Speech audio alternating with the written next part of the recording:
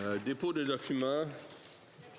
Tabling of documents, tabling of introduction of government bills, statements by ministers, reports from interparliamentary delegations, presenting reports from committees, introduction of private members' bills, first reading of Senate public bills, motions, presenting petitions.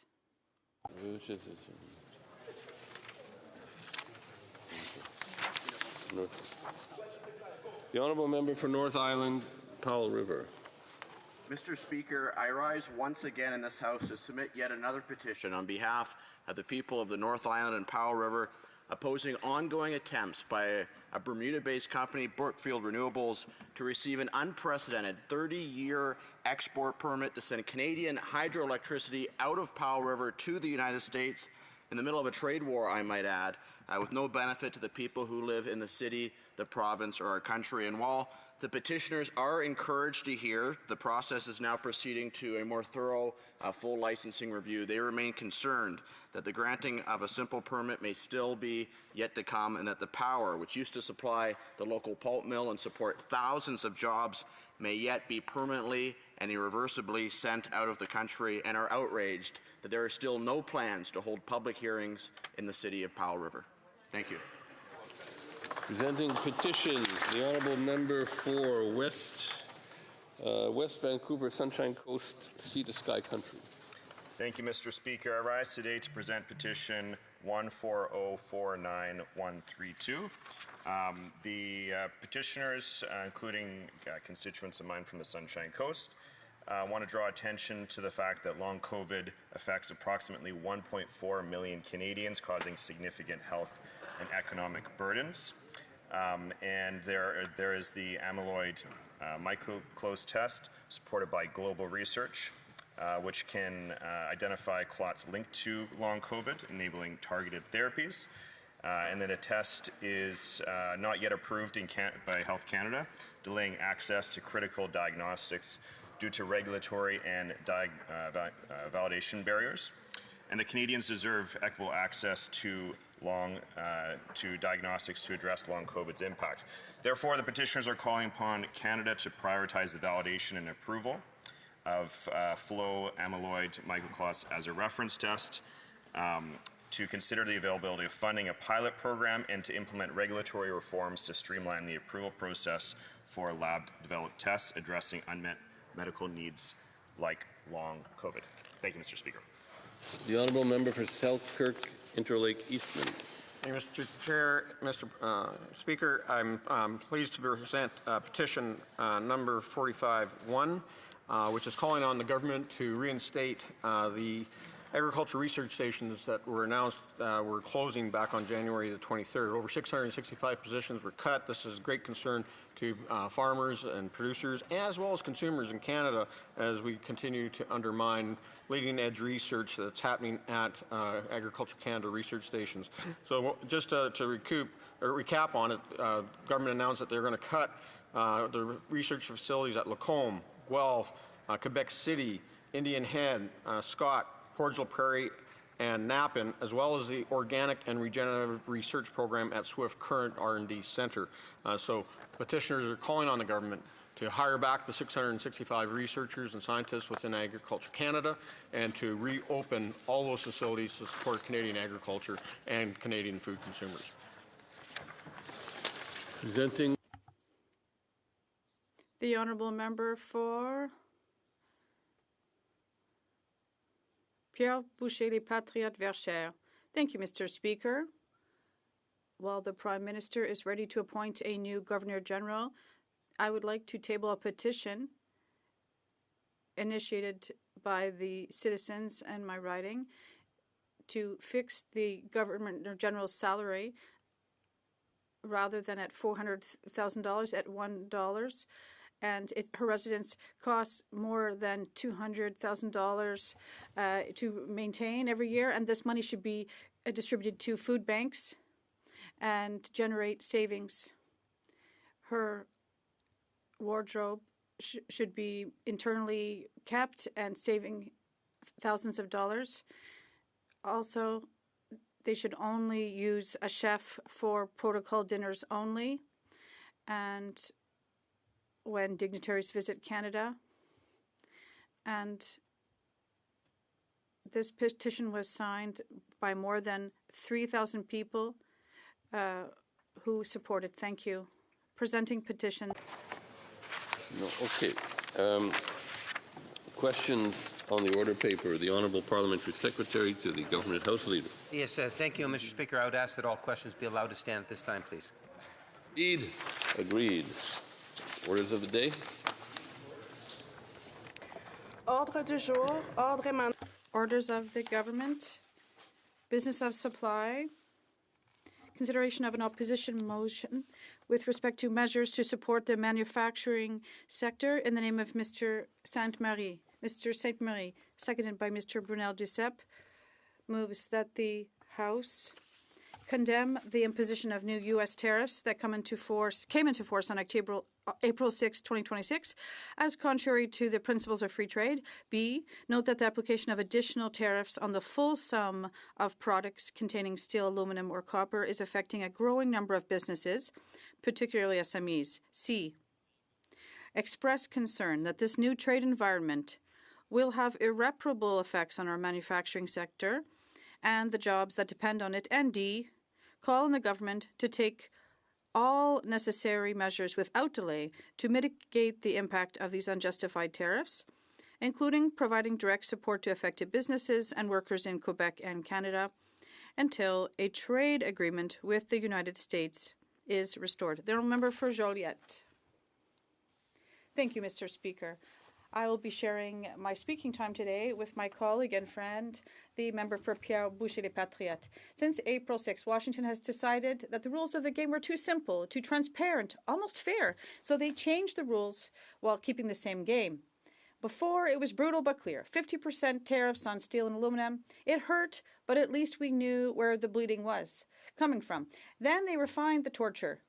They looked at how much metal was in a product and then taxed that percentage. It was surgical, cold, logical, as part of a trade war.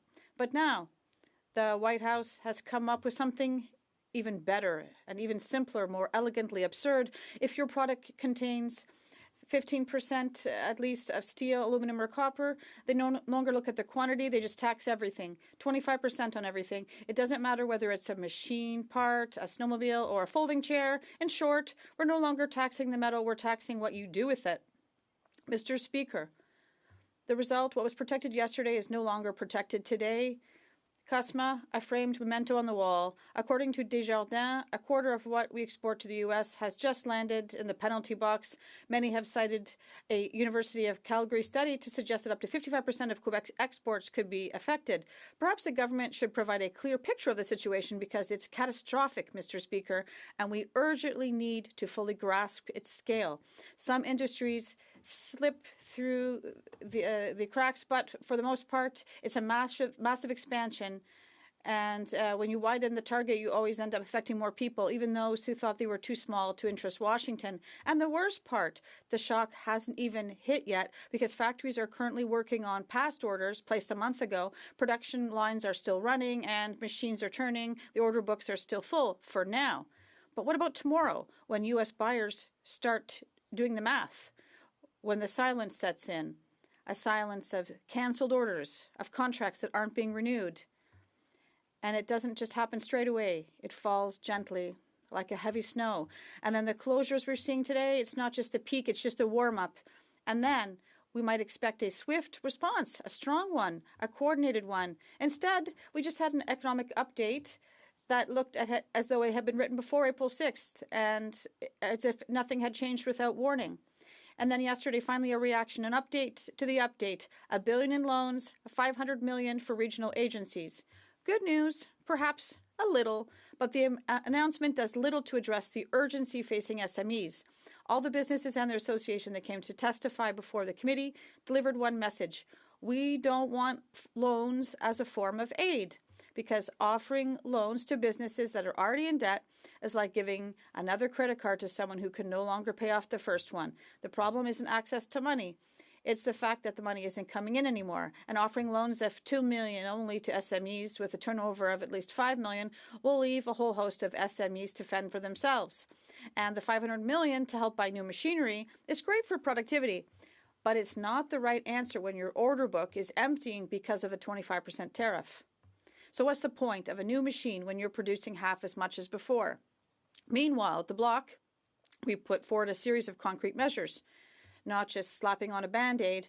We want tools to weather the storm, because the storm, it doesn't negotiate. Trump's executive order isn't an accident. It isn't a blunder. It's a calculated move. They've changed the calculus to turn a targeted barrier into a blanket barrier, and that's exactly the kind of foreign intervention everyone condemns. And in practice, we're still watching the wave roll in. The most ironic thing is that all this is what we continue to call free trade. But when a partner unilaterally changes the rules with barely 4 days' notice, penalizing those who invested in local processing, it's no longer free trade. It's predation with a bill attached. It's illegal. It flouts CUSMA, and it flouts the executive order, which is also illegal, which opposes a 50% tariff on steel and aluminum. And I hope that the U.S. companies paying these tariffs will launch legal proceedings as soon as possible to overturn these illegal executive orders from this furious president, because what this new regime is really doing is quite simple. It's taxing labor, not raw material, labor, engineering, processing, the value we add here at home in our factories, in Joliette, in Boucherville, in Saguenay, in Drummondville, in Victo, in all of our regions. It's as if they're saying, thank you for processing our aluminum, but now we're going to tax it twice, because primary aluminum remains at 50%, and now the processed product is also taxed at 25%. A double tax, a punishment for doing more than simply extracting it. In Quebec, Mr. Speaker, the manufacturing sector employs 441,000 people. These aren't just statistics.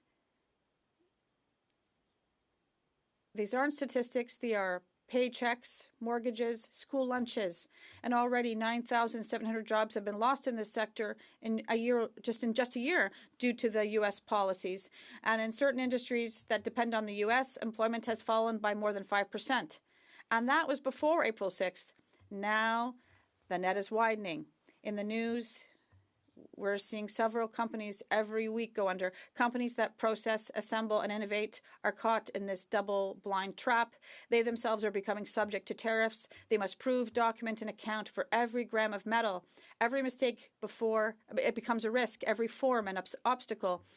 And against this backdrop, the American buyer does what anyone would do. They call a local supplier, because even if it's more expensive, it becomes cheaper because of the new tariff. So there's less paperwork, less risk, fewer tariffs, less Quebec.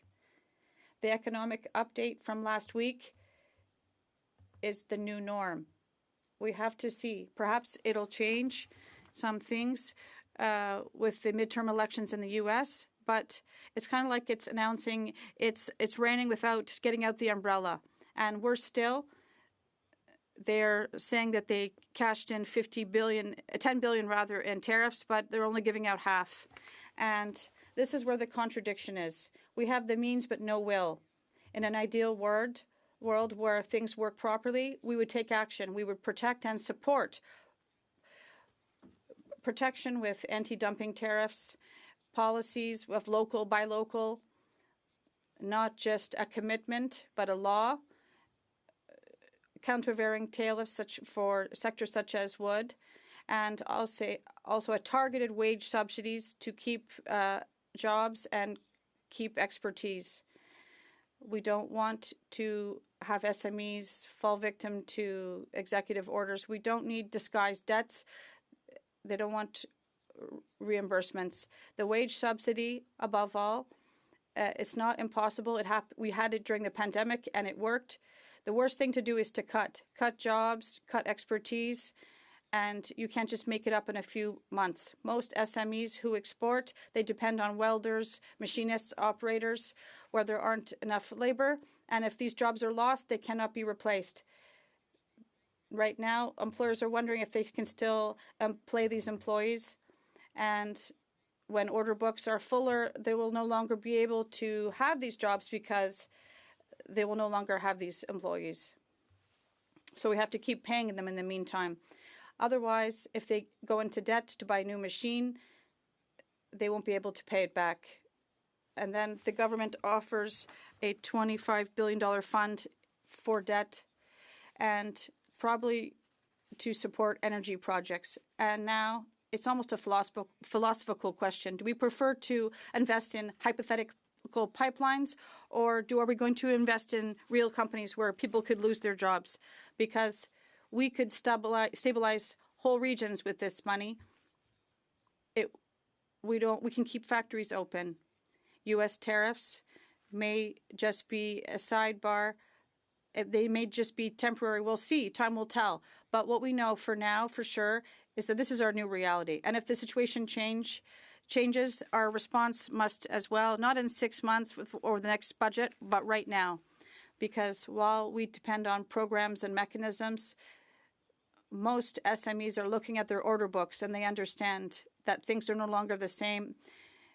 It's a very concrete moment in time where companies realize that everything has changed. Thank you, Mr. Speaker. Questions and comments? The Honourable Parliamentary Secretary to the Government House Leader. Yes, thank you, Mr. Speaker. You know, I think it's important to make it very clear when we talk about these industries that we've had a Prime Minister that's been in the chair for a year. We understand the impact on these industries, and that is the reason why we want to make sure that the workers in those industries that are so vulnerable, that not only the Prime Minister but the government and every Liberal member of Parliament is going to have their back.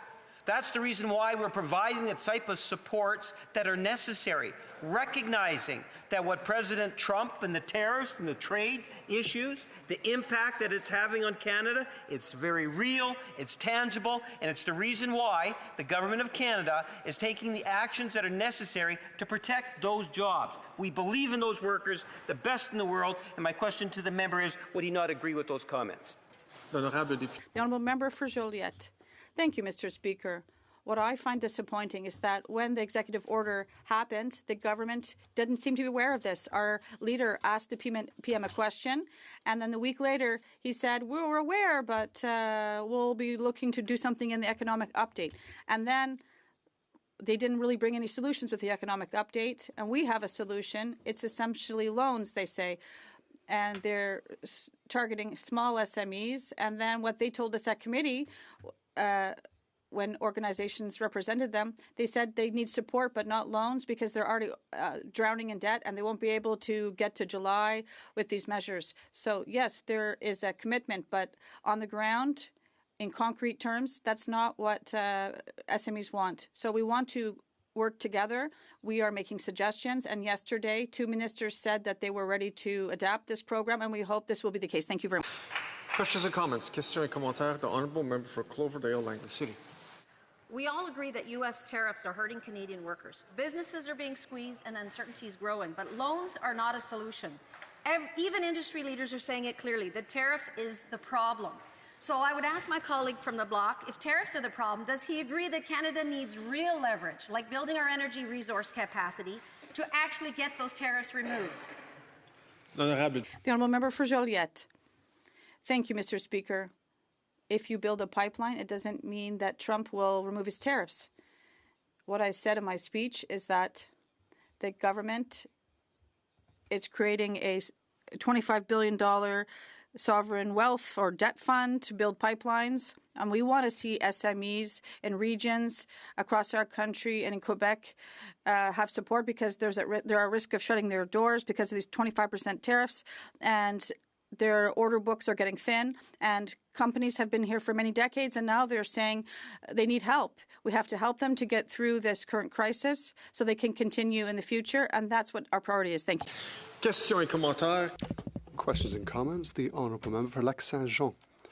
Thank you, Mr. Speaker. I'd like to thank my colleague for his speech. Once again, I think that he has shown that we have proposals that come from the field, and so there's no reason for this government to not listen and not implement these recommendations. The other thing I'd like to ask of my colleague is, it seems that this government came in about a year ago with one promise: to put an end to the tariff war by June. Then it was July, then it was September. 12 months later, we have a government that still hasn't done it. But what we see is that the situation has gotten worse. They're not listening to opposition parties that have good ideas. The honourable member, that was a liberal promise that only works for those who believe them. This was a false promise. With current tariffs, we have to support our companies. What the government doesn't seem to understand is the severity of the situation short term. They're implementing measures to increase productivity to compensate the 25% tariff, but this takes years to implement. The crisis is now. Over the next few weeks and months, companies need short-term support so they don't have to, they're not forced to let people go. It might get better, the situation might get better with the midterms, but companies until then need help. And wage subsidies are a great way to help companies. Thank you, Mr. Speaker. Resuming debate, the honourable member for Pierre Boucher-Les Pétrets Verchères. Thank you, Mr. Speaker. About a year ago, we had an election. About a year ago, our saviour appeared, saying, I've got all the skills, I can rectify all your problems with the new US president, who is very scary. Thanks to me, tariffs will simply disappear. You'll see. In a few magical weeks, everything will be better, and people wanted to believe. But, Mr. Speaker, 1 year later, we are still here before you, and the situation has not been rectified. Not only is it not rectified, it's actually getting worse. People are worried, and we understand.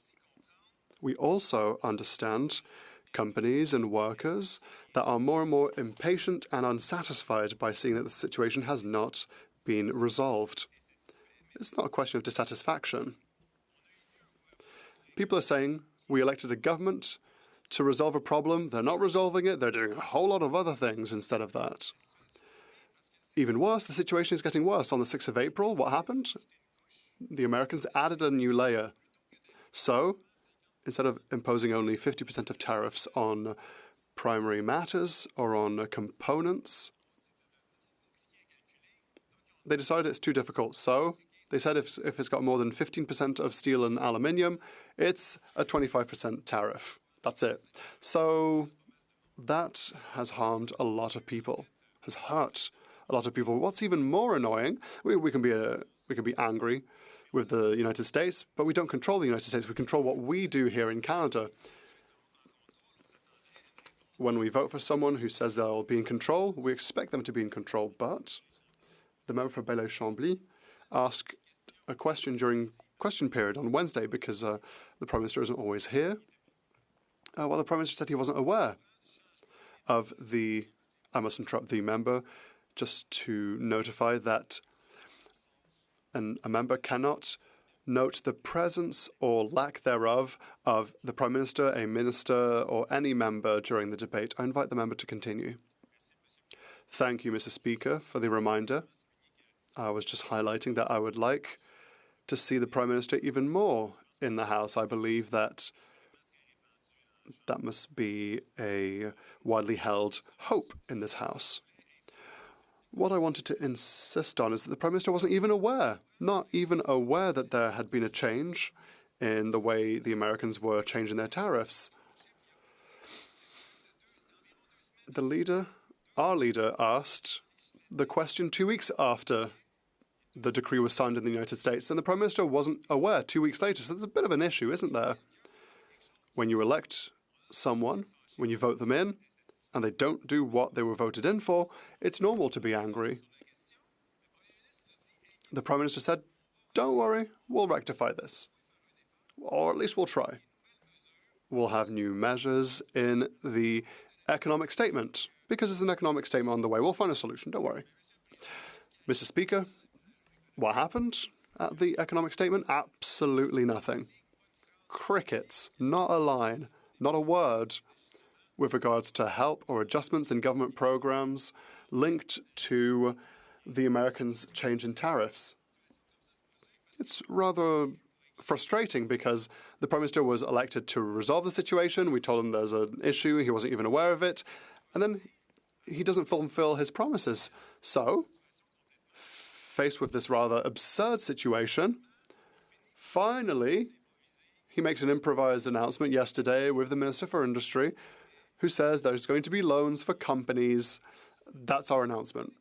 It's rather disappointing, Mr. Speaker, when we see that the government was voted in by saying that the economy would be the priority and that relations with the US would be their priority. But we've noted that's not the case.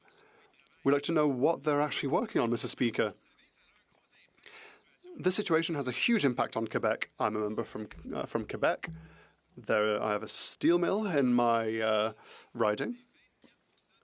24% of Quebec exports have been affected by these changes. 24%, that's a lot. For months, the government was saying, oh, we don't need to deal with the tariff crisis. We've got the best deal in the world with the Americans. And so at the end of the day, we don't need to do anything. But what we've realized is that with regulatory changes through the American decree, what has happened is that the 5.7% average rate has gone up to over 9%. The situation has gotten almost twice as bad. Companies will therefore suffer. And they were already suffering. That's the worst thing. Oftentimes when we talk about steel, people forget about Quebec. We always think about Ontario Steel, Ontario Steel, Ontario Steel. Whenever there's a press conference, they're always in Hamilton and Ontario, and we don't exist in Quebec, apparently. But, Mr. Speaker, I've got a little bit of news for you and for all members of this House. There's steel in a lot of products. There's aluminium in a lot of products that are produced and processed. Even more. Quebec produces 20% of Canada's steel. We're about 20% of the population. And so, 20%, 20%. So we should get at least, I would say, 20% of the attention. But when there are policies for steel, Quebec is ignored. We're suffering. Did you know, Mr. Speaker, that there are 200 people that have lost their jobs at the Sorel, at a factory in Sorel? 200 fewer workers in the steel industry, Mr. Speaker. That's not nothing. 90 people lost their jobs in Saint-Ours at La Perle Industries that had to close. Why did they have to close? Was it too difficult for them? Among other things, because of American tariffs. In my riding, I'm talking about Sorel-Tracy and Saint-Ours. It's close to us. It's just a stone's throw from my riding. But in my riding, there's a steel mill at Contrecoeur with 1,500 workers, and the workers are calling me up. And I talk to them. I talk to the company often, and what they're saying is that work is sluggish. The numbers are sluggish. There's no more overtime to be done. They're just maintaining their machines. They're hiring fewer interns. Vacation is getting extended. They're trying to find ways to extend contracts because things aren't going very well. Last year, morale was great. The government said, well, we've got our magician that's going to rectify everything and resolve all your problems. But people are losing hope in this magician.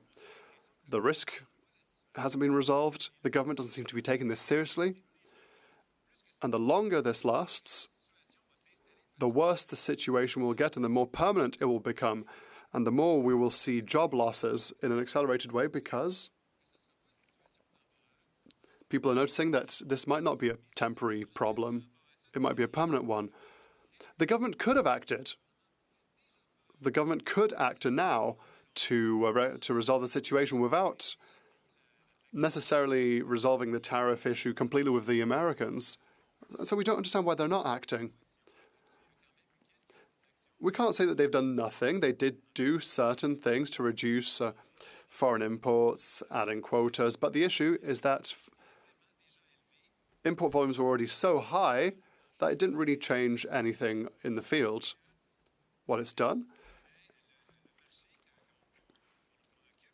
is that we produce about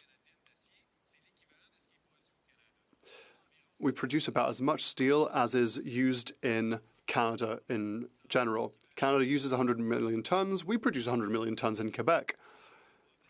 But the issue that we have is that 50% of what is produced goes to the States. That was the case before the tariff crisis. So you'll understand that if we lose 50% of exports, we hope that 50% of workers will have to be fired. We hope that 50% of factories won't have to close. We control our market here. The government controls our market here. If we produce 100 million tons, if we use 100 million tons in Canada, why don't we have a better domestic market guaranteed to for our steel? Before the tariff crisis, we represented about 35% of the market. Now we're at about 40% of the market. There is still a huge amount of space, but at the same time, the federal government isn't resolving the issue. For example, we continue to see Chinese dumping, countervailing duties on American steel still on the way. We're being penalized. There is also an issue in that in November we were promised a subsidy to transfer via rail products from coast to coast. That was announced in November. We're now the following May. Companies are still waiting. Workers are impatient. Businesses are impatient. We don't know what it's going to look like. Boats aren't going to be used. And this is going to create a two-tier system. That's the system we have in front of us, and it's not great. Question et commentaire, l'honorable secrétaire parlementaire. The Honourable Parliamentary Secretary. Thank you, Mr. Speaker. I appreciate the speech from my colleague. I just want to communicate the following. He's spoken about companies in Quebec. As a member from Ontario and as a parliamentary secretary, I generally work with Ontario companies, but I know that my colleague, the parliamentary secretary, and the member from Marc-Aurèle Fortin is working very closely with Quebec companies. I appreciate the comments on individual companies. At the industry committee with my colleague from Joliette, we heard about them. My question is as follows. We know that the government has made major investments in the Contrecoeur factory. Will these investments help the companies that he has mentioned? The honourable member for Pierre Boucher, Les Patriotes Verchères. Thank you, Mr. Speaker. I don't see the link between his question and the subject at hand. I find that a real shame because we have a situation that is problematic and for which there are people who are worried about their job security. There's a government that decides to work on other things. I would like to ask him to tackle the issue that we have raised today. He needs to talk to his colleague to rectify this. Just buy Canadian, for example. The government said that before Christmas they would prioritize buy Canadian. What happens a few weeks later? They could have bought Canadian steel for the Vancouver ferries. Nope. They decided to give that to China. So $1 billion invested in China. There's a contract coming up for Via Rail. Will that go to Alstom or will that go to Siemens like last time? Are we going to send $1 billion to America? Once again, it's important to choose Canada rather than always sending our money abroad. Comments. The honourable member for London Fanshawe. Thank you, Mr. Speaker, and thank you to the member from the bloc for his wonderful speech. First, Canada wants to deal with the United States. We need leverage, and our leverage comes from our strengths, our energy, our critical minerals, and our ability to supply the inputs from North American industry depends on. Conservatives believe we should be building that strength, developing our resources, expanding our capacity, and creating the conditions for investment so that Canada can negotiate from a position of power, not weakness. Now, I know the riding that I represent, London Fanshawe, has a manufacturing sector that has had to deal with the U.S. tariffs. And repeatedly, the Prime Minister has said for a certain date he will deal with the U.S. tariffs, especially last July, and then repeated dates. I was wondering if the member from the bloc can expand on continuing issues of the tariffs that we have to deal with today. Thank you. The honourable member for Pierre Boucher, Les Patriotes Verchères. Thank you, Mr. Speaker. It's a shame. I mean, the question seems to come from good intentions, but it's a shame to say that because we have tariffs, we should abandon all of our industries and go full pelt into oil. That's not how to do things in Quebec. That's not our strength. And we want to move towards an energy transition, especially when it comes to steel, when it comes to greenhouse gas emissions. That is our strength. The federal government should take that into account, for example, with the border adjustment, take into account the carbon footprint of major projects, because the reality is that our steel is done with hydroelectricity. It pollutes about 100 times less than the steel that comes from anywhere else in the world. It's incomparable to, for example, in China, where it's all coal-based. That could be a great strategy from the government to perhaps accelerate our energy transition, to have greener infrastructure and to foster and promote our steel industry. The Honourable Member for Joliette Bendawan. Thank you, Mr. Speaker. I would like to commend my colleague for his excellent speech and for his excellent answers. Could he just tell us the following? How important are SMEs in for Quebec? Jacques Parizeau said, Quebec is SMEs. There are many jobs in medium-sized towns, and these are mostly from SMEs, metalworks, for example, that export to the States. How did the latest tariffs in the latest decrees threaten these SMEs, and how is the government's response insufficient? Less than 20 seconds. Thank you, Mr. Speaker. In my riding, I have a steel mill that produces steel that is, I'd say, barely processed before sent elsewhere for further processing, especially for exports. The issue that we have, based on what we're experiencing now with tariff changes, is that these businesses that process steel won't want to order steel from our companies. The Honourable Parliamentary Secretary for the Minister for Industry. Thank you, Mr. Speaker. Just 1 second. Mr. Speaker, I am pleased to take part in the debate on the Bloc Québécois motion concerning US tariffs on Canadian aluminium, steel and copper. Mr. Speaker, we are at a turning point for Canada's future. Canada's thriving steel and aluminium industries are facing unprecedented tariffs. The United States adjustment on the 6th of April 2026 to its tariffs on products containing steel, aluminium and copper risks undermining our advanced industrial capacity and our critical supply chains throughout Canada, but also in particular in Quebec and Ontario. The revised tariffs have significantly increased the burden on many manufacturing companies by applying duties to the total value of the product rather than solely to its metal content. Les impacts de ces changements se feront probablement sentir. The impacts of these changes are likely to be felt most acutely in products where metal accounts for a significant portion of the weight of the product relative to the value of the goods. These are companies operating within integrated Canada-US production networks who will suffer the most, particularly when contracts are fixed at set prices, margins are thin, and short-term adjustments are difficult or even impossible to make. In such situations, the tariff burden will rise sharply, and it will put immediate pressure on the viability of these businesses. Many companies that are affected are now facing an immediate cash flow problem, and they're not able to adapt quickly enough to absorb these costs on their own. And I think that at that tariff rate, it would be almost impossible to absorb those kinds of costs. The potential impact of these changes is not limited to direct producers of metals or metal derivatives.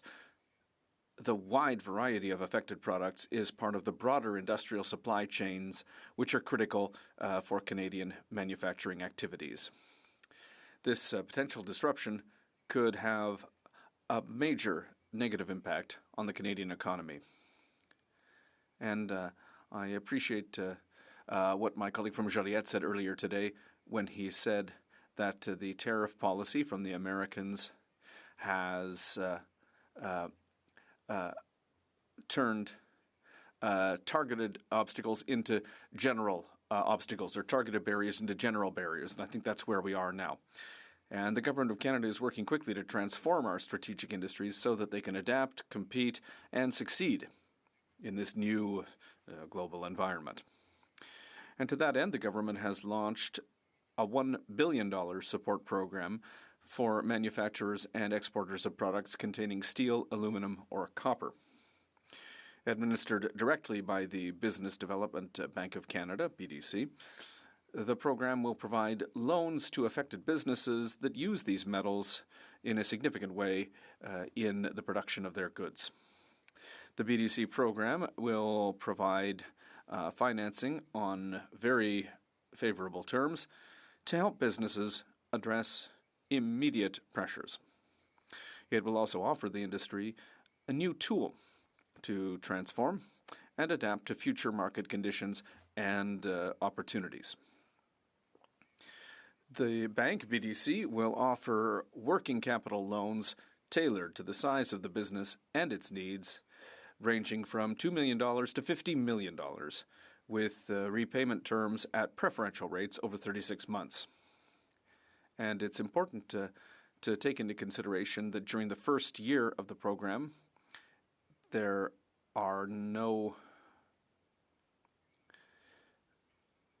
no obligation to pay the loan back.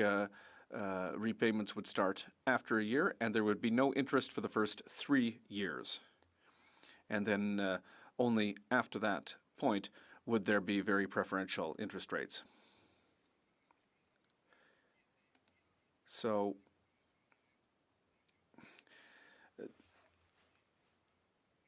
it will focus on businesses that were viable prior to direct exposure to the tariff measures to provide them with financial relief to weather the temporary cash flow crisis.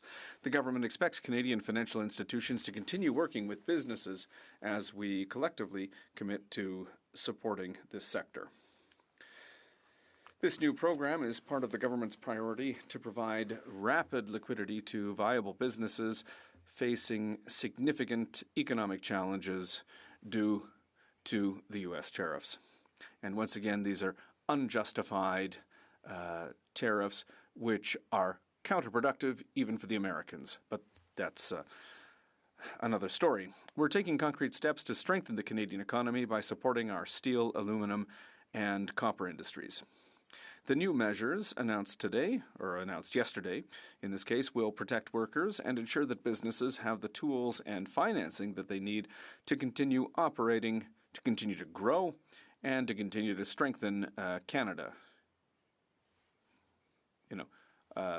All businesses in Canada.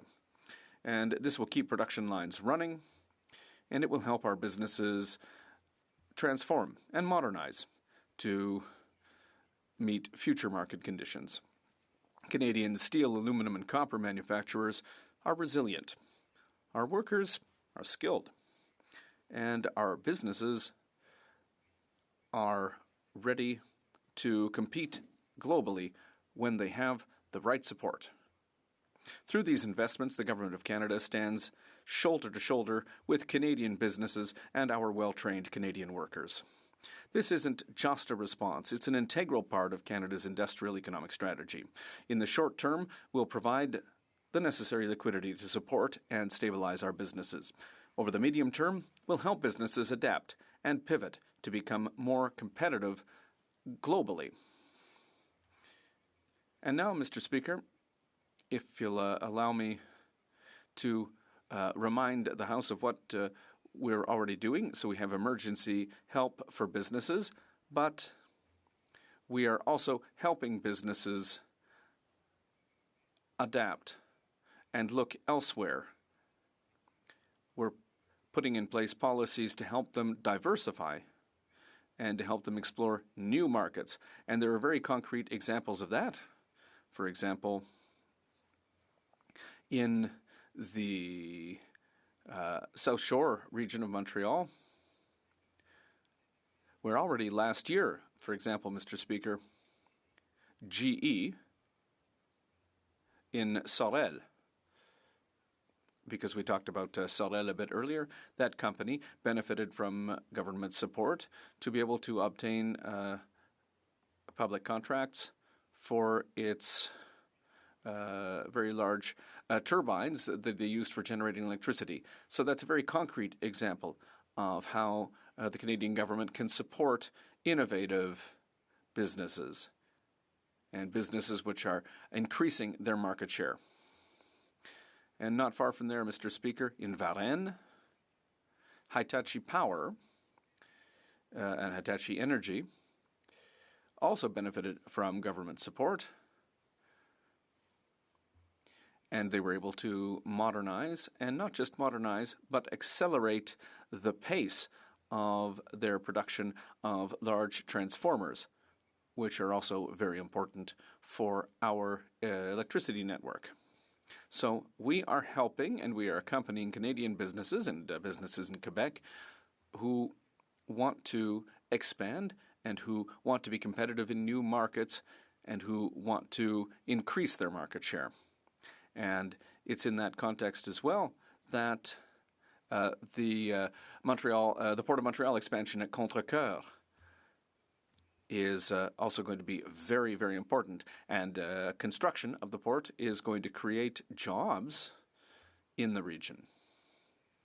But once it's done, by increasing the Port of Montreal's capacity, we are opening up the possibility for other businesses across Canada and from across Quebec, which are near Contrecoeur, to be able to have a faster, easier access to foreign markets, and in particular, European markets.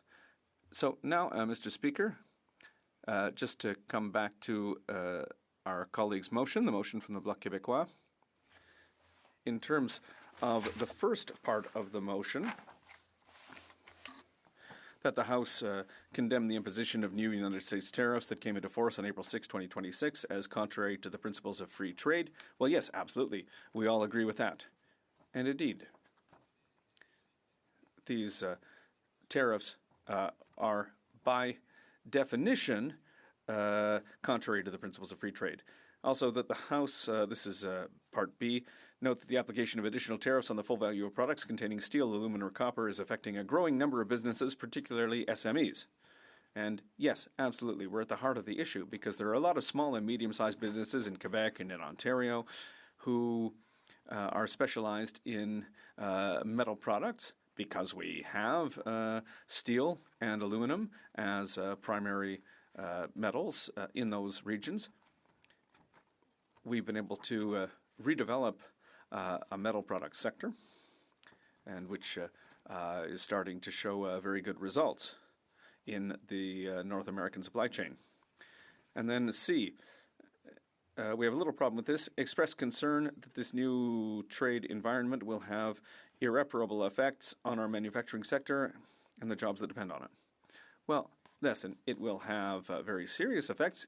Irreparable? Well, I hope that we'll be able to react in time and that we'll be able to help industry as it searches for new markets. We've also shown that we have a manufacturing sector that is very resilient. And obviously, the government of Canada and the government of Quebec and Ontario as well have to be present to continue to accompany businesses as they continue to diversify. And I think over the medium term, it's going to pay dividends. And, Mr. Speaker, we still haven't, fixed things with the American government. We hear people say that that's a failure, but I'll just remind our colleagues that there are a number of countries, particularly in Europe, a number of European countries that worked very quickly to sign agreements with the United States. And what's happened? Well, there are new tariffs that are just added on just this week and last week on European cars. The European Union thought that they had an agreement with the Americans, but nope. There's new tariffs that are just falling on their cars as we speak. And it's for that, Mr. Speaker, that we've been saying for a long time now that a bad deal would be worse than not having a deal. And thank you. And it's because of that we're going to take the time that we need, not more, but the time that it'll take to get the best possible deal with the Americans. Because the goal is to get rid of these tariffs and to continue to have access to the American market. But we're not going to do it at any price, Mr. Speaker. There are red lines, and we're obviously not going to talk about those red lines publicly. That would be counterproductive. But there are things that we would not do. Now, Mr. Speaker, I think that my time is running out, so over the long term, we'll need to be relentless in building a stronger domestic market and in accessing new markets abroad. So, Canada is not backing down, and together, Mr. Speaker, we are meeting every challenge, not with fear, but with action, with resilience, and with optimism. Thank you, Mr. Speaker. Questions et commentaires, questions and comments. L'honorable député. The Honourable Member for Pierre Boucher, Les Patriotes Verchères. Thank you, Mr. Speaker, and I congratulate my colleague for his speech. A question that I have for him, because he didn't bring up this element, and I think it's an important element. Canada, in 2025-26, collected $10 billion in counter tariffs, but the amount that was redistributed to businesses was only $5.7 billion. So, under the circumstances where Canada's collected twice as much money as what it's handed out in help to businesses, why are they not listening more to business? And why are they only offering loans? And why did the economic update that came out last week not even talk about these tariffs? The Honourable Parliamentary Secretary. Well, the aid measures to industry, Mr. Speaker, are vast. There's not just loans. There are many other measures that have been put in place since last summer. And we are going to continue with those measures. And we are working on two parallel tracks. There are emergency measures, but there are also more structural, long-term measures to diversify markets and conquer new markets. Questions and comments. The Honourable Member for Richmond Hill South. Thank you, Mr. Speaker. This Liberal Prime Minister calls himself the master negotiator, yet he changes his tone on the U.S. faster than the weather in April. One day it's a rupture, the next it's a mutual success, and then it's a weakness, and now it's stronger together. Steel tariffs have doubled, lumber tariffs have tripled, and manufacturing tariffs are hitting our workers here at home. Yet after all the Liberal rhetoric and illusions, there's still no trade deal after more than a year. At what point are the Liberals going to stop excusing their own failures and admit that the Prime Minister doesn't have a coherent negotiation strategy at all, and it's just illusions dressed up as diplomacy? Honourable Parliamentary Secretary to Minister of Industry. Obviously, I disagree totally with what our colleague just mentioned. In fact, we said right from the start, right from the election campaign, our Prime Minister said it, and we repeated very often, that this was a rupture, that the world as we knew it would no longer be the same. We said that from the start. And we also kept on saying that a bad deal would be worse than no deal. And we stand by those principles, Mr. Speaker. Questions and comments. Questions et commentaires. The Honourable Parliamentary Secretary to Minister of Industry. Thank you, Mr. Speaker. My colleague has a great deal of experience with trade with Europe in particular, and we know that efforts to diversify exports are starting to bear fruit. In particular, in 2025, exports to Europe went up by 31%. So I'd like to ask him the following question. In his experience, particularly with Portugal and other countries that he knows well, what is the role of trade diversification in the steel and aluminum sector? The Honourable Parliamentary Secretary to the Minister of Industry. Indeed, our exports to Europe are starting to increase, and to increase quite quickly. There are natural resources that the Europeans need, but we're starting now to also see the impact of the free trade agreement with the European Union. Yes, that free trade agreement was negotiated, a number of years ago, but it's taken a certain amount of time because various governments here and there didn't seem terribly interested in developing that free trade agreement. But now it's starting to bear fruit, and the future for Canadian manufactured products in Europe is very promising. Questions and comments? The Honourable Member for Joliette-Manawan. Thank you, Mr. Speaker. I'd like to thank the Parliamentary Secretary for his speech. I would like to salute the fact that the government is opening the door for other aid measures if they feel that it's necessary. We're going to continue to try to convince them that that's the case. In terms of the program that was announced yesterday, they said that businesses have to have at least $5 million in business a year for a $2 million loan. But a lot of small businesses are saying that's a lot of money that, they've never needed a loan worth more than $1 million. Could the government please think about reviewing that loan program to widen it to cover smaller businesses that are facing the tariffs, and also businesses that provide provide products to a business that exports to the United States? The Honourable Parliamentary Secretary. Thank you, Mr. Speaker. And yes, and the regional development agencies in Quebec and elsewhere are already working on that, and now they're receiving additional liquidity to help small and medium-sized businesses with lower amounts of money. So that is something that will take place through the regional development agencies. Questions and comments? For Similkameen, South Okanagan, West Kootenay. Je remercie. I'd like to thank the honourable member for his speech, but what does he think about the forestry sector? Thousands of jobs have been cut, and businesses are closing their doors. And where are we in terms of negotiating to help the forestry sector? The Honourable Parliamentary Secretary. Thank you, and I thank the colleague for the question, because the forestry sector, whether it be in Quebec, New Brunswick, British Columbia, or elsewhere, it's a sector that's suffering. And as we know, the issues facing the forestry sector are a little bit different from those facing the manufacturing sector. There's a trade conflict in this case that goes back quite a long ways. But we continue to be committed to finding a negotiated agreement with the United States, specifically for the forestry sector, and the negotiations are moving forward. And comments to Honourable Parliamentary Secretary to the Government House Leader. Yes, thank you, Mr. Speaker. I really appreciated my colleague's comments when he said that, Canada needs to get the best deal, the best trade agreement with the United States. We have, the Conservatives and the Bloc at times saying, well, we want this deal, we want this deal. Well, gee whiz, we all want a deal. The issue is getting the best deal for Canadians, Mr. Speaker.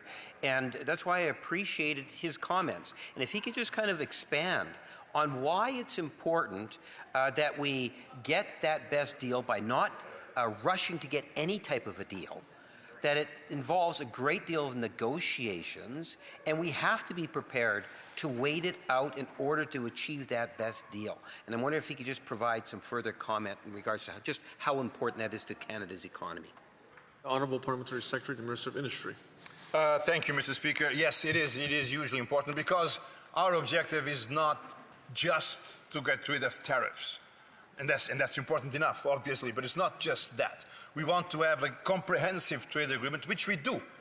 We have the CUSMA is still in place. We have a comprehensive trade agreement, so we want to reinforce that agreement, make sure that that agreement prevails, and then secondly, put an end to tariffs that are illegally imposed on a country that has signed a trade agreement with the United States. So that's where we are, and that's why it is so important, because we cannot remain vulnerable to have tariffs imposed at any time for any reason that makes absolutely no sense and that are ultimately illegal and counterproductive.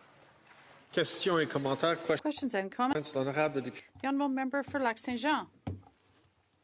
Thank you, Mr. Speaker. Well, what we're hearing today is rather special. First, what the Parliamentary Secretary is saying is credible. We shouldn't just get any deal, accept anything. But what was said in April of 2025 is that there is a deadline. The Prime Minister himself said that we'll be able to solve the tariff issue by June. And then he put it off until July and then September.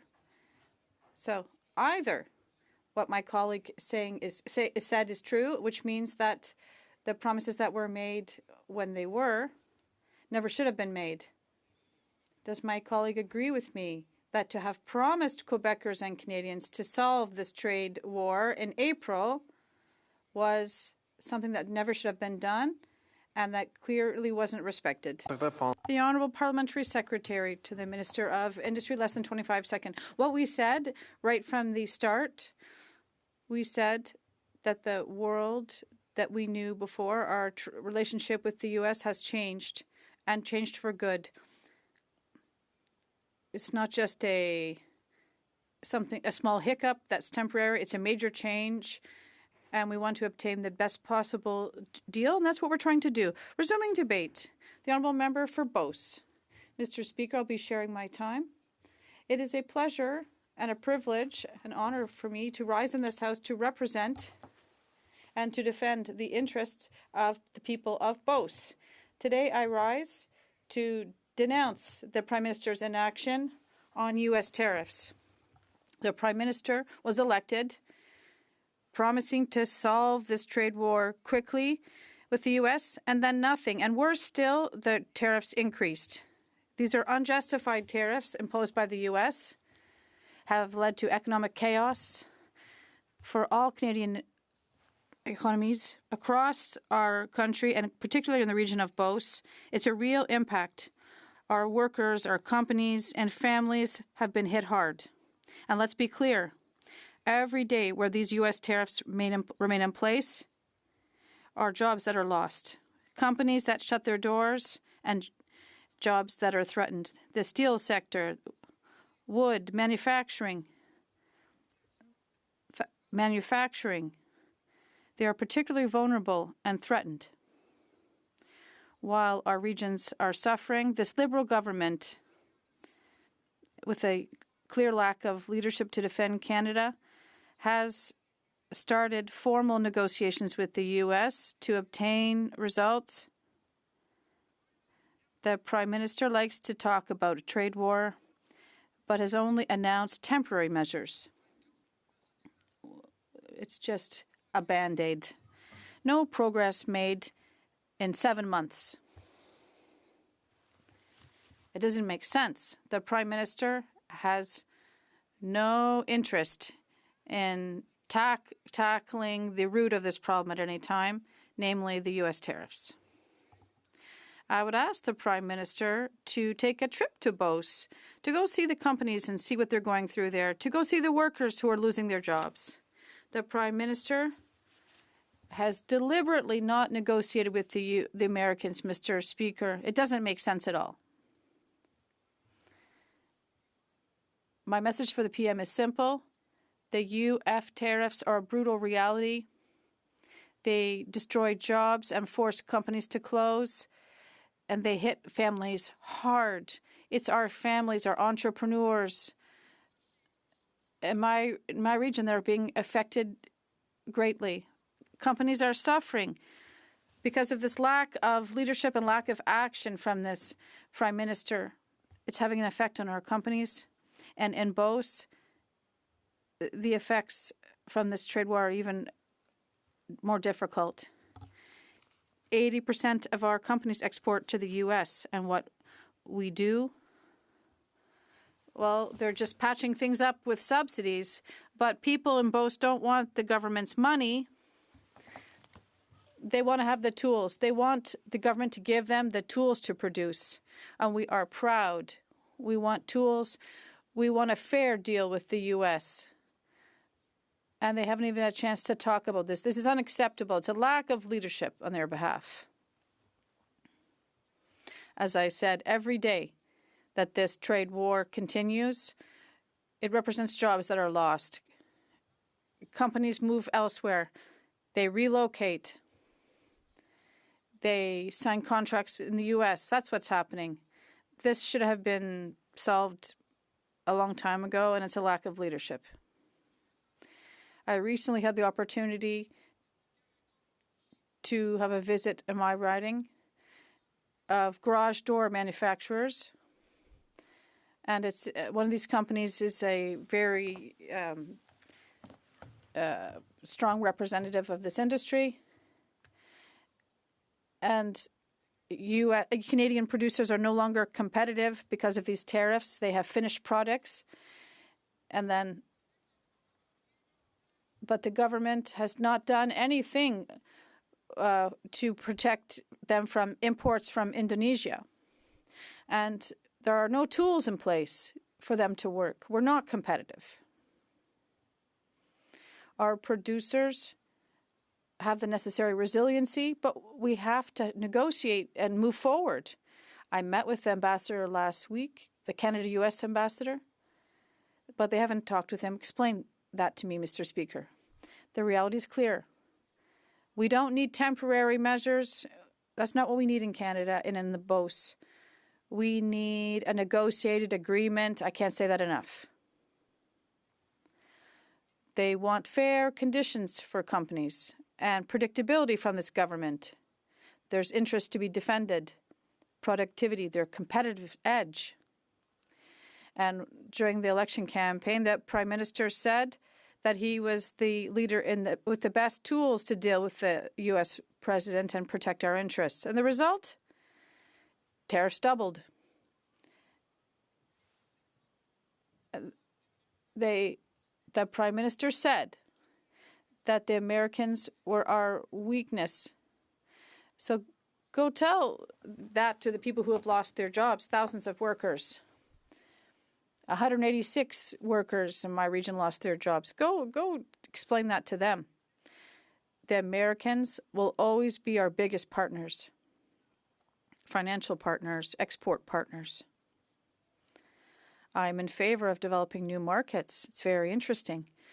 But I know from experience that new markets may pay off in 10 or 20 years, but we need to move forward today, right now. We have to go through the U.S.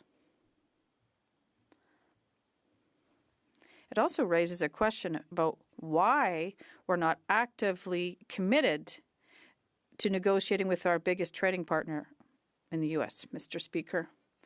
Hundreds of thousands of jobs are at stake. Companies, once again, that are the gems of these industries are just fighting to survive, and families are being affected. I repeat myself, but let me speak. This government lacks leadership on this file. I talked about Indonesia. There's 150,000 in imports. We're not protecting our workers. We're talking about millions of dollars in imports. The problem is not just in Canada. Negotiations between Mexico and the U.S. are going well, so we seem to be left aside. It's deliberate to avoid these negotiations, and it's unacceptable. The Prime Minister says he's the man for the situation, but I would ask him to come to my region to see the workers who have lost their jobs, to see the companies that are on the brink of these difficulties, companies that have to send their production abroad. There was a press conference in BOS last week, and they've said there that if it continues, we'll be sending jobs from the BOS to the U.S., and it's sad. This government's not moving forward. It's sad that this government makes announcements but doesn't take action. It's not solving this issue at the root. The problem at the root is these U.S. tariffs were not competitive. We keep saying this. We say it every day. We help our companies. Yes, they're giving them loans, but it doesn't help them. It hampers them. If you add loans to these companies, they'll have to pay them back later, and they won't be profitable. So why did the ambassador say that he's ready to negotiate, but the U.S. says they're ready as well? But it's not happening. Doesn't make sense, Mr. Speaker. They don't seem to be in a rush. The companies no longer want to have to face these threats. They want concrete measures to protect steel. The government's just slapping a Band-Aid on, even though the U.S. is protecting its markets aggressively. What they're doing is not enough. It's too late. So let's be clear. Let's continue. This Liberal government is deliberately delaying negotiations with the U.S., and this is unacceptable. People, Canadians expect members to defend their citizens, not just their personnel. We are here for this, Mr. Speaker. We have to defend our citizens, and their job is to defend them and to solve this issue and to deal with the Americans. They have to be at the negotiating table. They have to be ready to fight for us day and night until a deal is signed. In conclusion, Mr. Speaker, I would ask the Prime Minister to show some leadership and to defend the interests of Canada on this file. Thank you very much, Mr. Speaker. Questions and comments? The Honourable Member for Lac-Saint-Jean. Thank you, Mr. Speaker. I'd like to thank my colleague from Beauce. Yes, he comes from a region that is hit very hard. We see what's happening. It's hit hard by this government's lack of action. And my colleague talked about a proposal that was made in good faith to improve things quickly. Does my colleague agree with the proposal from the Bloc to establish right now, quickly, a wage subsidy for companies that are affected by these illegal tariffs from the U.S.? Thank you. The Honourable Member for Beauce. I'd like to thank my colleague from Lac-Saint-Jean. He's very kind. I was touring his region last week. It's just another Band-Aid for me, that solution, I repeat.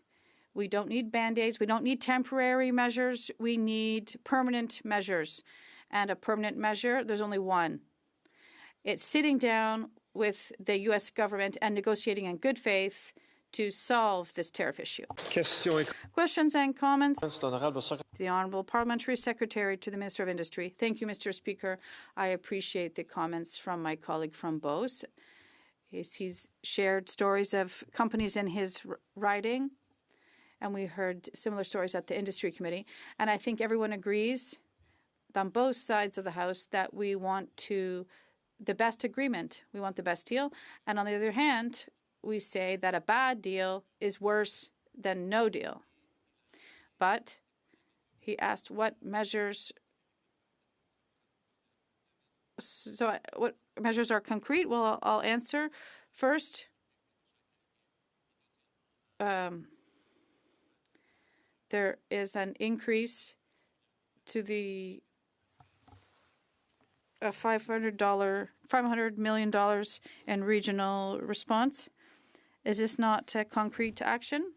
The Honourable Member for Beauce. I'd like to thank my colleague for his question. I agree that no one wants a bad deal. I agree with you. However,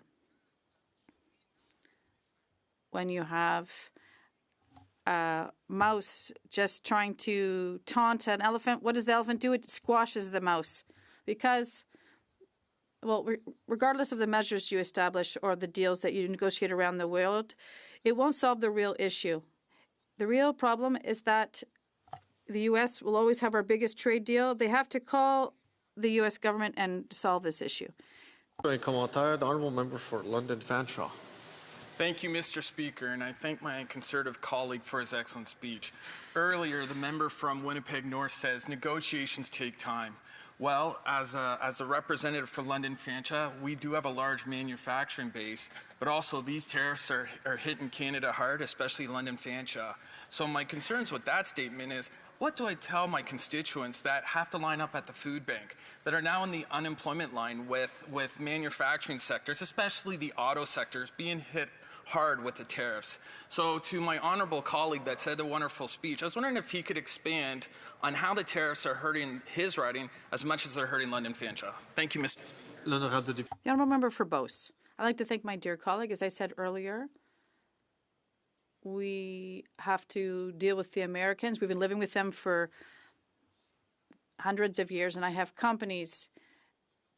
90% of their total business is exports, and they export them to the U.S.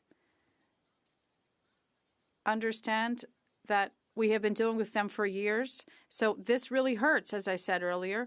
People in Beauce don't want to depend on government money. They want this government to take its responsibility and to call their U.S. counterparts and sit down and to work out a deal. Thank you. Questions and comments? We have time for a quick question. The honourable member for Pierre Boucher des Patriotes. Thank you, Mr. Speaker. I'd like to thank my colleague for his speech. A question for him. When we hear the PM make statements like "who cares" or "it doesn't keep me up at night" when we talk about these tariffs, what does that say about the Prime Minister's attitude? It doesn't seem to interest him, even though it's a challenge for a lot of people. The honourable member for Beauce. I'd like to... Well, this gets me riled up, but I'll take some time to calm down before I answer. Who cares, he said. The U.S. is a weakness for us, and it's incredible how many people tell me it doesn't make sense. Our priorities shouldn't be in China. They should be with the U.S. Resuming debate, reprise débat. The honourable member for Hastings, Lennox and Addington, Tyne-Donago. Before I start, I wanted to take an opportunity to acknowledge that today, May 5th, is Red Dress Day, where Canadians and our Indigenous partners acknowledge, honour and learn about the epidemic of missing and murdered Indigenous women and girls in Canada. I'd like to thank the advocates from coast to coast for their advocacy and teaching on this matter, especially the member from Winnipeg Centre for her efforts in bringing the issue into the public consciousness and into this chamber. Mr. Speaker, I am happy to rise today to speak to the Bloc Québécois motion condemning the United States' unfair, unjustifiable tariffs on Canada and, as the motion states, Quebec. I will lead off with one comment. While I was fairly certain that this motion, tabled the Friday prior to the government's announcement yesterday, would be a cast-off, as I suspect the only questions and speeches we will hear from the government is how the $1.5 billion announced yesterday is going to magically fix billions of dollars in lost tariffs. I am happy to any opportunity to speak to the broader issue of the source of this malaise. Tariffs, Mr. Speaker. Yes, they did announce something. Granted, it took over 1 year, but the point still remains. The issue here is they don't want a handout, they don't want a Band-Aid, they want a deal, and the patience is wearing thin. Being in constant conversation with the affected industries, I want to thank all members in this place for the pan-partisan support the affected industries and, more importantly, their workers have received from all parties in this place during this trade war. It is always good to be reminded that, although we may have differing views on the best path, generally speaking, this place has the same goals in mind. I have to imagine that the vast majority of members in this place have at one point or another met with local industries in their ridings that are either part of the downstream from the three specific industries mentioned in the motion from my colleague from Joëlette-Manawan, steel, copper, and aluminum. Of course, these punitive tariffs affect far more than just these three industries, but they, by and large, are the major targets in this current trade war. And the very unfortunate reality is that these protectionist attacks on the Canadian workers are, very unfortunately, working. Now, the government has been extremely clear. They are the negotiators, and they don't want any help. Canadians may not know this, but this is in sharp contrast to previous trade negotiations with the U.S., when the previous government was more than happy to march hand in hand with the opposition down to Washington, where we remained a silent but willing partner to help the government do what is best for Canada. Now, that is their prerogative, as is the self-described slow approach. But this brings pitfalls. But given their current polling, the pitfalls are not for them. It is no secret that the U.S. administration actions in this situation has broadly galvanized the average Canadian into a patriotic fever, granting a wide breadth to the current government and propelling them into the polls. The voting public is, by and large, content with the Prime Minister's approach. This is what the polls tell us, and I'm not here to argue with the pollsters. But I am here to talk to you about the element that is never brought up in the various community Facebook groups or coffee tables of the nation, the unseen, unspoken victims of this approach.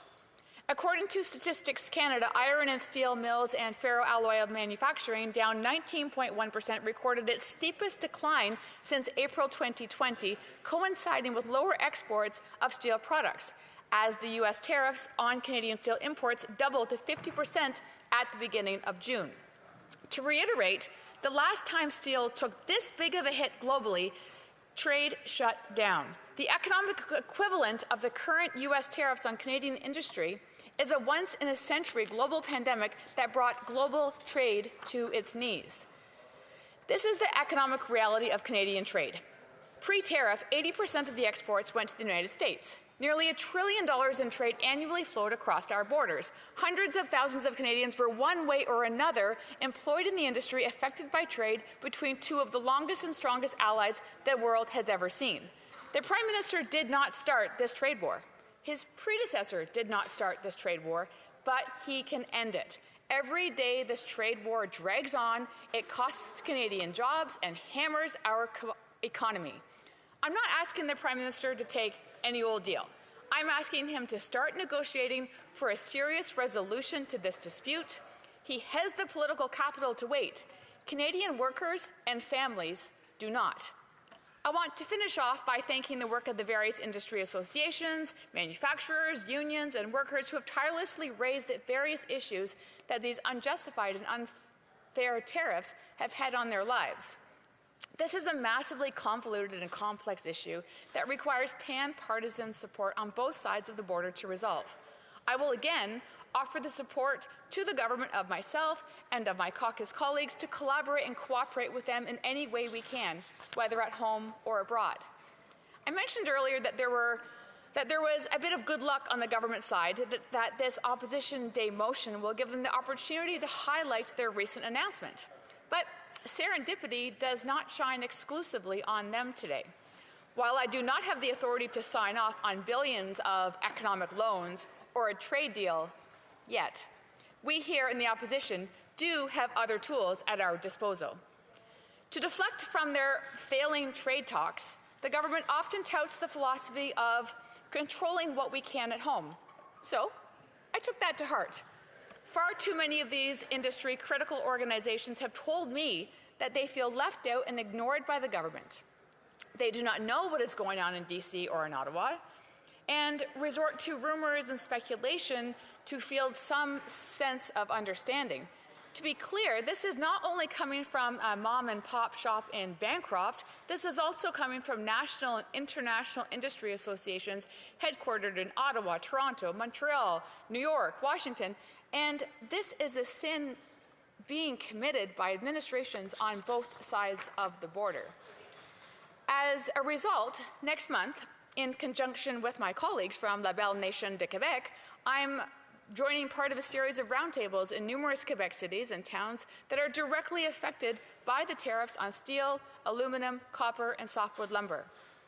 It is my responsibility, and I'm humbled to be invited to visit with Quebecois workers and industry leaders up and down the St. Lawrence River, from major urban centers to humble regional industrial hubs, to talk to affected workers, en français, of the very real effects the U.S. tariffs have on Canadian strategic resources. I want to finish on one final comment. Frustrations on both sides of the border are extremely clear, whether with our own administration or each other. I share many of them, but we must remember that the relationship between Canada and the United States is forged in fire, bounded by blood. It is among, if not the single strongest relationship between any two nations in the world today. To close, I want to selectively re-enter into the Hansards, something that was spoken in this very place 68 years ago by President Dwight D. Eisenhower when he addressed Parliament. Change is the law of life and of relations between nations. When two great peoples such as ours, energetic and optimistic, live side by side in all the diversity that freedom offers, change is rapid and brings in it wake problems, sometimes frictions. By mutual respect, understanding, and with goodwill, we can find acceptable solutions to any problem which exist or may arise between us. There must never be a final word between friends. Thank you, Mr. Speaker.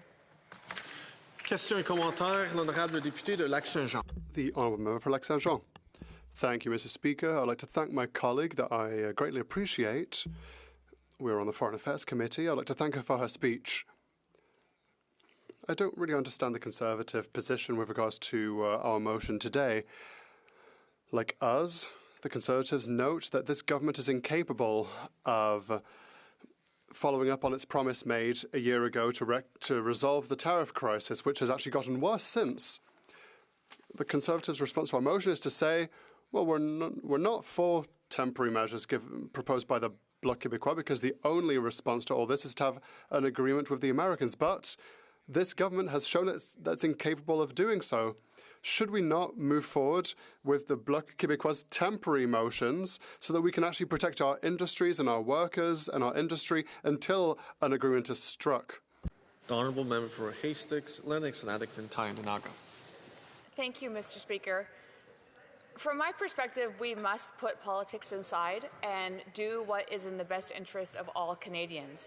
We have to recognize that we can't do this alone. Without the U.S., we have to recognize that we will not replace 75% of trade only with diversification.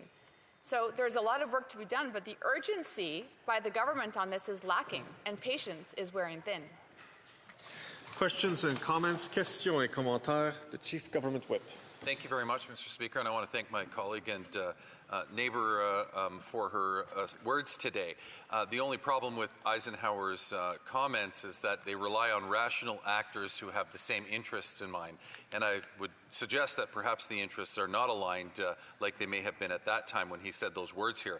But my question is about, in lieu of the fact that trade is suffering and that we need to look for other opportunities, there's a great opportunity that comes between our ridings and all of our neighboring ridings, and that's the new Alto project that will actually help with a lot of building, with people working, with steel, with aggregate that's required to make these.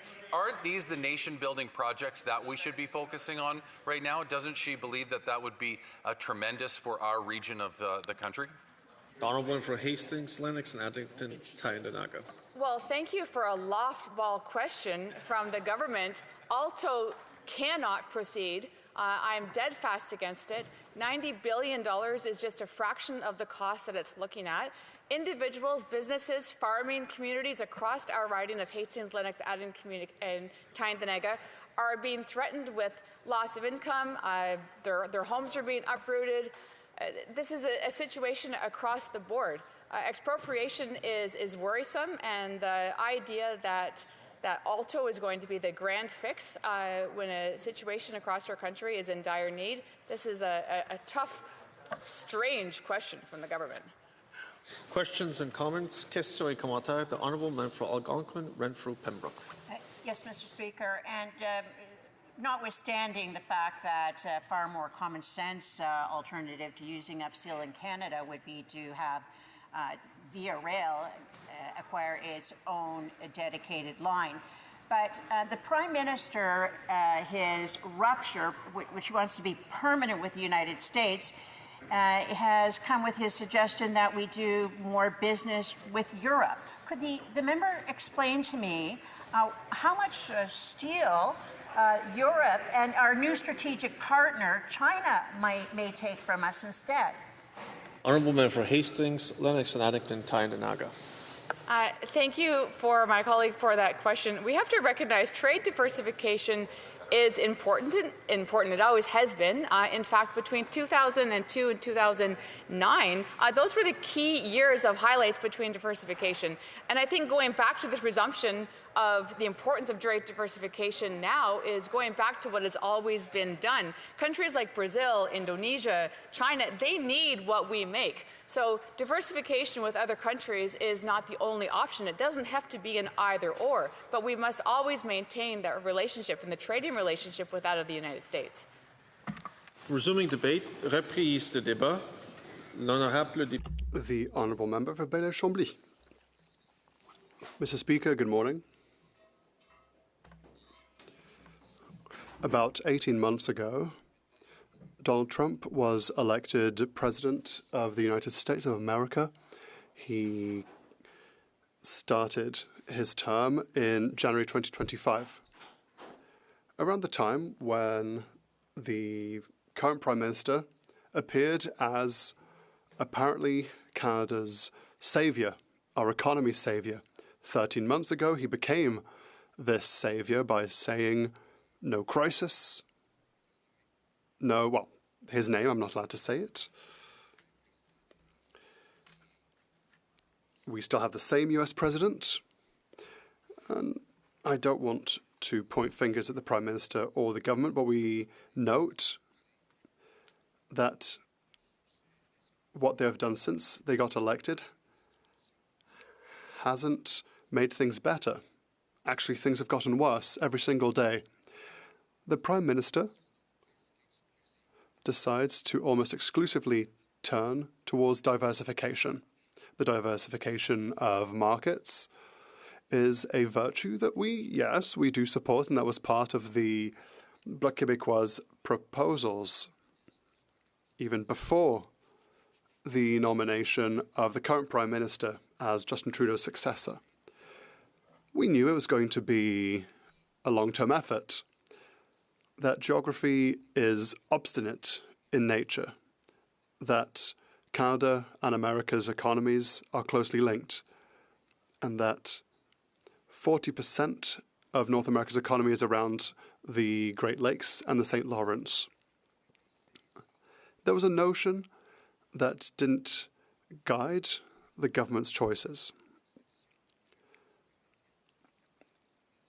There are no businesses, apart from perhaps a few, that deal with the White House.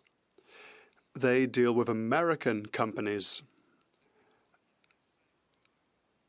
American companies and our companies have the same adversary, the US president and his policies. The American companies with which we do business also want to remove these dangerous tariffs.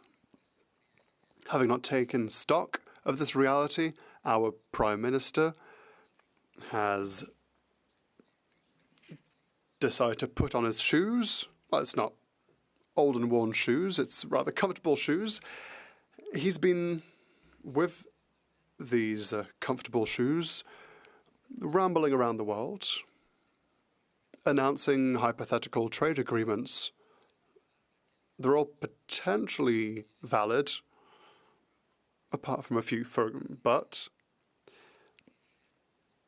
we cannot bend the knee to the Chinese communist regime that stamps on the rights of all the territories where they operate, including lands that China has taken control of directly. China uses slaves, forced labor. They've tried to interfere in Quebec and Canada's affairs. One of China's biggest potential victims is Taiwan, that has a trade agreement with Canada that the Prime Minister has set aside so as not to ruffle Chinese feathers. So, in all this, there's a virtuous principle, which is to diversify our markets. However, once again, they don't seem to realize that this will take time. We can have the best of both worlds. We can diversify our markets whilst increasing our innovation and production. We can also have a stronger policy of buy local and public tendering that uses only Canadian and Quebec companies. We can increase Canadians' purchasing powers so that they can spend their money in our economy. We can make our economy more green, but to do so, well, we've been told it's not yet. It won't happen yet. The banks love it. The government's turning towards oil and gas again. And so, after 1 year, we note that tariffs haven't had as bad an impact as could have been feared. the Prime Minister said 85% of our exports aren't affected, but there are still 50% tariffs on very significant parts of our exports. We're told that there will be difficult times, but our businesses are resilient. Our public money is doing okay, we're told. Inflation, ironically, increases the tax intake of the government, which means that the deficit isn't as bad as it could have been. But then the White House has changed how tariffs are calculated on the processing of steel, of aluminium, and of copper.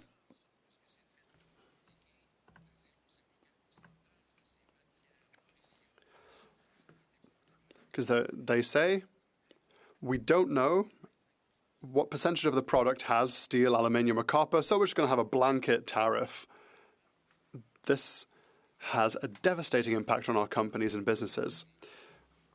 Too many companies have to lay off workers, and in a number of cases, they have been forced to close. Businesses aren't big on complaining and on raising issues, but some of them have been forced to do so. Businesses in my riding, for example, like Sirel,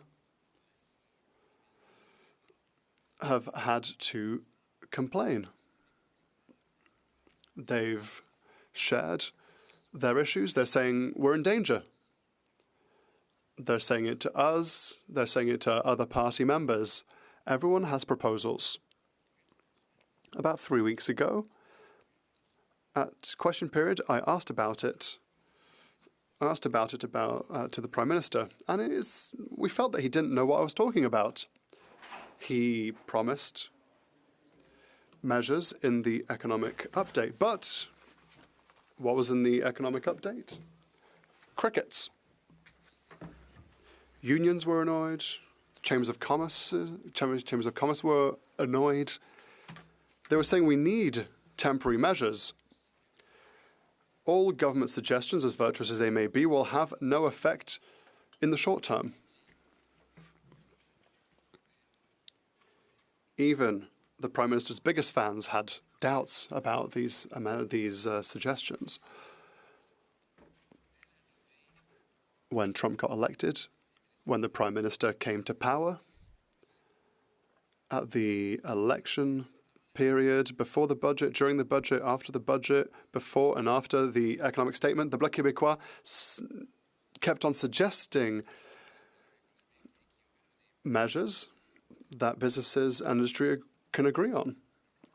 The Bloc Québécois has held out its hands so often that we're starting to get tennis elbow, but the government has not responded once. There's this idea of wage subsidy that comes from the pandemic. Why wage subsidies rather than sending people to EI? Because it allows them to keep their jobs. Companies that fear layoffs can keep their staff, and they keep not only the staff but their expertise. Workers that may otherwise go elsewhere in another business or elsewhere, that means abroad. People that won't be able to come back to the original company. Another solution, imposing tariffs to prevent Chinese dumping. I was recently with some businesses in the Drummondville area that are working in hardwood that goes to the United States. And the minister agreed to do a study of this.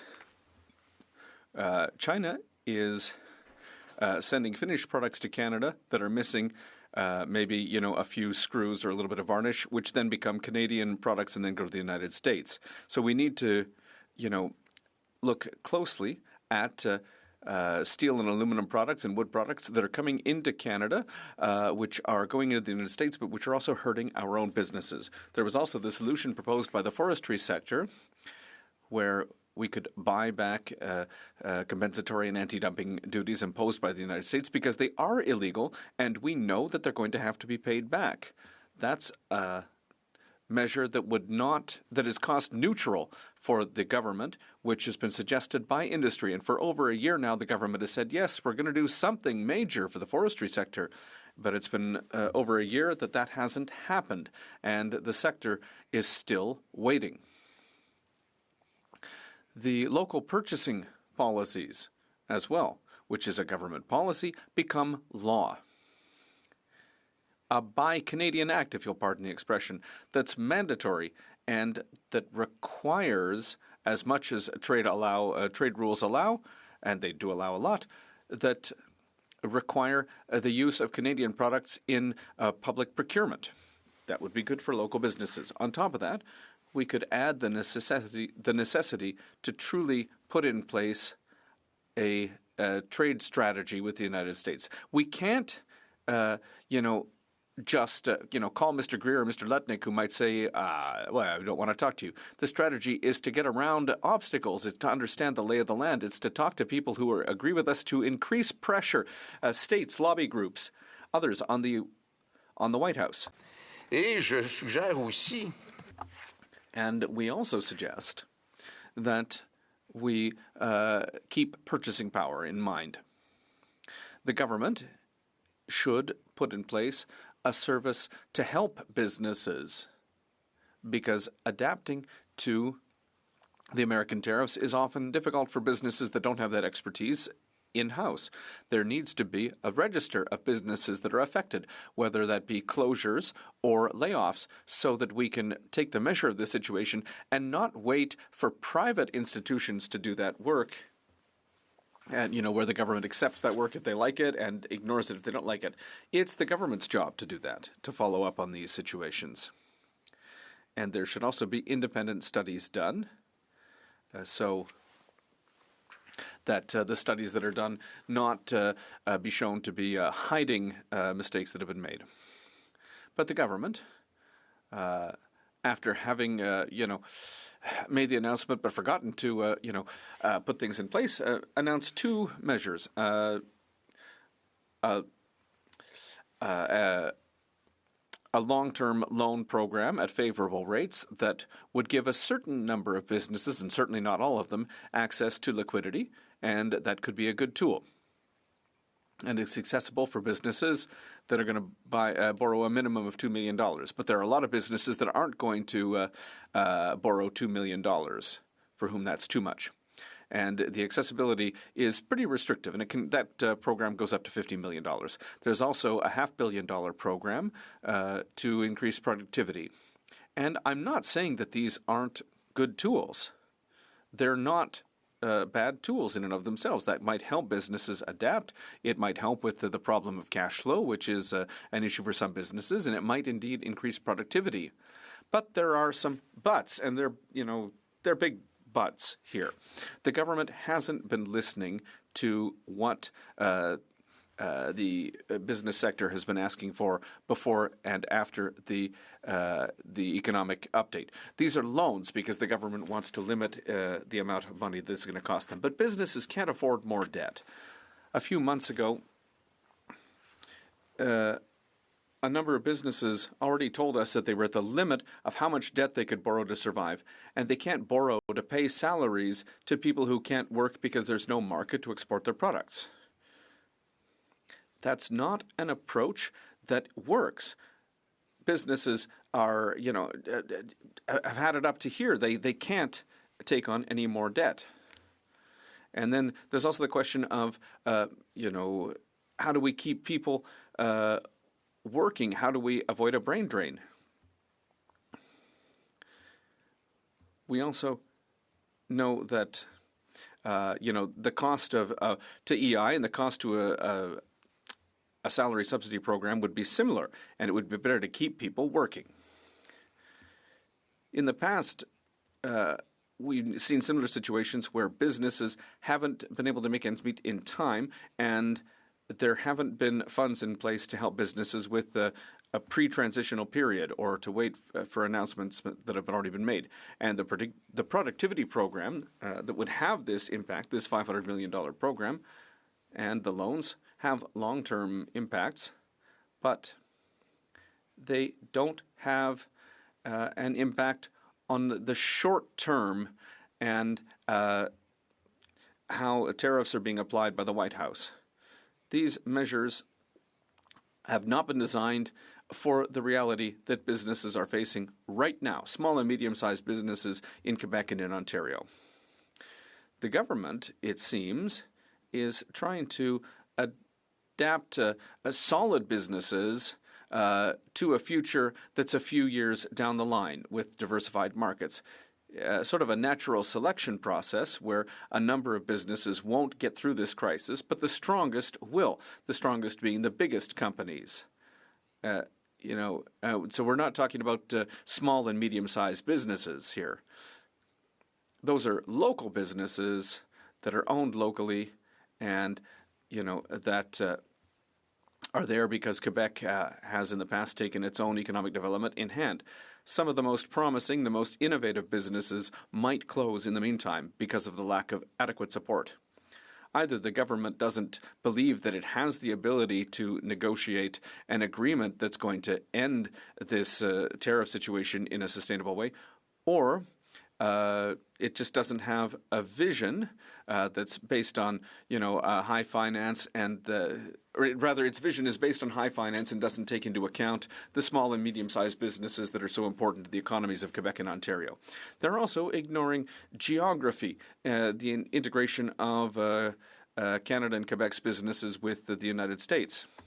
They're denying the importance of small and medium-sized businesses to our economies.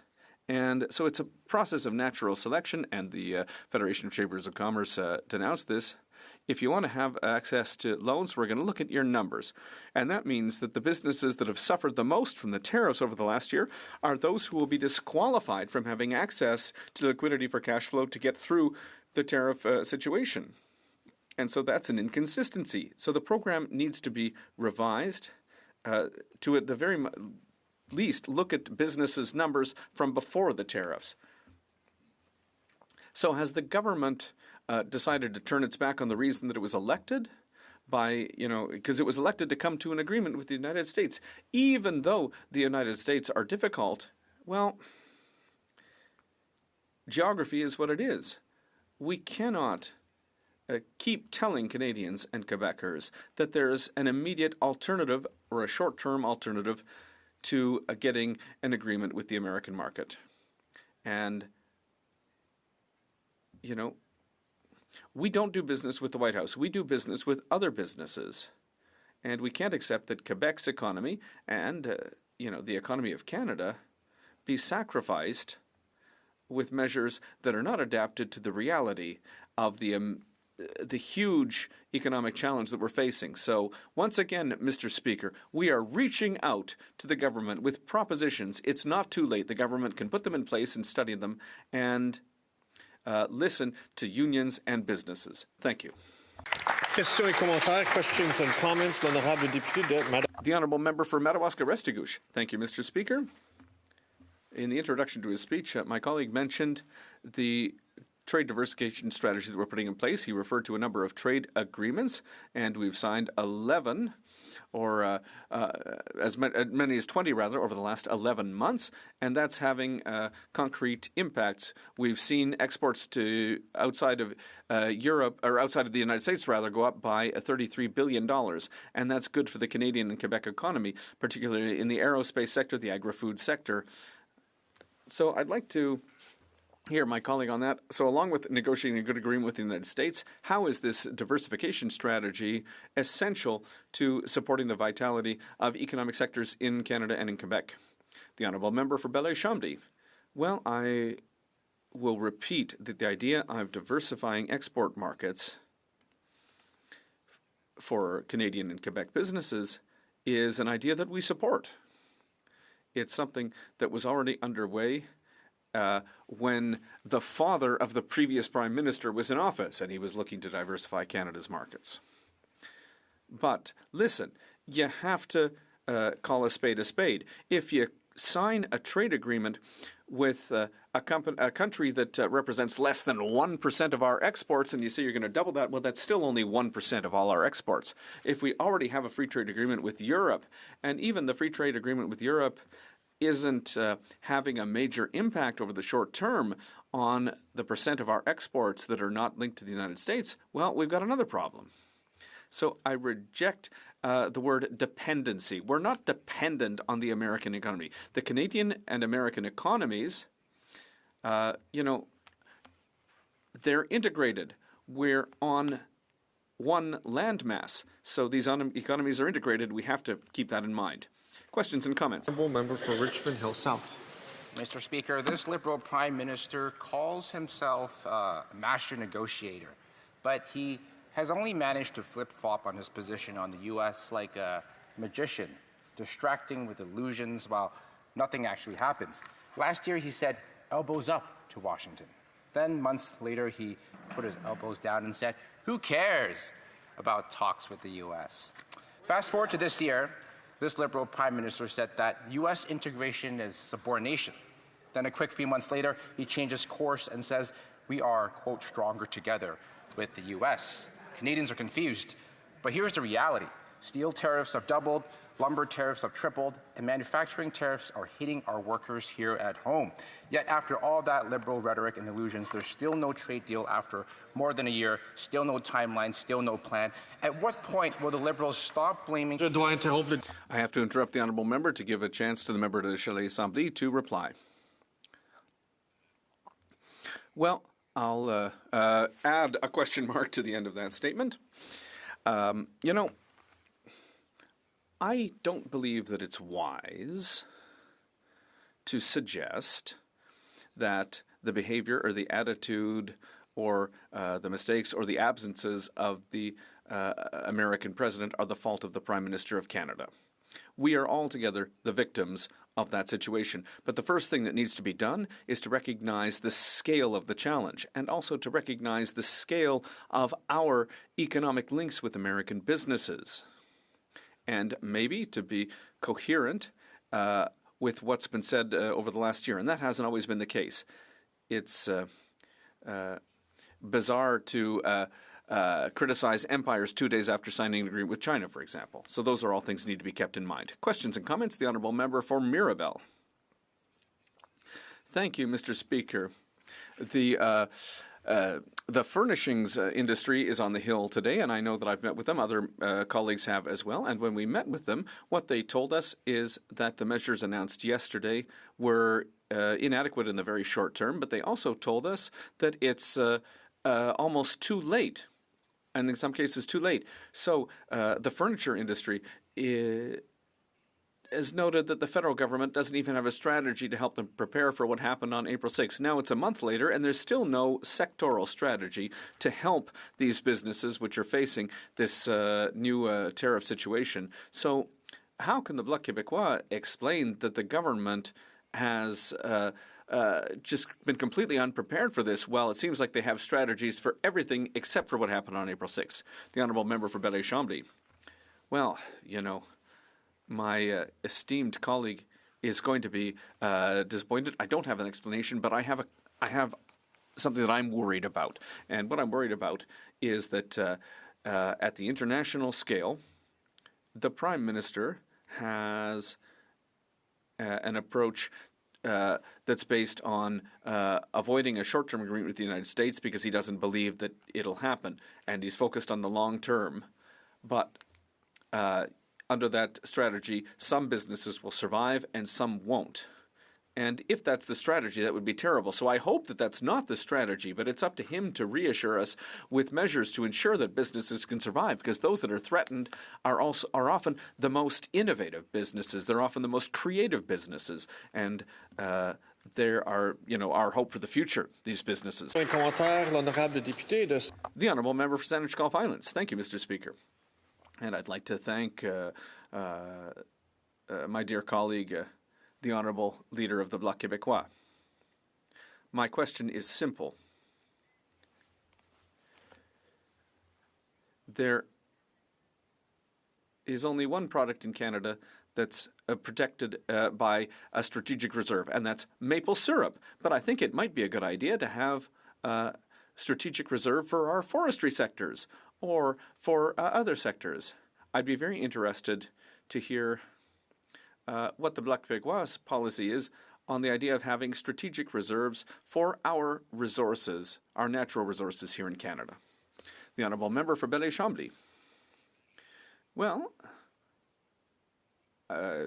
I'm speaking, off the cuff here. I think the forestry sector, it could be a good idea that we've heard, but this idea of a strategic reserve always comes with a risk. Either the product is held back without revenues, or the product, the purchase is funded by the state. And the solution suggested by the forestry sector prefer to see movement of softwood lumber and to see that exported, because even if the buyback of compensatory duties by the Canadian government wouldn't cover everything, the industry has said that even in part, that buyback would be enough to maintain export levels that would maintain a level of activity in our forests.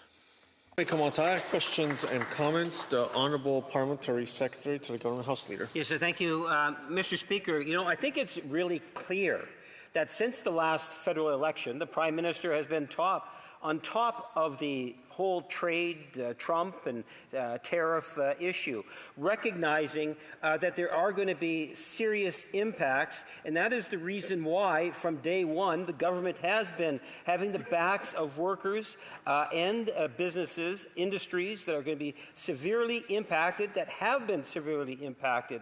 And there's been a litany of support packages over the last number of months, and just general support as a whole. I'm wondering if he could provide his thoughts in regards to why it was important that we not just wait till today, but we have to have been working on top of this file since the last federal election. The Honourable Member for Belleuil-Chambly. Well, I'm a bit shocked by the cult. We've been touched by God, and sometimes he sits among us. Everything that's happened over the last year has been incredible. The only problem is that there's been no results, and businesses will tell you that today. Questions and comments. The Honourable Member for Joliette-Manawan. Thank you, Mr. Speaker. A question for my leader. I'd like to hear him speak about the importance that local businesses that are affected by tariffs have, that they speak to their clients in the United States so that American businesses put pressure on the Trump administration, so that elected officials here put pressure on American elected officials so that they can put pressure on the American president. For the governments of Quebec and the provinces, put pressure on the governments of states for them to put pressure in turn on the Trump administration, because the tariff decree is illegal. It doesn't respect CUSMA. It doesn't respect free trade. The Americans are going to have to bring that to justice. I'd like to hear my leader's thoughts on that. The Honourable Leader of the Bloc Québécois in less than 30 seconds. When you play on a team of one, well, you're going to lose at the end of the day. That's probably the greatest weakness of the current American president.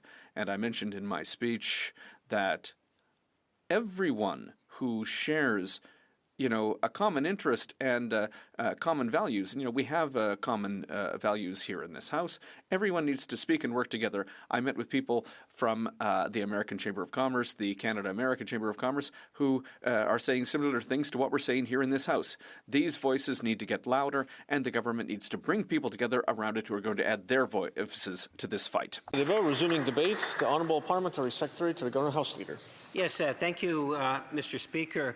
I really do appreciate the fact that we have this particular motion before us. I do plan to provide a number of thoughts on it. But if I may, Mr. Speaker, just before I do that, I just wanted to recognize that tomorrow, May 6th, is a very special day in Canada, as Ronald McDonald House has a major fundraiser that takes place. Last year made $11 million going towards Ronald McDonald House, McHappy Day, and And for those that are familiar with the Ronald McDonald houses, you'll know that that is a home away from home for sick children and their families, Mr. Speaker. It's just a wonderful, wonderful event for people to get behind and support our hospitals, support our families and children, especially in those rural communities that have to commute with severely sick children. So my hat's off to Ronald McDonald House and the McDonalds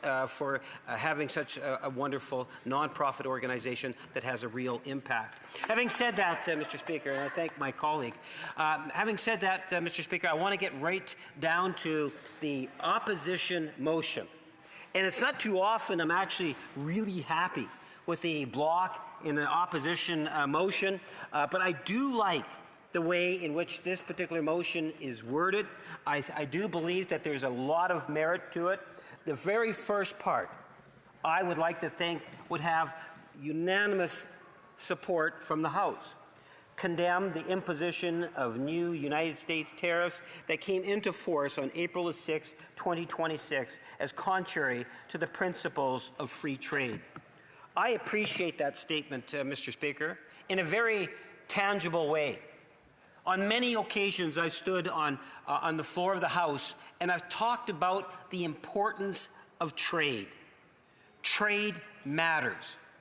Canada is a trading nation, and we need to be able to encourage and promote trade for the betterment of our nation, and ultimately, I would even suggest to you, for the betterment of the world, Mr. Speaker.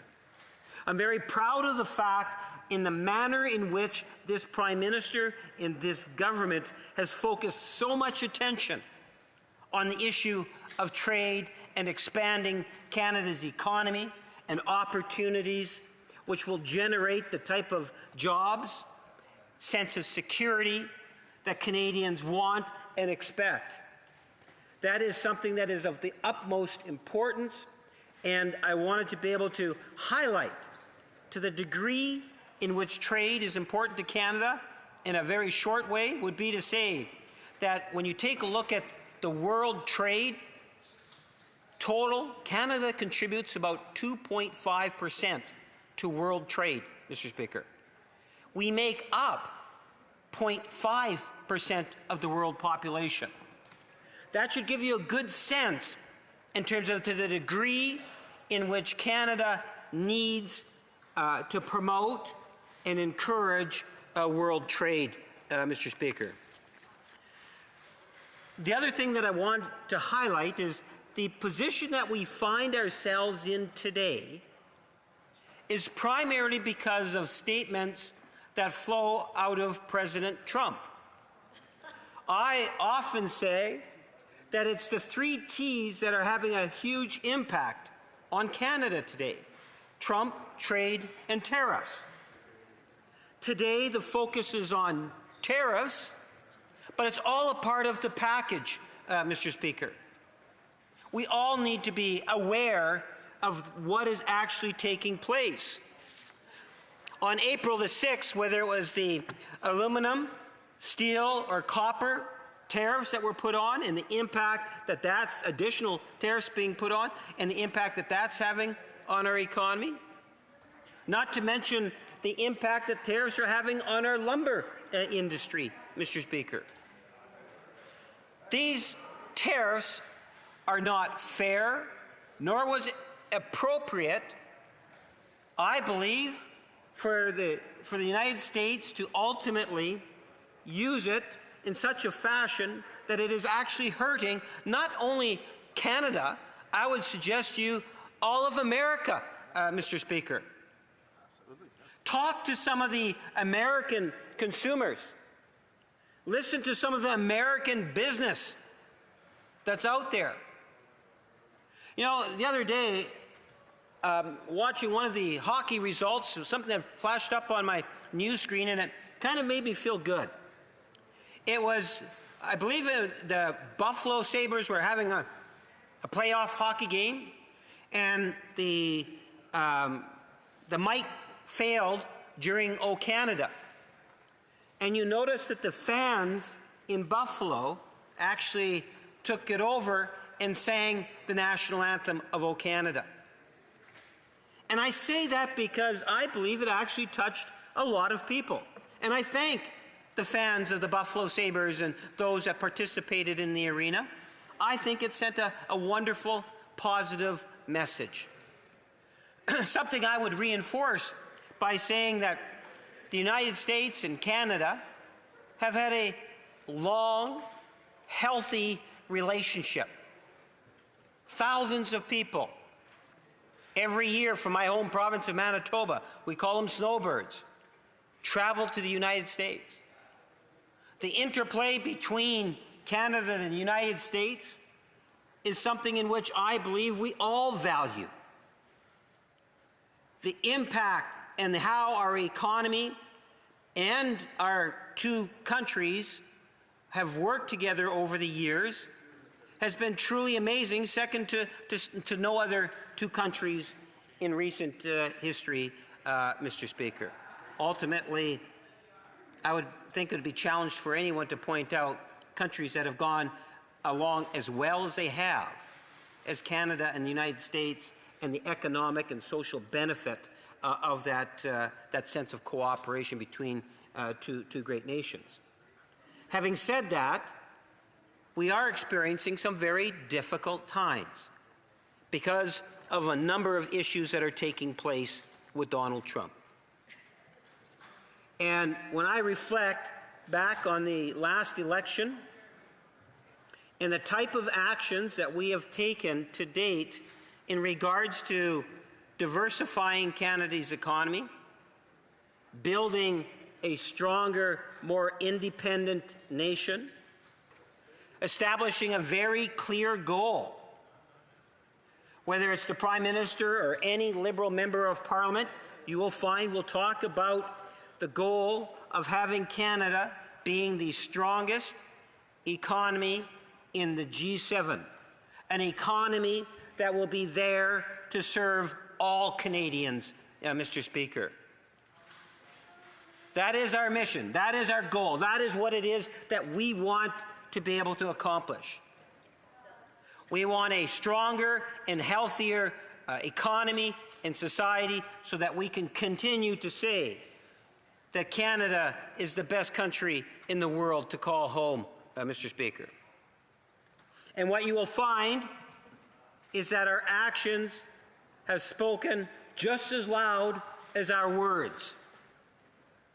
All one needs to do is reflect to 1 year ago when Canadians went to the polls, took a look in terms of what it is that the Liberal Party had to offer, in particular the background of our Prime Minister, and made the decision to ultimately provide the government another opportunity with a new Prime Minister to take on the economic challenges that Canada is facing today. And to that end, the very first action that we had taken was to provide economic relief in terms of the issue of affordability, for example, by getting rid of the carbon tax, by providing the tax break to Canada's middle class, 22 million people benefited. But on the issue of the day in regards to the tariffs and trade and the comments that were coming from the South, we came up with Bill C-5 to build a stronger and healthier Canada, a Canada with one economy. That led to the Prime Minister having numerous meetings with premiers, Indigenous leaders, and many different stakeholders in terms of how it is that we can continue to push for tariff relief, continue to push for trade with the United States and a trade, at the same time build that stronger economy. We took down the national barriers that were necessary in order to demonstrate strong leadership at the national level in terms of making it one Canadian economy. We continued to work today with premiers to encourage that not only do we look at trade in terms of widgets, but also in terms of labor mobility, Mr. Speaker. And some provinces are working more so than other provinces, but I believe that the goodwill there is to take that Team Canada approach. That was followed by the major projects and the impacts of major projects. So when we talk about the tariffs today in the motion, now is the time for us to be investing in major projects, because those major projects are going to be consuming and protecting the industries such as our steel and lumber industry, Mr. Speaker. The expansion and growth of major projects can make a difference. And it's just not one region of the country. Every region of the country is benefiting by these major projects. I've often made reference to the expansion of the Port of Montreal and how not only the province of Quebec, but all of Canada benefits by that expansion. Think of the small businesses that use copper, steel, and other products, much of which comes from the province of Quebec, and the opportunities through the expansion of a port, along with the potential marketplaces growing because of the aggressive nature of the government pursuing other trading opportunities. So whether it's the Montreal port, we can talk about LNG out in BC. We can talk about the copper mines in Saskatchewan, I believe also BC, mining in Manitoba. We can talk about the potential of the Port of Churchill. We can talk about the major projects on nuclear in the province of Ontario, the new energy being developed in Atlantic Canada. Every region in the north, the investments that were made just a number of weeks ago by the Prime Minister's visit to up north, Mr. Speaker, protecting sovereignty, but also looking at ways in which we can enhance our infrastructure, build our major projects, work with different levels of government, get private sector involvement in these projects. We're talking $100+ billion, Mr. Speaker. These projects are in fact going to be consuming many of the areas in which tariffs are being unfairly applied today. That's why it's so important that we not only just talk about the tariffs and what's taking place, but see action, tangible action taking place, Mr. Speaker. And that's exactly what this government has. You know, when the Bloc brought in the motion, they emphasized the worker. That is not new with the government. We're very much aware of the impact that it's having on the worker here in Canada, Mr. Speaker. That's why there have been some changes. That's why we have looked in terms of how it is things such as strengthening our employment insurance program and how that can assist. That's why we look at investments in reskilling the workforce transition, Mr. Speaker, because that will take place. How it is that we can ensure that we retain the skilled workers as they go through this time, as the industries, specific industries, are being hit hard. Because we want those industries as much as possible not to shrink in size, but rather to be able to maintain and, where possible, even grow. These are the types of programs that we're bringing in, Mr. Speaker. And that's just not yesterday. This is things, and some of these actions have been taking place since the last federal election. Yesterday, we had a major announcement. You know, the major announcement with the Business Development Bank of Canada, $1 billion to help these industries. Canada regional development agencies are also now being brought into the package. $500 million, Mr. Speaker. We recognize the importance of the family. We recognize the importance of the worker and the impact that these decisions are having down south, Mr. Speaker. The impact it's having here in Canada. That's the reason why this government continues every day at looking at ways in which we can make a difference. Take a look at the announcement by the Minister of Finance and the Prime Minister in regards to having our Infrastructure and Investment Canada Fund. I was really disappointed in the Conservatives and the Bloc taking the position that they oppose that, Mr. Speaker. I really felt that they've lost mark on it. Having a sovereign wealth fund can contribute to additional big projects moving ahead. Having the finances. And we'll have to wait and see. You know, at the end of the day, as I say, the other aspect to this is diversifying our economy by getting other export opportunities. Our Minister of International Trade, Minister of Agriculture, Minister of Industry, a number of ministers led by the Prime Minister himself have been very aggressive at looking at other export opportunities, other nations outside of the United States. You know, I've raised the issue before. We have a very real possibility for trade agreements this year, as early as this year, before the end of the year, with countries like Philippines, India. We've already done stuff on Indonesia. We have legislation that dealt with Ireland and Northern England. We have a Prime Minister that's in high demand in the European Union as we look at ways in which we can get more trading opportunities.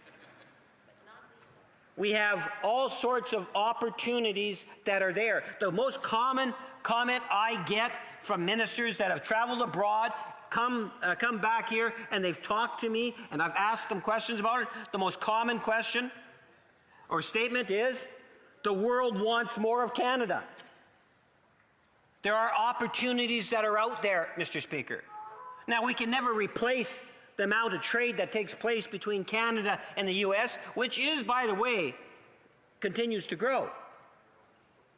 But it would be irresponsible for us not to look at trade diversification, not to take advantage of Canada's diversity and resources and that we have. The opportunity, like when I say India and Philippines, I think of the close to 2 million people of that heritage and the connections in those countries and the opportunity to use those type of connections and the resources and all the things that Canada has to offer and to look at those export opportunities, Mr. Speaker. This government, in particular this Prime Minister, with the background that he brings to the table, I believe can make the difference, can ensure, as I said earlier, that well into the future, that future generations will be able to say that Canada is, in fact, the best country in the world to call home, Mr. Speaker. It is an aggressive agenda. It's an agenda in which we appeal to the Conservatives and the Bloc to have that Team Canada approach, look at ways in which we can collaborate together. Let's not say that we have to have a deal with the United States tomorrow. Sure, it would be nice. What's more important, Mr. Speaker, is that we get the best deal for Canadians, and that's what it is that this government is fighting for, Mr. Speaker, and we'll take the time to ensure we get the best deal. Thank you, Mr. Speaker. Questions and comments. Questions et commentaires. L'honorable député. The Honourable Member for Pierre Boucher, Patriote Verchères. Thank you, Mr. Speaker. The Parliamentary Secretary is rather interesting to listen to. On the other hand, when we see this government's actions since it was elected, the only word they say is pipeline, pipeline, pipeline, oil, oil, oil. In the last economic update, what could we find new tax credits, once again, for oil and gas? They keep signing new agreements to put pipelines all over the place, but the government seems to lose sight of the reason why it got elected, to manage the tariff crisis. It's completely forgotten the tariff crisis in the economic update. My question is as follows. Is the government so blinkered by oil that they have forgotten the tariff war? Parliamentary Secretary to Government House Leader. I can assure the member and my friend opposite that the government has not forgotten about the many different industries in the country, and the very backbone to those industries are the people that go in and they put in the work to make them those projects realized. One of the biggest things that I constantly, and the Hansard will clearly show that I constantly talk about is things like the expansion of the Port of Montreal, because I see the realization of the benefit of that. Just like I see the potential of Churchill having a port that could potentially have LNG. Well, I think that we need to have an open mind. As a government, we can protect the environment, we can address Indigenous issues, and we can develop and become an energy superpower. Let's not deny opportunities for Canada to continue to grow and prosper for future generations. Questions and comments. The Honourable Member for Cloverdale-Langley City. 2.6 million Canadian jobs depend on getting those tariffs resolved. And a year in, there's still no deal, no timeline, and no negotiations. The Prime Minister can't even decide if our relationship with the U.S. is broken or stronger than ever. So here's my question. When will this government stop the mixed messages and start real negotiations to remove these tariffs? Honourable Parliamentary Secretary to Government House Leader. Mr. Speaker, I wasn't necessarily going to bring it up, but I think I will. Her colleague from Oshawa, he traveled to the United States, Mr. Speaker, on behalf of the Conservative Party of Canada. He goes to the United States. He meets with the Vice President and the President. And what does he come back and say to Canadians? Well, he believes that Canadians are having a hissy fit. That's the message that he gave to Canadians. Now, I understand he went back just last week. I think he even took a couple of his Conservative colleagues. The leader of the Conservative Party seemed to be somewhat shell-shocked when he found out that team of Conservatives went there. We have no idea what the Conservatives genuinely believe on that trade agreement between Canada and the United States, Mr. Speaker. All they know is they say, get it done, get it done. The government of Canada will get it done. We're going to get it done in a timely fashion that ensures that we get the best deal for Canadians. No selling out Canada on this side of the House. We're going to work hard for Canadians. Questions and comments. Questions et commentaires. The Honourable Member for Winnipeg South Centre. Very much, Mr. Speaker. I have the privilege and have had for the last couple of months being the chair of the Standing Committee on Industry. We've had lots of exceptional conversations with industry leaders and experts who have given us significant guidance and insight. We had a conversation yesterday at the committee in relation to the $1.5 billion that the Minister of Industry announced yesterday. I'm wondering if the Parliamentary Secretary can comment on the ways in which those investments are going to allow businesses that we are talking about in reference to this challenge in the House today, Mr. Speaker, deal with the significant challenges they're facing right now. Thank you, Mr. Speaker. Honourable Parliamentary Secretary to Government House Leader. Yes, thank you, Mr. Speaker. I appreciate the question. And I do find my colleague and friend from Winnipeg South Centre to be inspirational in regards to the type of leadership on economic matters and how it is that he's able to encapsulate something that's really important.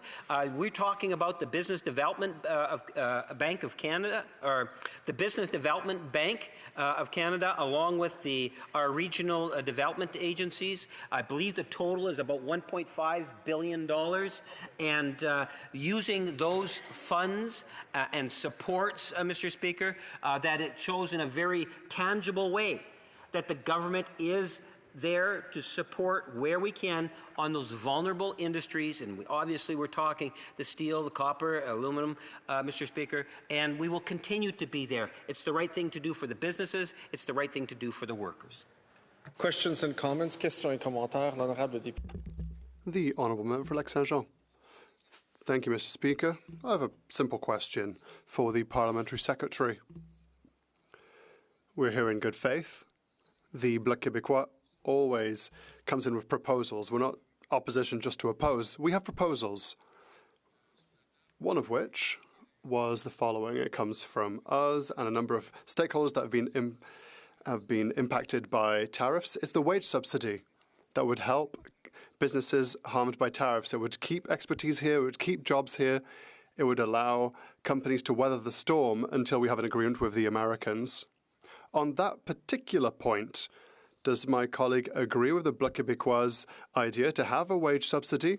If he's against, I would like him to explain to us why. Thank you. Honourable Parliamentary Secretary to the Government House Leader. Yes, thank you, Mr. Speaker. I think the government has clearly demonstrated an interest to support the workers. That's one of the reasons why we developed the work sharing program. And in regards to other ways in which we can support workers, I'm sure that the department has been looking at whatever options might be there. And I don't have the details per se with me right now, but I'm sure if it's something that's viable and it's going to ultimately assist in the industry. And but I would remind the member that I believe there is a work sharing program. I don't know the exact design of it. Questions and comments. Questions et commentaires. The Honourable Member for Similkameen, South Okanagan, West Kootenay. Thank you, Mr. Speaker. I thank the member for his speech. I'm going to focus just a bit here on the forestry industry, which isn't talked about a lot and which is obviously we've lost thousands of jobs in that sector. And this government talks about expanding opportunities with trade, and it's something we definitely need to do. But for example, the South Okanagan Similkameen the Similkameen South Okanagan West Kootenay riding, which I represent, has 6 border crossings that we depend on and that we've used historically for trade with the United States. So for the industries like the forest industry who are dependent on that cross-border trade, what does the member think about the time that has been spent, or the very little time that is spent on negotiations about this sector? Honourable Parliamentary Secretary to Government House Leader. Yes, thank you, Mr. Speaker. It's one of the reasons why I think this whole Canada Buy program is absolutely an essential and a program that will benefit our lumber industry as a whole. When I think in terms of our lumber industry, I think for most people, they don't realize the magnitude of that particular industry, and not only the direct jobs, but the many indirect jobs, and how you would put those all together, everything from the person cutting down the tree to planting a tree, all the way to those individuals that are manufacturing products, to our building components, whether it's a house or it's a couch. That industry is absolutely vital. And that's one of the reasons why, again, I would amplify the importance of things like major projects. I would amplify programs that promote modular homes, Build Canada. These are the type of programs that make a difference and that will be there, hopefully, to protect our... Questions and comments. Questions et commentaires. L'honorable député. The Honourable Member from Madawaska-Restigouche. Thank you very much, Mr. Speaker. Does my colleague agree that one of our government strategies forces that we have a comprehensive plan?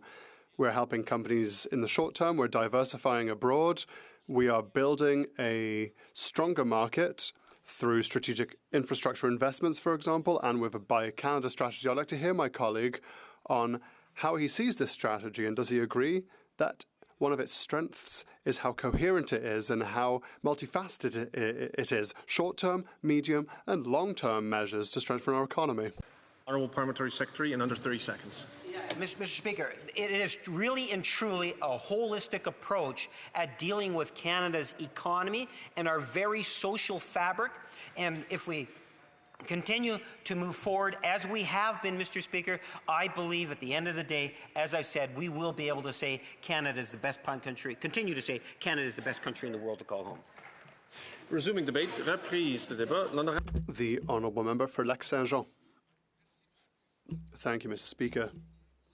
A year ago, this government was elected on the sole promise of resolving the tariff crisis.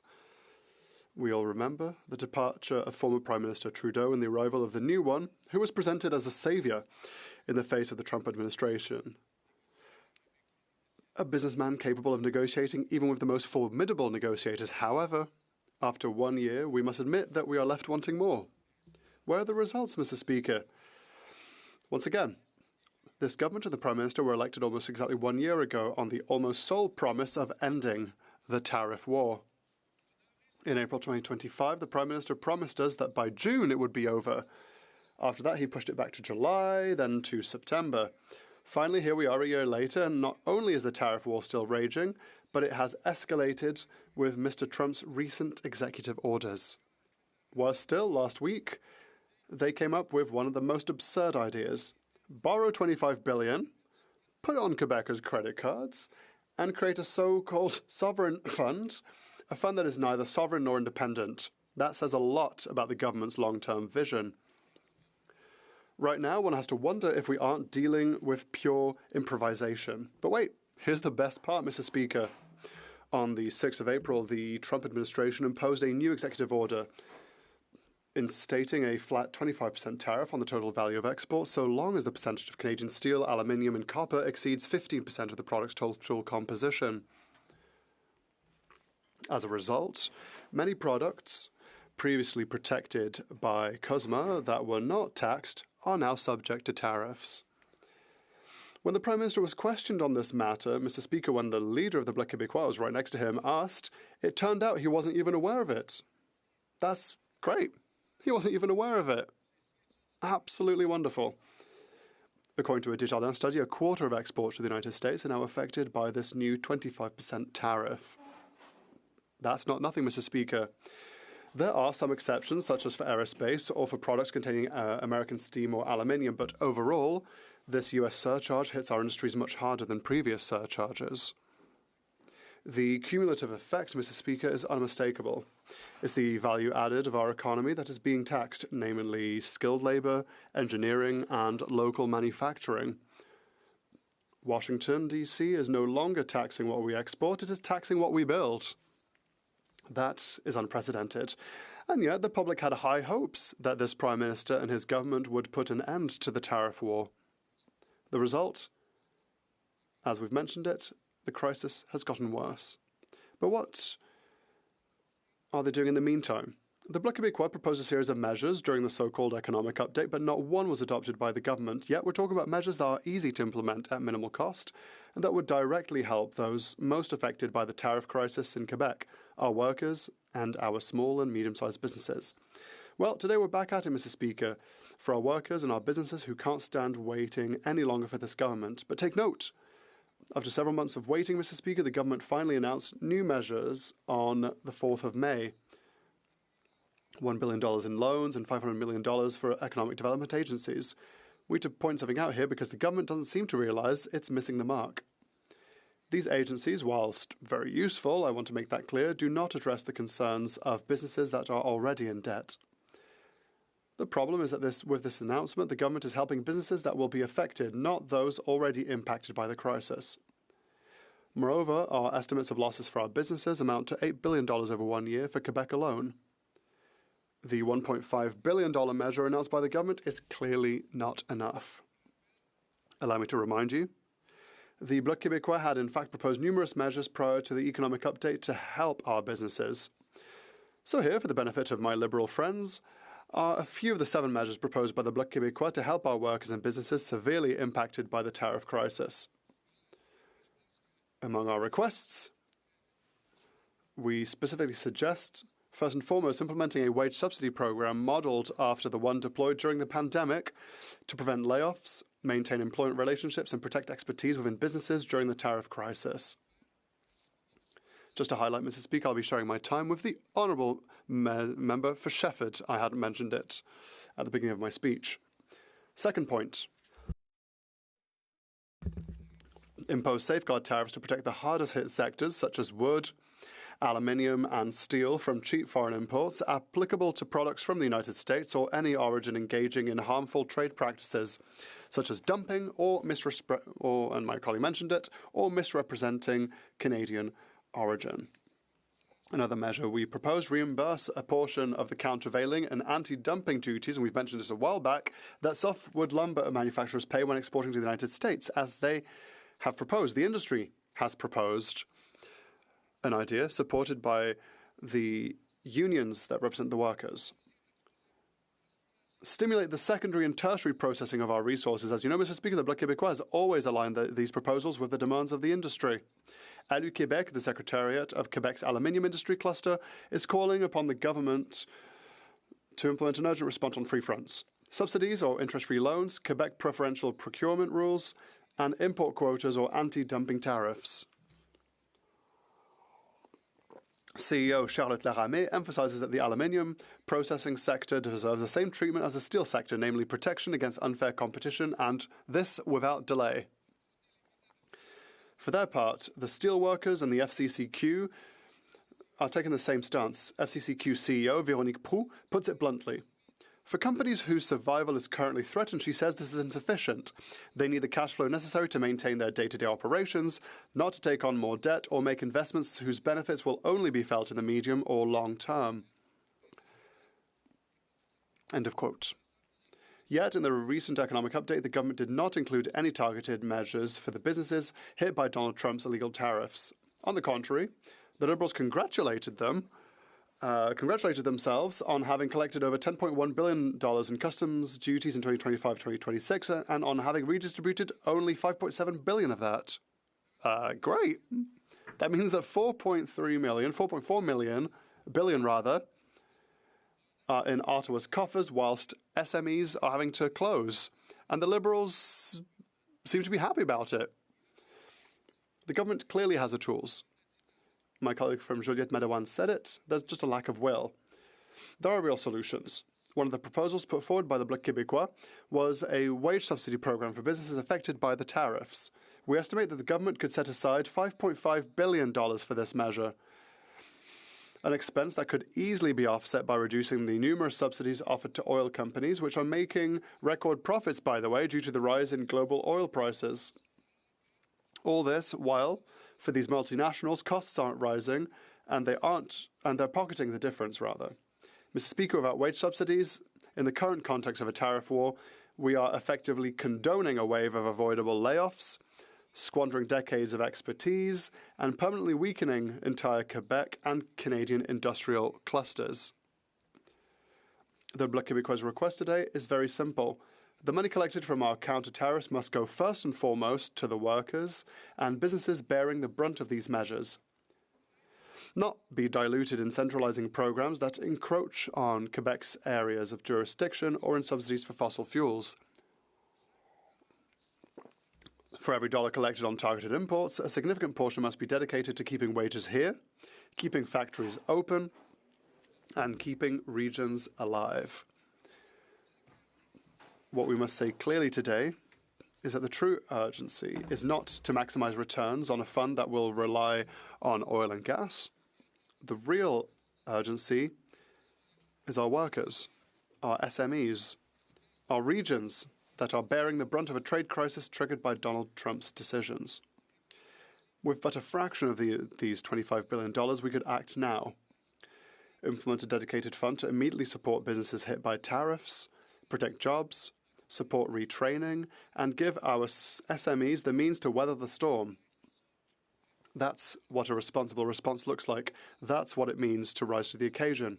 Instead of this, the government seems to be making a different bet. So either it does not believe in its ability to negotiate an agreement that will put an end to these unfair tariffs, or it has already accepted that our economy must adapt slowly to a new reality where our traditional markets and our SMEs, which are the economic fabric of Quebec and keep it afloat, simply no longer matter for this government. We need answers now. We need a government that chooses to defend jobs, support businesses, and invest in the future. Because at the end of the day, the question is simple. Do we wait or do we act? The Bloc Québécois chooses to act. We do it for our workers, our SMEs, and Quebec's businesses, for Quebec and our regions, because all we do at the Bloc Québécois, we do out of love for Quebec. Questions and comments, l'honorable député. The Honourable Member from Madawaska-Restigouche. Thank you, Mr. Speaker.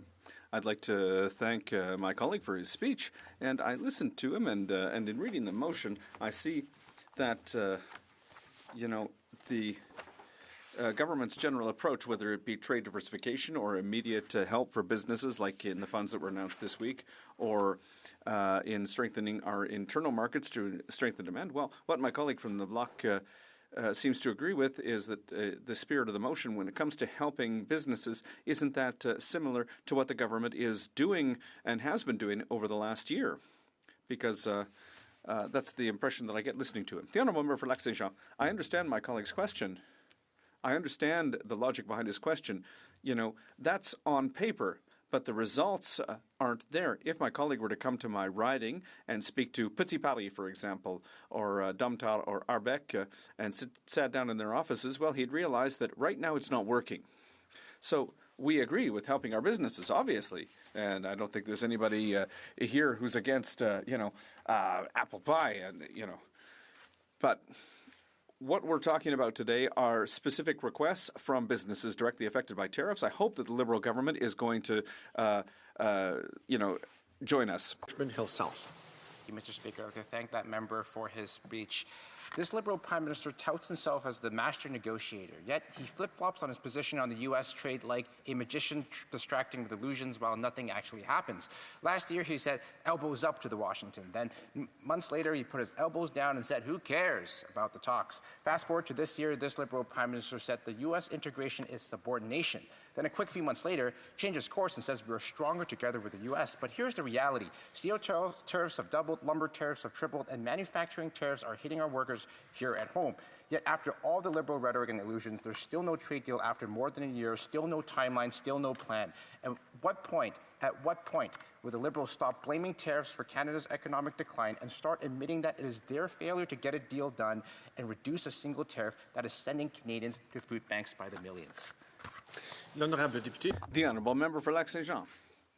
Well, yes, thank you, Mr. Speaker, and I thank the colleague for his question, but that's exactly why we've tabled this motion today. We realize, and I think everybody realizes, that the promises that have been made by this government, a year ago to quickly deal with the trade war and to come into an agreement quickly with the United States, well, unfortunately, that's not happening. And nobody thinks it's going to happen over the short term. And so that's exactly why we're putting this proposal on the table today, this motion. We hope that all parliamentarians in this House will agree with the wording of this motion. I have a hard time understanding how somebody today, whether they're Conservative or Liberal or an independent member, might vote against this motion, which comes from the business sector and which would provide urgent help for the current crisis and which is going to save jobs, it's going to save businesses, it's going to save small and medium-sized businesses, and it's going to help Quebec's regions. Questions and comments? The Honourable Member for Joliette-Manawan. Thank you, Mr. Speaker. First of all, I'd like to congratulate my colleague for his excellent speech.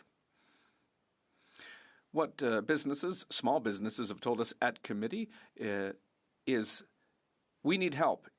These 25% tariffs are catastrophic, but please, no more loans because we're already too deep in debt. We're proposing salary subsidies that maintains jobs. We know that, businesses often employ people, in specialized trades, and there's, a labor force shortage right now. And so if businesses have to let people go, they're going to get EI at, costs about the same as a salary subsidy. But when businesses want to hire them back, it's going to be harder to find them. So could my colleague please continue to try and convince the government of the importance of this measure?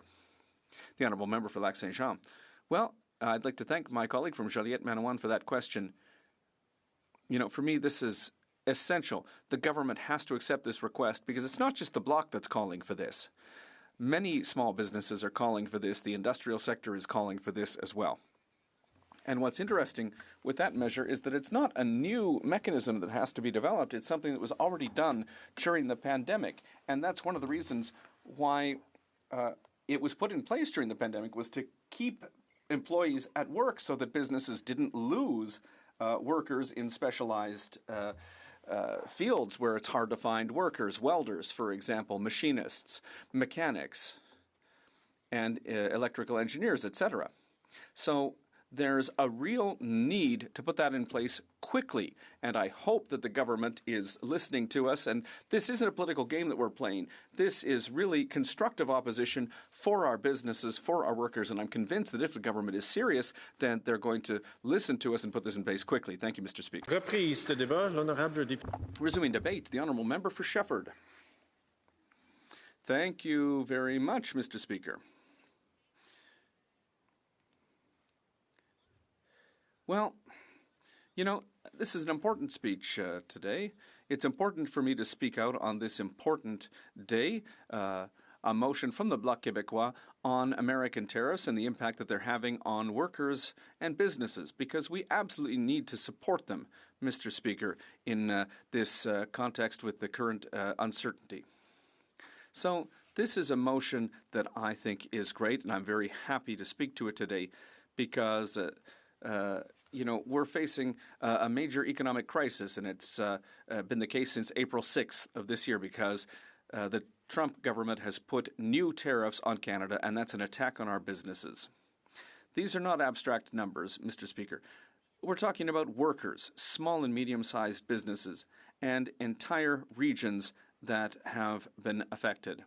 And I would like to thank the person who you know, has been doing excellent work at the Industry Committee, the honourable member for Joliette Manawan, who's been on the front lines of this fight, and we thank him for keeping us informed of what's happening and what's happening with Quebec's businesses. Because this isn't just a simple, you know, trade conflict. This is an economic fight that is affecting our economic fabric. And you know, as the member for Shefford with Valcourt in my riding, which is a symbol for Quebec Inc. for entrepreneurs in Canada, with its model that started in a small garage in Valcourt and which became Bombardier. Listen, I'm very aware of this industrial fabric that we have in Quebec and Quebec's entrepreneurial spirit, which you know, continues to grow year after year. So this is a major change in the rules of the game, what happened on April 6th, 2026. Because as I said, since April 6th, there's been a 25% tariff on the total value of products. And that applies as soon as the product has more than 15% of steel, aluminum, or copper. And so what does that mean? Well, there are products that were previously exempted, which are now tariffed. And so the number of businesses that are affected by these tariffs is much higher. So I have to say that 24% of Quebec's exports to the United States are now targeted. And the average tariff rate has gone up. Washington is not just taxing metal. Washington is taxing the added value, the knowledge, and the work that's done in Quebec. So this is an economic impact that is very real, and the consequences are already becoming clear in Quebec. 9,700 jobs have been lost in the manufacturing sector. And for a little bit more data, employment's gone down by over 5% in some sectors.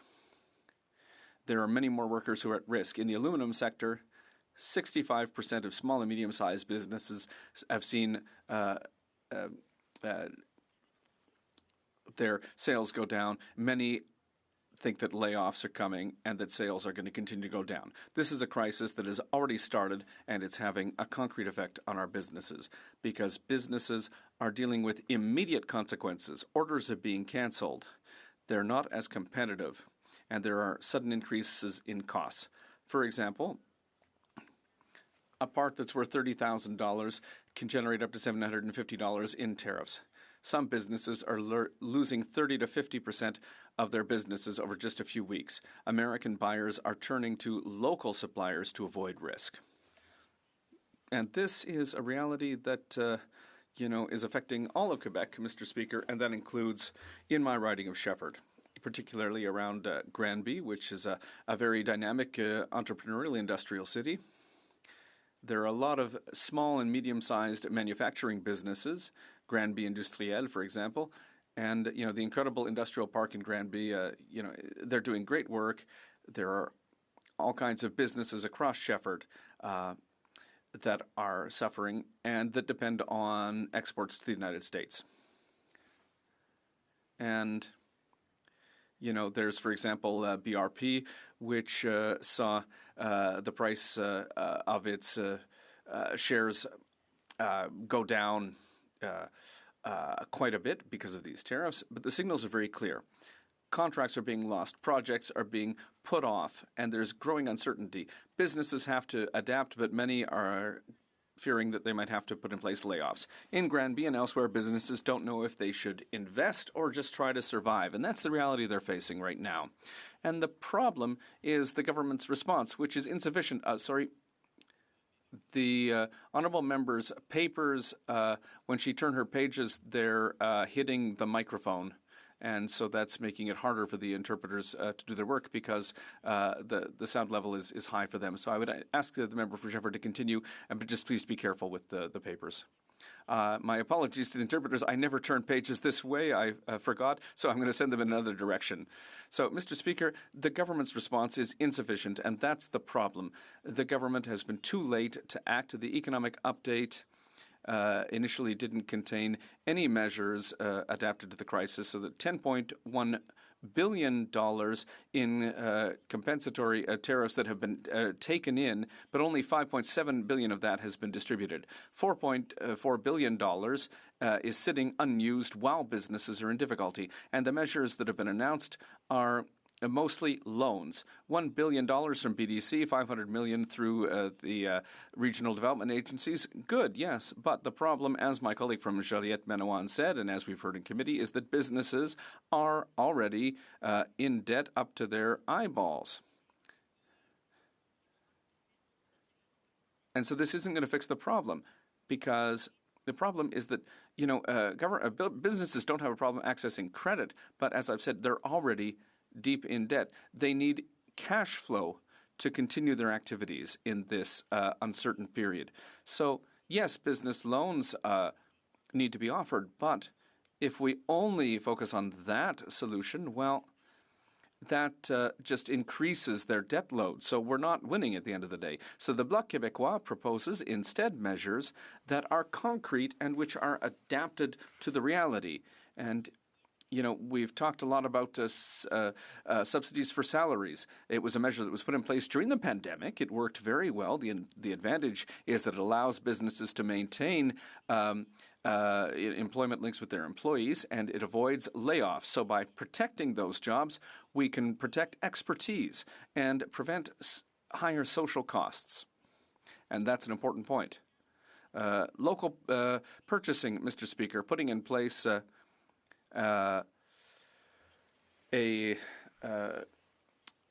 policy that requires public procurement to be done locally with local businesses. I've met with businesses in my riding this morning, and what they said is that, this is what's needed.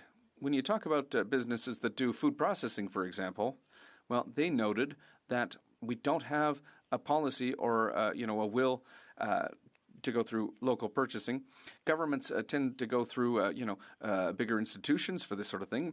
But one of the proposals from the Le Québécois in the last election was to make sure that there is a Buy Canadian Act, if you will, Mr. Speaker, so to buy more local projects. We also want to directly support businesses by prioritizing subsidies instead of loans, by meeting cash flow needs over the short term for our businesses.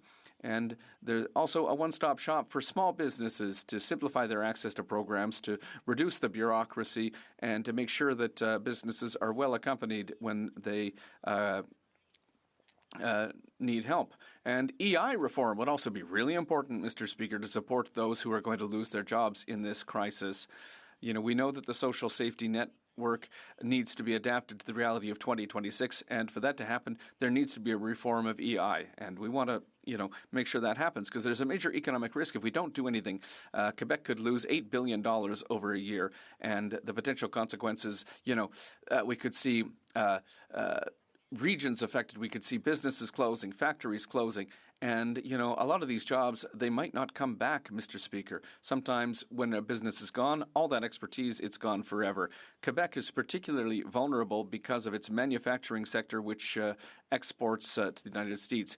And it also has a, you know, business model that's based on small and medium-sized businesses. So we need structural, targeted measures quickly. We need to protect businesses, protect workers, stabilize our rural areas, our regions. That's so important. You know, we have so many family businesses, great family businesses, that we want to survive, because every dollar that's taken in counter tariffs needs to be reinvested to help those who are suffering from the tariffs. And our colleague from Lac-Saint-Jean spoke about that earlier.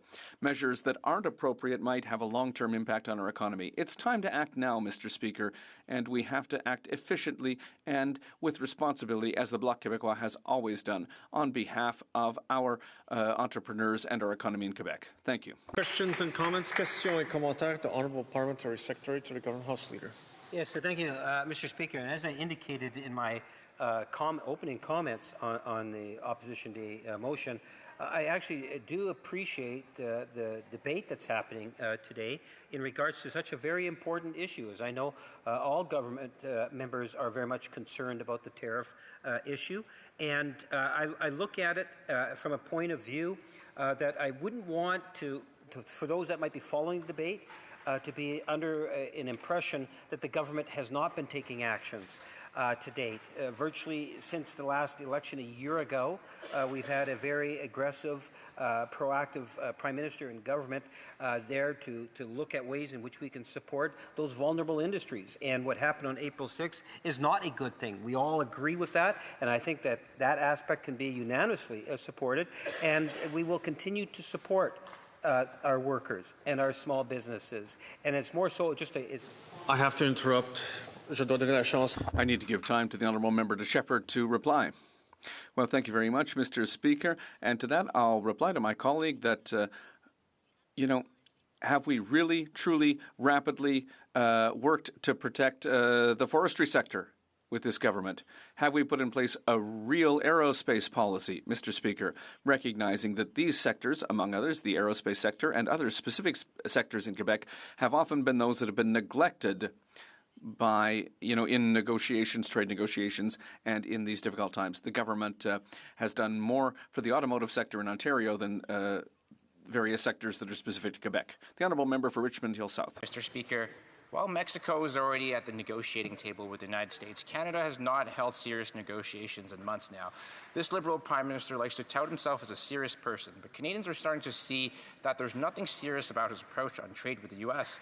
First, he says our relationship with the U.S. is, quote, a rupture. Then it's a, quote, mutual success. Then he twists into a pretzel and says that our historical ties with the U.S. has been a vulnerability.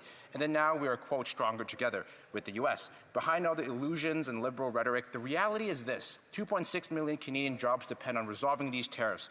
That's millions of paychecks, mortgages, and rent payments, and millions of families putting food on the table. Why do you think this Liberal Prime Minister has allowed Canada to be sidelined and Canadians to fall further behind while other countries move ahead? Before I recognize the member, just a reminder to members to speak through the chair when using the you, not to speak directly to members. The Honourable Member for Shefford. Well, Mr. Speaker, this government was elected last year by making people believe that they would fix this trade conflict with the wave of a magic wand. But a year later, here's the situation we're in. And now we need to act because, indeed, negotiations are dragging on with the Americans. This is having a major negative impact. But my main question is, now that, the government, after a year, has not moved on negotiations, now that we have the small businesses, will the Conservatives support us with our motion? Questions and comments? The Honourable Member for Lac-Saint-Jean. Thank you very much, Mr. Speaker. I'd like to thank my colleague from Shefford for her excellent speech. My colleague from Shefford is recognized as a member who's very present in her riding, who fights for her riding and has been for over 6 years now. So the question that I have for her, well, the Liberals are saying that what's been put in place is enough and that it's going to make a real difference. Does my colleague believe when she speaks with businesses and workers in her riding, does she hear the same thing on the ground as what the government is saying, that the government's doing enough to deal with this tariff war with the Americans? The Honourable Member for Shefford. Well, Mr. Speaker, obviously businesses in Shefford are asking a lot of questions. The government is doing things, but what they're doing isn't often adapted to what businesses need. For example, yesterday's announcement, it's smoke and mirrors because it's going to add a burden on businesses, because if it's just more loans when there are businesses, we met businesses last Friday who said, we don't need more loans because we already have too many loans. If I think about BRP, there are other solutions that they need. They want to know if the government's going to be there to help them in other ways. With other means, and the Bloc Québécois has some great suggestions. So this issue, businesses in our riding say that there's not enough. There are other concerns where the government hasn't acted, where things are dragging. There's also the issue of temporary foreign workers. That's having an impact on business as well. So, Mr. Speaker, I think that beyond, smoke and mirrors, we can work together collectively in this House in the least partisan way possible to help businesses in our ridings. Reprise de débat, resuming debate. The Honourable Member for Madawaska-Restigouche. Thank you, Mr. Speaker. I'd like to inform you that I'll be sharing my time with the Honourable Member for Mississauga Lakeshore. Mr. Speaker, today's motion concerns measures to support the manufacturing sector in the context of this unjustified and illegal tariff war. In the U.S., the world's largest economy, it's fundamentally reshaping its trade relations with the rest of the world. This rapid transformation is causing significant disruption and major upheaval for Canada, our industries, our workers, and our communities. And faced with this reality, Canada has shown itself to be serious, committed, and ready to act. We have approached negotiations with the U.S. With rigor and in good faith, but let's be clear. While we wait for our U.S. partners to be ready to engage in serious and constructive discussions, we're not sitting idly by. On the contrary, we're taking action, we're controlling what we can and focusing on what we can to build a strong Canada. We've already announced a comprehensive plan in response to the tariffs to help Canadian businesses adapt, remain competitive, and grow in a new global environment. This includes support to help businesses re-equip and reinvest, measures to boost domestic demand for Canadian products, and actions to strengthen Canada's long-term economic resilience by building a stronger domestic market and diversifying foreign trade. This is our global approach we have adopted to make the Canadian economy stronger and more resilient. And in the short term, of course, we have taken action right away to support strategic industries which are at the heart of our prosperity and that are particularly affected by these tariffs. These include steel, aluminum, copper, and lumber, essential sectors that help build our country, support our exports, and create thousands of quality jobs. And behind these industries are skilled workers, families, and entire communities that depend on these sectors to live and thrive. And that's why we've implemented concrete measures to support workers and businesses affected by unjustified tariffs while fighting for their removal. Recently, we created a new program under the auspices of the Business Development Bank, or BDC, to provide $1 billion in aid and financing to businesses in steel, aluminum, and copper, enabling them to address immediate pressures and transform their operations.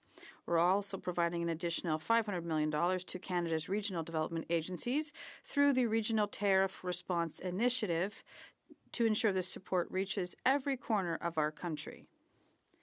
And these are significant enhancements to our existing tariff response, including maintaining counter tariffs on U.S. steel and aluminum, reducing shipping tariffs for Canadian steel, adjusting tariff quotas to combat dumping, the implementation of a Buy Canada policy to ensure that new national infrastructure is built with Canadian steel and aluminum, and the provision of diversification tools to businesses through the $5 billion Strategic Response Fund. Mr. Speaker, I would like to give you a concrete example of how this assistance translates into action on the ground. Through the Regional Tariff Response Initiative, the Atlantic Canada Opportunities Agency is administering $80 million to support small and medium-sized businesses. These funds enable businesses to modernize their operations, strengthen their supply chains, and explore new markets. And in my writing, I've had the opportunity last March to announce the very first investment resulting from this regional initiative. Located in Clare in Upper Madawaska, Max Steel Inc., founded in 1987, is recognized as a regional leader in the design, fabrication, welding, and laser and plasma cutting of steel structures. On behalf of the government, I was able to announce a contribution of $750,000 to support this local business. This investment will enable the acquisition of specialized equipment, including a CNC structural beam line and robotic welders. This is a transformative project that will strengthen the steel sector's value chain while integrating modern technologies that will improve efficiency and drive innovation. As Max Steel's CEO aptly put it at the time of the announcement, this support comes at a strategic time and will enable the company to accelerate its modernization, increase its productivity, and strengthen its competitive edge in the face of current challenges while helping to create and sustain skilled jobs in New Brunswick. This type of support perfectly illustrates what we aim to achieve, namely, empowering our businesses to succeed, including in our rural regions, amid a climate of instability. Because building a strong Canada also means building strong regions, our rural regions are not peripheral.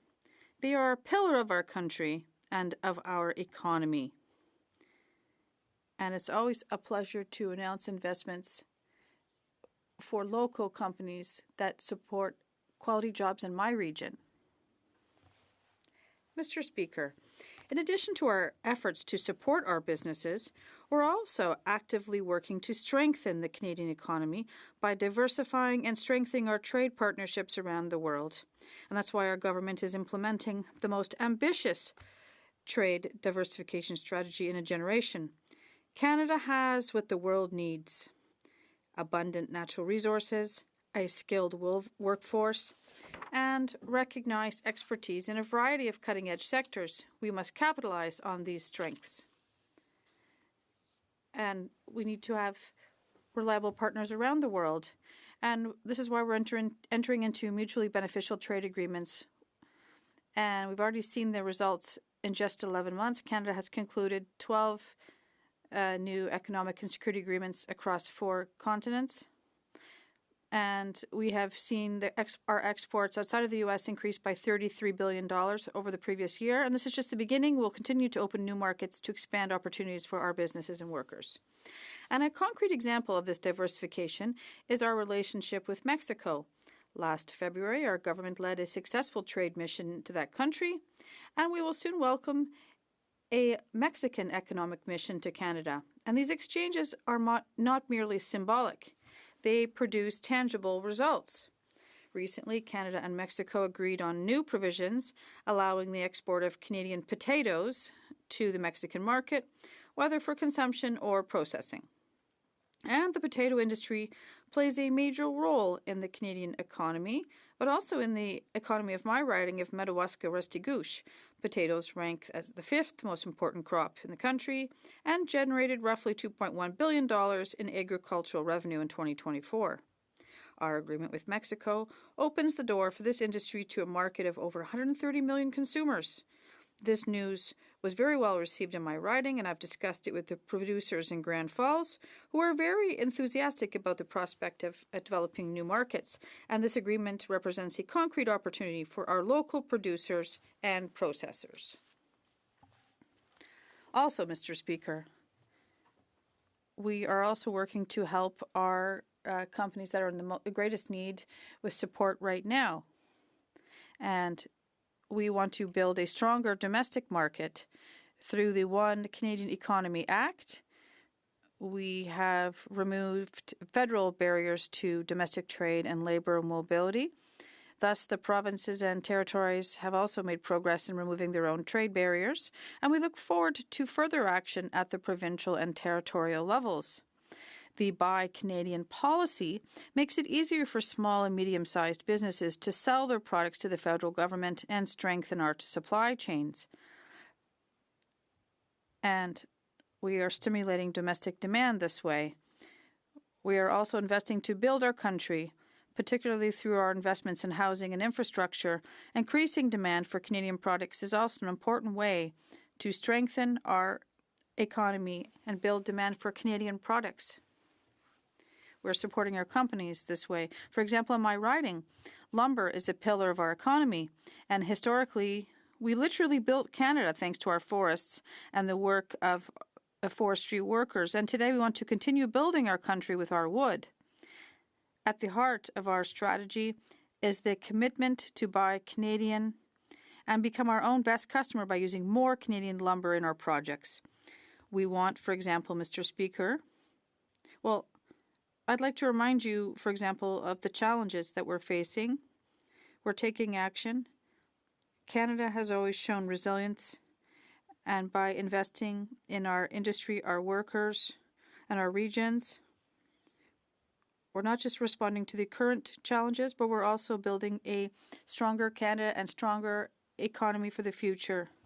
A more diversified and independent economy, one where Canada continues to set itself apart on the global stage. Thank you, Mr. Speaker. And comments, questions et commentaires, l'honorable. The Honourable Member for Joliette-Madawan. Thank you, Mr. Speaker. First, I'd like to congratulate my colleague for his very nice speech, and I would like to pay tribute to the overall idea of strengthening our domestic market and increasing exports to other countries, and the domestic market is growing. But I'd like him to answer, in his opinion, is the government meeting the current crisis until domestic contracts are signed or there's new export markets? What is the government, what is it doing to help these companies that could close down? In Quebec, we've had companies that are there for decades that have been closing, and what we saw in committee is that it's not enough to give them just loans because they're already indebted. What does he think? The Honourable Member for Madawaska. Thank you, Mr. Speaker. I think it's important to have a strategy with short-term action. The recent aid announced involves loans and also other subsidies to help companies that are most affected by the tariffs. But also we have medium to long-term measures to strengthen the Canadian market. This involves infrastructure, policies that we're implementing, and also diversifying markets internationally. In fact, we're offering through various SMEs abilities to explore new markets. So there's a lot of different measures that will have a short-term impact to help tariff-ridden sectors, and also in the medium and long term, they'll strengthen the Canadian economy. Member for Richmond Hill South. Mr. Speaker, we've been hearing Liberal rhetoric all day long about building major projects, but this Liberal Prime Minister likes to talk about Canada as a, quote, energy superpower. But the reality is the Liberals' own anti-development laws have been blocking our ability to build a pipeline to move our own resources to market. Meanwhile, the United States is improving energy infrastructure at record speeds on their terms, not ours. Behind the Liberal illusions, Enbridge CEO said that, quote, the conditions don't yet exist for that pipeline to be built. The CEO of TC Energy said that, quote, capital goes where it is welcome, and for too long it hasn't felt welcome here with the Liberals. After a full year in office, not a single major project has been approved by the Liberals' $246 million major projects office. How does this Liberal Prime Minister expect to negotiate lower tariffs or a better trade deal with the Americans when he refuses to build the very infrastructure that would give Canada unbreakable leverage abroad in the first place? The Honourable Member for Madawaska-Restigouche. Thank you, Mr. Speaker. I'd like to remind my colleague that for the past year, we've announced a series of measures to support major project development in Canada, for example, in Nova Scotia and elsewhere. There's a whole series of targeted measures to help companies in various sectors affected by the tariffs. And on several occasions, the official opposition could vote in favor of these measures to help our workers, but then at every opportunity they're opposed to them. So we are focused on strengthening the Canadian economy and delivering through major projects while still helping our workers and companies, which I'm not seeing from the opposition. Questions and comments, questions et commentaires. L'honorable député. The honourable member for Les Pieds-d'en-Haut. Thank you, Mr. Speaker. I'd like to thank my honourable colleague for his speech. In my region, we have more than 1,000 lakes, and we have a company there that makes aluminum, and they were able to benefit for a subsidy during this trade war because they export a large portion of their production to the U.S. I'd like my colleague to explain how our strategies are working for SMEs. The honourable member for Madawaska-Restigouche. Thank you, Mr. Speaker. I'd like to thank my colleague for his question. And in my speech, I mentioned the importance and concrete examples through our trade response. How does this help our companies in the regions? There's support for companies in Les Pieds-d'en-Haut, and there's still support for Max Steel in Madawaska-Restigouche. It helps them to face the current challenges. We're not just talking about figures here in the House. This is concrete support for companies that help to keep good jobs in our regions, in our rural regions, and they're also opening up new opportunities for these companies to continue to prosper. Thank you, Mr. Speaker. Reprise the débat. The honourable member for Mississauga Lakeshore. Thank you, Mr. Speaker. These are challenging times. The global market and trade landscape has shifted rapidly over the last year especially. And this includes, of course, the imposition of tariffs. I want to speak today, Mr. Speaker, about the private member's bill, item C, specifically where he states express concern that this new trade environment will have irreparable effects on our manufacturing sector and the jobs that depend on it. My colleagues have spoken at length about the economic impact of the tremendous work that this government is doing to try to transform the economy, to protect our sovereignty, and to bolster economic growth. But I want to speak today specifically around this item, around labor.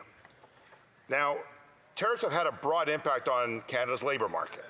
And it's been rightly stated, it's hit steel, automotive, and softwood lumber sectors the hardest. It's creating stress for workers, employers, and communities right across the country. My city of Mississauga and in the surrounding GTA, especially Steeltown, Hamilton, have been rocked by tariffs. But the people of Steeltown are fighters. They're strong, and the Canadian government is fighting alongside them. But in the midst of this, Mr. Speaker, the member from Joliette-Manawan wants us to step back and condemn the imposition of American tariffs. He wants us to express our concern about the effects they will have on our jobs and our manufacturing sector. I get it. I understand, Mr. Speaker, but I can assure the member opposite that we're well beyond polite expressions of outrage. Instead, Mr. Speaker, we're meeting today's challenges with disciplined focus on building a stronger, more resilient economy. Enough about the belly aching. It is time to take action, and we are. And we are doing so cooperatively with stakeholders and industry and labor. And that's how we'll mitigate the impact of these tariffs. A year ago, the Prime Minister was elected with a vision to build Canada strong together. And since that time, we've been relentlessly focused on protecting our sovereignty and protecting our capacity to grow. And we're not backing down from tariffs. We're standing up for workers to make sure they have the support they need to succeed. And as we build Canadian, as we buy Canadian, we're giving every worker the tools they need to succeed in a changing economy. That's what investing in people means. It's about building the foundation for long-term economic strength. The Prime Minister has said numerous times, as we cope with economic uncertainty, our most powerful recourse, our most powerful tool is to control what is within our power to control. Or in other words, take the bull by the horns. So, how do we do these measures? How do we mitigate the impact of these uncertain times to build a stronger, more inclusive economy? We invest in Canada. We invest in infrastructure, in the defense industrial strategy, in major projects. And we invest in Canadians, in people. First, it's the skilled trades and apprenticeships. The government knows how vital tradespeople are. They build our homes, keep our cities running, and take care of infrastructure that we rely on. A strong skilled trades workforce builds Canada. It builds us strong. Canada needs more skilled trades to build the nation-building projects, the affordable homes, the new defense industries, and stronger infrastructure. And to meet this, Team Canada Strong will recruit, train, and hire up to 100,000 new Red Seal trade workers in the next 5 years. It's an ambitious agenda, one that will generate good-paying jobs now, but into the future. And step one of that plan is recruitment. Team Canada Strong will provide young people with clear path to learn and enter the trades and link up with employers. Young people will start into registered apprenticeships, earning income, gaining experience, and contributing immediately to those major projects. And the second phase is training. We're boosting, I should say, modernizing the apprenticeship training to expedite the Red Seal certification with $331 million in funding over 5 years, starting in 2026-27. We'll also expand the union training and innovation program to enable union-run training centers to upgrade facilities and invest in modern equipment. And the final stage is hiring. Once certified in the Red Steel trade, tradespersons can receive the $5,000 completion bonus. Income supports will also be available for those who are between the periods of training and work. Training of the trades can be long, Mr. Speaker, and sometimes income stability is concerning during the completion of those years. So we're going to make sure that apprentices get the financial support they need starting now. We recently announced $75 million over 3 years, starting in 2026-27, to double the union training and innovation program, which supports union-based apprenticeship training. This is part of our current investments of the nearly $1 billion a year that now support the Red Seal program through tax credits and EI benefits, project funding of unions and other tradespeople and stakeholders. Next, I want to talk about why the Government of Canada is creating the workforce alliances to help Canadian workers weather the tariff storm. Our government is committed to protecting and supporting workers in this period of uncertainty by creating one labor market. Existing workforce development approaches are fragmented and not well coordinated. There is a need for greater cohesion. As part of a broader tariff package announced by the Prime Minister on September 5th and echoed in our budget of 2025, we're investing in modern measures to protect, build, and transform Canada's workforce in these strategic industries. New investments include workforce alliances to tackle urgent labor market challenges in 6 priority areas: housing and construction, transportation and supply chains, advanced manufacturing, the care economy, mining and minerals, and energy and electricity. Mr. Speaker, our workforce alliances are unified by one core mission, and that's to create lasting job opportunities for Canada's workers where they're needed most. Canada's workforce is strongest when employers, unions, and training partners work together. And together, they will keep Canada's workforce strategy grounded in the real needs of the country. All this investment is essential. Canadian industry is the backbone of our country's economy. Every sector matters, and that starts with steel, Canadian aluminum, and Canadian lumber. Supporting these industries is about reinforcing our Made in Canada industrial capacity, protecting good jobs, and strengthening our communities. But big things, Mr. Speaker, big things are getting built. And what's going to strengthen our economy for generations to come is having them built. We set up major projects office. 15 projects have been referred that will support 60,000 jobs across the country, from Crawford Nickel Mine in Timmins to the Darlington Nuclear Plant in Ontario, to the Terminal Container Project in Montreal, to Gaze Bay's Road in Port Nunavut, to the LNG project in BC. And that's just to name a few. The work that we're doing is focused on one thing: building a strong economy that supports great paying jobs. This is the backbone of the Build Canada Strong agenda. Mr. Speaker, Canada's labour market is indeed experiencing unprecedented measures and pressures from tariffs, skill shortages, supply chain disruptions, and broader economic shifts. Our focus is building a strong economy, the strongest economy in the G7, and we're holding our own despite the headwinds. Our economy is growing twice as fast as Germany, 3 times as fast as Italy. It doesn't feel that way sometimes in communities like Steeltown, but we are going to get there. And we're going to make sure that no one is left behind. Without skilled workers, we can't meet the moment. And Canada's independence and prosperity depends on the workers who build it. And that's why in March of this year, we announced $228 million for Ontario under the Workforce Tariff Response to support people that are affected in those hardest hit sectors, to help adjust, especially to new opportunities.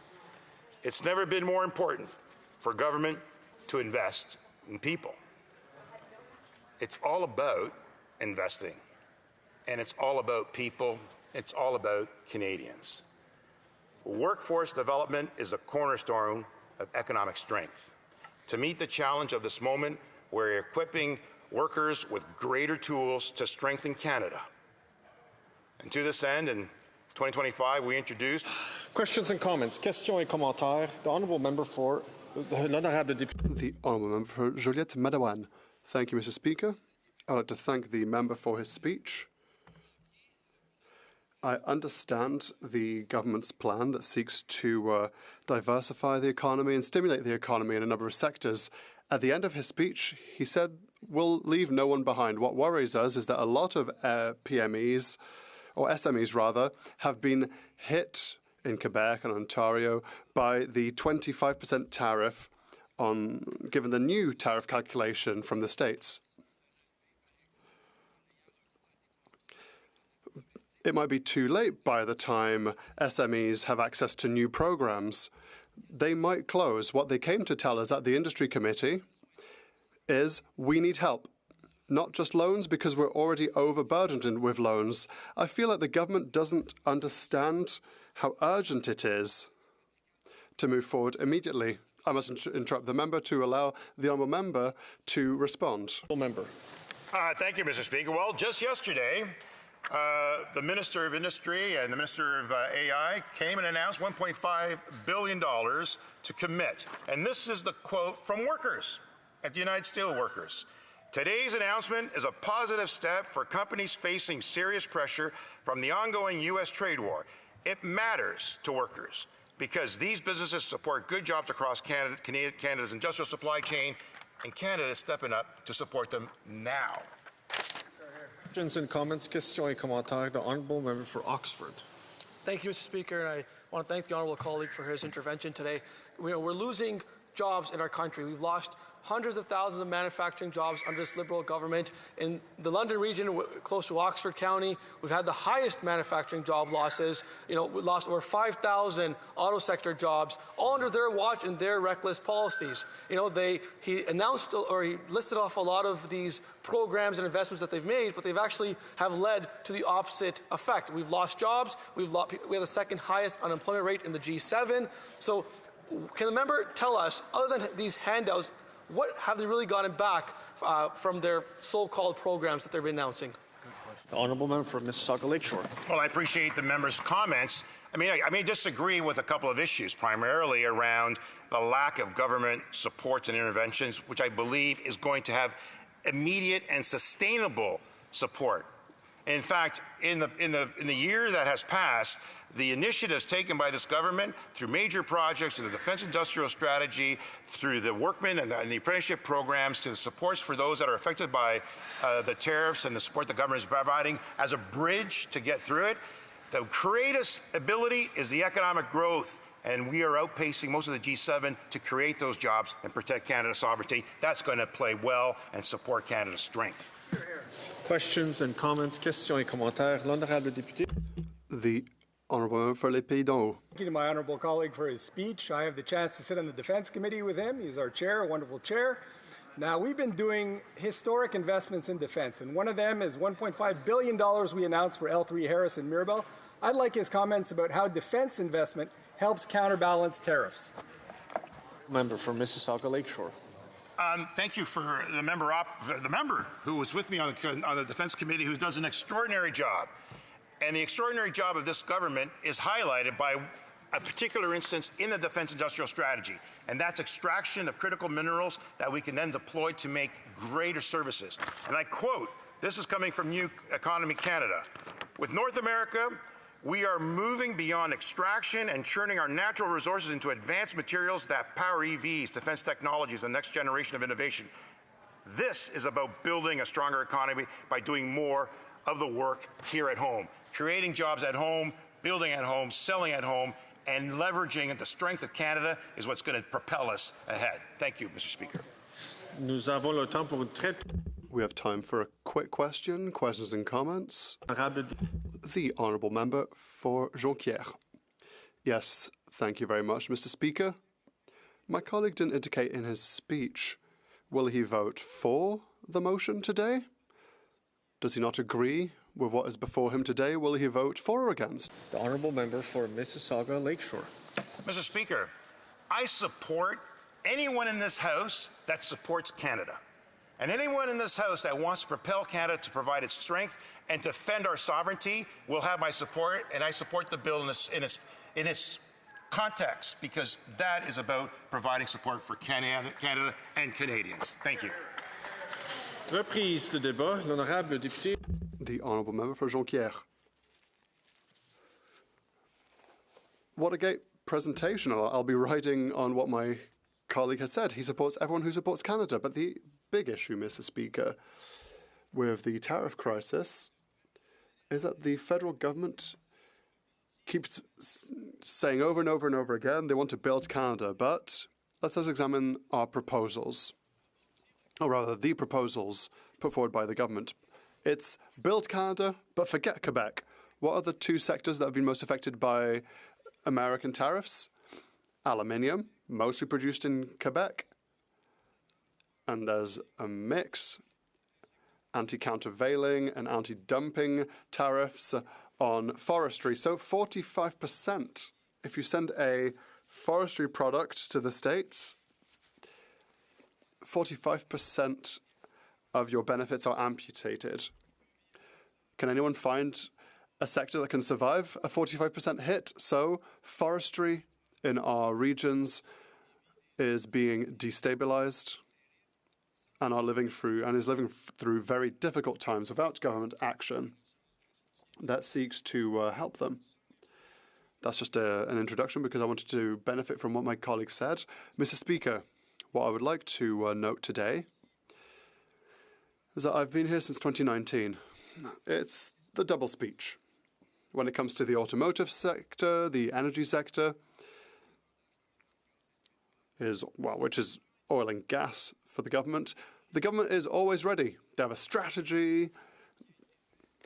The economic update was made with investments in oil and gas. It's standard procedure for the government. But when it comes to Quebec's powerhouses, the government is just absent. I'm generous, so I'll be sharing my time today with a colleague. I was angry, but now I'm back to being generous. Back to the double standards that I mentioned. What I was saying on Friday was the following. I read the economic update. If you want to understand, Mr. Speaker, what a document's intention is, you Control F, and you search for the word forestry or forests. How many times can you see the word forest or forestry? Forest, forestry. How many times is it in the economic update? Just 6 times. Aluminium, 12. Climate change, it's always time.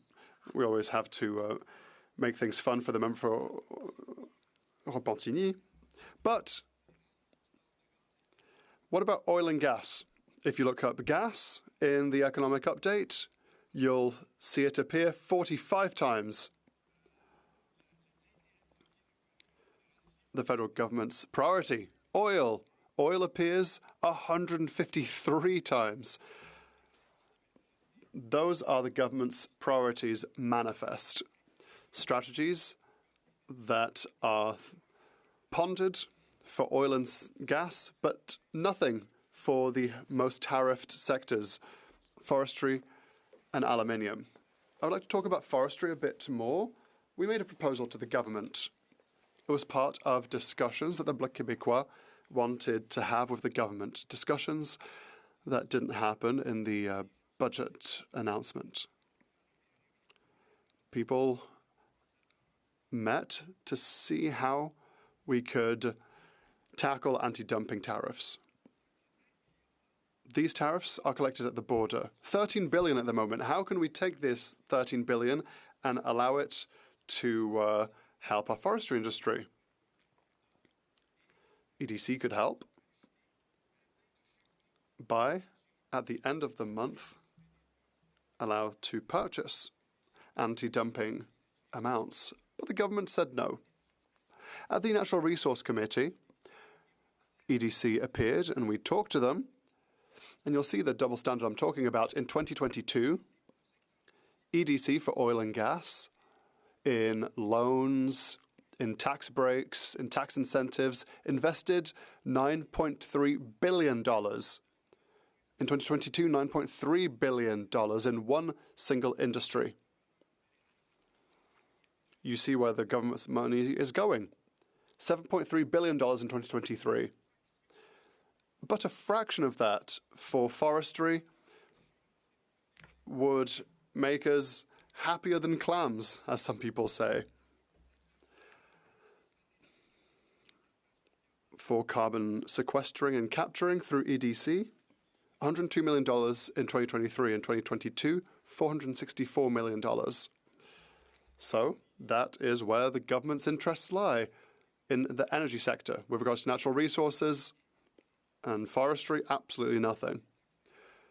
The member for Lac-Saint-Jean and myself studied the sector, saying what the federal government does for forestry. In the Saguenay-Lac-Saint-Jean sector, region,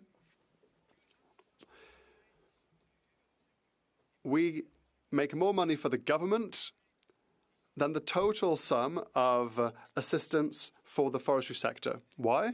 Because the federal government has always been afraid of fighting for forestry. And you see children are screaming in the galleries. It's so terrible. Sorry, now I've lost my train of thought.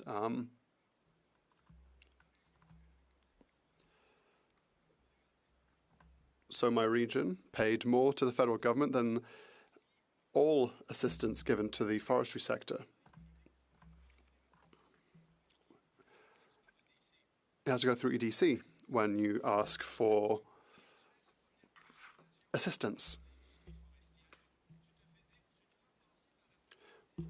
When we want assistance for forestry, we're told to go through international affairs, or foreign affairs rather, but then we're told, well, no, because it would go against our trade agreements with Americans and the softwood lumber dispute with Americans. So no companies can get assistance from the federal government. We pushed even further by saying, well, it's completely unjust. It's unfair, because a medium-sized forestry company, its main market is in Canada. It's a domestic market, so even that company that exports nothing to the States cannot receive any financial support from the government. And today, or soon, the federal government will table a strategy saying that we have to retool the sector, the forestry sector, so that it can go through the crisis, so it can have better added value. They say that, but in the last 20 years, they haven't put a single red cent in forestry. And today, they wonder why infrastructure investments are difficult. They wonder why small communities in the Saguenay-Lac-Saint-Jean and others are losing everything. We have wood mills that are consolidating. Pulp and paper is living through very difficult times, but there's no support from the government. Last August, the federal government granted amounts For the forestry sector, 7, 8 months later, no one had seen a red cent of these amounts. We had to reduce the program's parameters in order to fund certain companies, forestry companies. It feels like it'll be the same for aluminium. Primary aluminium is doing fairly well because the price is adjusted through the Midwest Prime. But aluminium processors in the Saguenay-Lac-Saint-Jean, notably, are having to weather an untenable storm. They are paying loans that they signed out in 2018, and the government are telling them, well, we'll allow you to sign new debts. Who could possibly operate in this with this way of doing things? The federal government is not doing its job. What has been announced is perhaps a good step forward, but we'll see how it will be deployed. What I wish is the following. Quebec gives money to the government. Stop using that money for oil and gas and start defending our interests. And I hope that Quebec colleagues from the Liberal government and from the Conservatives, I hope that they will be ready to support us on the matter. Questions and comments. L'honorable député. The Honourable Member for Longueuil Saint-Hubert. Thank you, Mr. Speaker. And listen, I listened to my colleague's speech. It was a very nice speech, and, you know, I would like to ask him a question. I listened to the bloc leader this morning, and, he spoke about the impact that tariffs are having on Quebec's economy. And he's right, but our government has already gotten to work. I'll remind my colleague that a bad agreement is worse than no agreement. So my question, given that context, does the Bloc Québécois also recognize the importance of reducing our trade dependence on the United States? And do they recognize that we need to help Quebec's SMEs access new international markets? The Honourable Member for Jonquière. Well, I'd like to say to my colleague, the worst dependence that we have, 90% of the oil and gas sector, the big players in the oil and gas sector, 90% they belong to foreign owners, and 60% belong to Americans. They've made record profits in recent years, and where's all that money going in dividends? It's going to the United States. That's even more shocking than the dependency of our forestry sector on the American market. We're paying the oil and gas sector, we're paying for their infrastructure, and the big players in that sector, well, they're taking their dividends and investing them in the United States, and that's what the government should be working on. And comments, the Honourable Member for London Fanshawe. Mr. Speaker, I'd like to thank the member from the Bloc for his excellent speech. Now, with regards to this bill, it is with regards to supporting the manufacturing sector. In London Fanshawe, there is a manufacturing sector that has brought up concerns with myself with regards to the tariffs. But repeatedly, the Liberal government keeps delaying and delaying and delaying when the so-called negotiations by the Prime Minister will be finalized and dealing with these tariffs between Canada and the U.S. I was wondering if the member from the Bloc, does he agree that the Prime Minister should tell Canadians when is the specific date when these negotiations will be finalized? Thank you, Mr. Speaker. The Honourable Member for Jonquière.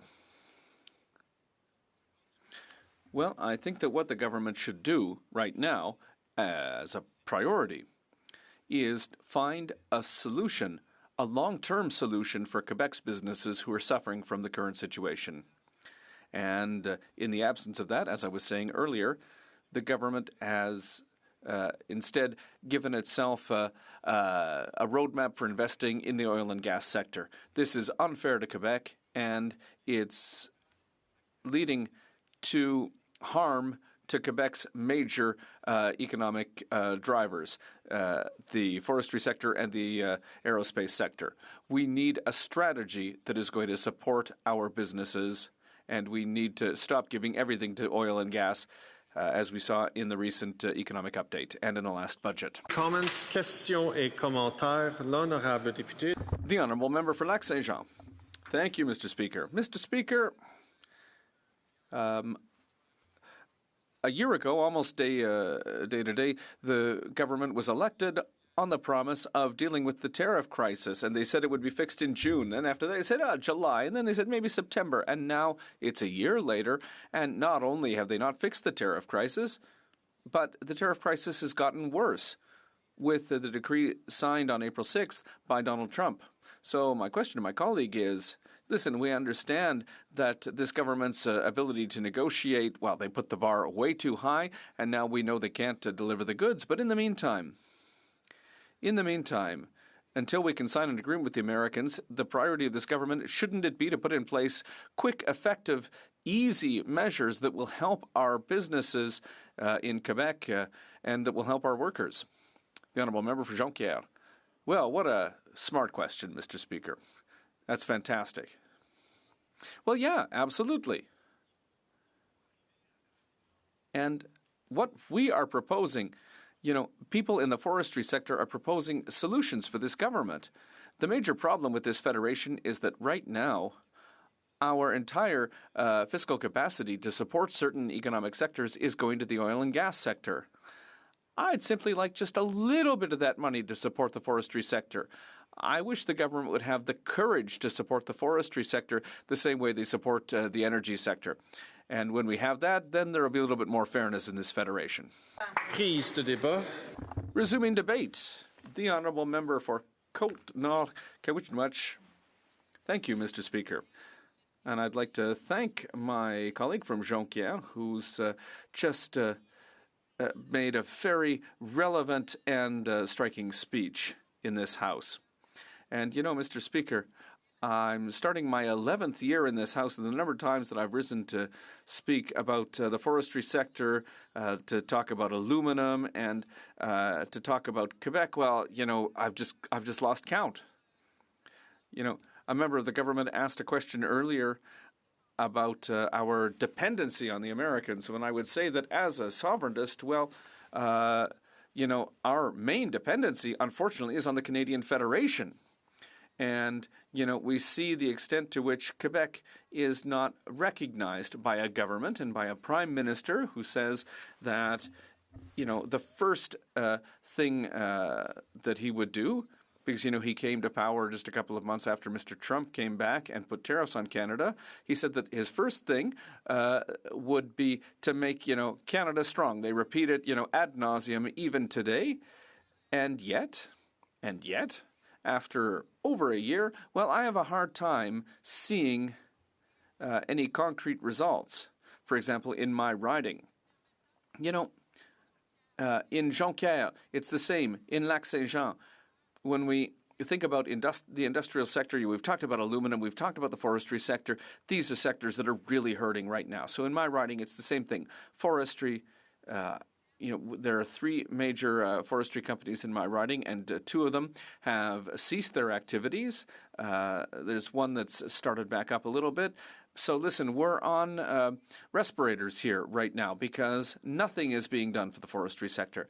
And, I say a year, but Mr. Speaker, it's been 11 years now, but we could say it's even been 40 years when it comes to the forestry sector, which is really, the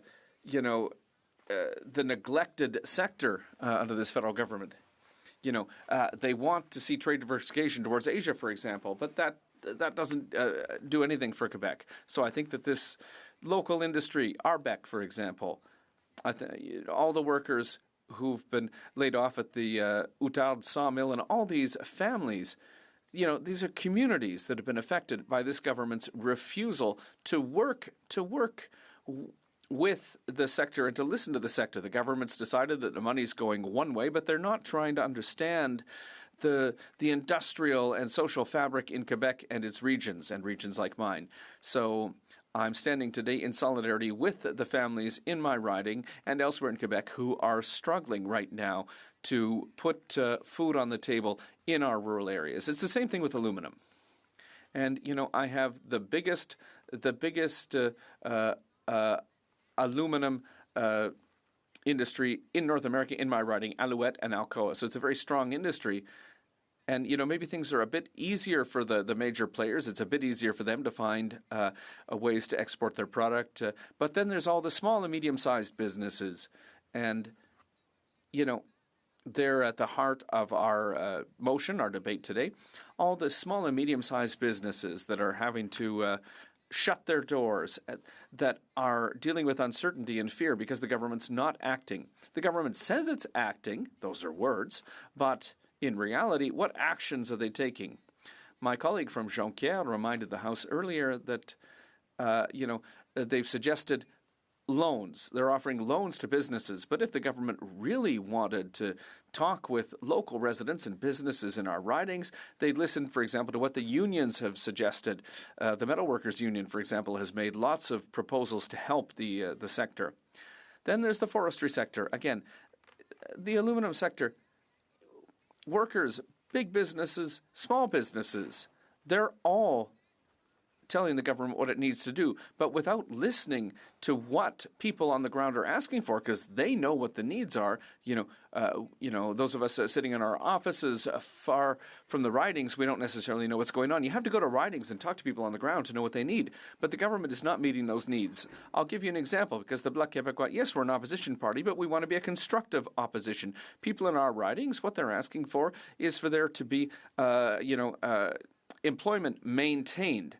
When an industry has to shut down because they're threatened by tariffs, they can lose their employees. So if businesses can maintain their employees, if those employees can get a salary, and the business maintains that expertise, that employment, that's something that is good for the entire sector, because then we know that as soon as business picks back up, that the labor force will be there. And, a trained labor force isn't always there when you need it. I live in a rural area, 350,000 square kilometers for 100,000 people. We need workers. But when parts of our economy are in jeopardy, there are workers who leave, they go elsewhere, and they maybe never come back. And so that's the infernal spiral that we're seeing right now. So that's what businesses, small businesses, are looking for right now. And that's what workers are looking for. They're looking for that respect. We did this in COVID with, salary subsidies because, listen, the Prime Minister says that he wants to have, a strong economy. Well, one way to keep the economy strong is to keep employees where they are. And, the government's saying, take out loans, but putting more debt on the back of businesses isn't going to help them either in the long term.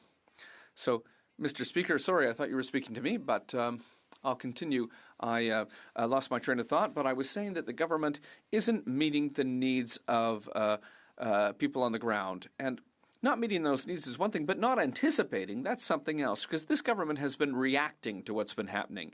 And, CUSMA and the renegotiation of CUSMA, that's not new. This is something that happens on a cyclical basis. It's something that we should be able to plan for. With the American president, I think we should have expected that there would be problems. We know that he's been creating problems for over a year. And yet the government doesn't have anything concrete either in the economic update from last week or in the actions that they're apparently taking to renegotiate CUSMA. Nothing's being done, and this is really concerning. So the government is simply reactive. And I have the impression, Mr. Speaker, that, listen, I listened to the finance minister during the economic update last week, and it's just slogan after slogan after slogan. And, that's one thing, if there's slogans in an election, but to come back with slogan after slogan, this idea of a sacrosanct, strong economy, a Canada strong. But, right now it's not working. This, a member of the government was talking about this idea of being dependent on another government, but we have a problem with it being dependent on the Canadian government in Quebec, because Quebec's money doesn't all come back to Quebec. Quebec sends tax money to Quebec, and we get the money back with conditions. The government says, this is how you should use your own money. It's paternalistic. And we see that, things aren't working right now. The government has decided to contribute to industries that Quebecers would not choose to contribute to. Pipelines, oil and gas in the West. That's not what we're looking for in Quebec. We want to develop our economy in another way. The forestry sector, the aluminum sector, that's what we do in Quebec, and we do it well. So we'd like to see that money come back to Quebec. Just, our fair share. And,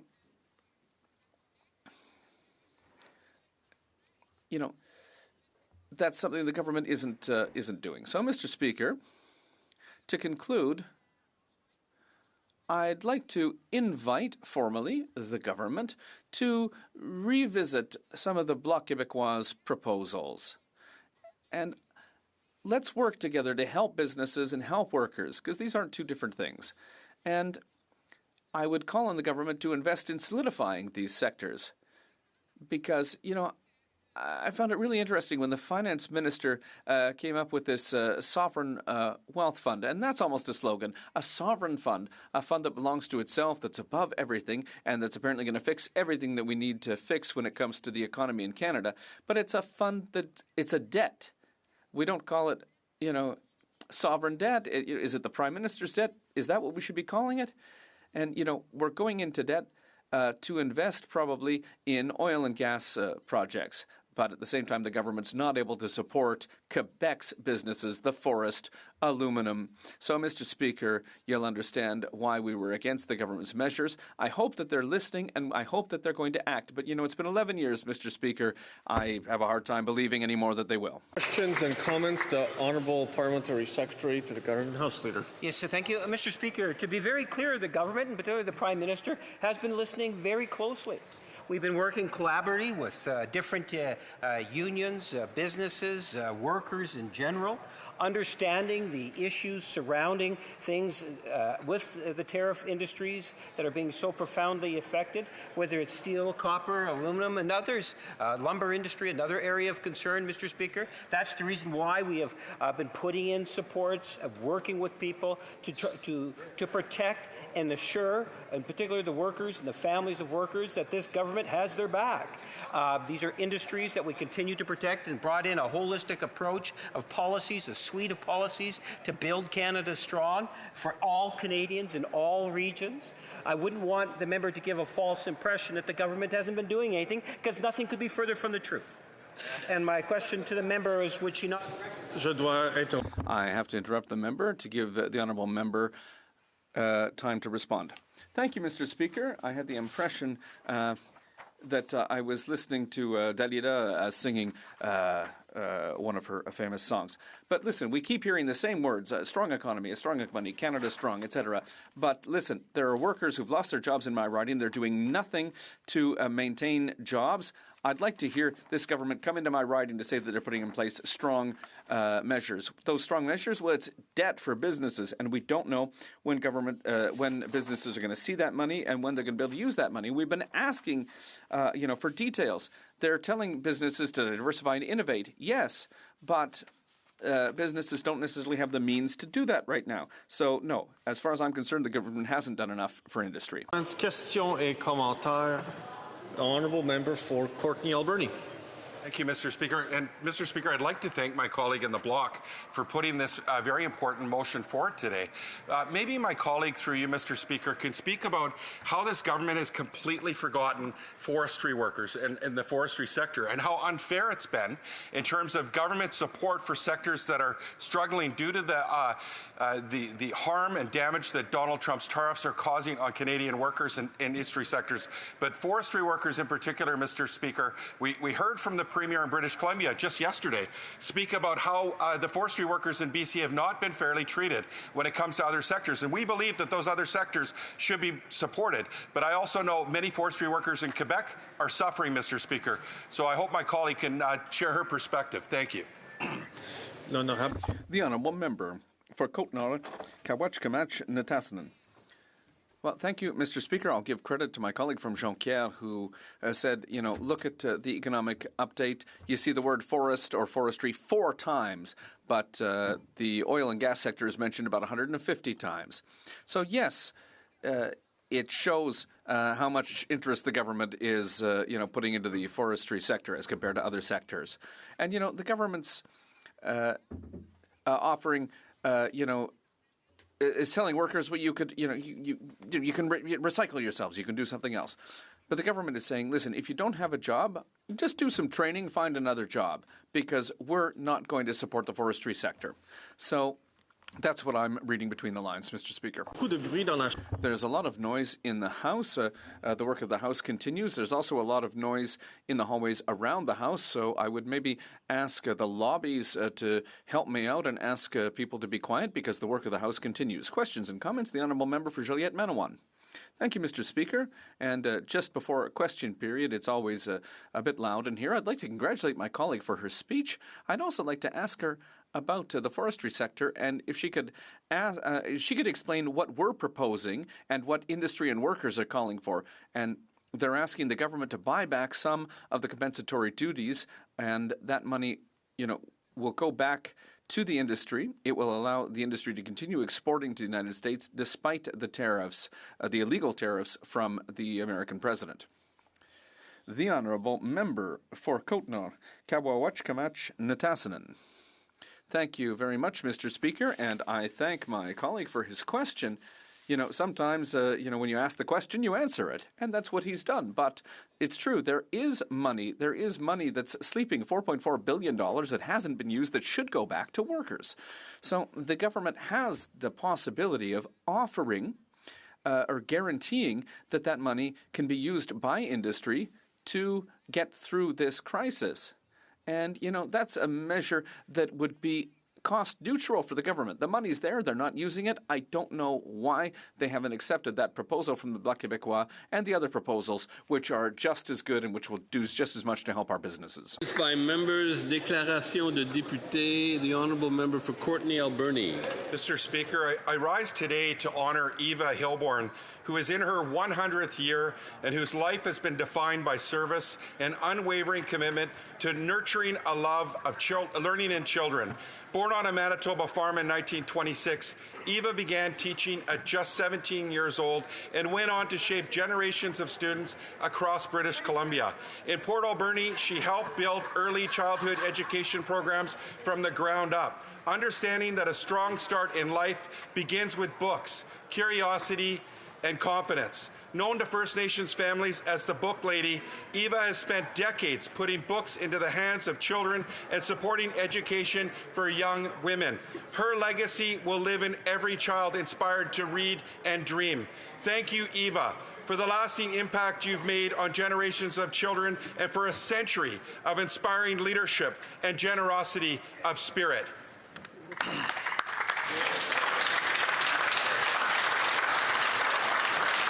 The Honourable Member for Brampton Centre.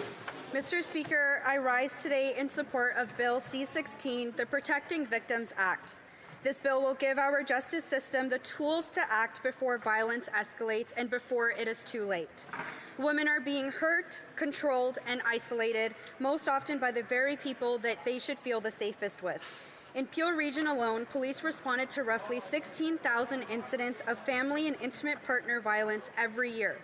That's 16,000 calls for help and 16,000 moments of fear. And those are only the ones that we hear about. Behind closed doors, in silence, there are countless more, and sometimes, Mr. Speaker, that silence ends in tragedy. We call it femicide. Bill C-16 says clearly that this must stop. It recognizes femicide as first-degree murder, and it acknowledges that abuse is not only physical, it is coercion, control, and fear. Mr. Speaker, the need is urgent, and I urge every member of this House to stand with victims, to stand for justice, and to support Bill C-16. The Honourable Member for Langley Township, Fraser Heights. 81 years ago today, on May 5th, 1945, Canadian forces finally secured the liberation of the Netherlands from Nazi occupation. It marked the end of a hard-fought campaign that began on D-Day in northern France, continued through a bitterly cold winter and brutal fighting along the Scheldt River, and concluded with the liberation of Arnhem and surrounding towns and cities. Victory came at a high cost of the lives of 7,600 Canadian soldiers. From that sacrifice emerged a deep and enduring friendship between Canada and the Netherlands. It led to a wave of Dutch immigration to Canada after the war, including my own parents, and it continues to be honored on both sides of the Atlantic. Earlier today, we reflected that legacy with a simple yet elegant flag-raising ceremony here in Ottawa, celebrating the lasting bond between two freedom-loving democratic nations. May the friendship endure. The honourable member for Humber River Black Creek. Mr. Speaker, I rise today again and as well to support Bill C-16, the Promoting Victims Act, Protecting Victims Act. Grounded in a simple but powerful principle, abuse and harassment are not acceptable no matter who they target, and we are not going to normalize that any longer. Bill C-16 puts safety and dignity of victims first, especially women, children, and survivors, by modernizing the criminal code to address coercive control and online exploitation. Violence and harassment seldom start with a single act. They emerge through patterns of intimidation. I've experienced this personally, as have many of my colleagues. Deliberate middle-of-the-night calls meant to intimidate, using a number shared widely by email with incitement to harass. That is not civic engagement. This Bill C-16 recognizes those patterns and gives our justice system the tools to intervene earlier and to act. And it also strengthens victims' rights and helps ensure serious cases are not lost to delay. Bill C-16 helps ensure safety. The honourable member for Port-Neuf, Jacques Cartier. Thank you, Mr. Speaker. As the school year draws to a close, I am pleased to address all the graduating students of Port-Neuf Jacques Cartier. My heartfelt congratulations to each and every one of you. It's thanks to your tenacity and determination that you are reaching this important milestone. The future belongs to you. I wish you a happy and promising future. A responsible government must manage our country's finances effectively and reduce the deficit to give our young people confidence. Rest assured of my commitment as part of the official opposition to work every day on behalf of you, the youth. On a personal note, I would also like to add that I am now a proud grandfather. I've had the immense joy of welcoming, thank you, to our family, little Eloise. She is the apple of her parents' and her grandpa's eyes. As the parent of two young adults, Charles-Antoine and Anne-Frédérique, two young adults that are my pride and joy, just as much as the lovely Eloise, I hope we can restore confidence in our youth. Let's believe in them. They have the right to make their dreams come true. The honourable member for Rivière-des-Mille-Îles. Mr. Speaker, entering politics means choosing to serve and to advance our democracy. Personal attacks, intimidation, and hatred have no place in our institutions, nor in our society. We all have a responsibility to foster an environment where everyone can contribute to public discourse with dignity and kindness. As we will soon be marking the National Day of Awareness for missing and murdered Indigenous women and girls, we must continue to promote a society based on listening, respect, and safety for all. As chair of the Women's Caucus, I would also like to highlight the important contribution women make to the political and public life of our country, and a support to C-16. A strong democracy is one where everyone is encouraged to participate and get involved. Thank you. The honourable member for Moose Jaw Lake Centre Lanigan. Mr. Speaker, I went to Moose Jaw the way a lot of people do, through the Royal Canadian Air Force, and decided to plant my roots and build my life in that community. The men and women I served alongside understood something fundamental, that discipline, sacrifice, and excellence are not words on a page, they are daily choices. Today, we welcome the Royal Canadian Air Force to Parliament Hill for Air Force Day on the Hill. I think of the instructors, technicians, air crews, medics, and support personnel at 15 Wing who keep our proud nation alive. NATO allies have sent their pilots there because Canada's training standard is considered the best in the world. Our Air Force is one of Canada's most vital national institutions, and the people who serve in it are among the best in this country that has to offer. To everyone serving, past and present, we see you, we are grateful. Per Adra, ad Astra. Hear, hear. L'honorable député. The honourable member for Saint-Boniface Saint-Vital. Today on Red Dress Day, we honor the memory of missing and murdered Indigenous women, girls, and Two-Spirit people. Partout au pays. Throughout this country, and specifically in Manitoba, this tragedy continues to affect families, communities, and entire generations. Behind every red dress is a life, a story, and a deep loss. I had the honor of attending the announcement of the Manitoba Red Dress Alert Pilot Project, led by the group Higanawe ni Mananig, which means we all take care of them. This important initiative reflects the commitment of communities to raising awareness, commemorating, and advancing justice. While this work is essential, much work remains. We must continue working in partnership with Indigenous communities to end this national crisis and ensure the safety of Indigenous women and girls. Today we remember, we listen, and we act. Merci.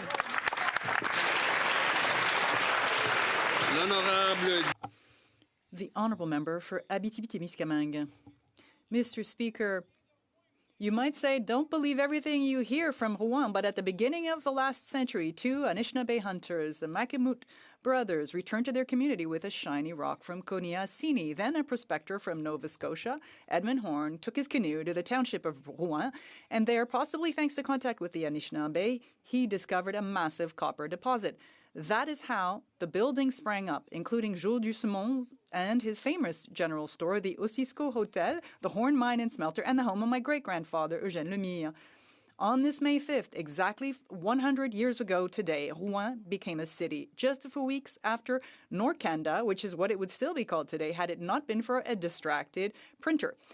Rouen-Noranda is the national copper capital, the self-proclaimed cultural capital, the capital of endless possibilities. I'd like to take this opportunity to highlight the incredible journey of our Huskies. This team, built in our image, is often overlooked, but made up of hard-working people with heart and grit who never give up. To all of you, welcome to our home to celebrate. The Honourable Member for Côte-Nord, Kawachi-Kamach-Nitassinan. Mr. Speaker, 20 years ago this year, Kelly Morrisseau was murdered. This young Indigenous woman, 7 months pregnant, was found at the entrance to Gatineau Park, less than 7 kilometers from Parliament. 20 years later, her killer remains unknown. There are thousands of Kelly Morrisseaus, young girls and women murdered and missing. There are thousands of them, and we have no right to forget them. Today, on Red Dress Day, let us honor the memory of the women, girls, and Two-Spirit people who have been murdered and those who are missing, whose families have never found them. We know that Indigenous women are overrepresented in femicides, in domestic violence, in living conditions that leave them vulnerable. And yet, the 231 calls for justice from the National Inquiry have still not been answered at the federal level. We know this, and it's happening right before our eyes. Like the murder of Kelly Morrisseau 20 years ago, less than 7 kilometers from Parliament. Let us never forget this, and let's take action.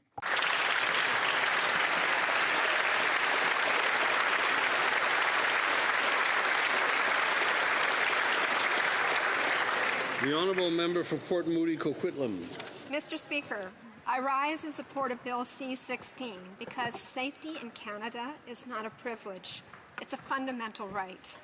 Intimate partner violence isolates people in fear and in silence. It erodes dignity, it weakens communities, and it calls on every single one of us to respond with clarity and with resolve. We are also seeing a rise in harassment, including online. Too many people are experiencing it, especially women. Each of us deserves to feel safe at home, at work, and in public life. Mr. Speaker, Bill C-16 moves us forward. It reinforces something fundamental, that in Canada, safety, dignity, and respect must be upheld for everyone. Merci beaucoup. The Honourable Member for Fundy Royal.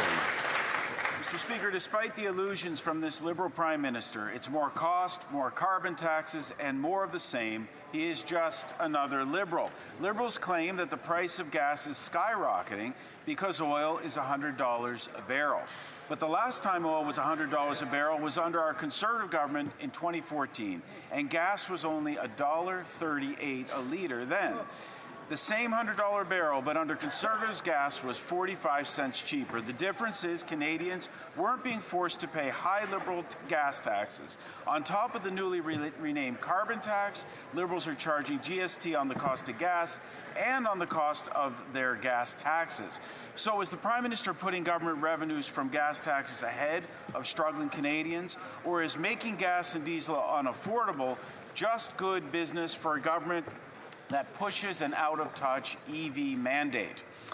The Liberals should take our common sense plan to remove all of the taxes on gas all of the year, unblock our oil and gas production, and make Canada affordable and strong.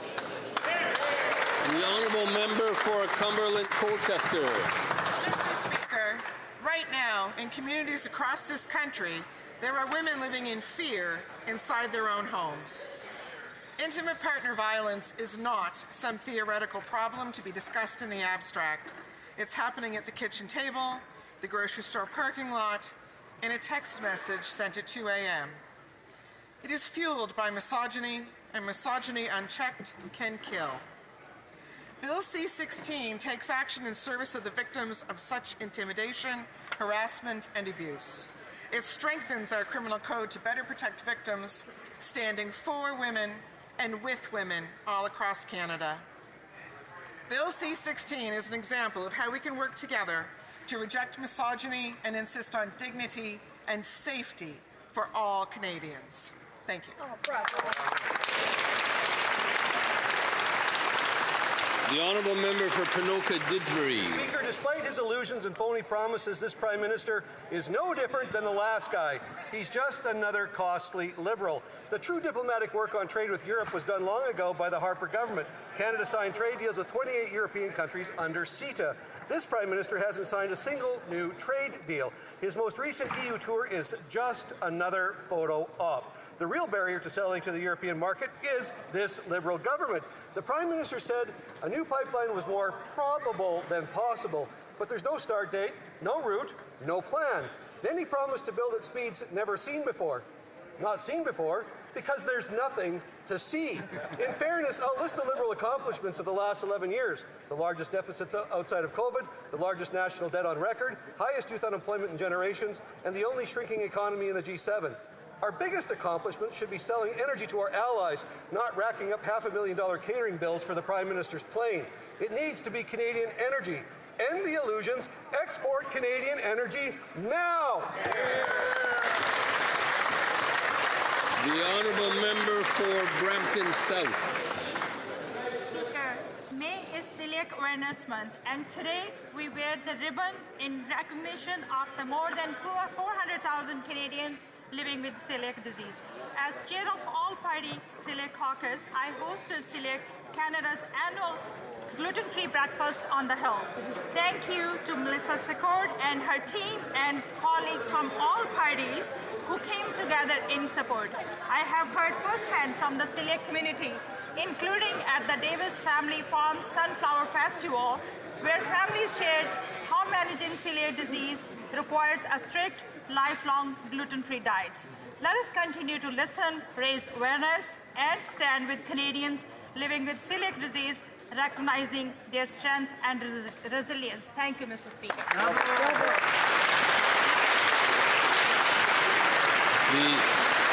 The honourable member for North Island, Powell River.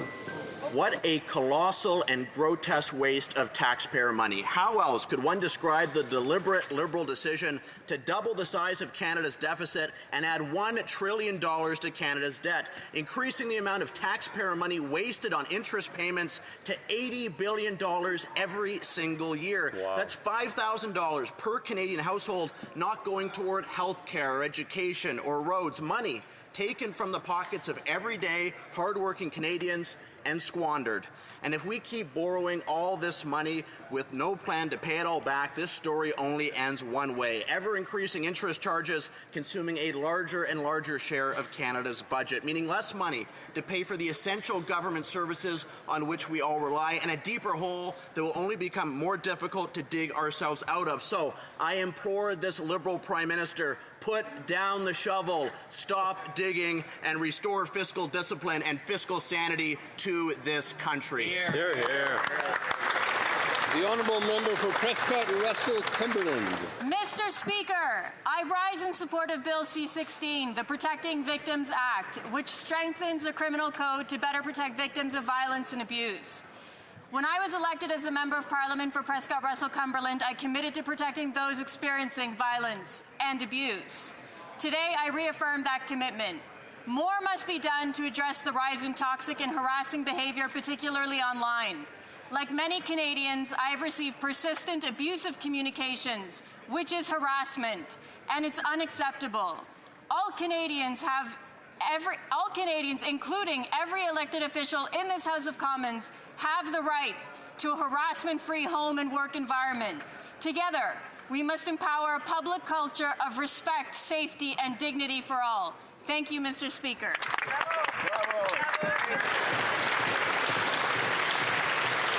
Oral questions. Questions orales. The Honourable Leader of the Opposition.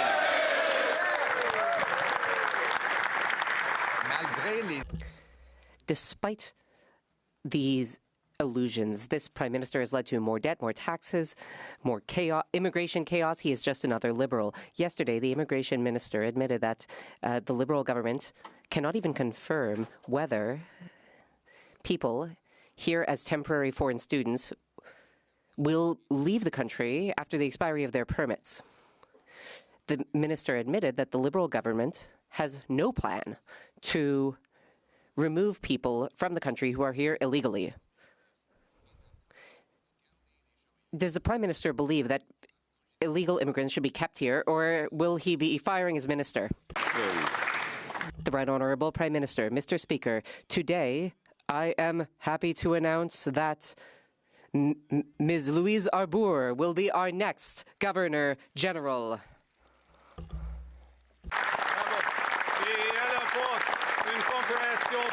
She brings an in-depth understanding of Canadian constitutional law, democracy, freedom, and the rights of all Canadians and people all over the world. Honourable Leader of the Opposition.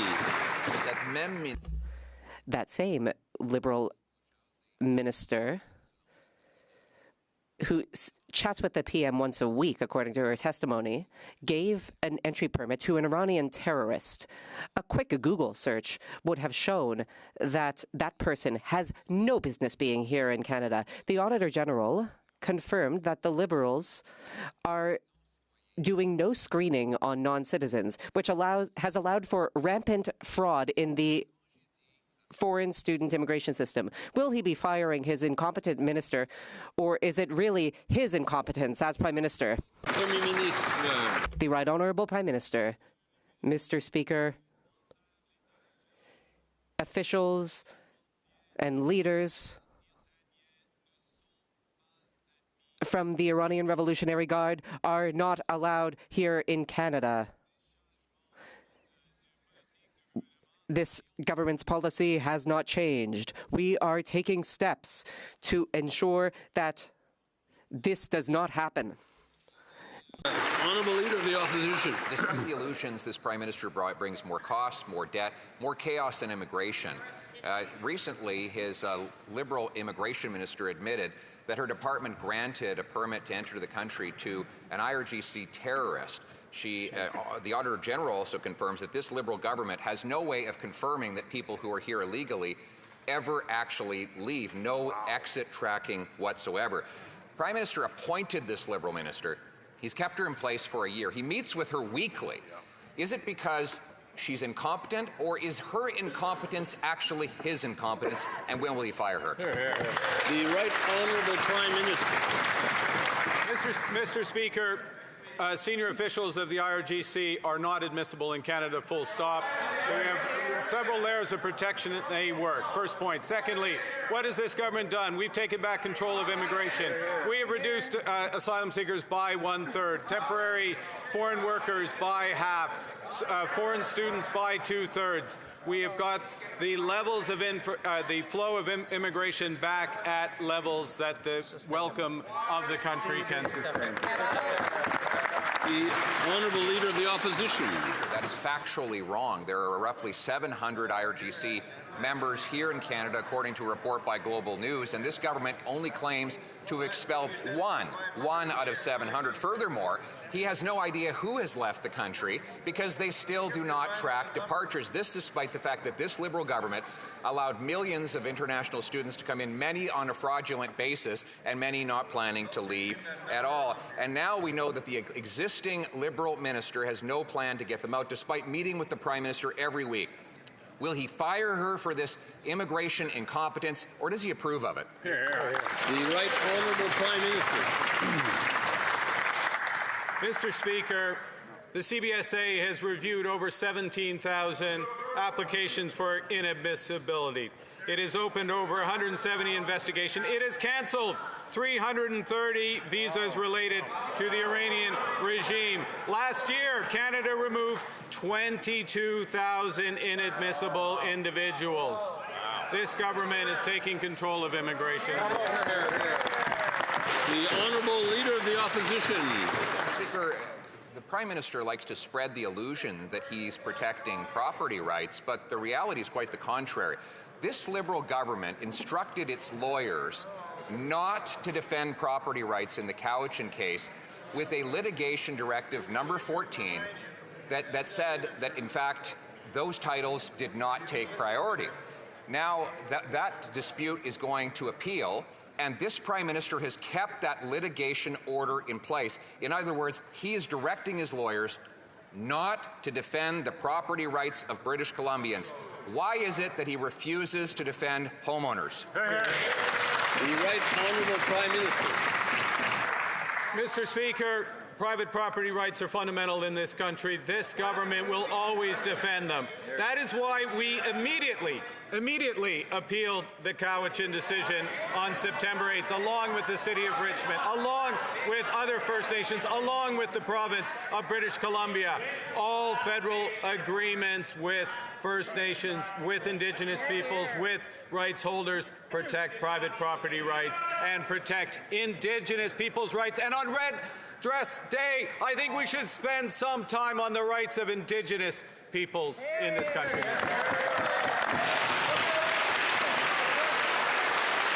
The Honourable Leader of the Opposition. Mr. Speaker, the Prime Minister's answer on property rights is all an illusion. This Liberal government directed its lawyers not to defend property rights. In litigation directive number 14, it said that lawyers are not to make the case that fee simple property ownership takes precedence over all other claims. That directive is still on the government website, meaning that in all the litigation that is coming up on property ownership, this Prime Minister is directing his lawyers not to do their jobs and not to defend British Columbia homeowners. Why? The Right Honourable Prime Minister. Mr. Speaker, the only illusion is that this makeover is going to work any better than other makeovers. This government will always defend private property rights. We immediately appealed the Cowichan decision. We have always defended private property rights. We always will, and we will always defend the rights of Indigenous peoples to build Canada that's stronger, fairer, and more independent. The Honourable Member for Beloeil-Chambly. Mr. Speaker, the government has announced support measures for businesses. These measures are set to have a positive effect over the long term, certainly, but they will not allow jobs to be kept in place. They will not allow businesses to keep expertise in-house. I wish to understand why the Prime Minister is not taking up the proposal of his own party a few years ago, wage subsidies for businesses in peril. The Right Honourable Prime Minister. Mr. Speaker, I would like to thank the member across the way, and I would like to thank the Minister of Industry, who today announced new programs worth $1 billion and $500 million respectively to support workers and businesses in steel, aluminum, and copper all across Canada. The Honourable Member for Blaye-Chambly. Unfortunately, the Prime Minister did not answer my question, so I'll word it differently, and maybe that will work. In this context, the measures he is announcing will only have impacts over the medium, long, or very long term. But businesses are in danger right now, in the short term, as the Prime Minister and his government negotiates with the United States. Ought I to understand that by refusing to put in place wage subsidies, the Prime Minister is expressing that he does not believe he will be able to get a deal signed with the United States? The Right Honourable Prime Minister. Mr. Speaker, the amounts of money I have just described will be provided immediately to businesses. Big businesses yet, but also small and medium enterprises. The president of the Canadian Aluminum Association has praised these measures, which he said would give breathing room to small businesses and their workers. The Honourable Member for Blaye-Chambly. One thing that the Prime Minister no doubt knows as an economist is that small and medium enterprises are struggling. What is more, businesses can hardly afford to go further into debt to keep keep jobs around. That is the last thing they want to do. Will the Prime Minister go back to the drawing board? We are extending an olive branch. Will he create a wage subsidy program for this economic transition period? The Right Honourable Prime Minister. Mr. Speaker, I would inform Mr. Simard that he doesn't care about Quebec small businesses. I'm sure that will be surprising to him. The Quebec Association of Exporters has also praised the measures announced yesterday by the Minister of Industry, because these measures will help businesses, they will help workers, they will help us build a stronger, more resilient and more independent Canada. My question is for the Prime Minister. He likes to blame $1.85 gas on $100 a barrel oil. But in 2014, the cost of a barrel of oil was the same, but gas only cost $1.38, almost 50 cents less than it does today. What makes up the difference? Taxes, inflationary deficits, and liberal environmental policies which have reduced the value of our dollar. Will he remove all taxes on gasoline for the rest of the year? The Honourable Minister of Finance. Mr. Speaker, let me explain this to the Honourable Leader of the Opposition. There's a little conflict going on in the Strait of Hormuz. We are dealing with unprecedented levels of uncertainty in the world economy. The Director General of the International Energy Agency has said that we are going through the greatest energy shock the world has ever seen. Meanwhile, the opposition leader is criticizing the government when we are doing things right. We are helping Canadians with affordability. We lifted the excise tax on gasoline. Gas prices will fall, and that is a result of what this government is doing. Mr. Speaker, increases in the price of a barrel of oil explain part of the increased gas costs, but in 2014, a barrel of oil cost the same amount. It cost $100. However, at the pump, gas costs 50 cents less. Also, in the United States, gas costs 15% less than it does here. So there is a problem going on here in Canadian soil, and that's what makes up the difference. And that something is the weak dollar and the inflationary debt and deficits. Will the Prime Minister get up in the House of Commons and say that he will be lifting all taxes on gasoline for the rest of the year? Yes or no? The Honourable Minister of Finance. Mr. Speaker, we are doing things right. We put in place a targeted measure, a temporary measure, one that will help everyday Canadians. On our side of the House, we do our part. The federal government has done its part by lifting the federal excise tax on fuel. We are there for the people of Canada. We will continue to be there for them. We will continue to support our industries, our businesses, and our people because, Mr. Speaker, we believe in building a strong and prosperous Canada. Mr. Speaker, it's just another illusion. This Prime Minister brings more costs, more debt, more taxes. Let's look at gas, for example. He likes to blame the $1.85 a litre cost at the pumps and the fact that we have $100 global oil prices. But back in 2014, we also had $100 global oil prices, and the price at the pump was $1.38, almost 50 cents cheaper, even though the world price was exactly the same. The difference is explained by this Liberal Prime Minister's inflationary debt and newly renamed carbon taxes on top of a weak dollar. So will he at least take all Liberal taxes off gas for the rest of the year? The Honourable Minister of Finance. But let me help the Leader of the Opposition. He may have heard of the Strait of Hormuz, he may have heard about Iran, he may have heard about a conflict, Mr. Speaker. What we're seeing, Mr. Speaker, is unprecedented. You don't need to take it from us, take it from the Administrator General of the International Energy Agency, Mr. Speaker. This is the biggest shock we have seen in energy, Mr. Speaker. But on this side of the House, we're happy to do our part. We are very pleased to have suspended the federal excise tax on gas, Mr. Speaker. We heard from Canadians. They say, give us a break. Help us at this time. We're happy to do our part. We're going to build Canada. The Honourable Leader of the Opposition. The Strait of Hormuz might explain why global oil prices are $100 a barrel, but they were $100 a barrel back in 2014. And at that time, when Conservatives were in power, gas prices were 50 cents a litre cheaper. Wow. South of the border, they have the same global oil price of $100 a barrel.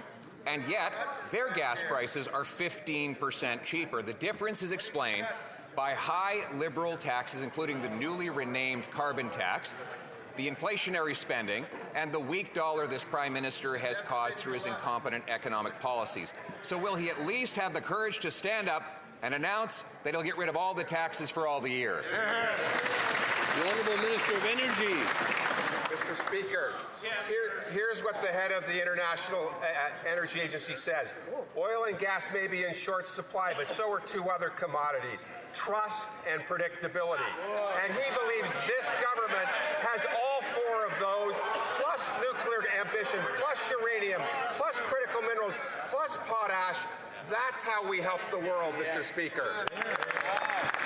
The Honourable Leader of the Opposition. You can't even trust this Prime Minister to stand up and answer questions, Mr. Speaker. In fact, after a year of being Prime Minister, promising to build at unprecedented speeds, he was asked last week if he even supports ever building a pipeline to the Pacific, and his response was, so all of that lines up to it's more likely than not, which means more probable than possible, but none of that is to say certain, still a lot of work to be done. End quote. Mr. Speaker, it's like a riddle from Dr. Seuss. So how much will be the cost of green eggs and ham next year? The Honourable Minister of Energy. Mr. Speaker, if the Leader of the Opposition would take some time away from his social media clips and look at what's happening, we're building a new pipeline from Taylor to Gordondale. We're building a new pipeline in...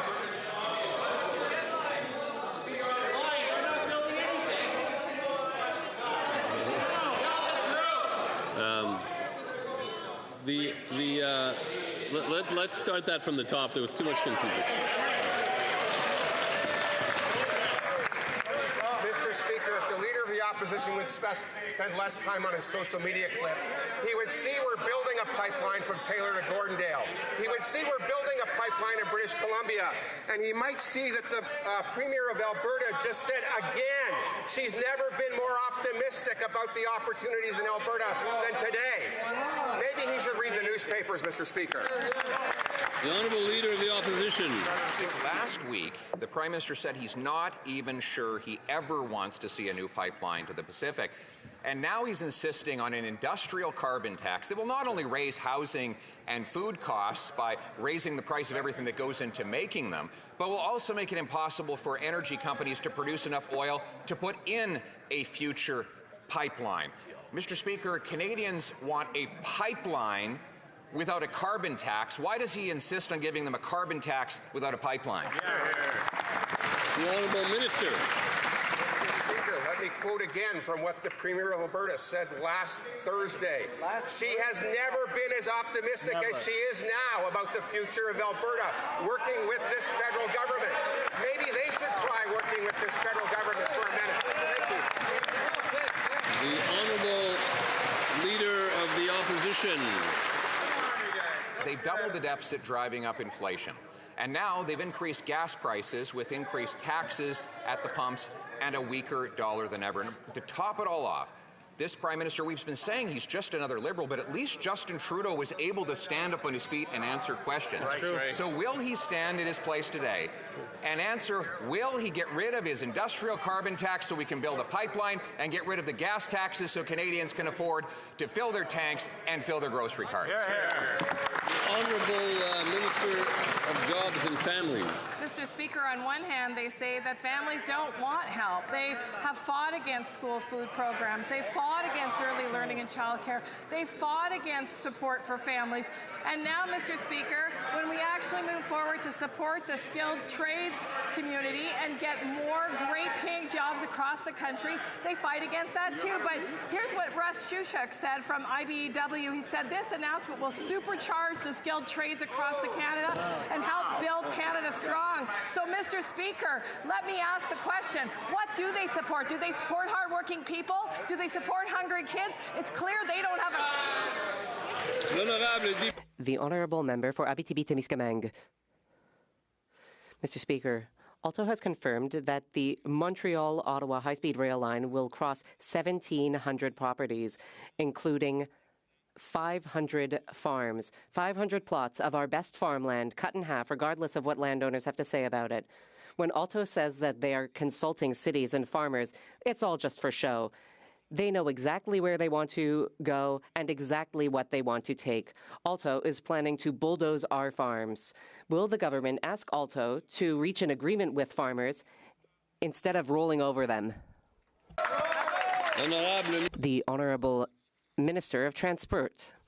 Of course, we will strive to reach an agreement with farmers. Of course, we will work with communities and mayors and reeves and stakeholders in Ontario and Quebec. We will build, Mr. Speaker, we will build a piece of green technology which will change transportation in Canada forever. We will invest in this project because Canada is ready for high-speed, high-tech transportation.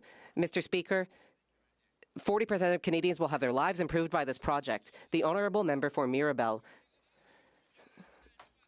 Mr. Speaker, Alto's bulldozer is bearing down on the people of Mirabel. First, Alto employees knocked on people's doors to ask for access to their land to carry out inspections. Now they're sending letters trying to buy limitless access to land for $1,500. Limitless access for 3 days, night and day. Imagine the stress people are under. They've never been consulted, and now people and letters are showing up saying that their land might be taken away. Will Alto take a step back and solve its social acceptability issues instead of acting like a bully? The Honourable Minister. Mr. Speaker. All of this sackcloth and ashes here, just because people are going around inspecting land, doing the necessary work to prepare for the construction of a 1,000-kilometer-long rail line. This is a project that is getting people dreaming, and it's something that we will do with people on the ground, including farmers. And Canadians have noted the rhetoric and the opposition of the Bloc Québécois. People are dreaming of being able to access this high-tech transportation in Canada. The Honourable Member for Port-Neuf-Jacques-Cartier. Mr. Speaker, our young people ought to be able to view the future with hope. But the Liberals say that all is well and there is no cost of living issue. Yet in Port-Neuf-Jacques-Cartier, people tell me that everything is more expensive, there's more debt, more taxes, and all of this is being charged to the national credit card. The deficit is colossal, $1 trillion since the Liberals came to power. When will this costly Liberal Prime Minister stop spending recklessly and mortgaging our young people's future? The Honourable Government House Leader. I will continue along the same vein. My colleague, the Minister of Employment, has just unveiled the workforce training program. We hope to deploy something like this in Quebec. We're talking about 51,000 jobs for people in construction and engineering, all sorts of jobs, all people who will help us realize our great ambition to build a high-speed train in Canada. It will be called Alto, and it will be done with our young people. That should give them hope.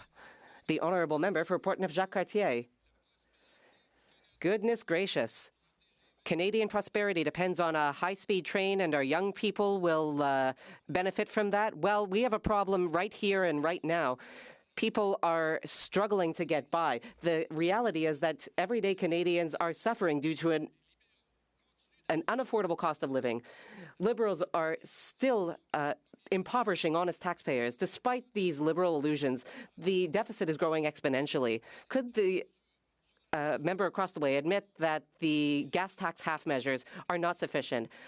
How come this Prime Minister is so obsessed with protecting his bottom line that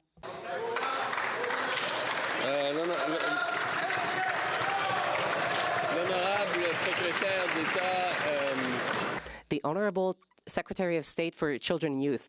Thank you, Mr. Speaker. Just a few weeks ago, in the Spring Economic Update, we invested a $6 billion. We announced a $6 billion investment to recruit 100,000 trades workers in Canada, including in Quebec. We are getting major projects built. We will be building Canada strong all throughout the country, and we will do it with our young people. We will give them career opportunities for their future. Thank you, Mr. Speaker. The Honourable Member for Mégantic-l'Érable-Lotbinière. You know, Mr. Speaker, when we talk about illusions, here's a striking example of it, because when we talk to young people in our ridings, we don't see the enthusiasm the member across the way has shown. People are still lining up in front of food banks. Young people cannot afford to live anywhere. Why?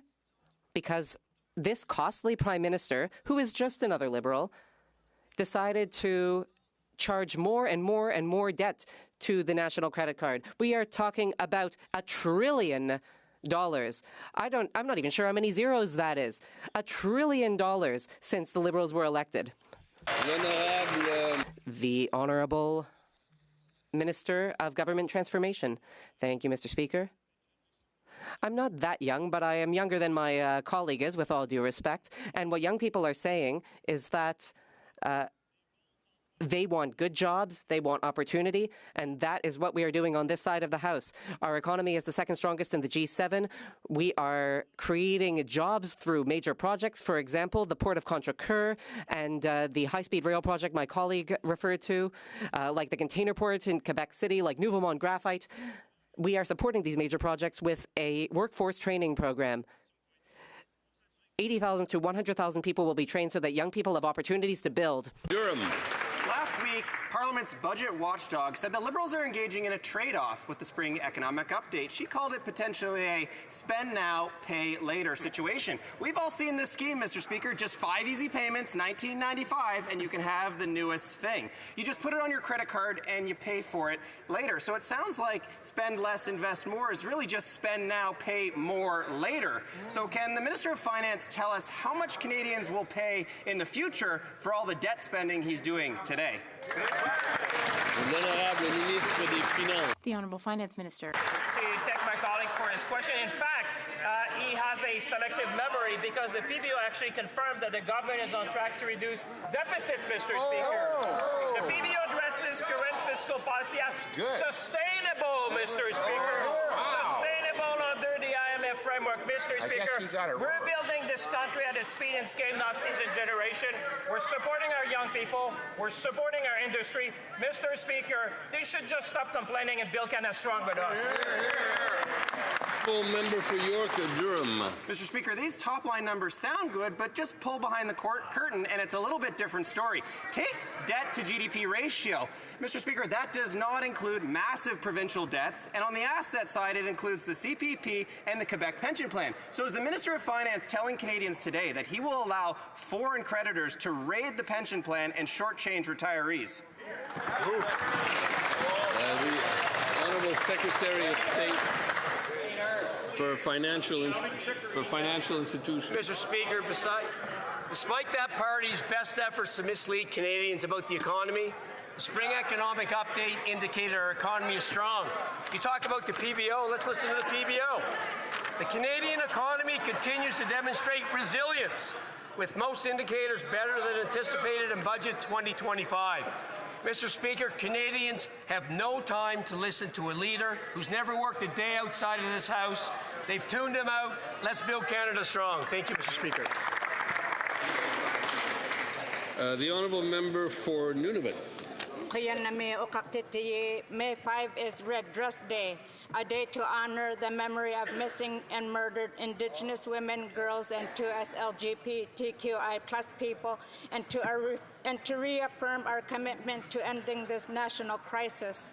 Could the Minister of Crown Indigenous Relations please update the House on the work our government is doing to build a stronger, safer country for Indigenous women, girls, and 2S LGBTQI+ people? Honourable Minister for Crown Indigenous Relations.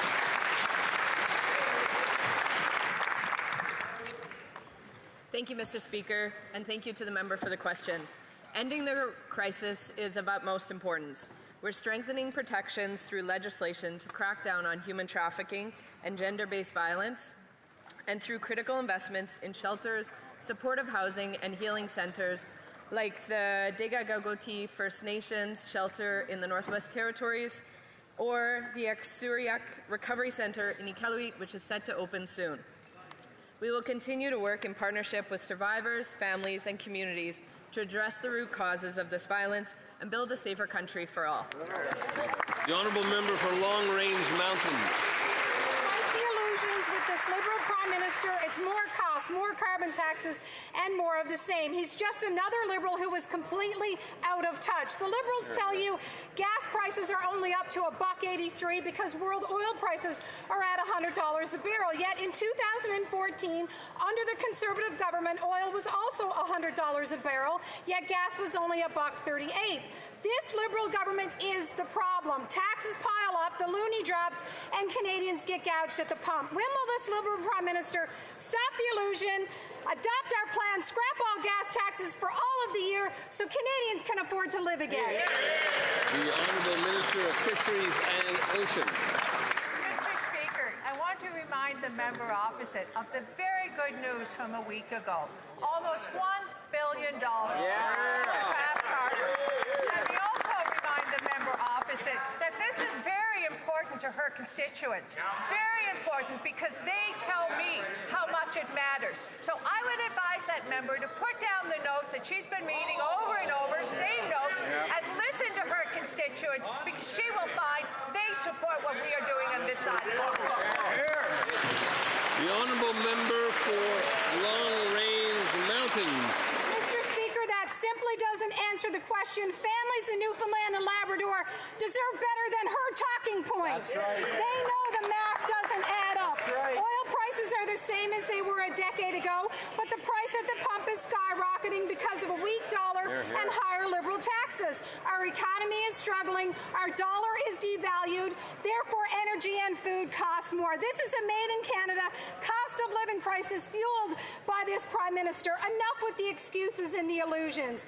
When will they adopt our plan, remove all of the taxes on all of the gas for all of the year, unblock our oil and gas production? The Honourable Minister. I would advise the member opposite to read the spring economic update. And in that update, she will find a list of supports that mean real support for Canadians, particularly people in her riding. Help for young people, apprentices, real dollars to help our young people example, get-through programs, continued support for families, for seniors, also continued support to help grow our rural communities. So I would advise the member to read the document and to stop these nonsense notes. The honourable member for Airdrie Cochrane. Well, Mr. Speaker, this Prime Minister sold himself as a financial expert, but since taking office, he's doubled the deficit and he's adding $1 trillion to the debt. Despite the illusions, it's more cost, more taxes, more debt, more on the national credit card, more of the same that we got from Justin Trudeau. Canadians are paying more for groceries, housing, and everything in between. So when will that Liberal Prime Minister stop the credit card budgeting so Canadians can afford to live? Great job. The Honourable Minister for Emergency Management and Community Resilience. Mr. Speaker, Conservatives say they speak for Alberta, but they're offside with Alberta's business community. Business Council of Alberta President Adam Legge said our spring economic update will support skilled labour, advance the major projects office, strengthen defence procurement and improve our financial position. Alberta Conservatives should stop repeating their leaders' Conservative talking points ad nauseum and start paying attention to the people of the province they were elected to represent. The honourable member for Airdrie Cochrane. Well, you know what Liberals, or what Albertans see as the problem with this Liberal government? Is that every promise of change has turned into another charge on the national credit card. Now Canadians are paying more at the grocery store, more for housing, and more in taxes, all to cover for reckless Liberal overspending. So when will this Liberal Prime Minister get serious and end his costly credit card budgeting so that Canadians can afford to live? Honourable Minister. Mr. Speaker, my fellow Edmontonian on the Conservative benches should listen to the people they represent. Edmonton Chamber President, Doug Griffiths, said about the spring economic update that he was excited to see the... Did she read that? Did she read that? I couldn't hear. After a while, I just couldn't hear. The Honourable Minister can start at the beginning if you...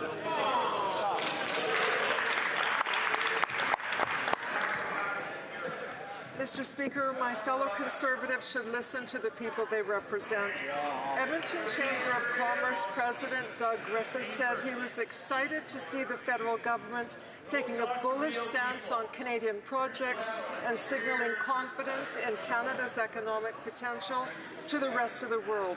I hope Conservative MPs remove their partisan blinders and support our plan.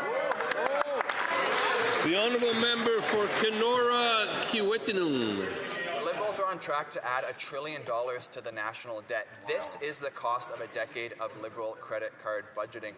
Now, this Liberal Prime Minister, despite his illusions, has added more taxes, more costs, more debt, more of the same. Mr. Speaker, he is just another Liberal. As a result, they are going to be paying more on interest payments this year than on health care. So, Mr. Speaker, will this Liberal Prime Minister finally get serious and cancel his credit card budgeting so that Canadians can afford to live? The Honourable Minister of Jobs and Family. Mr. Speaker, it's disappointing to hear a Northern Ontario Member of Parliament run down the very things that he himself knows that Northern Ontario leaders and workers have been advocating for 4 years, Mr. Speaker. Investment in infrastructure, investment in major projects, investment in mining, investment in the kinds of things that create great paying jobs. And on top of it, Mr. Speaker, endorsed by people who are training skilled trades workers across the country, like the Canadian Building Trades Union, like the IBEW, like the colleges in his own riding, Mr. Speaker, that are excited and enthusiastic about building those very well-paying jobs with Canadians. I'm disappointed in his advocacy or lack thereof. The honourable member for Selkirk Interlake Eastman. Mr. Speaker, the defense minister told Canadians that he fixed the recruitment crisis, but like everything with these Liberals, it was just another illusion. A leaked military memo tells a very different story. Some recruits were unable to communicate in either official language, and there are damning reports of misogyny and racism. More Liberal mismanagement, more of the same. These Liberals didn't fix our military. They lowered the bar so low and hoped nobody would actually notice. When will the minister stop ignoring the facts and admit his recruitment reforms have failed? Hear, hear. The Honourable Minister of National Defence. Speaker, no matter how hard we try in this side of the House, we could never be nearly as negative as this member. The truth is, Mr. Speaker, is that the Canadian Armed Forces recruitment has just hit a 30-year high. Our soldiers, our sailors, and our aviators do important and incredible work, and we need more of them. That's why we've been reinvesting in our people. We've given our forces a well-deserved pay raise. We're getting them the tools, the weapons, the equipment, and the housing they need. That's right. And we're getting them through training faster, Mr. Speaker. With the good help of the women and men in uniform, we're just getting started. Awesome. Selkirk Interlake Eastman. Well, Mr. Speaker, the minister can sit here and spin his numbers all that he wants, but he fails to mention that he actually knew that basic training success rates have fallen down to 77%. It's so bad that one platoon only graduated 48% of their recruits. A military that cannot graduate its recruits, cannot integrate its members, and cannot maintain basic standards is not a military that is ready to defend our country. When will the Liberal Defence Minister stop prioritizing his press releases over the operational effectiveness of the Canadian Armed Forces? The Honourable Minister. Every single measure brought before this House, Mr. Speaker, every single measure for the improvement of the Canadian Armed Forces was blocked by that member and his party. That's right. Here's the good news. Recruitment has hit a 30-year high. These are the facts. In the past year, applications have more than doubled to over 45,000. The CAF enrolled 7,310 regular force members, surpassing our target, and 70 of the 97 critical roles, as opposed to 18 last year, have now been filled. Mr. Speaker, as I said a moment ago, we're just... L'honorable député de Charlebourg, Haute-Saint-Charles. The honourable member for Charlebourg, Haute-Saint-Charles. Mr. Speaker, ethnic conflicts from various foreign countries are now playing out within the Canadian Armed Forces. A leaked internal report confirms that platoons with up to 83% of recruits who are not even Canadian citizens have experienced serious conflicts, allegations of racism, and cultural clashes. Instructors even report difficulties in ensuring respect for authority, particularly the authority of female officers, which directly undermines discipline and the chain of command. Mr. Speaker, it's a total mess. Does the minister understand that his policies to meet recruitment quotas have undermined cohesion among the troops in the Canadian Armed Forces? The Honourable Minister of National Defence. On the contrary, Mr. Speaker, recruitment within the Canadian Armed Forces just hit a 30-year high. Our soldiers, sailors, and aviators perform essential and incredible work, and we need them. That's why we are investing in our personnel. We've given them a pay raise.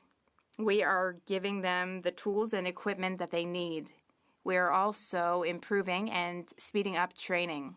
This is a great day and a great week. Canada is on the right track, Mr. Speaker. And this is just the start, Mr. Speaker. The Honourable Member for Charlebourg, Haute-Saint-Charles. Mr. Speaker, that response is completely meaningless because between 2022 and 2025, 112,000 Canadians wanted to enroll. Only 15,000 of them were taken. Meanwhile, the forces are recruiting non-Canadian citizens. They don't speak English or French, and they're being put in officer qualification training. They don't understand our culture, they don't understand our language, and they don't want to take orders from women. Why is he recruiting that type of person, Mr. Speaker? Can he answer that? The Honourable Minister. Mr. Speaker, we have good news for Canada and for the Canadian Armed Forces and for the member as well. Recruitment has just hit a 30-year high, and he knows that. Here are the facts. The number of candidates more than doubled over the past year, and now we have over 45,000 candidates. We have recruited 7,000 members of the regular forces, and 70 of 90 essential roles have been filled. But we're just getting started, Mr. Speaker. There's so more work to do. The honourable member for Les Pays d'en Haut. Mr. Speaker, young Canadians are facing the rising cost of living, global uncertainty, and worries about their future. Can the Secretary of State for Youth explain how our Spring Economic Update addresses current economic challenges, all while building a strong Canada for everyone? The Honourable Secretary of State for Children and Youth. Thank you, Mr. Speaker. I thank the member for Les Pays d'en Haut for his question. Our Spring Economic Update aims to take responsible action today, all while investing for the future, for young people. We're investing $6 billion to recruit, train, and hire skilled workers in the trades throughout Canada. There will be thousands of jobs in Quebec, like in Mattawani and Contrecoeur. Mr. Speaker, we'll building the strongest economy in the G7 with a Canadian workforce. Thank you. Mr. Speaker, the Prime Minister has said our immigration system is under control. Ordinary Canadians know this is not true. For example, in Canada, we have no idea who's here or not here because they have no way of tracking who's leaving the country or when they leave. When asked about this yesterday, the immigration minister said she wondered the same thing. The Prime Minister appointed this immigration minister. He kept her in her job. He meets with her on a weekly basis. He believes the immigration system is under control. Clearly, she's simply following the Prime Minister's orders. Can the Prime Minister confirm that this minister is doing a good job implementing his own ideas, or if not, why doesn't he just fire her? Minister of Immigration, Refugees and Citizenship. Merci beaucoup, Monsieur le Président. Thank you, Mr. Speaker. We have a plan. Our plan is working. Under this minister, asylum claims have decreased, temporary newcomers have decreased, and we are also attracting more Francophone immigration. We will continue to deliver results for all Canadians. Thank you very much, Mr. Speaker. Member for Calgary Nose Hill. Mr. Speaker, the minister just claimed that their plan is working, yet in the last week alone, we found out that the Liberal government issued a special visa to a terrorist so he could enter Canada. They allowed over 21,000 non-citizens who fraudulently came into Canada to claim asylum, and they have no way to track if millions of non-citizens on expired or expiring visas would leave. The Prime Minister said that this is taking control of the immigration system. If that's his opinion, is that the real reason why he hasn't fired his minister? The Honourable Minister. Merci beaucoup, Thank you very much, Mr. Speaker. Quite the contrary. We have a plan, and the plan is working very well. As we've already said, in this individual case related to the Iranian regime, the current and previous regime, no one has been allowed. I did not authorize the document. There was no decision that was taken on that. I've spoken to officials to ensure that we have a robust system, and we will continue to hold the Iranian regime to account, and we will protect Canadians. And as I said, we are building The Honourable Member for Calgary Nose Hill. I mean, when you listen to that answer and then listen to the Prime Minister say that they've taken back control of the immigration system, it kind of sounds a little delulu, hey? Like, the entire system is rife with abuse. There's no way to track if non-citizens actually leave, and they're issuing visitor visas to terrorists. So if this is the Prime Minister's definition of what taking control of the immigration system is, then the dumpster fire is his fault, not hers. Does she agree? The Honourable Minister. Thank you so much, Mr. Speaker. Let me answer this question in the preferred language of the member, because she seems to really be confused. Our government is laying the foundation of a comprehensive exit tracking system, one that they could have done, or anybody could have done, over the 100 and 200 years ago. But we are doing that. As we said, temporary resident status is temporary. People are expected to leave when they finished. On this side of the House, we are focused on attracting healthcare workers and tradespeople to strengthen our rural economies and communities, and we will continue to do exactly that. The Honourable Member for Ottawa West Nepean. Thank you, Mr. Speaker. During committee testimony on Bill C-11, we heard from many survivors about concerns with the transfer of cases from the military to the civilian court system. Would the Minister of National Defence tell the House if he would be supportive if the Senate were to amend Bill C-11 to include the sunset clause as passed at committee stage? The Honourable Minister of National Defence. I thank the member for her question and her passionate work behind the bill. Delivering culture change in the Canadian Armed Forces is not only the right thing to do, but it's critical for our operational needs for national security. That's why we introduced C-11, to codify in law key recommendations from 2 comprehensive external reports. I can confirm, Mr. Speaker, that we are open to amendment in the Senate to include the sunset clause that will strengthen the bill. Thank you, Mr. Speaker. The Honourable Member for Swift Current. No idea what you're doing, do you? The Honourable the Honourable Member for yes, the member for Calgary. But I'm calling on the member for Swift Current Grasslands Kindersley. Thank you, Mr. Speaker. Despite the illusions, the Prime Minister is just another Liberal. More taxes, more costs, more debt, and more crime. Crime is a major problem everywhere. Mayors and citizens are raising the alarm because almost every RCMP detachment back home and across Saskatchewan is operating at a shortage. Last year, these Liberals promised to hire 1,000 new police officers, yet we see no plan and no new officers to fill the shortages. So with the same old Liberals in power, how can Canadians trust them when all they do is break their promises? The Honourable Minister of Public Safety. Mr. Speaker, on this side of the House, we support the RCMP, Mr. Speaker. We are hiring 1,000 new RCMP personnel to ensure the safety and security of Canadians. They're training and they will be deployed shortly, Mr. Speaker. The safety and security of Canadians is our first and top priority, and we will continue to ensure that our law enforcement is assisted and ensure that we have the right tools to do their job effectively, Mr. Speaker. The Honourable Member for Rosemont-La Petite Patrie. Mr. Speaker, in Canada, the richest 20% of people own 66% of the wealth, and the poorest 40%, almost half the population, they only own 3% of the wealth. After 11 years of Liberal rule, inequality is growing. Our society is unfair, and people are suffering because of that unfairness. A poll tells us that the expense that people are most worried about is food spending. The Prime Minister wanted to be judged on the cost of groceries. Well, the numbers show that he has failed. Instead of handing out gifts to web giants and billionaires, when will Liberals look after the people who work hard but are struggling to make ends meet? The Honourable Minister of Finances.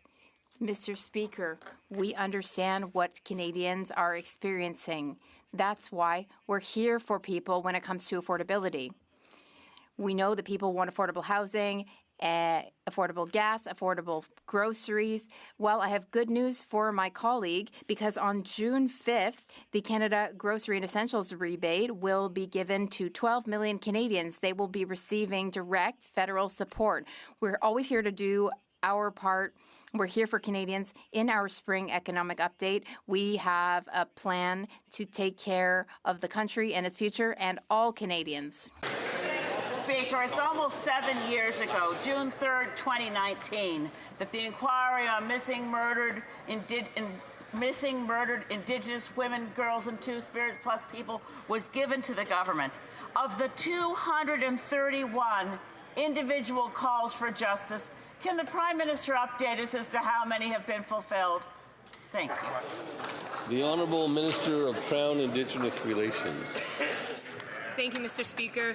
The calls to action and the calls for justice is not just a one project. It is a life that we need to continue to live.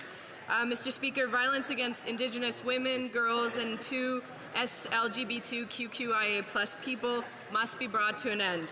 Our government is taking action at every stage. We've funded more than 90 Indigenous women's and 2 LGBTQIA+ organizations. And we just announced today that we will be funding $300,000 towards the Red Dress Alert with the province of Manitoba. There's more things, but I see my time is up. Thank you, Mr. Comme il est It being 3:11, pursuant to the order passed by the House, we will move to the deferred reported divisions on Bill C-11. Call in the members.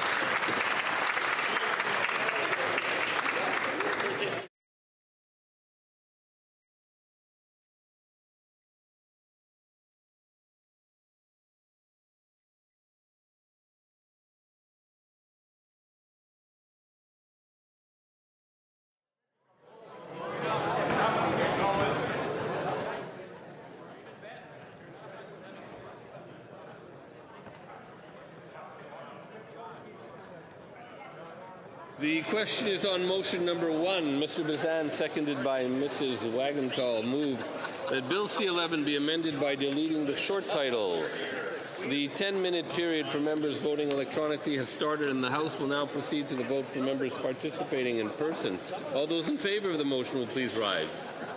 Mr. Schmale. Mr. Schmale. Mr. Brock. Mr. Brock. Mr. Bazan. Mr. Bazan. Monsieur Deltel. Monsieur Deltel. Monsieur Paulus. Monsieur Paulus. Miss Landsman. Miss Landsman. Miss Lewis Haldeman Norfolk. Miss Lewis Haldeman Norfolk. Mr. Chong. Mr. Chong. Mr. Albus. Mr. Albus. Mr. Caputo. Mr. Caputo. Mr. Richards. Mr. Richards. Mr. Small. Mr. Small. Mr. Strahl. Mr. Strahl. Monsieur Brassard. Mr. Brassard. Mr. Moore. Mr. Moore. Monsieur Berthold. Mr. Berthold. Mr. Workington. Mr. Workington. Mrs. Cramp-Nyman. Mrs. Cramp-Nyman. Mr. Ross. Mr. Ross. Madame Vien. Madame Vien. Monsieur Godin. Monsieur Godin. Monsieur Martel. Monsieur Martel. Mr. Cooper. Mr. Cooper. Mr. Van Popta. Mr. Van Popta. Mr. Kelly. Mr. Kelly. Monsieur Généreux. Monsieur Généreux. Monsieur Gould. Monsieur Gould. Mr. Tucker. Mr. Tucker. Mr. Steinley. Mr. Steinley. Mr. Zimmer. Mr. Zimmer. Mr. Baldinelli. Mr. Baldinelli. Mr. Calkins. Mr. Calkins. Mr. Redikoff. Mr. Redikoff. Mr. Muse. Mr. Muse. Mr. Waugh. Mr. Waugh. Mr. Ho. Mr. Ho. Mr. Majumdar. Mr. Majumdar. Mr. Bragdon. Mr. Bragdon. Mr. Arnold. Mr. Arnold. Monsieur Mallet, Kapuskasing Timmins Mushkigawak. Monsieur Mallet, Kapuskasing Timmins Mushkigawak. Monsieur Lefebvre. Monsieur Lefebvre. Mrs. Gallant. Mrs. Gallant. Mr. Reed. Mr. Reed. Mr. Diot. Mr. Diot. Mr. Williamson. Mr. Williamson. Mr. Falk Provencher. Mr. Falk Provencher. Mr. Macaulay. Mr. Macaulay. Mr. Menegakis. Mr. Menegakis. Mrs. Wagenthal. Mrs. Wagenthal. Mrs. Jensen. Mrs. Jensen. Mr. Albultaif. Mr. Albutaev. Mr. Motts. Mr. Motts. Mr. Dalton. Mr. Dalton. Mr. Doddle. Mr. Doddle. Mr. Cram. Mr. Cram. Mr. McLean, Calgary Centre. Mr. McLean, Calgary Centre. Mr. Tolney. Mr. Tolney. Mr. Padzer. Mr. Patzer. Monsieur Groslo. Monsieur Groslo. Mrs. Anstey. Mrs. Anstey. Mr. Au. Mr. Au. Monsieur Bélanger, Sudbury-Est, Manitoulin, Nicobelt. Monsieur Bélanger, Sudbury-Est, Manitoulin, Nicobelt. Mr. Bexty. Mr. Bexty. Mr. Bonk. Mr. Bonk. Mrs. Borelli. Mrs. Borelli. Miss Cobina. Miss Cobina. Mrs. Cody. Mrs. Cody.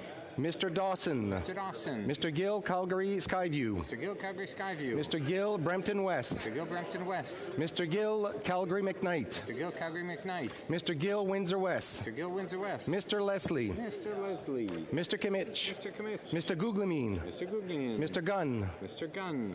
Mr. Holman. Mr. Holman. Mr. Jackson. Mr. Jackson. Mr. Kibble. Mr. Kibble. Mrs. Conans. Mrs. Conans. Miss Cronus. Miss Cronus. Mr. Mahal. Mr. Mahal. Mr. Mantle. Mr. Mantle. Mr. Mackenzie. Mr. Mackenzie. Mr. Reynolds. Mr. Reynolds. Mr. Rowe. Mr. Rowe. Mr. Stevenson. Mr. Stevenson. Madame Normandin. Madame Normandin. Monsieur Garon. Monsieur Garon. Monsieur Simard. Monsieur Simard. Monsieur Fortin. Monsieur Fortin. Monsieur Champoux. Monsieur Champoux. Monsieur Perron. Monsieur Perron. Monsieur Deschaines. Monsieur Deschaines. Madame Gill, Côte-Nord, Kawawashkamak, Nitassinan. Madame Gill, Côte-Nord, Kawishkamak, Netisin. Monsieur Savard-Tremblay. Monsieur Savard-Tremblay. Monsieur Sainte-Marie. Monsieur Sainte-Marie. Madame Larouche. Madame Larouche. Madame de Bellefeuille. Madame de Bellefeuille. Madame Godreau. Madame Godreau. Monsieur Beaulieu. Monsieur Beaulieu. Monsieur Barcelou-Duval. Monsieur Barcelot-Duval. Monsieur Blanchet-Jonca. Monsieur Blanchet-Jonca. Monsieur Lemire. Monsieur Lemire. All those opposed to the motion will please rise. Mr. Carney. Mr. Carney. Mr. Ali. Mr. Ali. Mr. McDonald Malpeck. Mr. McDonald Malpeck. Mr. McGinty. Mr. McGinty. Monsieur Lightbound. Monsieur Lightbound. Mr. Bruson. Mr. Bruson. Monsieur McKinnon-Gatineau. Monsieur McKinnon-Gatineau. Monsieur Champagne. Monsieur Champagne. Miss Haidu. Miss Haidu. Madame Michel. Madame Michel. Mr. Solomon. Mr. Solomon. Monsieur Duclos. Monsieur Duclos. Miss Gould. Miss Gould. Madame Petitpas-Taylor. Madame Petitpas-Taylor. Monsieur Guilbeault. Monsieur Guilbeault. Miss Fry. Miss Fry. Miss Jazik. Miss Jazik. Mr. Osborne. Mr. Osborne. Mr. Fragiscados. Mr. Fragiscados. Mr. Vancouverden. Mr. Vancouverden. Miss Gainey. Miss Gainey. Madame Provost. Madame Provost. Miss Sahota. Miss Sahota. Mr. Belanger, Destinati Mississippi Churchill River. Mr. Belanger, Destinati Mississippi Churchill River. Mr. Garrettson. Mr. Garrettson. Miss Annan. Miss Annan. Miss Alty. Miss Alty. Mr. Sarai. Mr. Sarai. Mr. Long. Mr. Long. Mr. Zaricelli. Mr. Zaricelli. Madame Chenette. Madame Chenette. Miss Latanzio. Miss Latanzio. Mr. Nagvi. Mr. Nakfi. Mr. Housefather. Mr. Housefather. Madame Minard. Madame Minard. Miss Scrow. Miss Scrow. Mr. Fisher. Mr. Fisher. Mr. Dollywall. Mr. Dollywall. Mr. Biddle. Mr. Biddle. Madame Châtel. Madame Châtel. Mrs. Romanato. Mrs. Romanato. Mr. Lewis Kitchener-Conestoga. Mr. Lewis Kitchener-Conestoga. Mr. Assassi. Mr. Assassi. Mr. Grant. Mr. Grant. Monsieur Litao. Monsieur Litao. Mr. Bardisi. Mr. Bardisi. Madame Kayabaga. Madame Kayabaga. Mr. Lamoureux. Mr. Lamoureux. Madame Brière. Madame Brière. Mr. Turnbull. Mr. Turnbull. Mr. Calloway. Mr. Calloway. Monsieur Gay. Monsieur Gay. Madame Koutrakis. Madame Koutrakis. Miss Chi. Miss Chi. Mr. Miles. Mr. Miles. Miss Zerowitz. Miss Zerowitz. Monsieur El Khoury. Monsieur El Khoury. Monsieur Fergus. Mr. Fergus. Mr. Fonseca. Mr. Fonseca. Miss Gladue. Miss Gladue. Miss Khalid. Miss Khalid. Monsieur Lauzon. Monsieur Lauzon. Mr. Maloney. Mr. Maloney. Madame Desrochers. Madame Desrochers. Mr. Gasparo. Mr. Gasparo. Madame Rochefort. Madame Rochefort. Mr. Casey. Mr. Casey. Madame Bendayan. Madame Bendayan. Madame Fortier. Madame Fortier. Mr. Oliphant. Mr. Oliphant. Mr. Baptiste. Mr. Baptiste. Mr. Klassen. Mr. Klassen. Madame Lavac. Madame Lavac. Monsieur Ramsey. Monsieur Ramsey. Miss Church. Miss Church. Mr. McKinnon, Coquitlam, Port Coquitlam. Mr. McKinnon, Coquitlam, Port Coquitlam. Mr. Morrissey. Mr. Morrissey. Mr. Sheehan. Mr. Sheehan. Miss Sidhu, Brampton South. Miss Cedar Brampton South. Miss Vandenbeld. Miss Vandenbelt. Mrs. Zaid. Mrs. Zaid. Miss Yip. Miss Yip. Monsieur d'Entremont. Monsieur d'Entremont. Madame Lalonde. Madame Lalonde. Mr. Pulowski. Mr. Pulowski. Monsieur Zubiri. Monsieur Zuberi. Mr.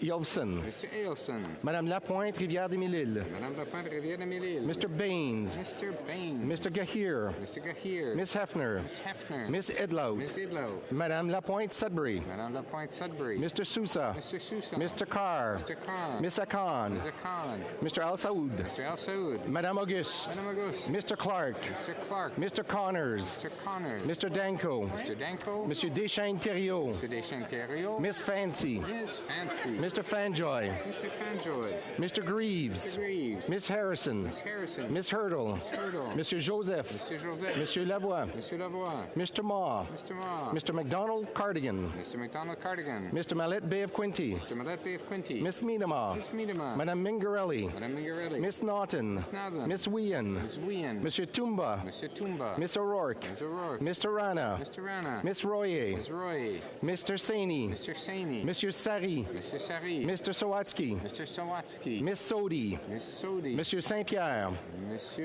Mr. Saint-Pierre.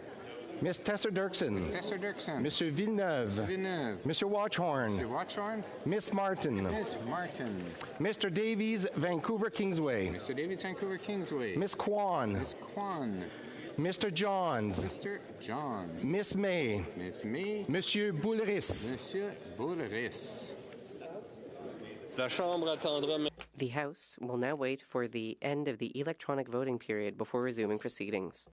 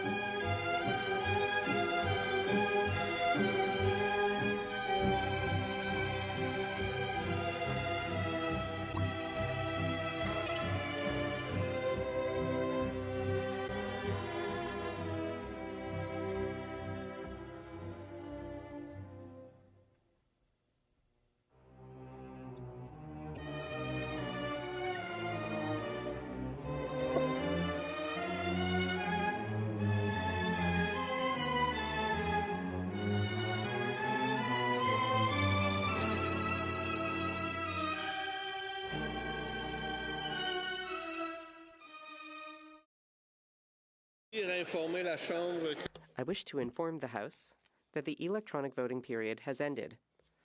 If members were not able to vote due to technical difficulties, they may now use the raise hand function, and the chair will recognize them. The honourable member. Thanks, Mr. Speaker. I did have a technical problem with the voting app, and I would like to vote yay. Thank you. Mr. Lobb, yay pour. Je vais demander au bureau maintenant. The table will now compile the results of the vote.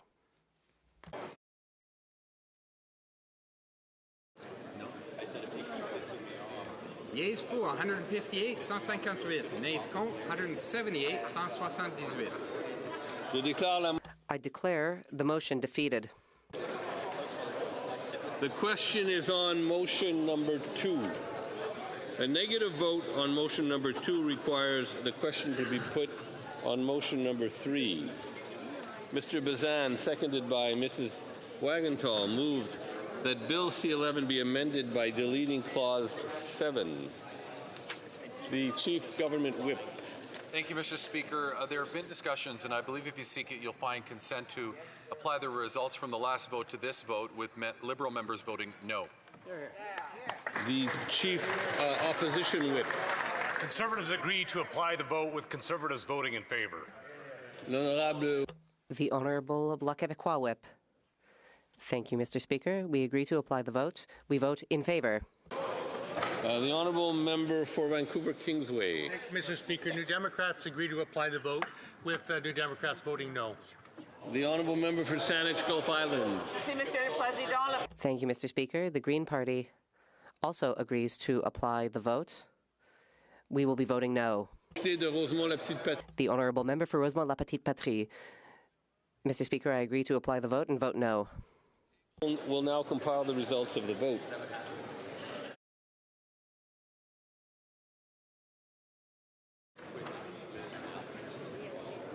Yeas pour 158, 158. Nays contre 178, 178. I declare motion number 2 defeated. The question is on motion number 3.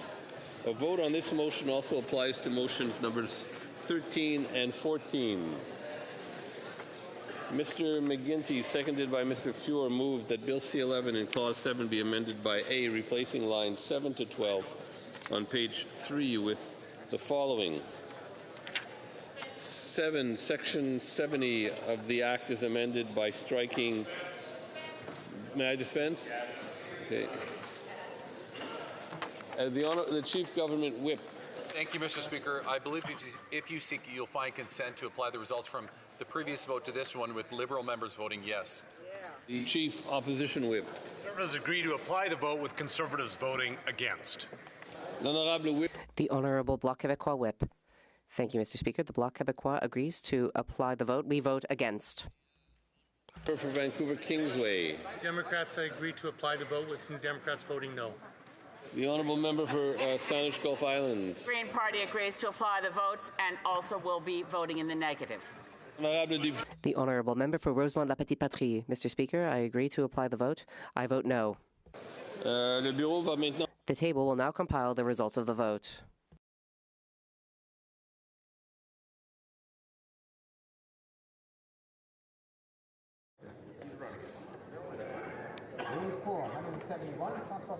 Et 11. Nays contre 165, 165. I declare the motion carried. Je déclare donc les motions numéro... I therefore declare motions number 13 and 14 carried.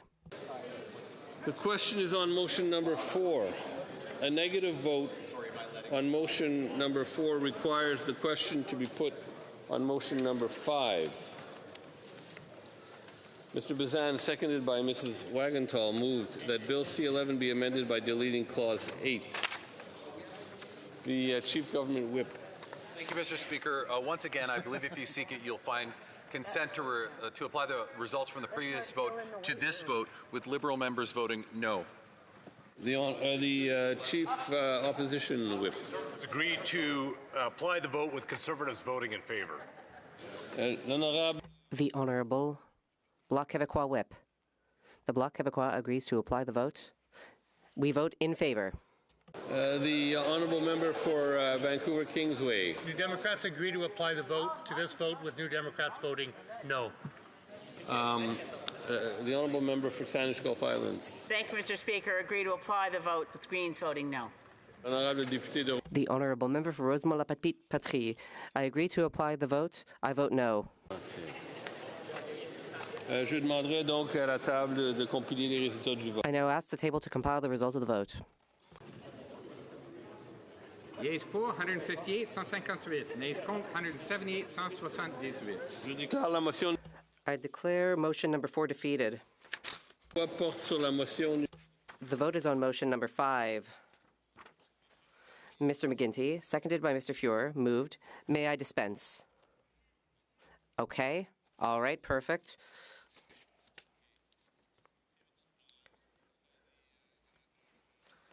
The Honourable Chief Government Whip. I believe if you seek it, you'll find consent to apply the results from the previous vote to this vote, with Liberal members voting yes. The Honourable Chief Opposition Whip. With Conservatives voting against. The Honourable Bloc Québécois Whip. The Bloc Québécois agrees to apply the vote. We vote against. The Honourable Member for Vancouver Kingsway. I agree to apply the vote from the previous vote with New Democrats voting yes. The Honourable Member for Saanich Gulf Islands. Thank you, Mr. Speaker. The Green Party is also in agreement with the vote. We vote yay. The Honourable Member for Rosemont-la-Petite-Patrie. I agree to apply the vote and vote yay. The table will now compile the results of the vote.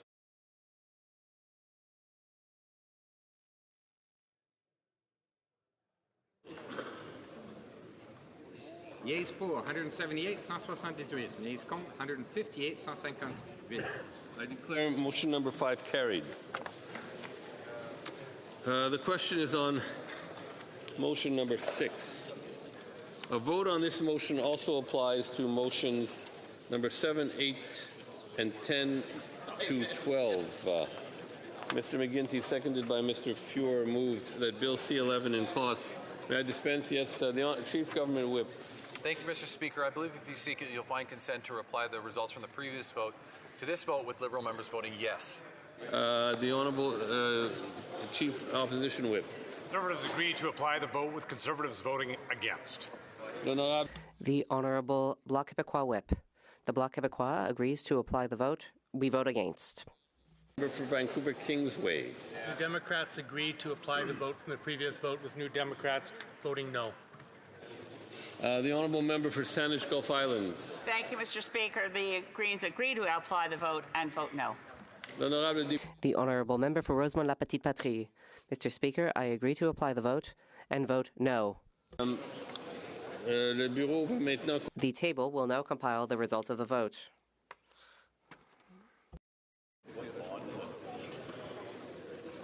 Yeas pour 171, 171. Nays contre 165, 165. I declare motion number 6 carried. I therefore declare motions number 7, 8, and 10 to 12 carried. The question is on motion number 9. Mr. Bazan, seconded by, may I dispense? Yes.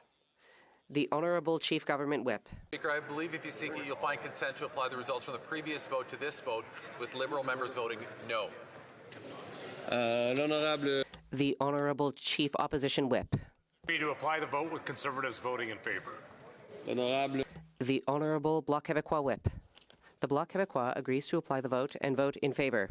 The Honourable Member for Vancouver Kingsway. Apply the vote, with New Democrats voting yes. The Honourable Member for Saanich Gulf Islands. Thank you, Mr. Speaker. The Green Party agrees to apply the vote and votes in favour. The Honourable Member for Rosemont-La Petite Patrie. Mr. Speaker, I agree to apply the vote and vote in favour. I will now ask the table to compile the results of the vote.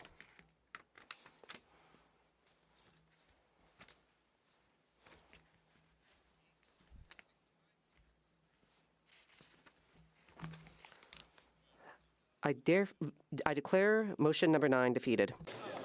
Mr. McGuinty, seconded by Mr. McKinnon, Gatineau, moves that Bill C-11 enact to amend the... May I dispense? The Chief Government Whip. Thank you, Mr. Speaker. I believe if you seek it, you'll find consent to apply the results from the previous vote to this vote, with Liberal members voting yes. The Chief Opposition Whip. Conservatives agree to apply the vote, but Conservatives will be voting against. The Honourable Bloc Québécois Whip. Yes, the Bloc Québécois agrees and votes in favour. Member for Vancouver Kingsway. New Democrats agree to apply the vote, with New Democrats voting yes. The Honourable Member for Saanich Gulf Islands. Thank you. The Green Party agrees to apply the vote and will be voting yes. The Honourable Member for Rosemont-La Petite Patrie. Mr. Speaker, I agree to apply the vote and vote in favour. The table will now compile the results of the vote.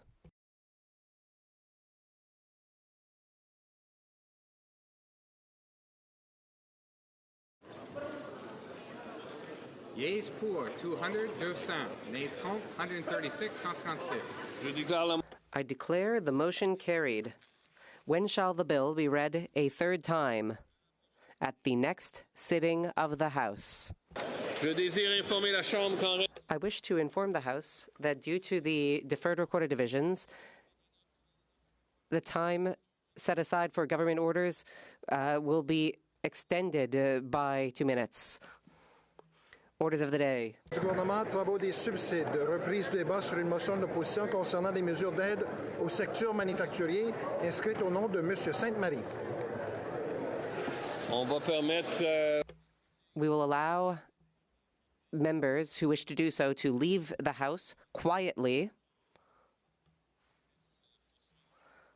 so that we may continue with orders of the day I will ask the Parliamentary Secretary to the Prime Minister to hold on just one moment.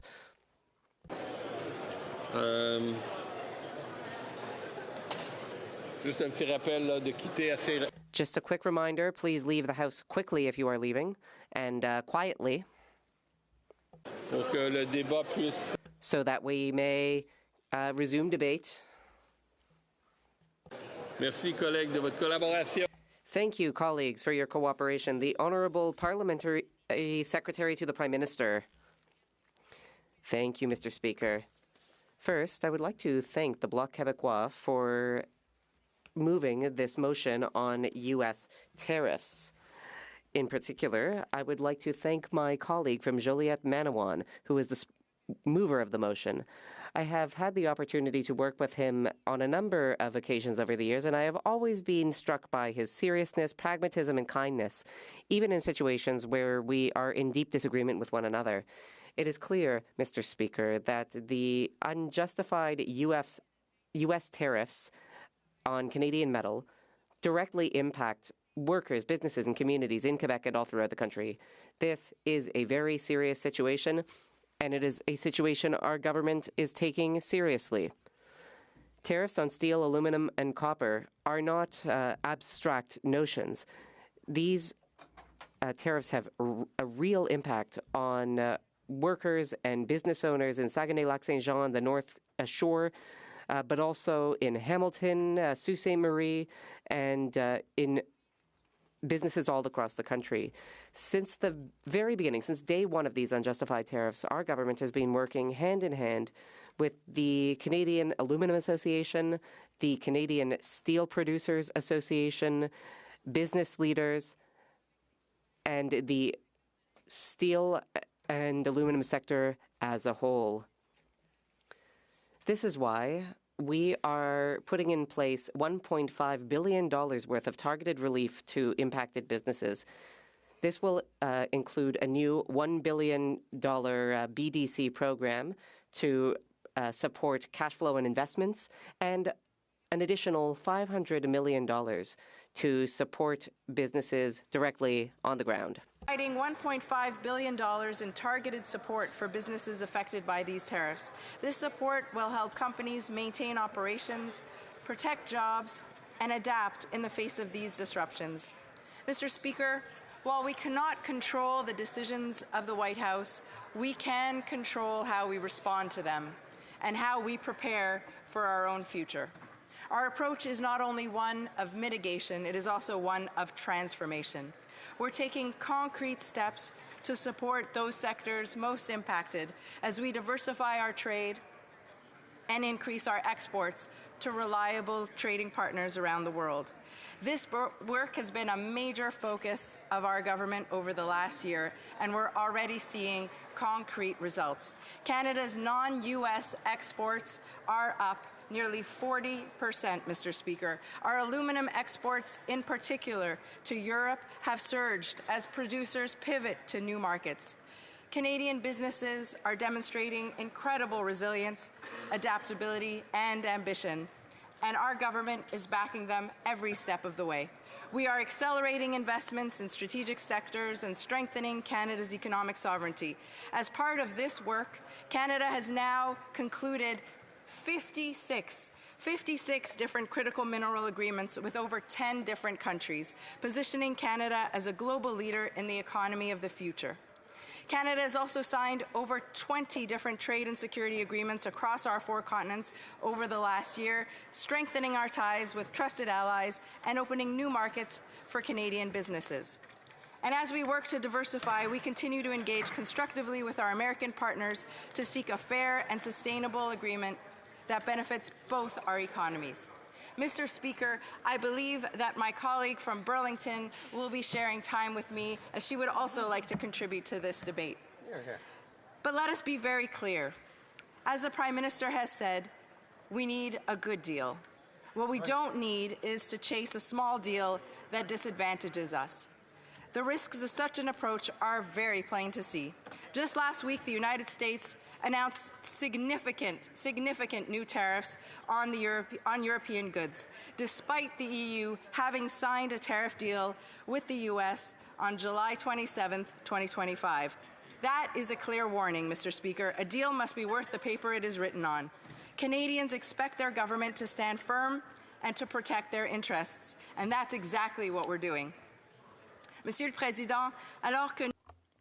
Mr. Speaker, we are dealing with this trade war. At the same time, we are building a stronger, more resilient economy in Canada. Exports to countries other than the United States are already up 40%. We're investing in the economy of tomorrow and of the future while supporting Canadians weather this very difficult transition. We've also strengthened our social safety net. We have made EI more flexible with temporary measures to support workers impacted by tariffs. We have made it more flexible by extending benefits and also guaranteeing quicker access to EI. We have also enhanced the work programs to help businesses keep their workforce and to avoid layoffs. One that will boost economic growth, create high-quality jobs, and reinforce Canada's sovereignty in an increasingly uncertain world. Our leadership is being recognized internationally, Mr. Speaker, and I'm proud to state that Canada has just been chosen through a unanimous vote to host the new Defence, Security and Resilience Bank, reflecting the confidence of our allies in Canada's stability, credibility, and economic strength. Mr. Speaker, if we are fighting so hard to protect our sovereignty and to build our economy stronger, it is because we believe in Canada and in the values that define us as a country and as Canadians. That's why we introduced a climate competitiveness strategy, ensuring that Canadian industries remain leaders in low-carbon production. Canadian aluminum, for example, is among the cleanest in the world, Mr. Speaker. That is a competitive advantage, and we intend to build on it. Our country's greatest riches are in its people and in its land. We're investing in training and in the talent that thrives in every single Canadian. We're also investing in the beauty and in the biodiversity of our land. We're providing $4 billion for a historic nature strategy to protect and strengthen Canada's natural infrastructure.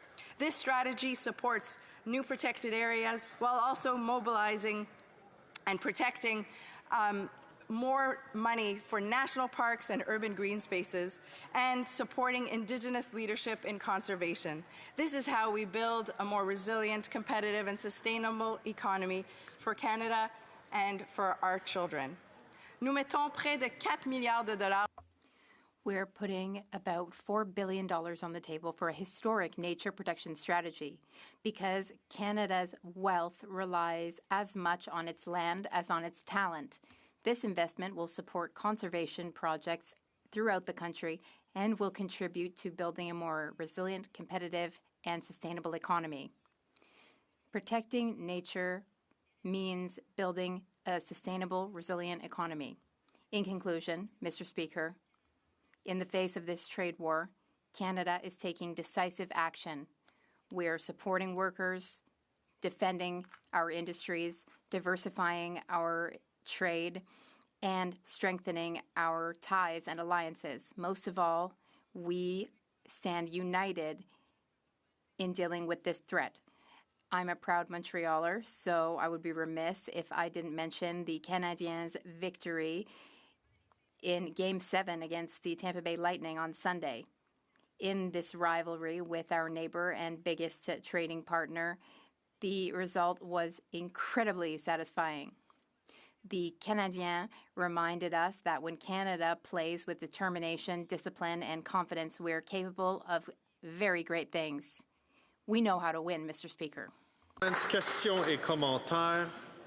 The honourable member for London Fanshawe. Thank you, Mr. Speaker, and thank you to the member opposite for an excellent speech. I stand today as a proud representative of London Fanshawe. And part of London Fanshawe is a great manufacturing sector. But we have been hit with tariffs, and repeatedly the people of London Fanshawe have to deal with affordability crisis, concerns about being unemployed or been unemployed due to various sectors being affected by the tariffs. The Liberals repeatedly say that they are going to solve the issues with these tariffs, and yet the Prime Minister hasn't negotiated with President Trump in the last 7 months. So my question is, are we witnessing a political bait and switch? And are we waiting, it's a political bait and switch, and the Canadians still waiting for a solution? Thank you. Honourable Parliamentary Secretary to the Prime Minister. Thank you, Mr. Speaker, and I'd like to thank the member for his question. He raised affordability concerns in his riding. In a few weeks' time, he should let his constituents know that they will be receiving a check for the Canadian groceries benefit, Mr. Speaker. It is an important measure for our government that will support the most vulnerable Canadians across the country. With respect to tariffs, as I mentioned in my speech, just yesterday we announced $1.5 billion in order to support the sectors that are particularly hit hard by these tariffs, Mr. Speaker. This will ensure that companies can retain their employees. This will ensure that they will see through this difficult time in order to continue to grow as they export to new partners. Questions and comments. Questions et commentaires. L'honorable député de Rivière-du-Nord. The Honourable Member for Rivière-du-Nord. Mr. Speaker, I thank my colleague for her speech. I don't know how she feels about this, but building a strong Canada and so-called nationalism that this Prime Minister is promoting, well, does that include respecting the province's jurisdiction? Is a Canada that is strong a Canada that doesn't respect province's jurisdiction?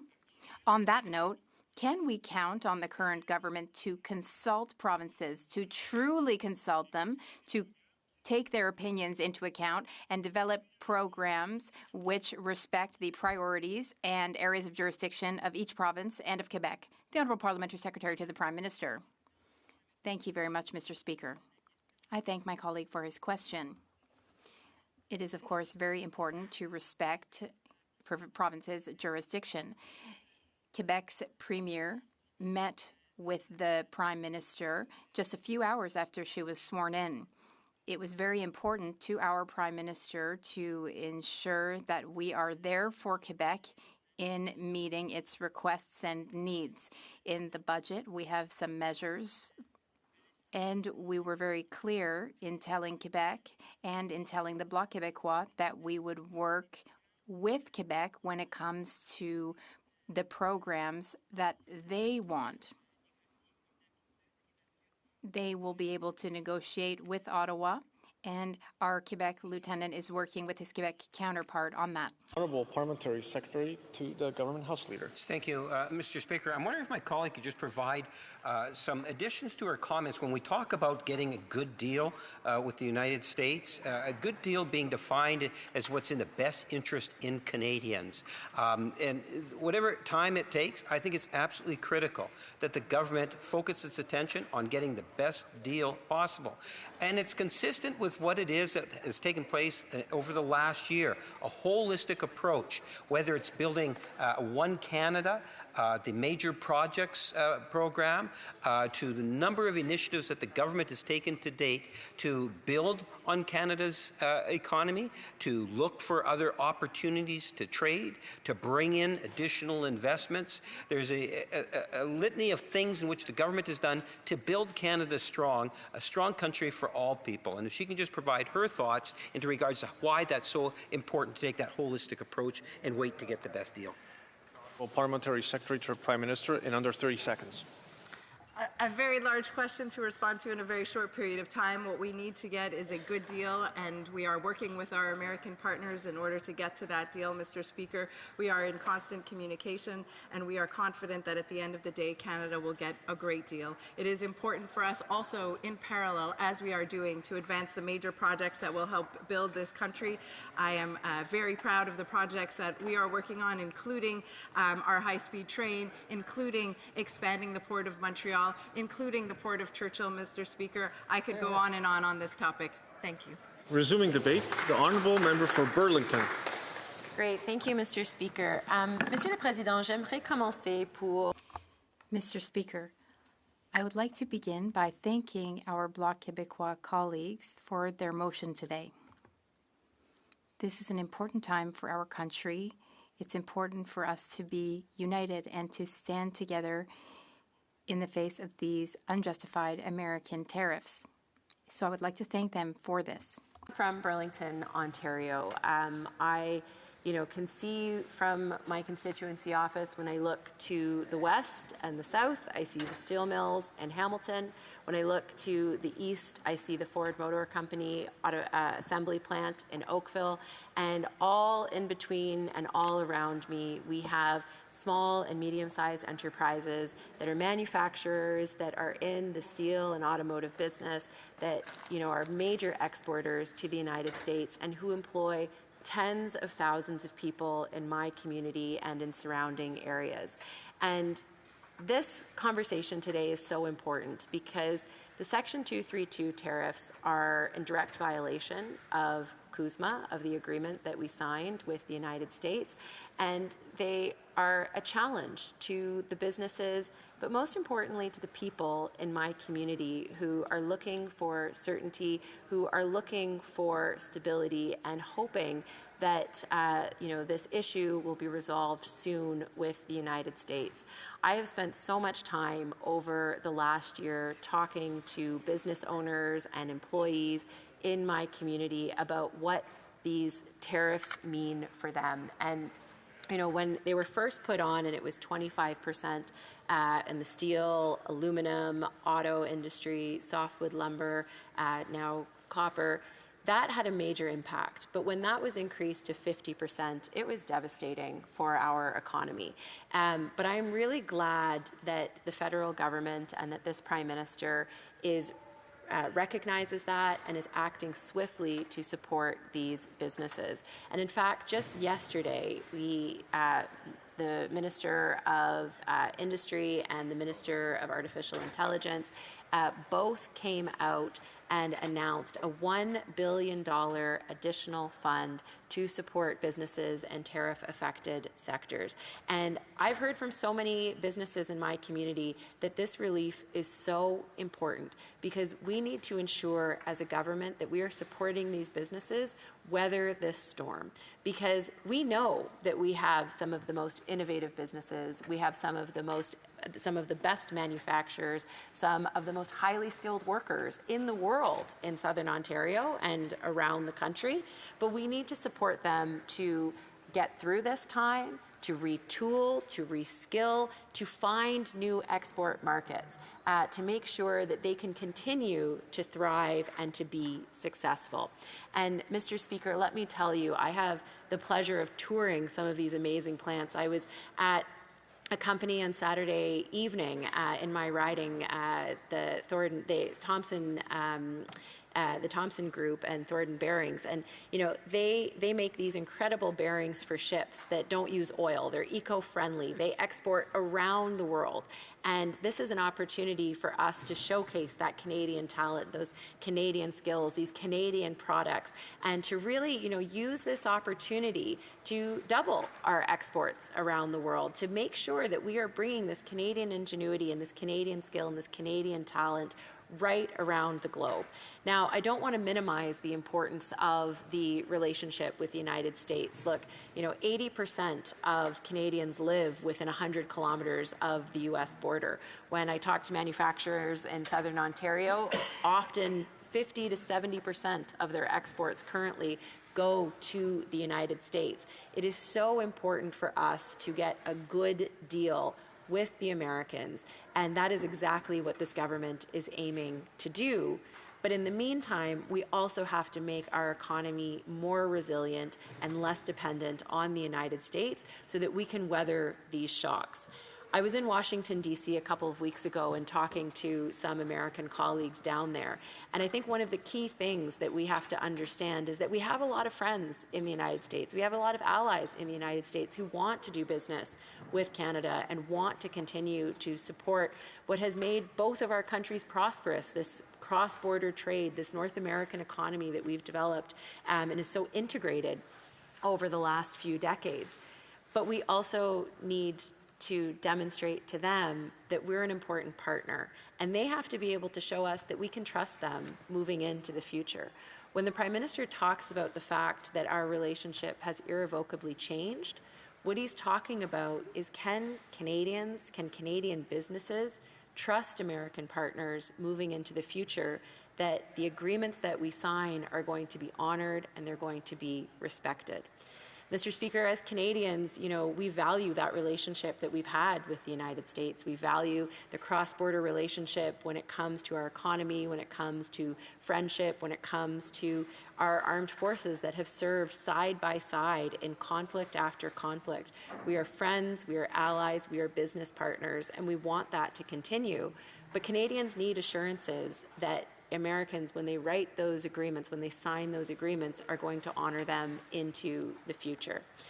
Mr. Speaker, when it comes to the Section 232 tariffs, this latest change that we saw on April 6th is going to be really difficult for Canadian companies, and it is why it is so important of yesterday's announcement from the government that we continue to support our Canadian companies.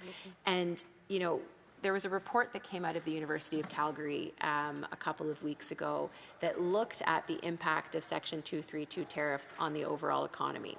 And while it is true that, upwards of 85% of Canada's exports to the United States are still covered under CUSMA, and we need to do everything we can to protect that and ensure that that continues, the sectors that are affected by 232 tariffs disproportionately are in Ontario and Quebec, because it is steel, it is aluminum, it is auto manufacturing that are most impacted. And when you look at Ontario and Quebec, the percentage of our U.S. exports that are hit by 232 tariffs, in Ontario, it's 60%. In Quebec, it's almost 55%. Mr. Speaker, this is our manufacturing heartland, and it is something that we need to ensure that we protect and we nourish and we support moving into the future. Because if we are going to move forward, as we are planning to with the Defence Industrial Strategy, with Building Canada, with ensuring we have the infrastructure that we need to have a strong and vibrant steel and aluminum sector. And that's why the supports that we are providing to the steel sector, the import duties that we have imposed on non-free trade partners when it comes to steel in Canada. It's why we have the Buy Canada, Buy Canadian strategy when it comes to steel in our infrastructure are so important. These are industries that we rely on to build our country. And so, Mr. Speaker, I'll just conclude by saying that today's motion, today's debate, is really important because we need to be unified, we need to be Team Canada, and we need to protect the businesses and the employees and the people that make our country strong and make our country run. Thank you, Mr. Speaker. Excellent. Questions and comments, questions et commentaires. L'honorable député de Mirabel. The honourable member for Mirabel. Thank you, Mr. Speaker. Thank you to the colleague for his speech. We work together at Finance, and things are going well so far. Let's hope we keep going in the same vein. The colleague was referring to her riding and the auto industry and other major industries that are resilient to some degree and can go get those loans of $2 to $5 million loans. What we are concerned about are smaller SMEs. They have never seen anything of that nature, of that size. They're going to be shutting down in the next while if something isn't being done. And this very fabric of the SME reality in our province, well, what we have in the motion is to take all measures necessary to reduce the shock, and to what extent with everything indicated in the announcement from yesterday. Thank you, Mr. Speaker. I'll thank my colleague for the question. I'm also concerned about SMEs.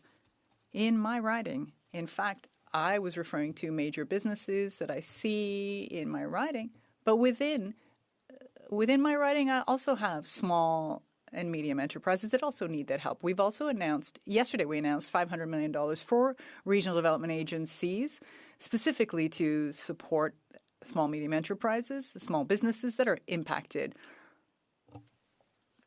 due to these 232 tariffs. Is that everything we should do? We'll have to see. We'll see how long this lasts and how we should and can support our small businesses. Questions et commentaires. The honourable member for Nanaimo, Ladysmith. Thank you, Mr. Speaker. I appreciate the member's focus on supporting businesses in her community. She displayed a very admirable depth of knowledge of those businesses. And Burlington, of course, is a region that is deeply connected to cross-border trade, where jobs and local growth depend heavily on the government being able to address these issues. She praised the government's swift action. I'm wondering if the member can name a single U.S. tariff on Canadian goods that has been lifted as a direct result of Liberal government action. The honourable member for Burlington. Thank you, Mr. Speaker, and I want to thank my colleague for her question. And look, I mean, this isn't something that the Canadian government wants. I don't think any Canadian wants this, and I think most people realize that, you know, this is a decision of the U.S. president, but we need to do what we can to support Canadian industries, and that's exactly what this government is doing, and it continues to be an evolving process. As, you know, I mentioned, you know, 85% of exports from Canada to the United States are still covered under CUSMA. We need to protect that. We need to ensure that that continues. And we need to do everything that we can to ensure that the 232 tariffs are removed across the board so that we can protect these vital industries that are so important to our economy. Thank you, Mr. Speaker. Questions and comments? Questions et commentaires. L'honorable Whip. The Honourable Deputy Whip. Mr. President, I agree with the premises of today's block motion to condemn the new tariffs, that these tariffs affect a growing number of businesses. But could my colleague please talk about our response, which puts workers first, and it's all about building a stronger economy at home? Here, here. The honourable member for Burlington. Thank you, and I want to thank my colleague for her question. And look, at the end of the day, what we are trying to do as a government is to build a strong and resilient economy. We know that it is extremely important that we support our industries so that we support our workers. Because when I talk about the steel sector, I talk about the automotive sector, it's not the plant, it's the people who work in those plants. I had the opportunity to visit Dofasco with the Prime Minister a couple of weeks ago, and we spoke to the employees. We talked about them. I met a third-generation steelworker at Dofasco, and the whole reason why we are doing this is because we want to ensure that she continues to have that job and that she continues to be able to make a good, decent living, and that she has that respectable job that we can continue to have in this country. So at the end of the day, all of these measures are about supporting those workers because they make up our community and they make up our economy, and the strength of Canada's economy is our people. Thank you, Mr. Speaker. Resuming debate, reprise de débat. L'honorable député de... The honourable member for Mirabel. Thank you, Mr. Speaker. My colleague, actually, just stole my thunder to some degree when she said we're talking about businesses, about industry, about big names in the industry. But the reason why we're having this debate here today, it is because of the workers and our concerns for them. From the beginning of the tariff war, 9,700 jobs have been lost in Quebec since the start of this tariff war, often specialized, often regional jobs. And there's so much that is being said about how CUSMA is protected so many of our industries. But the reality is 400 and some thousand manufacturing jobs are on the line now. We're talking about fathers, mothers, brothers and sisters. These are people that we are responsible for, whom we're supposed to protect. You know, we hear about closures, and we really, when we hear those words, we should think about those people. Since the announcement of new tariffs by Mr. Trump on April 6th, we know there's been closures in furniture. Meubles Rive Sud and other companies have gone under. We've asked for follow-up from the government. It's been a month, Mr. Speaker. It should be said.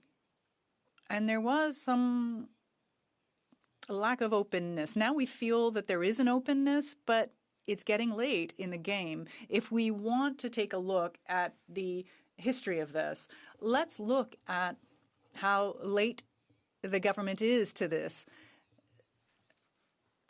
Trump made this decree and issued it on April 6th. Some businesses were already in quite a state. They were turning to consultants and lawyers to get expertise and advice, and these people couldn't offer it. And even from the government, there was no clear guidance.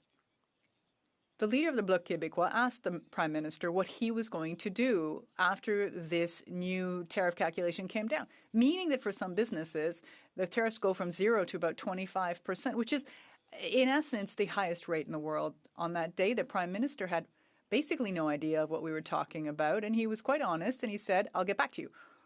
So we've been patient. We waited a week. We asked questions of the Prime Minister. And we asked that question April 21st. Will you allow these businesses to simply fall by the wayside? So we were told, hey, wait, there's a spring economic statement. So we were waiting for that. And you know, when I borrow a suspense movie and I feel like there's no real suspense in it, then I feel like there is no real good news here. There's no good news in this spring economic statement. There is this issue of interference in areas of jurisdiction. Now there's this issue of a sovereign wealth fund that doesn't involve private investment. That would be like, they had plenty of time to think of plenty of things during that month, but they didn't actually think of workers. Mr. Speaker, we were wondering what was going to happen. And in the pre-budget requests we issued, we had some constructive suggestions. When Meubles South Shore went under, the Minister of Finance insinuated that, oh, you know, it's the new tariffs. And that was the case. But it is also, you know, that business had other issues and with respect to more governance and management, and it's kind of their fault. And that's kind of what the Minister of Finance was insinuating. The Liberals are in bad faith if they're, you know, once again, no surprise. And yet this is a business that has won prizes for governance and administration. In the budgetary statement, the tariff calculations were wrong. They were still using the former tariff rates. And in the economic statement, it said it was 5% of tariffs of 5%. Well, the governor of the Bank of Canada presented the report on the monetary policy yesterday before the committee. We know these reports were written somewhat, you know, a while ahead of time. They were still saying 5%. And when you have independent studies from the University of Calgary, for one, you have to be very careful with your interpretation of some of these things. You have to look at them closely. But when you look at Mouvement Desjardins, they're concerned about their members and their business members. The average rate for the Quebec economy stands at about 10%. That's the equivalent of what the government is calling the poor agreement for Europe. So that 10% that Europe is subjected to is what's happening to us too. A quarter of exports from Quebec is subject to tariffs. My colleague is showing up with other figures, and I agree that there's no exact figures because the government's not giving us these exact figures, and we're turning to these university studies and other places, and there's an issue of really getting a clear picture of these tariffs.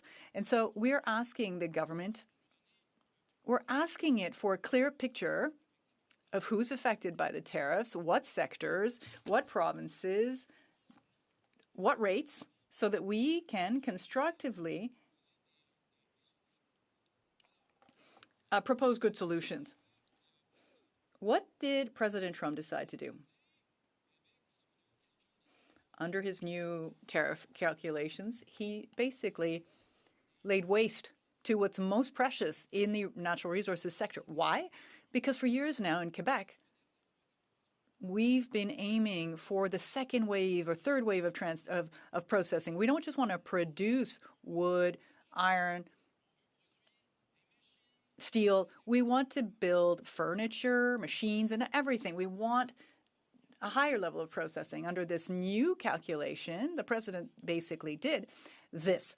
If there is more than 15% in this given product, that is, if there's more than 15% of aluminum in that given good, then there is this blanket major tariff that is imposed. And that cuts through a broad swath of so many of our businesses. Often they are providers for bigger companies. We have aerospace in my riding. We have issues in Montérégie and Lanaudière and in the Beauce regions of the same sort. And that's what President Trump is up against, and in fact, or that he was attacking. And I think he knew that. The purpose of tariffs is to do damage. And when people here say that very few sectors are affected by the tariffs, maybe that on the American side they say, hey, let's cause more damage. So what about wage subsidies for those businesses that are most hard hit by these tariffs? Well, no. In contrast, the government that had provided nothing in the spring economic statement proposes measures that are different. The Minister of Industry put them forward. The Minister of Artificial Intelligence put these forward. What are these measures?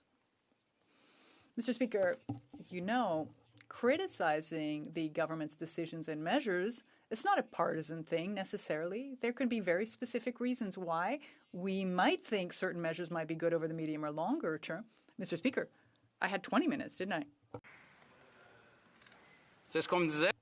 At least that's what I was told. Could we take, over the medium or long term? So what is the government doing? For $1 billion, there's $1 billion worth of loans to businesses. So the smallest and most fragile businesses are already overly indebted and they can't afford more debt. So the government said, okay, they won't have to pay interest on the first year, less in the second year, and then you'd have to pay it back over 3 years. Why is the government doing this? For two reasons. First, because they didn't consider having a new program that was adapted to the new terms. So they thought, hey, what program can I resuscitate to pump more money into this program so that I can make an announcement on money, because I kind of forgot the workers in the spring economic statement, which is in essence what happened. I'm hearing from businesses, the member for Joliette, and others are telling me some stories about what's going on, with these businesses that are saying, hey, I have never taken out a $2 million loan. No, what I need to do is maintain the working relationship with my employees. I have electricians, I have specialists, and if I shut down, even momentarily, and if I have to suspend production for a while, in the middle of this labor shortage, I'm going to lose those people. They'll go elsewhere. When the government says there will be an agreement, let's see if there will be an agreement. Let's see when. Yes, there is uncertainty even during this negotiation process. But Mr. Speaker, to see your workers just leave is in no way reassuring, and in fact it compromises the survival of these businesses. We need to maintain this business, a relationship between employees and their employer. If the people leave these businesses, they're going to end up on EI, which in fact needs to be reformed. There's been so many pilot projects, temporary project and other band-aids to the employment insurance system. But public funds, people are going to be needing employment insurance, and employment insurance is already under pressure. Why? The employment insurance amounts have to be balanced out over 7-year periods. And we know that in 2020, 21, 22, there was a pandemic. And that means that businesses had to invest more in this fund. And the fund is not designed to sustain 2 crises in a span of 7 years. So here we're talking about doing things that have a knock-on effect. If people leave these businesses, then they end up on EI. And all of this will lead to higher costs for smaller businesses that might not even be affected directly by the tariffs. So leave the EI fund alone, provide wage subsidies. How much are wage subsidies worth, or how much they cost? You've got to look at that. But if you prorate the number of projected closures and you look at what happened during the pandemic, it's probably less than that exemption from the excise tax that the government imposed, those measures for gas. So all of this is to ensure businesses survive and employees can keep working. Perhaps that might work. These large debts can work for those major businesses that can sustain these major debts. For small and medium enterprises, being overly indebted is overly leveraged is impossible. And so fathers, mothers, and all of these individuals are left with nothing. The truth is, this is a short-term issue too. The crisis is at our doorstep. Businesses are shutting down. They're saying, the Liberals, $500 million in a regional initiative as a response to the tariffs, so businesses can increase productivity, buy machines, equipment, etc. Increase productivity, Mr. Speaker, but increasing productivity takes some time. You can't invest in something today, get a loan, and then next week or next month you'll have a 30% increase in productivity. That's just not realistic. Productivity is something that changes over the long term. So today, as of April 6th, you've got businesses, small businesses, manufacturing industry businesses that often only export to the U.S. and are not in a position to modernize or update their equipment today. And now there's been a 25% hike in the tariffs towards the U.S., going into the U.S. So if you want this measure to work, you immediately need to be in a position to increase your productivity that will then have the knock-on effect of reducing your cost by 25%. And that just doesn't exist. It's a short-term measure. And here we are again. What we need to look at is these wage subsidies. 25% for small businesses. Frankly, these small businesses are not responsible for what's happening to them, and many of them are highly productive. But there are limits to what businesses can do when faced with 25% tariffs. So the Bloc Québécois is putting forward measures to go along with yesterday's message and have to do with the most fragile elements of our industrial fabric. Jacques Parizeau used to say that our economy was often built from these small businesses. And although there might be major industrial areas, there are small suppliers within those regions. And today I was meeting with the furniture industry representatives. I know they met with Liberals also, but they're saying, you're in the right spot. And I was speaking to the steelworkers, and they're saying, yeah, it's the right thing to focus on. So now the Liberals are saying, Jean Simard is happy, these people are happy. Sure, the measures are there, and that will work for big businesses, but there is a missing link. When these steelworkers say you need to take care of these laborers, these workers, there needs to be wage subsidies, and we don't know when the Employment Insurance Fund was updated. I might not have even had the right to vote back then when the last improvements were made or changes were made. People were telling us it's already too little, too late. You can't ask us to change our productivity overnight. There's a mattress producer who said to me, a queen-size bed is not the standard in Europe. How do you expect us to change our whole business plan and export mattresses that our businesses can't even produce when the crisis is at our doorstep?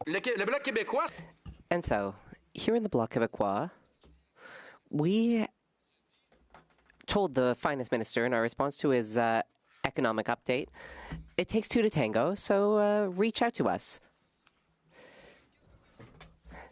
And what are we asking for? We are asking for wage subsidies so that small businesses can keep themselves afloat. Wage subsidies cost no money, considering the fact that they keep people off employment insurance. There needs to be measures against opposed to dumping. We have heard issues with Asian furniture dumping, and there are temporary measures put in place, but they should be made more permanent, so that unions don't constantly have to look over their shoulder and make sure that the measure is still in place.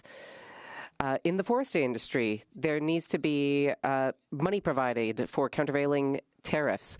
At the end of the day, the softwood lumber industry will win in court and they will get their money back. But currently, they are not able to use their money. So the government should buy up shares, parts of the countervailing duties, and provide them back to the forestry industry. The famous Buy Canadian policy. I think of Canadian more as a beer brand, personally, but still. contains no local purchasing policy. There's a policy, but it's all full of holes and exceptions. And if there's nothing binding in the policy, the government will only look at the bottom line. If we truly want to support local procurement, we need a policy with some teeth, a consistent policy. There needs to be a rebate for re-exporters. We now know that steel and aluminum crosses the border several times, 2-3 times. The government will be reimbursed at the end of the day, but currently these businesses don't have the cash flow that they need to keep themselves afloat, so they need something that can be put in place quickly, which is the problem with what the government is proposing. There also needs to be a single point of service where people can get support. Through you, Mr. Speaker. A business with 22 employees, managed with just a few staffers, will have to pay lots of money for lawyers just to understand what's going on with tariffs, and that's a problem. The best people to support them would be Global Affairs Canada. So there needs to be a single point of service. Businesses should be able to pick up the phone, call a single number, and get answers to their questions. And if the government puts in place a single point of service, they will need to stay up to date, because currently we get the sense that the government is constantly trailing behind. They're reactive instead of proactive. They're making policies for the problems that existed yesterday. Meanwhile, businesses are at death's door. They need a single point of service. We also need a detailed portrait of tariffs. The industries, the sectors, we need to know exactly who is impacted. We need to know the average tariff rate, yes, but we also need to know the average tariff rate broken down by province or by region. We need to know the number of businesses affected. There are smart people on both sides of the House. Not everyone's smart, but there are smart people are out there. And there are people with good ideas. We need... I knew that would get you laughing. I knew you would like that one. And it is in that spirit that we moved our motion today. I think that we should listen to one another, and in doing so, we will become more productive. I will note that there are some people I appreciate here on the Hill today. I can't tell you where they are, but I reach out to them all the same. Questions and comments? The Honourable Member for Burlington. Thank you, Mr. Speaker. I would like to thank my colleague for his speech. As he noted, we worked together very productively on the Finance Committee. I very much appreciate all he had to say, and I would like to ask him if he could talk a little bit more about how people in his riding are being impacted and what sorts of measures they need. I like the fact that he spoke about small and medium enterprises and the need to retain staff in these businesses. I would like to hear him talk a little bit more about that as well. The Honourable Member for Mirabel. I have wood processing businesses in my riding whom I'm in contact with. They've been impacted by these tariffs for a while now. Some parts of the wood industry are hit by tariffs of almost 50%, and they need quick solutions. There's also aerospace and aeronautic businesses in my riding. They're mostly spared, but smaller businesses are getting worried.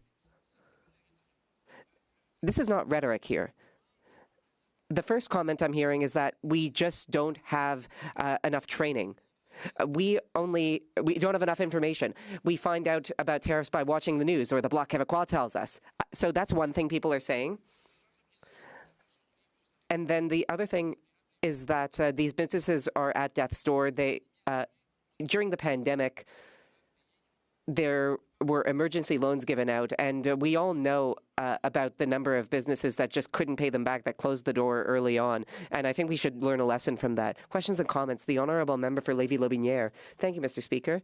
I listened to my colleague's speech with great interest.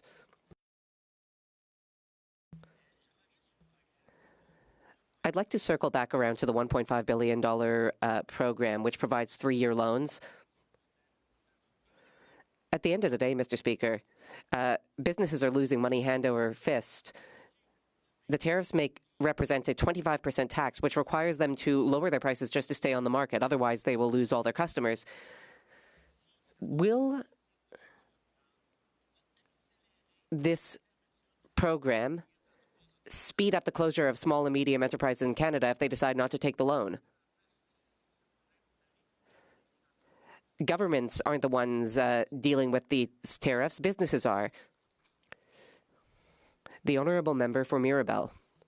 The short answer is yes. For the most vulnerable businesses, the answer is yes, but I would like to note something else. Diversifying and finding new export markets is not always easy for everyone. If you're a big manufacturer, then sure, you have the resources and you can get that done. But if you're a smaller business, often you export a greater proportion of what you make to the United States, one country. And diversifying is harder and it's also riskier. Over the very short term, it is not clear that 1 or 2 or 3 year loans are the right solution. People know that they should become more productive or diversify, but 3 years is just not enough time. The honourable member for Rivière du Nord. Thank you, Mr. Speaker. I would like to thank my colleague for his speech. Our colleague earlier noted that the need to streamline things.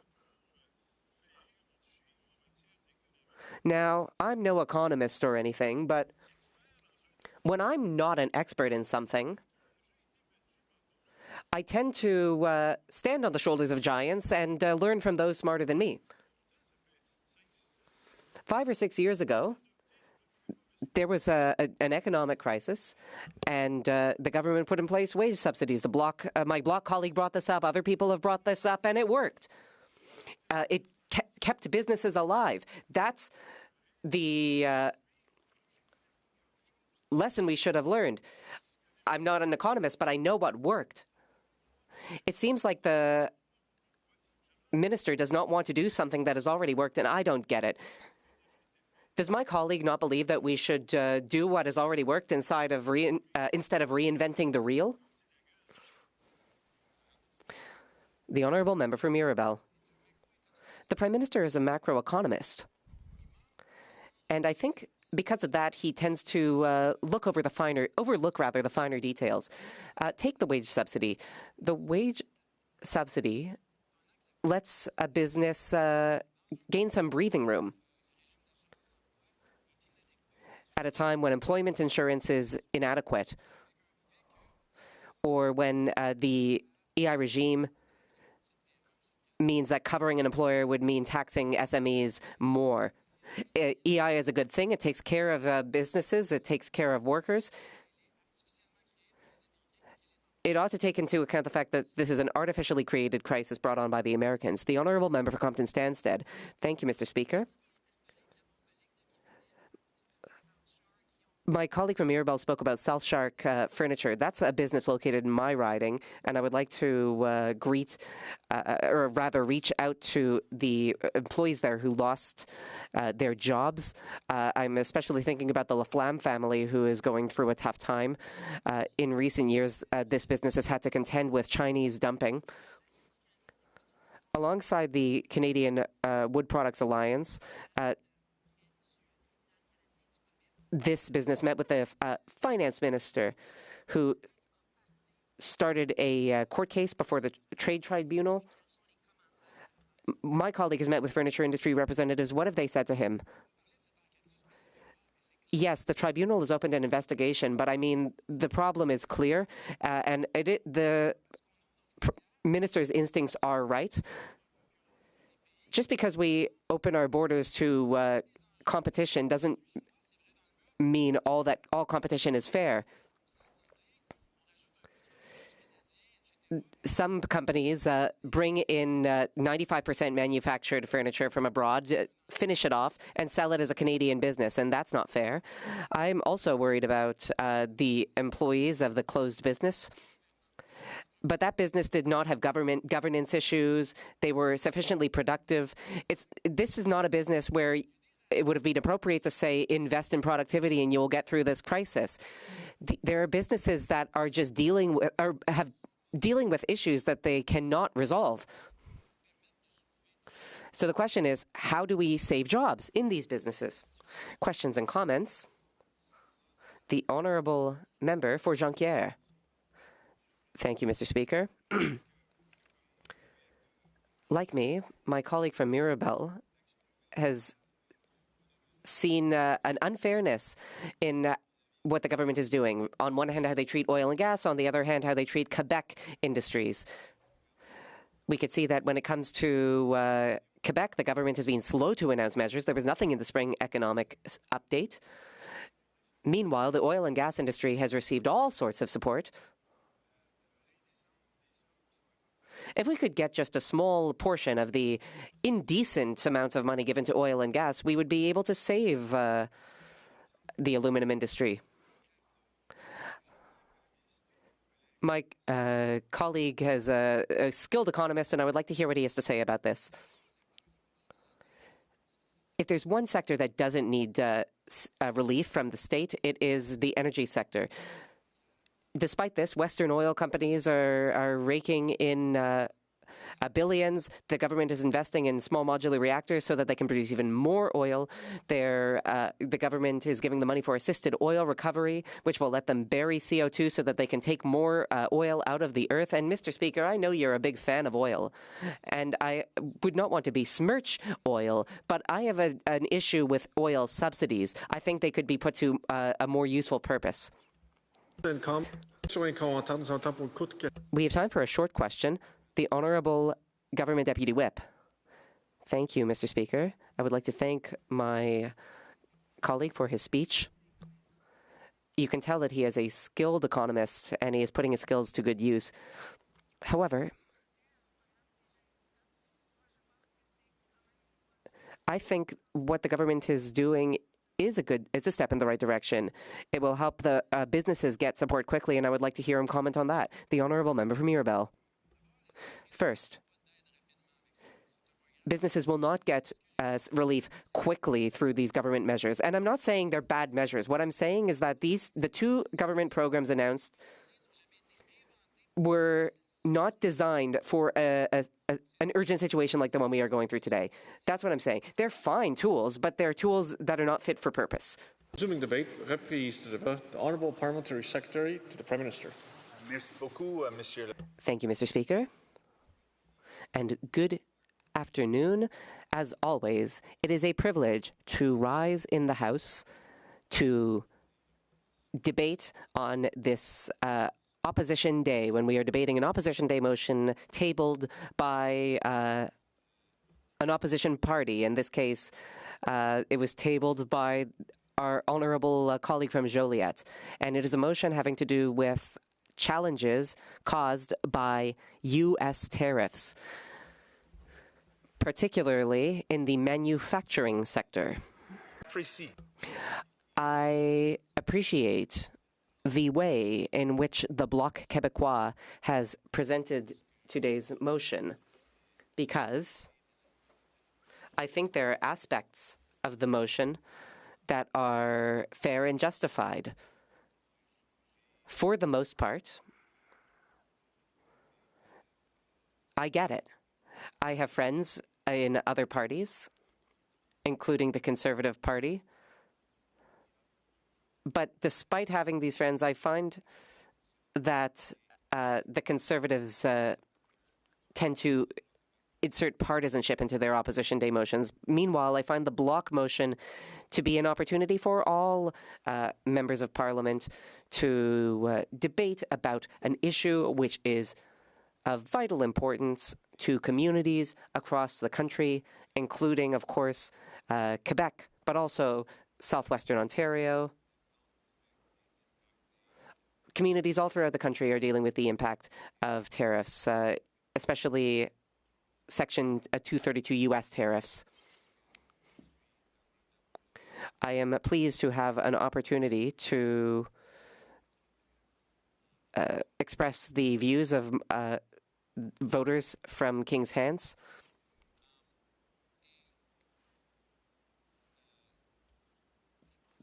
I think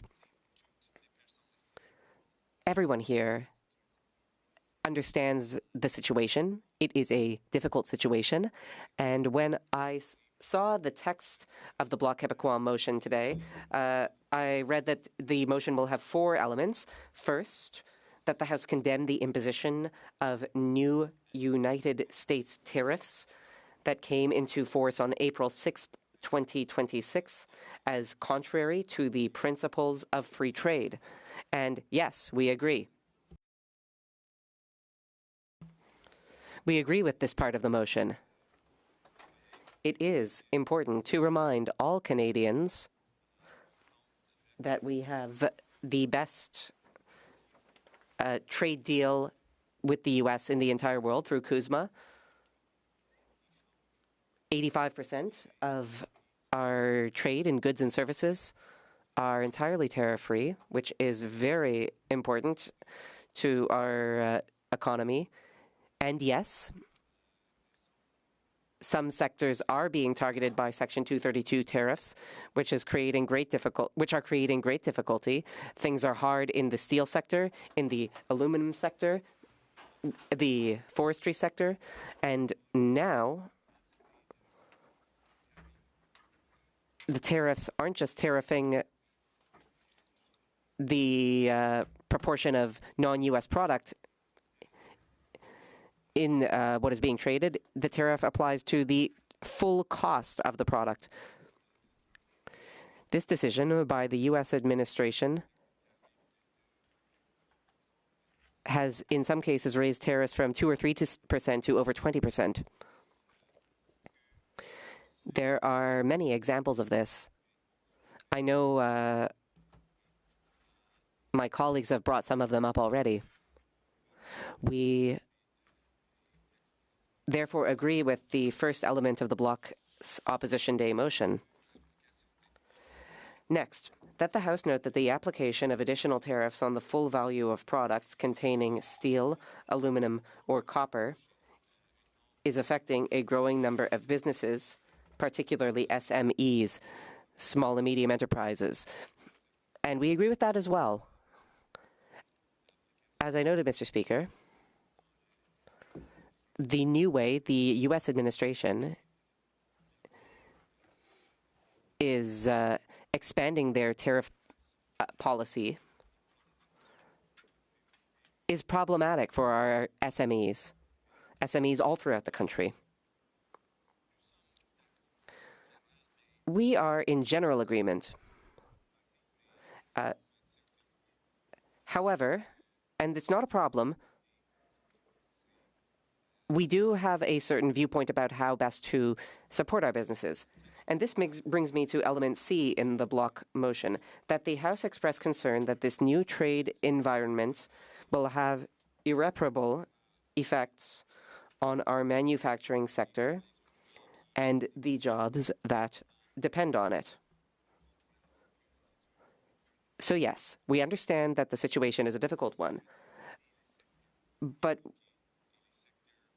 now it comes to how to help sectors affected by the tariffs, while at the same time building a resilient economy. Now, I would like to raise some important points about the action our government is taking to tackle this tariff issue head-on, to help tariff-affected sectors and our economy as a whole. First, we will be a great client for steel, aluminum, and lumber. That's why the minister responsible for procurement here in Canada is very focused on this. We need to buy more from our SMEs and from our Canadian sectors. Canadians are proud of our products, of our local national companies. We will use our purchasing power as a government to help businesses everywhere in Canada. The next step in helping businesses will be helping the agriculture and agri-food sector, especially in Quebec, but also in Ontario and in the Atlantic provinces. There are many farmers and farm businesses in these regions, and given the impact of American policies, we should really help farm businesses, especially smaller businesses, to help them and buy products. We can also help even further through Canada's National School Food Program. That program can purchase locally sourced food. That's another way that we can help. Notre meilleur client. And given the current context, well, Irving Shipyard in Halifax comes to mind. There are over 4,000 local employees. They are skilled workers. They work there. They have the opportunity to build and rebuild our new ships, which are the future of our Royal Canadian Navy. That is a great example of how we are investing in the defense sector and helping those who are involved with the Canadian Armed Forces, but we are also creating great jobs throughout the country. For instance, with CDI in Montreal, Davy in Eastern Canada, Bombardier in Montreal. These are ways that we can help these sectors now. It's also important to find other markets. Because, yes, we agree that we need to maintain our historically good relations with the United States, and we understand how important the American market is for Canadian sectors. But at the same time, we need to find new markets in order to help Canadian businesses and in order to diversify our trade and free trade throughout the world. I'm very proud of our government's work, the work we have done to find new markets, new export opportunities. And this is being done in many sectors. Now we're working with Europe, Southeast Asia, countries like India, Indonesia, China in some contexts. And I am aware of issues in the manufacturing sector, but in many ways, finding new markets is important. Specifically, Mr. Speaker, when it comes to ways that we can help impacted workers, we are prolonging EI through specific payments to companies which are affected by American tariffs. We have over $5 billion through the Strategic Response Fund. That program is to help workers in these impacted sectors, be it in the auto industry, the lumber industry, the steel industry, to help them with Section 232 tariffs and to also help them deal with tariffs imposed by the American Trade Department. We understand how important it is to find a way forward for the future in our free trade with the United States. But in the meantime, we're here for workers in Quebec, in Ontario, and throughout the country. In Atlantic Canada, there are other examples. Some products are targeted by American tariffs. So we have set up programs. There's something that I'm proud of. I'd like to highlight how important it is to increase funding for regional development agencies. There are regional development agencies throughout the country,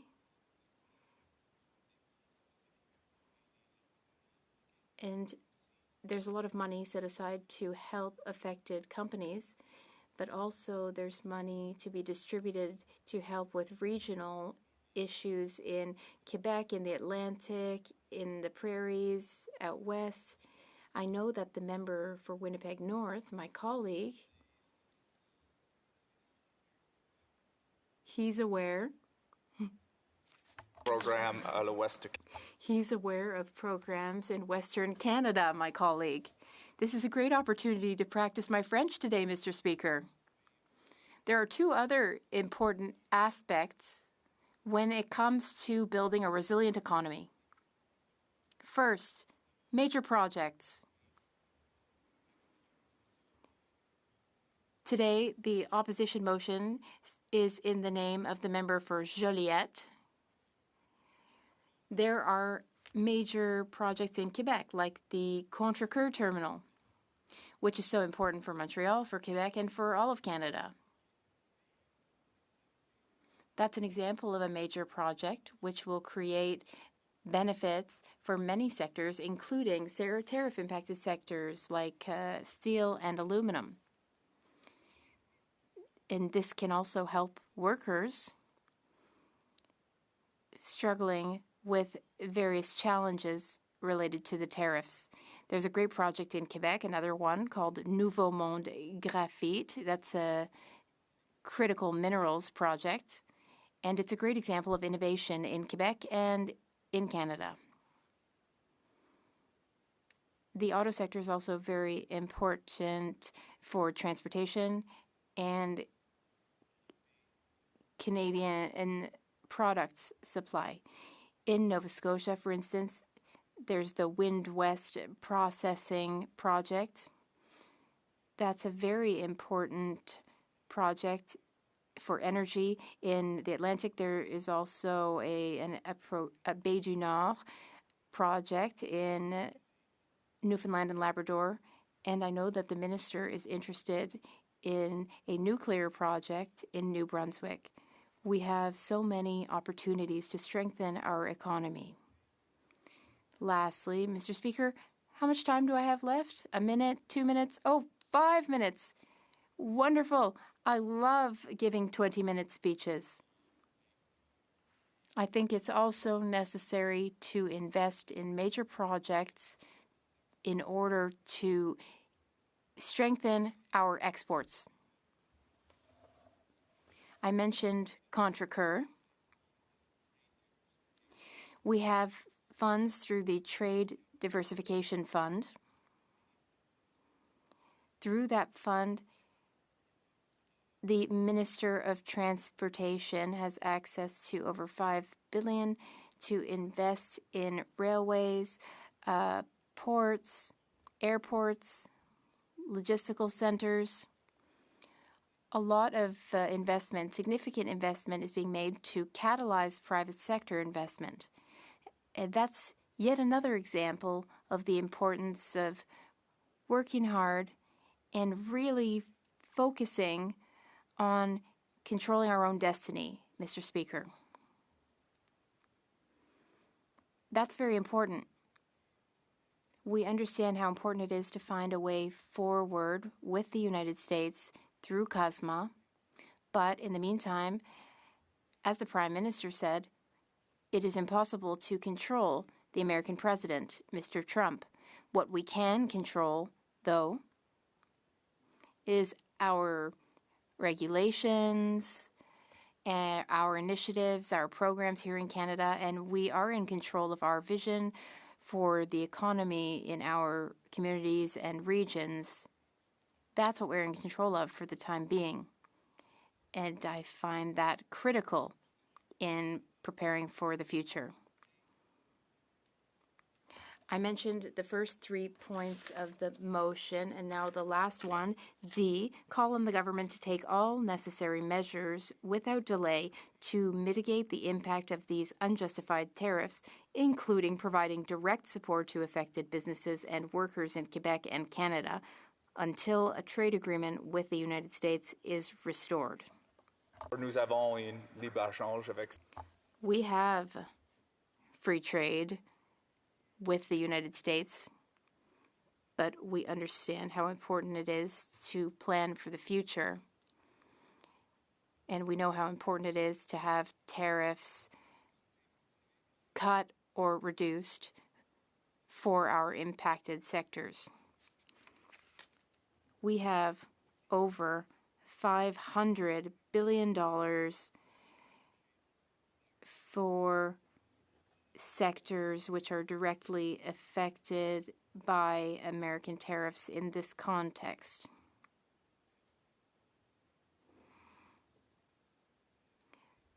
We believe in the importance of our sectors and our workers. They are critical.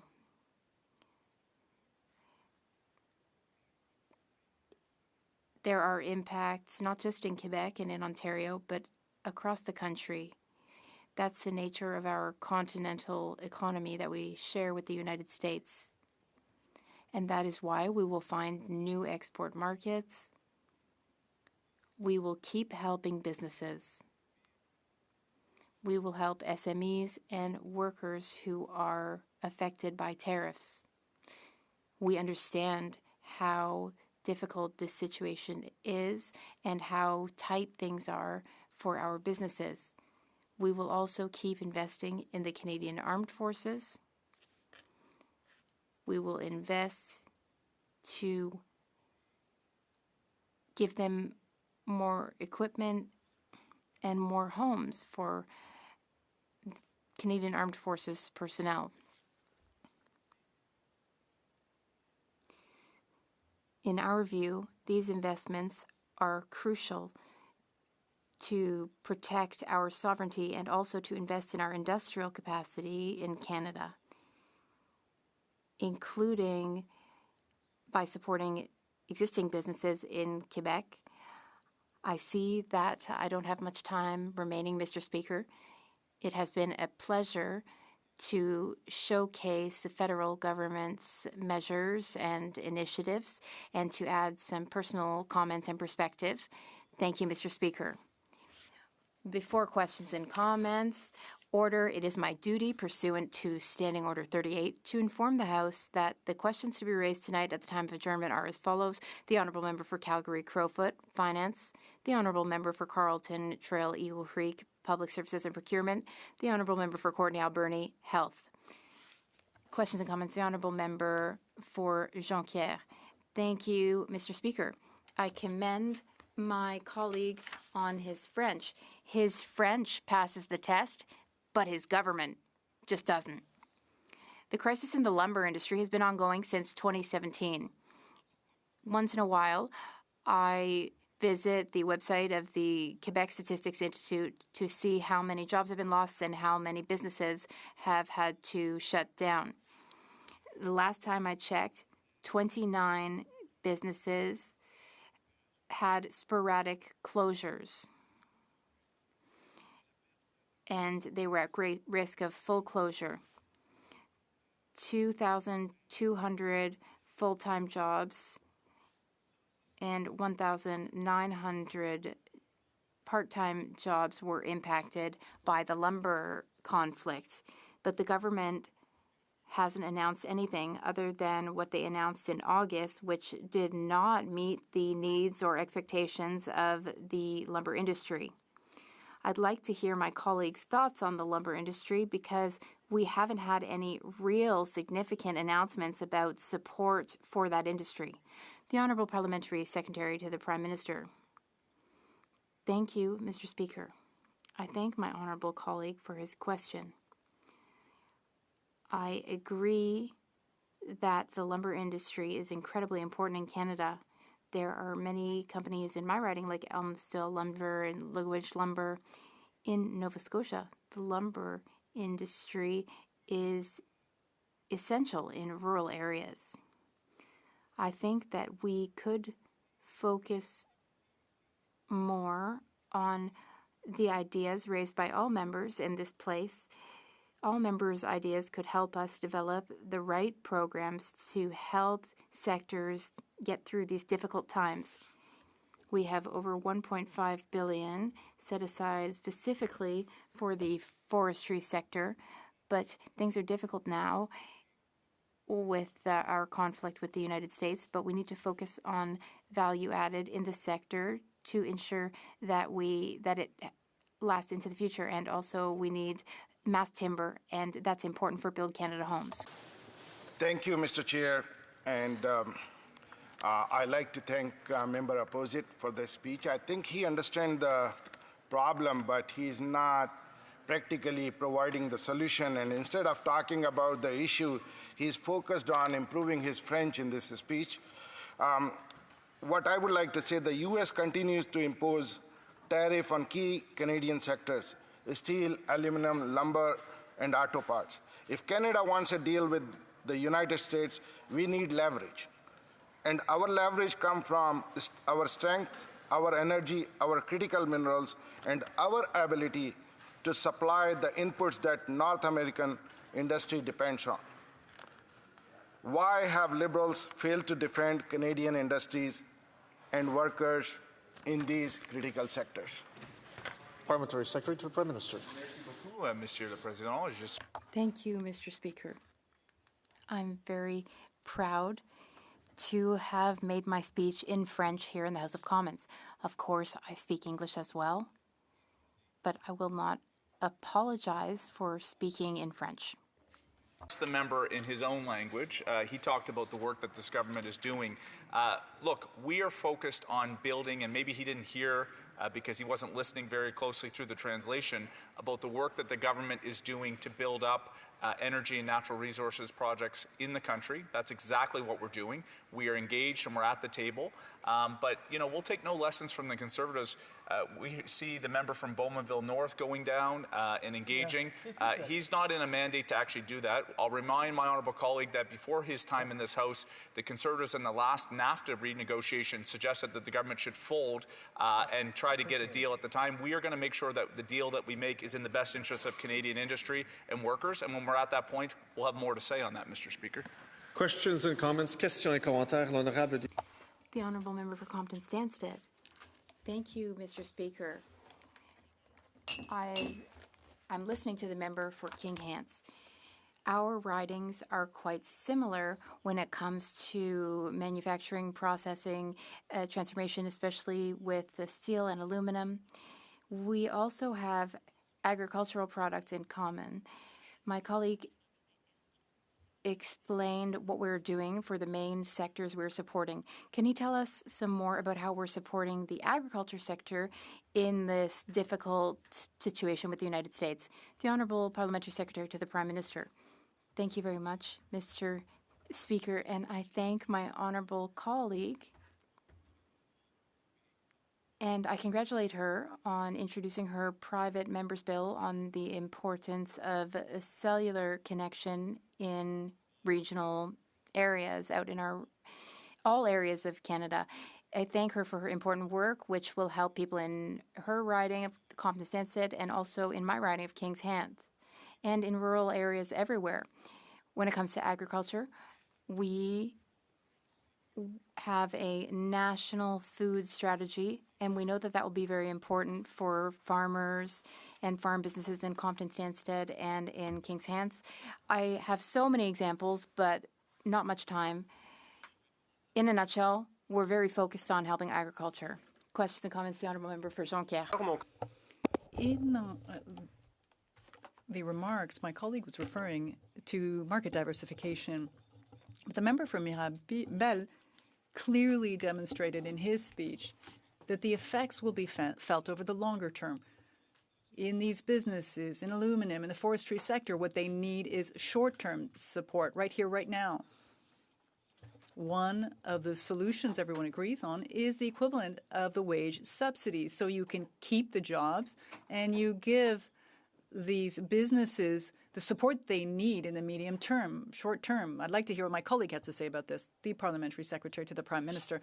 Thank you very much, Mr. Speaker. And as I mentioned, we have a number of different financing programs to support the affected sectors affected by these American tariffs. I would imagine the Honourable Minister of Industry is open to other suggestions as well. Suggestions coming from all corners of this House.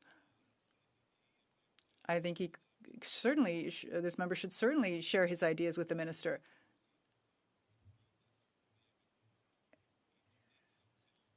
I know this matters to him, and I think all options should be on the table because we understand the importance of supporting the impacted workers. Thank you, Mr. Speaker. Questions and comments, questions et commentaires. The Honourable Member for London Fanshawe. Thank you, Mr. Speaker, and I'd like to thank the member opposite for his speech. He mentioned vision, which is, if this is the Liberal government's vision, I find it quite concerning, especially as I represent the people of London Fanshawe, but also concerning for the region of London. I mean, we're talking about the affordability crisis, the cost of living crisis, and in London, with a 9.1% unemployment, the highest in Canada. That is a concern also. So with regards to vision again and the parliamentary secretary to the Prime Minister, my question is especially to the people that have to utilize the food bank, what do we tell the people in the line at the food bank? When is the Prime Minister going to come through and solve this tariff issue? Thank you, Mr. Speaker. The Honourable Parliamentary Secretary to the Prime Minister. So, look, I'll leave it to the Canadian people to decide whether or not this Prime Minister and the government has the vision that they're looking for. But I would remind my honourable colleague that on basic statistics right now, almost 70% of Canadians approve on the general direction of this government. So it's not for me to say, perhaps not for him to say, we're obviously going to be wearing different partisan color shirts in this House, so to speak, Mr. Speaker. But I believe in the context, and I've traveled across this country, Canadians believe in the vision that the Prime Minister is putting forward.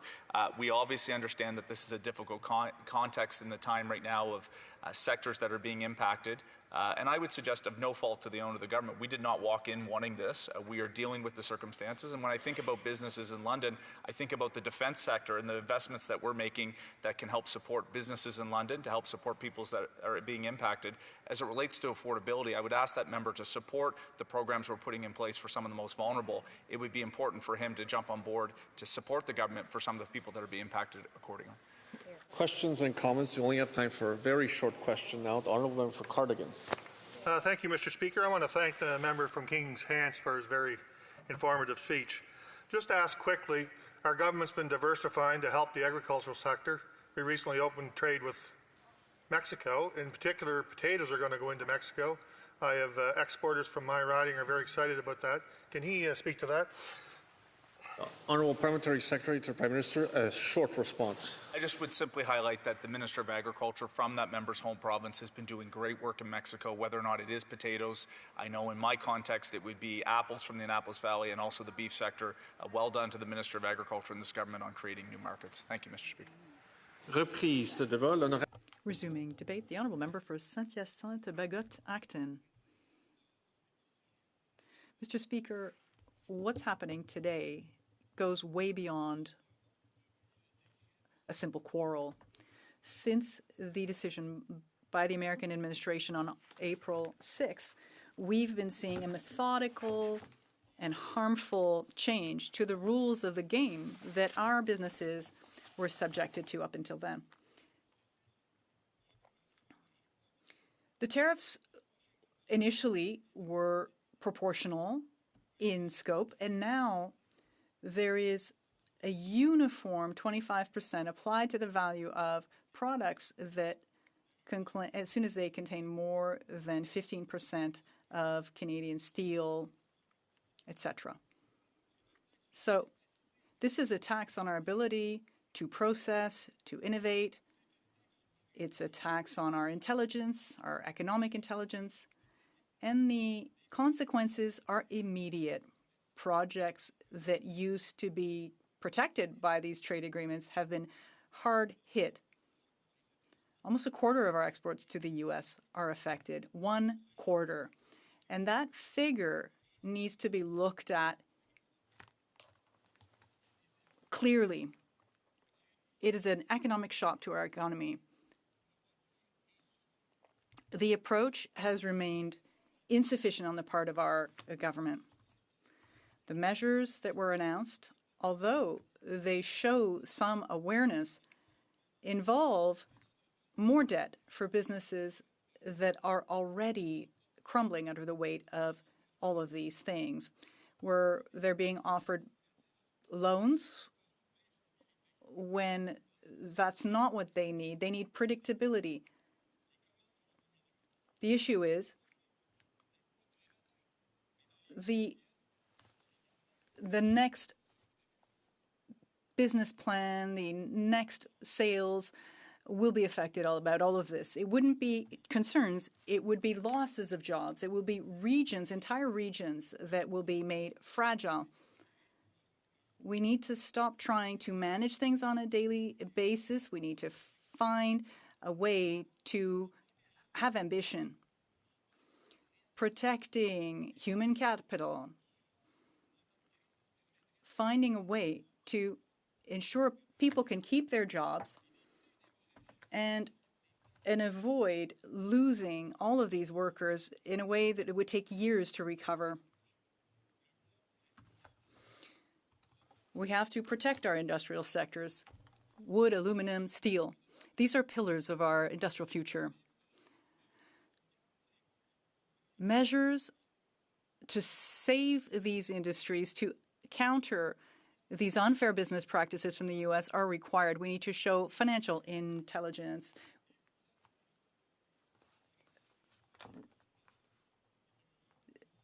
The strategic repositioning of what's been happening in the softwood sector is something we have to address. We need to make sure also that we purchase goods that are made in Canada, that we also need concrete measures, simplify mechanisms, support for small and medium enterprises, and also have a detailed approach to what's happening. Governing is measuring the effects of our efforts. $8 billion in potential losses for Quebec and $1.5 billion as a response. That's not really what is required. And that's not how you protect an economy. We have to call things as out. The decision by Donald Trump is a direct attack on small and medium enterprises.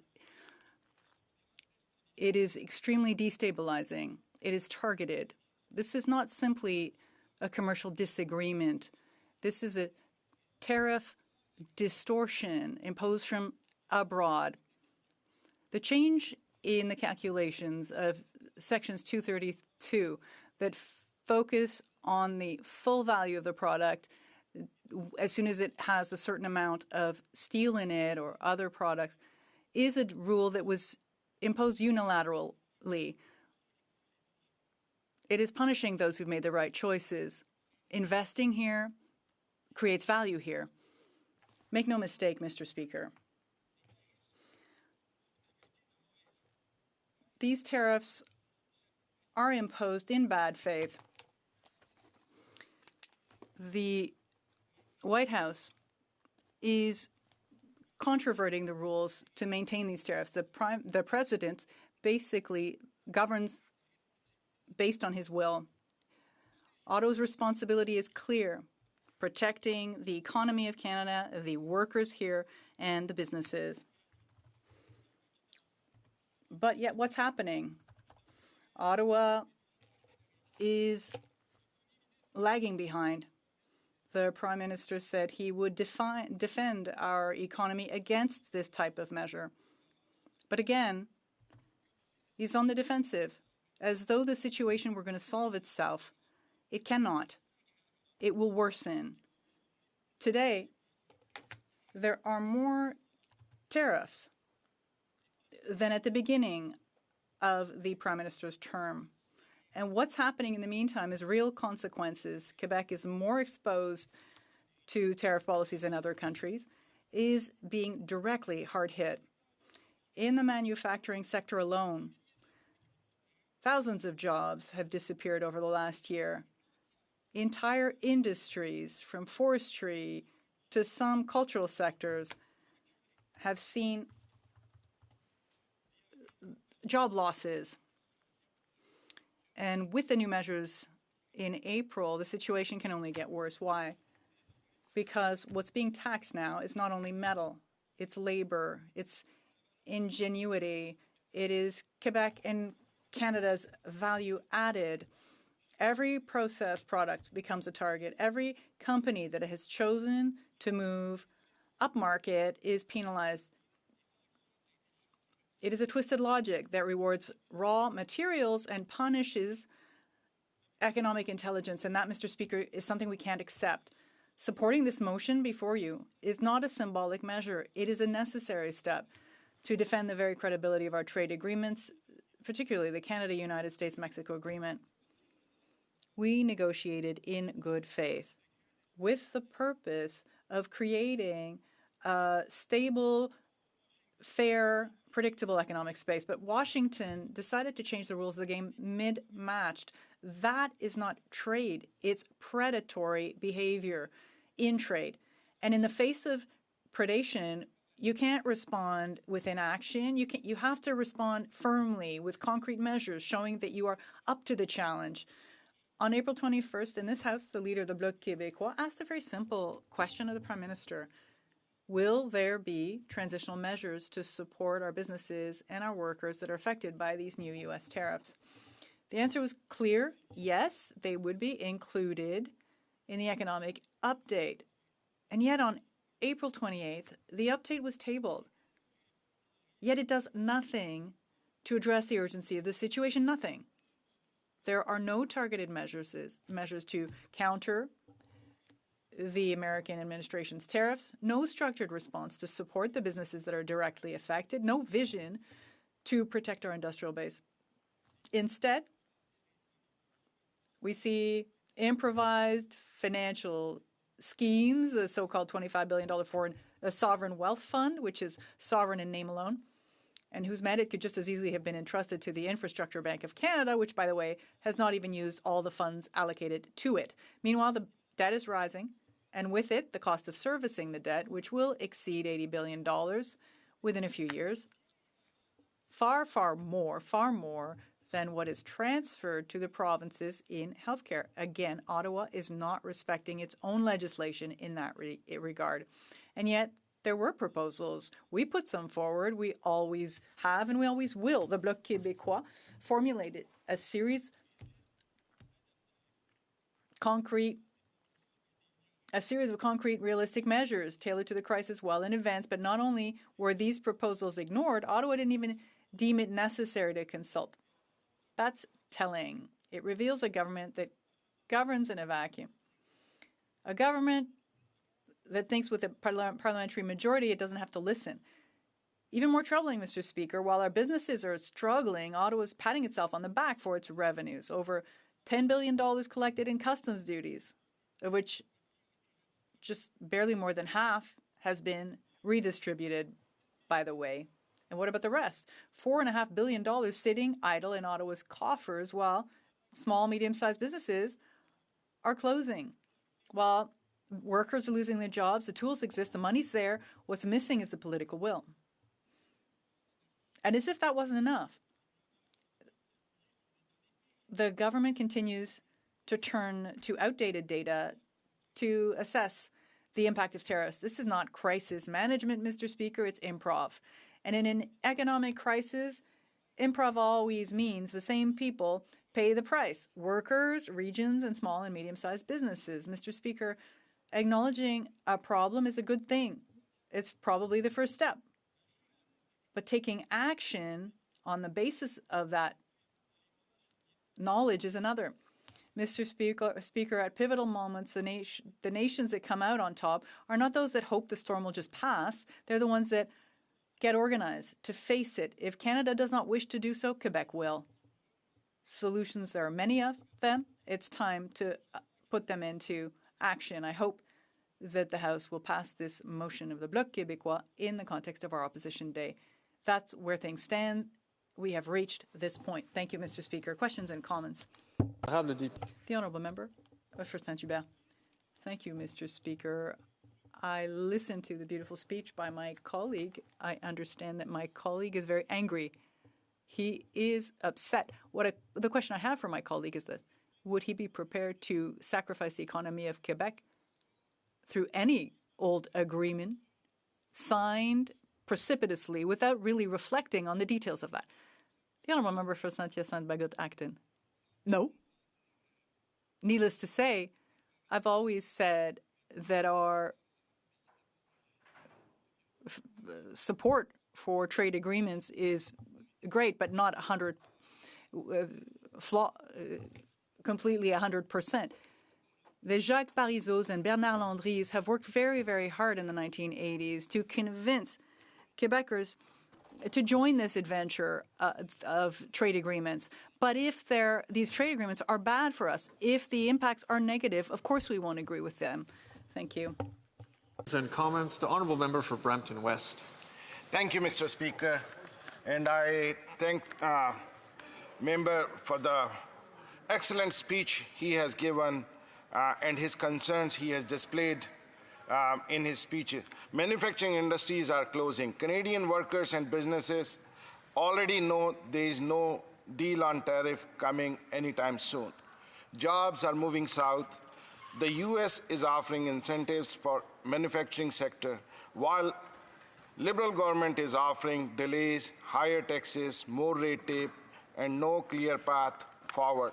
Why is the Liberal making it harder to build and produce in Canada? Can the member explain the impact of higher taxes, more regulations, and lack of real plan to support our industries?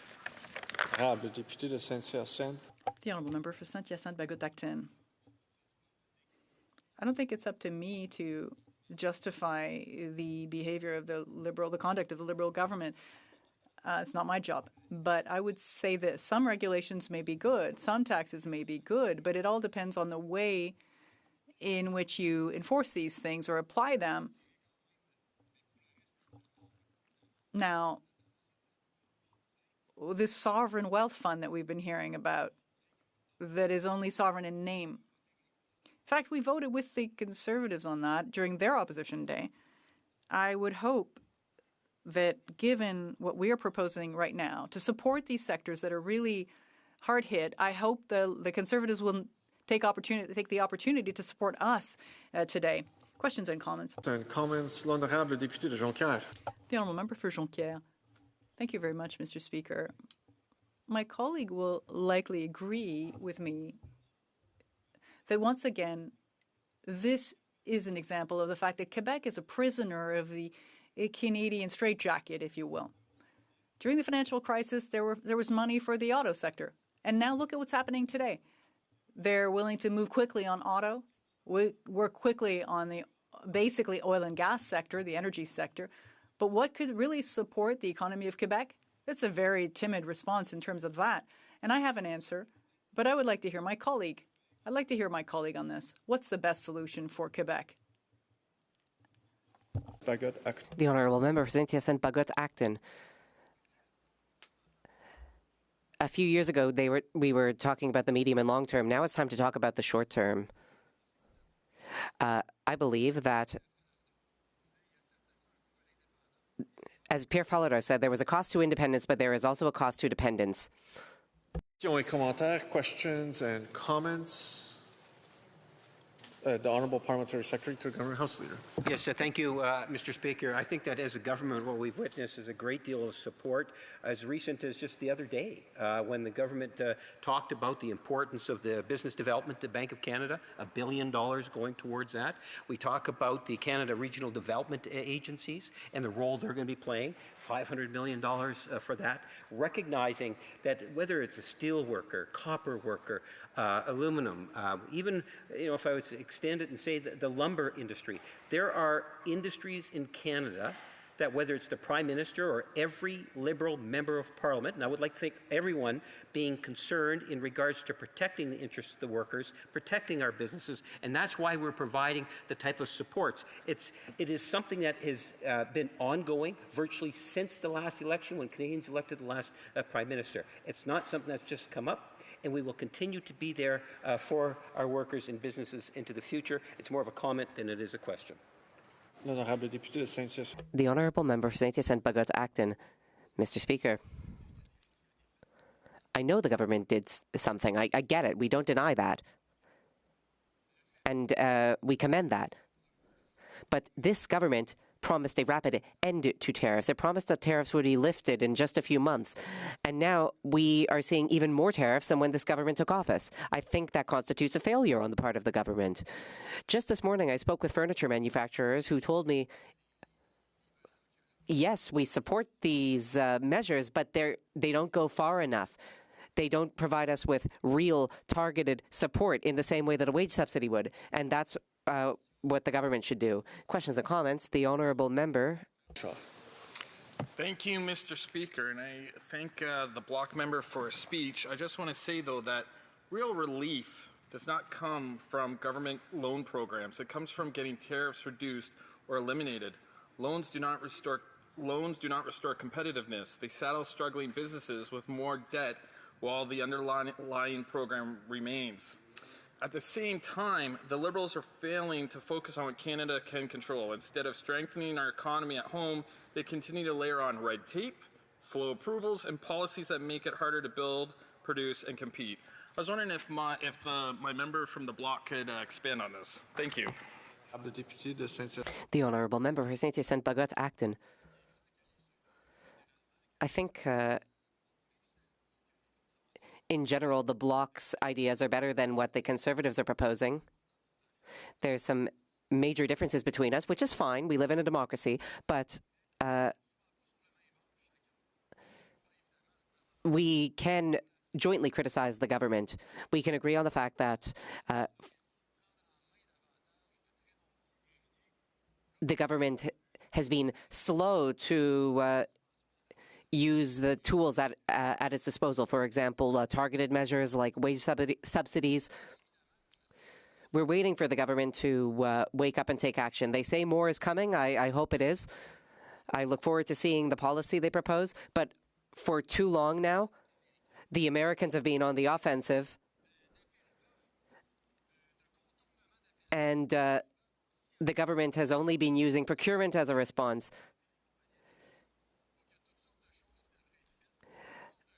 So lots has happened already. The government has prioritized certain things, but they haven't been on the right track. Questions or comments? The Honourable Member for Jonquière. Thank you, Mr. Speaker. Earlier, my colleague from Winnipeg North was saying that we should be concerned about workers. Well, here in the Bloc Québécois, day after day, we rise and we talk about the fate of the workers in Quebec because that is something we care about. The real problem is that our colleagues across the way are getting up to say that they want to build Canada. And what we've seen is that they're building Canada while ignoring Quebec. They only believe in supporting the automotive industry, oil and gas. So could my colleague talk about Ottawa's hypocrisy? Quebec is the area of Canada that is being the hardest hit by tariffs. We have a forestry sector, we have an aluminum sector, and the government has not come forward with a response that is adequate. I've been a long-time member of the Trade Committee. That's actually the first committee I sat on since becoming a member of Parliament. Here's one anecdote. The Americans announced the Inflation Reduction Act, which impacted the automotive industry, and softwood lumber tariffs at roughly the same time. The former Minister of International Trade, Minister Ng, said, "Oh, we're sending an emergency delegation to Washington." And I thought, oh, they're there to talk about wood. But no, the only thing on the agenda was the automotive industry. Right after that, Prime Minister Justin Trudeau issued new mandate letters. And there was not a word about the softwood lumber industry. There are all sorts of examples like this, and I think it speaks up to the government's hypocrisy. Reprise de débat. L'honorable député. Resuming debate, the honourable member for Rivière du Nord. Thank you, Mr. Speaker. Mr. Speaker, I listened to the speech of my colleague from Saint-Hyacinthe-Bagotte with great interest. I found it to be right on the money. The Bloc Québécois is denouncing a problematic and long-standing situation. Canada is always one step behind. We saw this with healthcare. Once upon a time, the government paid 50% of costs.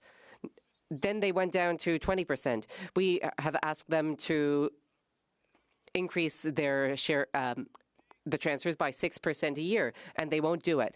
Quebec is asking them to put this in place. The other provinces are asking them to put this measure in place. And now we're dealing with the United States, and I get it. The Prime Minister of Canada cannot remove the U.S. tariffs unilaterally.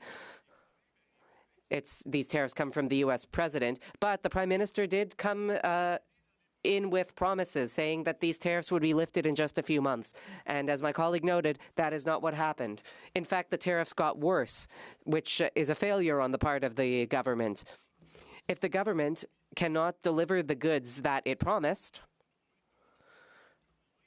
should it not, at the very least, figure out how to lessen the impact on businesses in Quebec and Canada?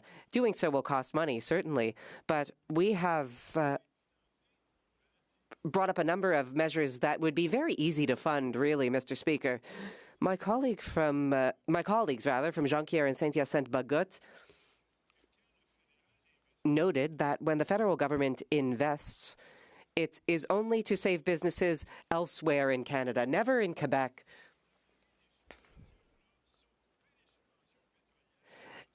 What if the government were to cut oil subsidies? Because that's another one of the government's commitments. The government signed the Paris Accord. It made it environmental commitments. And yet, year after year, audits come out showing that the government is not on track to achieve its climate goals. So maybe the government should take a step towards its climate goals by cutting oil subsidies. That would help Canada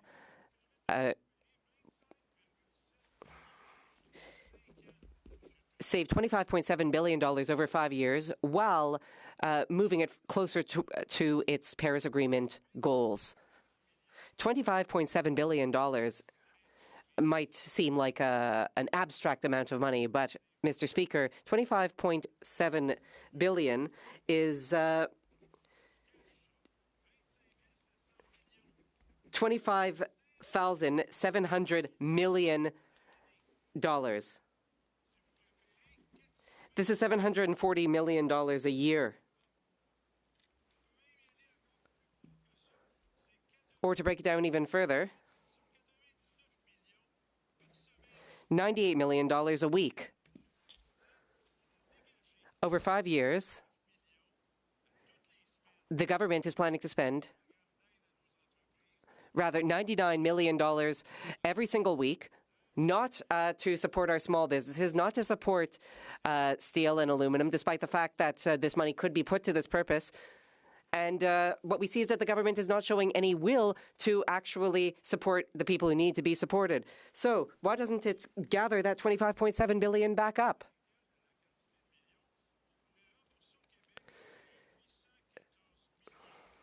Just 2 months' worth of oil subsidies would be sufficient to reimburse Quebecers for the $814 million that the government owes them, because the government gave out a vote-buying gift in the Canadian West while ignoring Quebec. So Quebec is owed $814 million, and the government ought to pay up. Or the government could consider reforming employment insurance.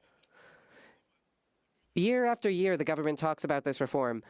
I've been here since 2015, and since 2015, I've been hearing about this, the problems with employment insurance. The government should do more to correct them and help out Quebecois and Canadian workers as they deal with this tariff crisis. In local media, which is not being adequately funded by the government, by the way, and I'll go off on a tangent here. I have a lot of respect for Radio-Canada. I would never want to lose Radio-Canada, but I think the government should not just fund Radio-Canada. They should throw a bone to private media as well.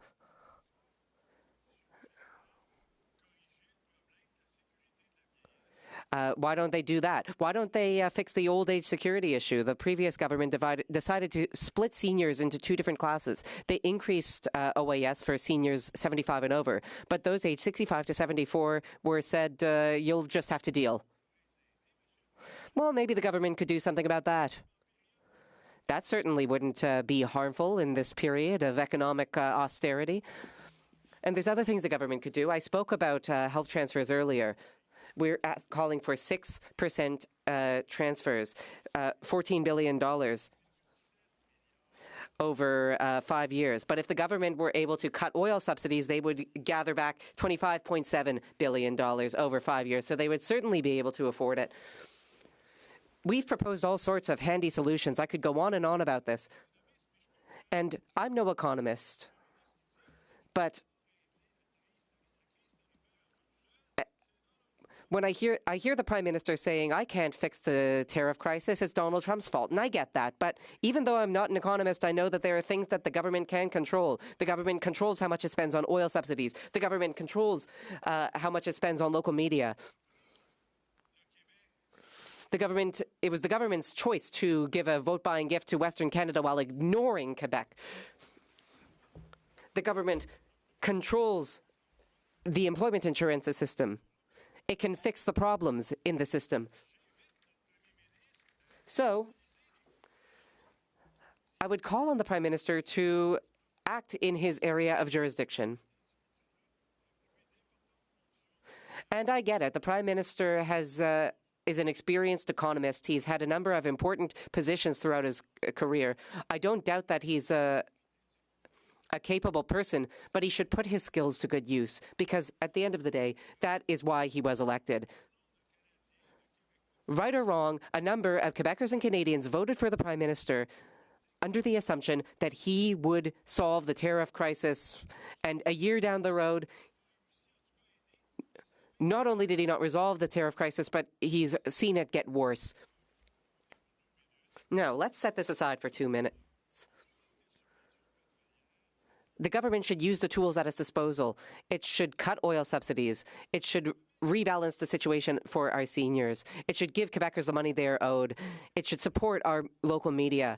It should fix the employment insurance system. And God knows I could go on and on and on.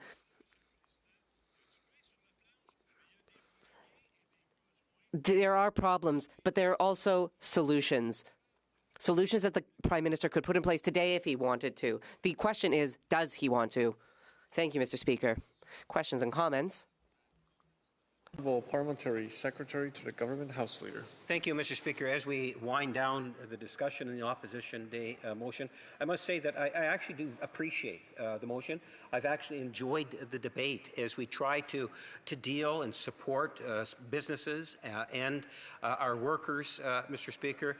It's one of the reasons why I've tried to highlight the number of actions that the government has taken, not only recently, as I highlighted with the Business Development Bank and the regional development agencies. We can talk about the work sharing. We can talk in regards to some of the bigger holistic approaches to dealing with the trade and expanding those opportunities beyond borders. Having the backs of the people of Quebec and all of Canada is critically important to this government. We'll continue to do so. It's more of a comment than it is a question. Just acknowledging I do value the emotion that the Bloc have brought today. I've really enjoyed the discussion and the debate on such an important issue to all Canadians. Thank you, Mr. Speaker. The Honourable Member for Rivière-du-Nord. Thank you, Mr. Speaker. My colleague has just given more of a comment than a question. I won't respond to his comment, but I will give another comment. The member is a part of the governing party. Could he not do more to convince his prime minister to act? Making announcements is all very well and good, but he needs to take action on old age security, employment insurance, and wage subsidies. Wage subsidies were a Bloc Québécois idea back in the pandemic 6 years ago, and they worked. They let us save businesses. So, could the government please use the tool at its disposal, learn from the past, and actually help the people of Quebec and Canada as they struggle to get through this tariff crisis? Order. Comme il est. It being 5:37 p.m., it is my duty to interrupt the debate and put to a vote all necessary questions necessary to dispose of the business of supply. The question is as follows. Mr. St. Marie, seconded by Mr. Bruno Duceppe, moves. Shall I dispense? J'ai entendu un non. I heard a no there. That the House, A, condemned the imposition of new United States tariffs that came into force on April 6, 2026 as contrary to the principles of free trade. B, note that the application of additional tariffs on the full value of products containing steel, aluminum, or copper is affecting a growing number of businesses, particularly SMEs. C, express concern that this new trade environment will have irreparable effects on our manufacturing sector and the jobs that depend on it. And D, call on the government to take all necessary measures without delay to mitigate the impact of these unjustified tariffs, including providing direct support to affected businesses and workers in Quebec and Canada until a trade agreement with the United States is restored. If a member participating in person wishes the motion to be... I see that the member for Saint-Hyacinthe... well, I see a member rising to ask for a recorded division. As such, pursuant to Standing Order 45, the recorded division is deferred to Wednesday, May 6, 2026, at the expiry of the time provided for oral questions. I see the Parliamentary Secretary to the Government House Leader rising on point of order. Thank you, Mr. Speaker. I suspect if you'd canvass the House, you'd find unanimous consent at this time to call it 5:52 so that we could begin private members' hour.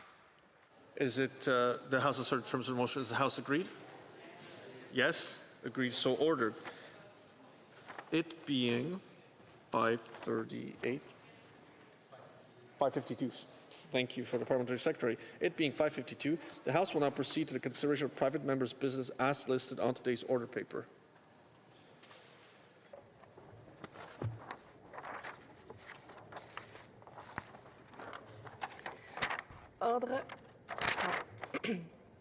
Ordre du jour, affaires émanant des députés. Commencement du débat en deuxième lecture du projet de loi C-268, loi sur le cadre de la politique canadienne. C-268, standing in the name of Ms. Dandurand. Appuyé par Monsieur Morrissey. Ms. Dandurand, seconded by Mr. Morrissey, moves that Bill C-268, an act respecting the Spectrum Policy Framework for Canada, be now read a second time and referred to the Standing Committee on Industry and Technology debate. Member for Compton Stansted. Merci, Monsieur le Président, et c'est avec... Thank you, Mr. Speaker. I'm proud to rise today in the House for the second reading of Bill C-268, an act respecting the Spectrum Policy Framework for Canada. This is an important step in the parliamentary process for an issue that's very important, not only in my riding, which is a rural riding where this is important, but also for all Canadians living in remote, isolated, or rural regions. And this is about cell phone connectivity. These past few years, we've done a lot of work to improve internet connection.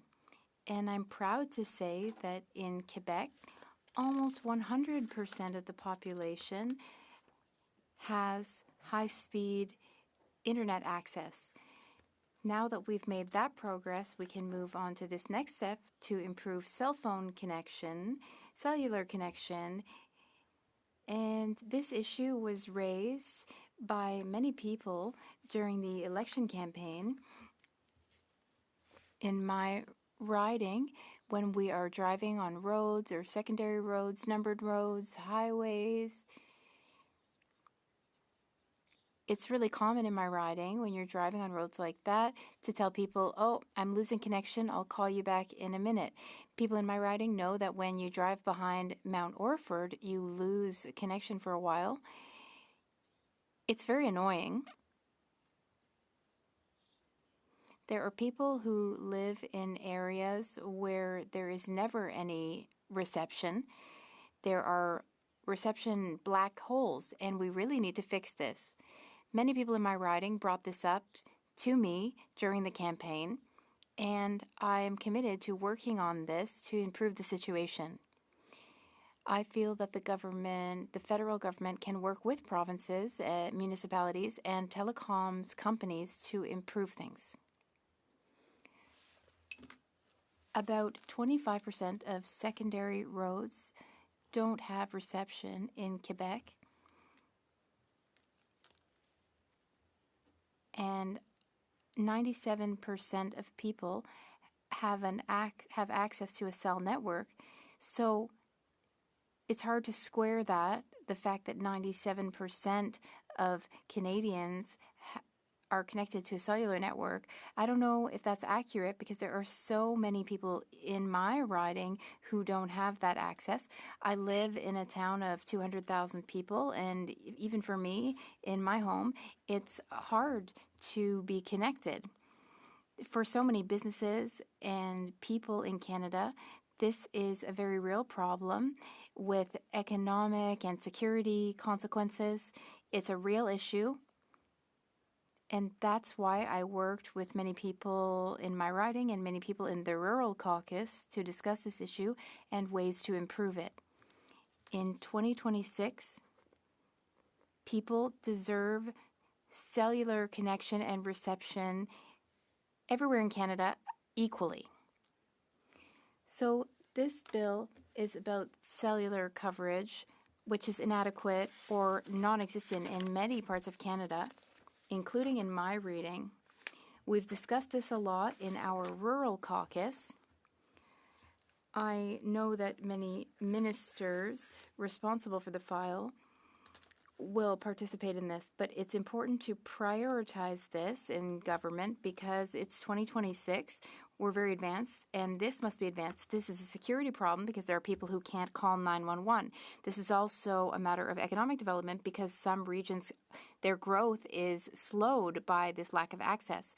This is also a matter of equity because cellular coverage should not be related to our postal code. This is unacceptable in 2026. I'll give you a few examples from my riding. I was recently discussing this with the leader of the fire protection group. In my region, we have a lot of mountains and we're near the American borders. There's a lot of emergency firefighting, but when firefighters arrive on site, they don't have any mobile network coverage. So they sometimes have to call another firefighter who actually leaves the site of the fire to call for reinforcement, for backup. And sometimes this can occur on dirt roads or in isolated areas, and sometimes it takes a few minutes of driving away from the site of the incident to get coverage, to make a call, and then return to the site of the fire.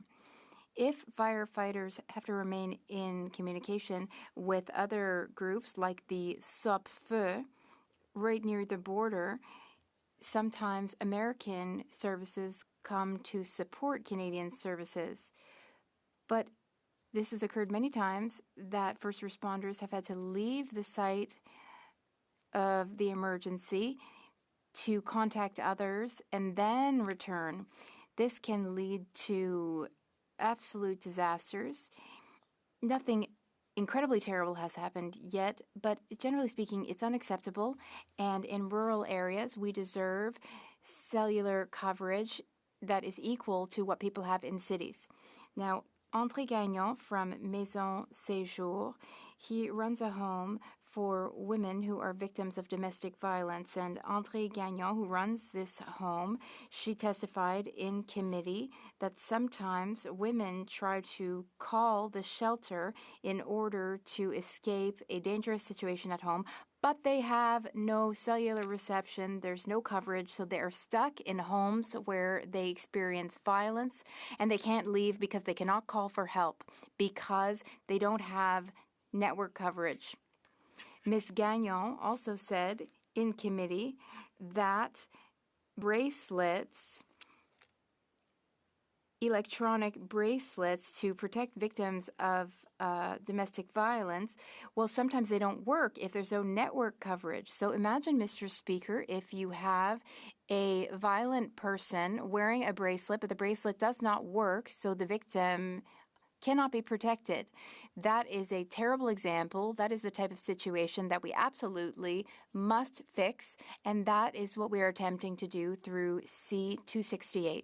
Here's another example, because I'm talking about security. It's very important to think about safety and security.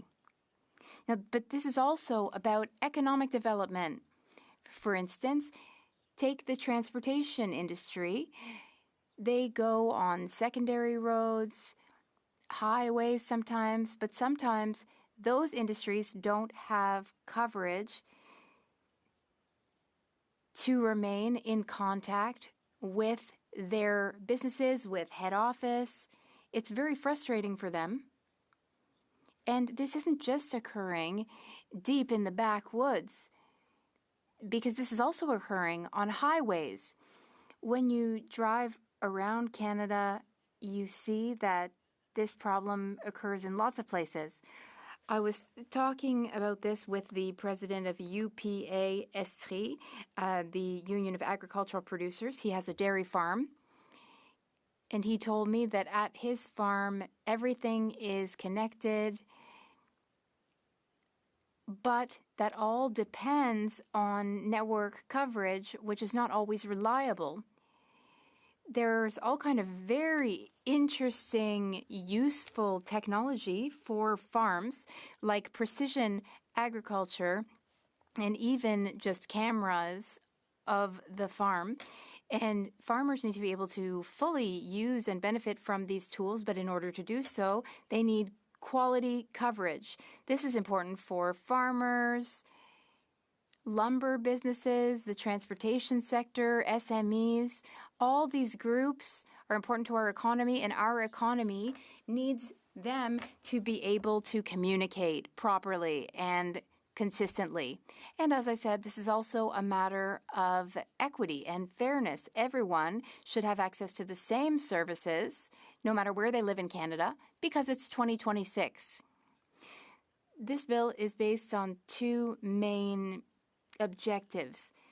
First, we want to have a better understanding of the situation on the ground. We can only improve that which we are fully aware of. According to the CRTC, 97% of Canadians have access to cell networks, but that data comes from telecoms companies. And I'm not certain that the telecoms companies and I have the same definition of access to a cellular network. You know, if you only have one bar of reception, you can't always make a call, receive a call, have a full phone conversation. So that's not my definition of being connected. So what we're asking for in this bill would be to really take stock of the situation and to choose clear parameters to measure the situation, and then we want this data to be independently studied. Then, once we have full, proper understanding of the situation, we can find ways to improve it. So the second objective of the bill is to modernize the spectrum policy framework. That is when you turn on the frequencies that you use for cell phone use, but that framework has not been updated since 2007. In 2007, when it was updated for the last time, it was assumed that market forces would eventually make it possible to connect all Canadians to these networks, but unfortunately, here we are almost 20 years later, and that is not the case. Because for businesses, for the telecoms companies, it's not profitable to get our regions connected, so they don't have any incentive to do so. Now, we would also like to make a change to the preamble of the Spectrum Policy Framework to say that it is important to consider the situation in the regions when we are dealing with cellular connection. Now, this is the perfect time. A bit late, maybe, but this is the right time for a bill like this one. We have invested a lot in cellular coverage, which makes it more profitable and a better idea to build more infrastructure. So we've also invested a lot in internet coverage through fiber optics, and we will be able to have cellular towers with fiber optics. We've invested significantly, and there are also spectrum bids upcoming. And since that's around the corner, we need to change the parameters so that for telecoms companies, we don't want them to connect 50% of the population of a big region in 5 years. Because what that would do in regional areas or rural areas would be to give service to the most heavily populated area, the most densely populated area. So we need to redo that framework. And there will also be low orbit satellites. In the short or maybe medium term, there will be satellites to help people have cellular coverage or mobile coverage, and that service needs to prioritize rural areas, not urban centers. This bill seeks to better measure, plan, and invest. In conclusion, Mr. Speaker, I'm happy to see that this bill transcends partisanship. I'm very happy that many colleagues support this, many Liberal colleagues and also some Conservative colleagues, some NDP colleagues. Our colleague from the Green Party as well have supported this bill by signing it. So this is a cross-party initiative. I'm also happy that Senator Beaudoin has accepted to champion the bill in the Senate once the bill reaches the Senate. So, Mr. Speaker, I call on this House to send this bill to committee so that it can be studied, so that Canada will be better connected, safer, fairer, and stronger. Thank you, Mr. Speaker. Questions and comments. Questions et commentaires. L'honorable député de Lévis. Questions and comments, the Honourable Member for Lévis-Lotbinière. Thank you very much, Mr. Speaker. I thank my colleague for her bill, which could help many people in Canada, including people in my region. We have black holes in my region, especially in Lévis, in the Saint-Nicolas area, taking a bridge to Saint-Antoine, where all of a sudden, no more service, no more coverage. So people in my riding want us to do everything within our power, everything that we can to give them coverage.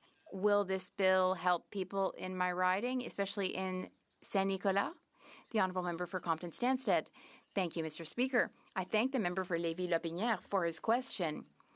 He and I have discussed this. We've talked about the people in Saint-Nicolas. They live in an urban center. They're not out in a rural area. And in Saint-Nicolas, in this urban area, they have coverage problems, mobile coverage issues. So we're going to make sure that this is clarified and improved. Then we will be able to send service or offer service to places which don't have service, and that'll include rural, remote, isolated regions, but also urban regions like that one. I live in Roque Forest, and I have the same issues as the people of Saint Nicolas, so I hope that this will also help people in cities. Questions et commentaires. The honourable member for Avalon. Yes, Mr. Speaker. As was just recognized, first of all, I want to thank my colleague for her speech and especially for her commitment and dedication to getting this issue solved. In my riding of Avalon, as was just highlighted so many times, and many ridings throughout our country, cellular connectivity is very poor and in most cases it doesn't exist. We have incidents in Avalon where police officers can't be contacted, firefighters cannot be contacted, emergency responders. So it's a huge issue. Families cannot communicate with each other. And in today's society, people use connectivity in order to make sure that we are well connected and that everyone is connected with us. So my question is, how would this bill address the connectivity gaps existing in my riding of Avalon and other rural areas throughout Canada? L'honorable député de Compton-Stanstead. The Honourable Member for Compton-Stanstead. And I thank my colleague from Avalon for his question. I've been working with my colleague as chair of the Rural Caucus. He's a member really engaged on that issue. We've been talking a lot about it, and not only talking, but taking action as well. We met with Bell and Rogers to talk about how they're helping with that, what are their challenges, and where they want to go with it. So I thank him for his involvement and commitment towards this important issue. Yes, it will help in Avalon because we're going to have a better mapping of the situation, and then we can address the situation by prioritizing rural and places that are a bit outside of the scope, so his people in his riding can be connected. Thank you, Mr. Speaker. Questions and comments. Questions et commentaires. L'honorable député. The Honourable Member for Joliette-Manawan. Thank you, Mr. Speaker. Please allow me to congratulate the member for Compton-Stanstead on her bill and on her very fact-based and well-researched speech. There are parts of the spectrum that are not being used by cellular companies. In the member's view, why do companies choose not to develop that? Because I think it's unacceptable. The Honourable Member for Compton-Stanstead. Thank you, Mr. Speaker, and I thank my colleague for his question. Indeed, there are frequencies on the spectrum that are not being used. The problem is that businesses follow the agreements they've signed with the government, and the way these contracts are written, for instance, require connecting 50% of people in a given area in a short time, and that leads to huge amounts of people who are not connected, and the majority of these agreements have been followed, but the problem doesn't lie there. The problem is in contracts, we need to consider that in rural areas, connection is not quite the same as it is in urban areas. On a point of order. Thank you very much, Mr. Speaker. There have been discussions amongst the parties, and if you seek it, I believe you will find unanimous consent for the following motion: that the membership of the Standing Committee on Procedure and House Affairs be amended as follows. Mr. Generu, Edmonton Riverbend, for Mr. Wilkinson, North Vancouver, Capilano. All those opposed to the honourable member moving the motion will please say nay. Agreed. The House has heard the terms of the motion. All those opposed to the motion will please say nay. Carried. Adopté. Resuming debate. Reprise de débat. The honourable member for Tobic-Mactaquac. Thank you, Mr. Speaker, and it is an honor again to rise here in the People's House, and it is a joy to rise on this occasion to offer our support for the private member's bill. The member from Compton-Stanstead, and I hope I'm pronouncing that correctly, has worked hard on this issue, and I know I hear her often refer to those in rural communities and in the rural areas of her riding and district, so I congratulate her on her efforts in addressing this area of grave concern. Across the country, in rural and remote areas, connectivity is an ongoing huge challenge, and I represent a district that is well acquainted with this as well. There'll be times when I'm in the midst of a great conversation and enthralled and getting just to the highlight, and then all of a sudden, I'm talking to myself. Oh, that didn't work so well. So whether it's in Arthurets or Craig Flats or down in Brockway or heading towards Forest City, I have lots of those dead zones that come along. And I have several of the citizens of my region and residents of our region that it's a huge concern for public safety, for healthcare, in that if they're in a rural area and they don't have really good reception, they're not sure they can get the help that they need when they need it. And us addressing this and taking any steps that we can, and this bill is one of those steps that we can take to address this and help hold the providers accountable and bring transparency to it, we commend and we support those efforts. So looking forward to supporting this through to committee, and then obviously continuing to press the government to do all that it can to address the ongoing need for increased coverage and broadband access across rural and remote areas and regions of our country.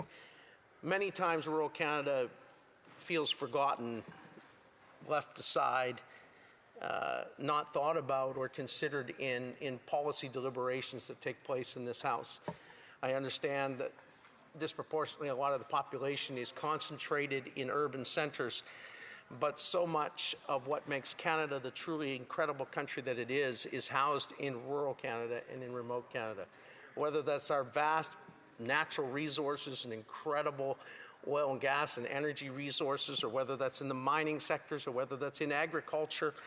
Many of these centers and hubs of tremendous resource and financial capacity is housed in rural and remote communities. And part of making sure that those areas remain vital and vibrant and prosperous is to ensure that people can inhabit those places and still function at a high level and participate in society in a meaningful way. And part of that is obviously connectivity, so that people can continue to work and be able to reside in these places, be able to do business and reside in these places. And whether they're working in a lumber yard, or whether they're on a farm on a tractor and needing GPS, or whether it's they're in the resource sector working and providing livelihood and gaining substance from that, having the ability to connect is critical. And this bill, I think, is one step in making sure that we are holding to account and bringing transparency to those who are providing it, to ensure that they're meeting the objectives and the targets that needs to be there. So it's an important step, but obviously we need continued focus on broadening and opening up competition, allowing more providers to get into the space and encouraging more providers to get into the space, so that Canadians can see it become more affordable to have access and to be able to have options when they're living in rural and remote areas, to be able to connect. So we'll continue to press from this side of the House that this remains a priority, and that this bill does get the support that it needs, but also that enhanced discussion, but beyond discussion, enhanced action takes place to bring connectivity to those Canadians that had oftentimes been overlooked and forgotten. As I was preparing this, I couldn't help reflect a little bit, and I was reflecting on an ancient story that came back to me as I was reflecting on the importance of connection and connectivity. And I got thinking about people and what they go through when they feel disconnected. And oftentimes it goes far beyond just cell access and broadband access. There's a deeper lesson in this, and that is that when anyone feels disconnected with that, there comes all kinds of other societal challenges. Social isolation is a big problem, and it's very real. Social anxiety is a big problem. When people feel disconnected from family, that leads to many issues. When they feel disconnected from help, that leads to issues. If they feel disconnected from resources and services, that leads to multiple issues. So I was reflecting on an old story, and I believe there is a correlation. The story goes like this, that there was once a man who was traveling from one community to another, and the way it was written, it says he fell among thieves, that he was robbed, he was beaten, and he was left on the side of the road, and he was abandoned, as it were. And it said that after they had stripped him and had taken his goods, it said they left him there half dead. So this man is laying in a ditch with no help and feeling isolated, feeling cut off from help, feeling cut off from resources, feeling cut off from his family, and was left to die. And of course, he hears the sounds of footprints coming down the road, and I think he's probably feeling, oh good, help is on the way. I'm sure his hopes were rising, even though his strength was faint, and even though he didn't have the capacity to maybe help himself fully, he thought, this is my answer, because I hear help coming down the road. And of course, as this gentleman gets to him, his hopes that were rising so quickly were quickly dashed. Why? Because he looked at the man who was in the ditch, and this religious man, this priest, looked at him and said, I don't got time to deal with that. That's too messy. That's too complicated. I've got to get to an important meeting. He crossed over on the other side and kept on walking. And then came another man that we thought, oh, well, that one didn't work out really well. That left me more hurt, more isolated, more disappointed. But maybe this one, just maybe this is my answer. Comes a very educated man, prestigious, a lawyer, a scribe. He was well regarded in the community and distinguished and had all kinds of resources. And the man in the ditch said, oh, this guy can help me. He can get me connected to what I need to get better. Surely this is my answer. And you can see the hopes going up inside the man laying at the wayside and laying in the ditch thinking, surely this is the guy to get me connected. And though it promised much and the man had the ability to do so, he looked at him and said, too far gone. I haven't got time for that. Not much there. I got to go where there's more important things to deal with. I'm busy. And so he crossed over on the other side and kept on walking. And so the man grew worse and more despairing. But I'm thankful there was a third gentleman that came along that road. And you recall the story. There's a gentleman that came and he didn't have much pedigree. He wasn't known as a person in a position of authority or great authority, but he was a stranger and a commoner. But something happened inside that man as he saw the man in the ditch who was disconnected, cut off from resources, cut off from help, cut off from the needed sources of help that he was desperate for. This kind stranger was so moved to get off of his donkey, climbed down into the ditch, bandaged up his wounds, spent some time with him. But thankfully, he didn't just give him a Band-Aid and move on, or put a bandage on him and move on. This kind stranger did something very important that relates to this bill, believe it or not.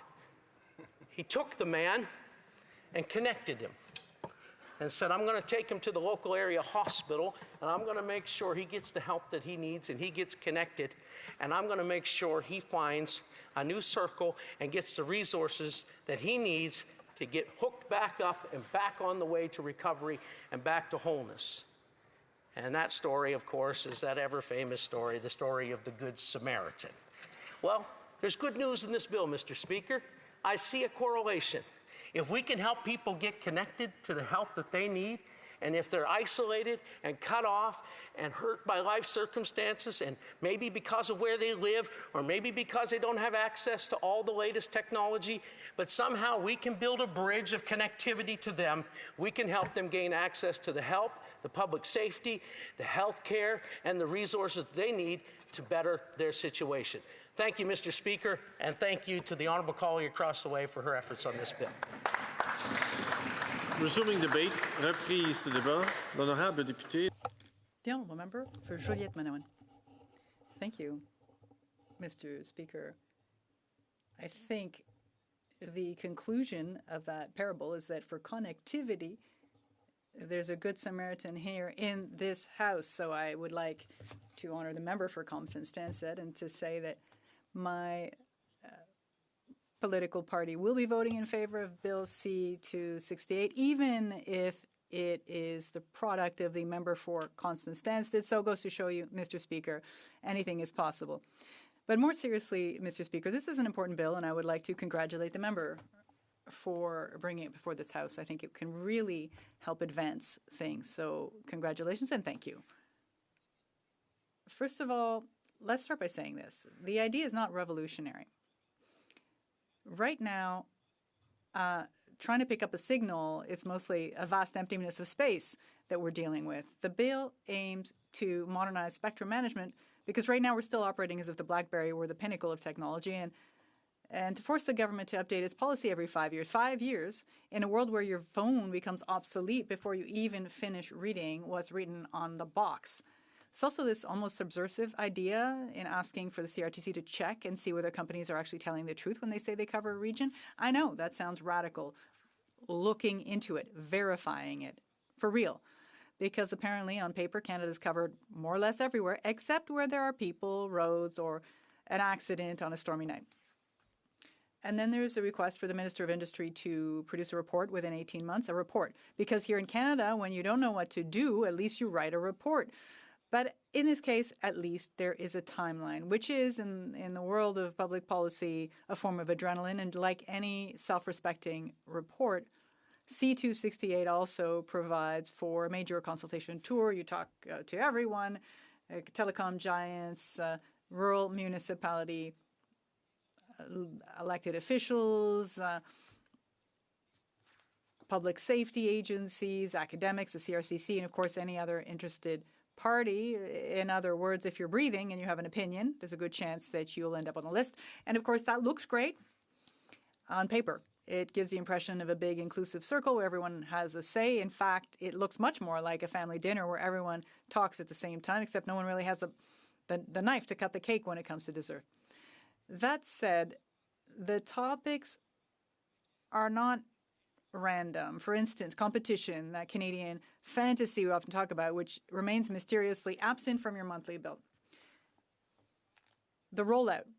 In other words, force companies to do what they're supposed to do but don't always do. And the issue of unused licenses, those bits of spectrum that are lying dormant somewhere, probably in a virtual drawer, with the hopes that they might one day be of service.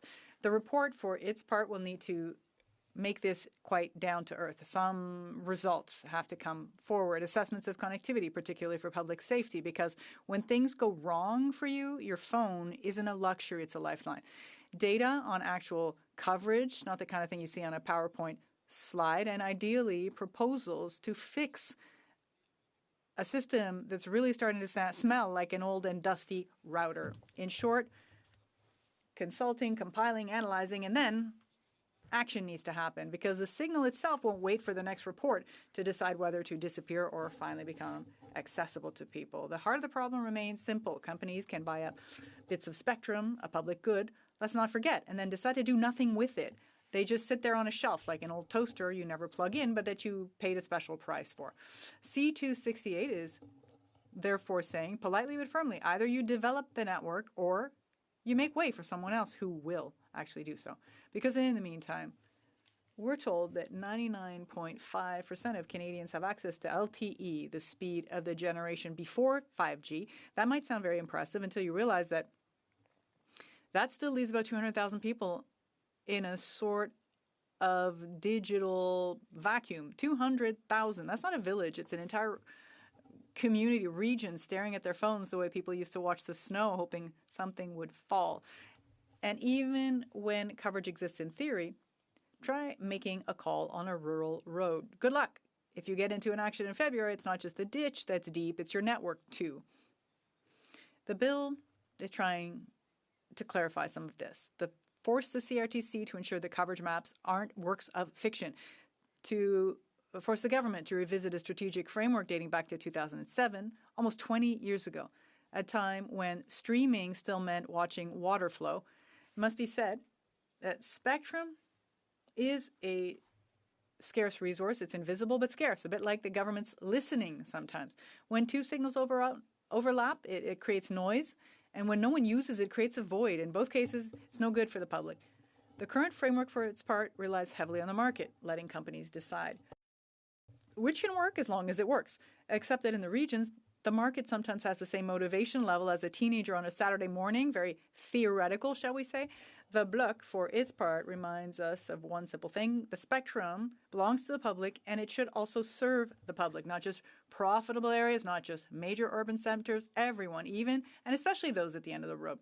So yes, C268 isn't going to solve everything. There will still be reports, consultations, committees, of course, the classic trilogy, and perhaps a little bit of a freeze response because the CRTC, let's face it, sometimes moves at the speed of an old 56K modem, making it beep, beep, beep sounds. At least it's going in the right direction, one where having a network isn't a luxury but a basic necessity, and where calling for help doesn't depend on your zip code or when you're on your postal code, and where finally we stop pretending that everything is covered just because it looks good on a PowerPoint. In short, a bill that doesn't reinvent the wheel, but at least tries to get it rolling. I'd like to thank once again and congratulate the member for Compton Stansted for an important bill. Thank you, Mr. Speaker. Resuming debate, reprise. Resuming debate. For Egmont. Thank you, Mr. Speaker.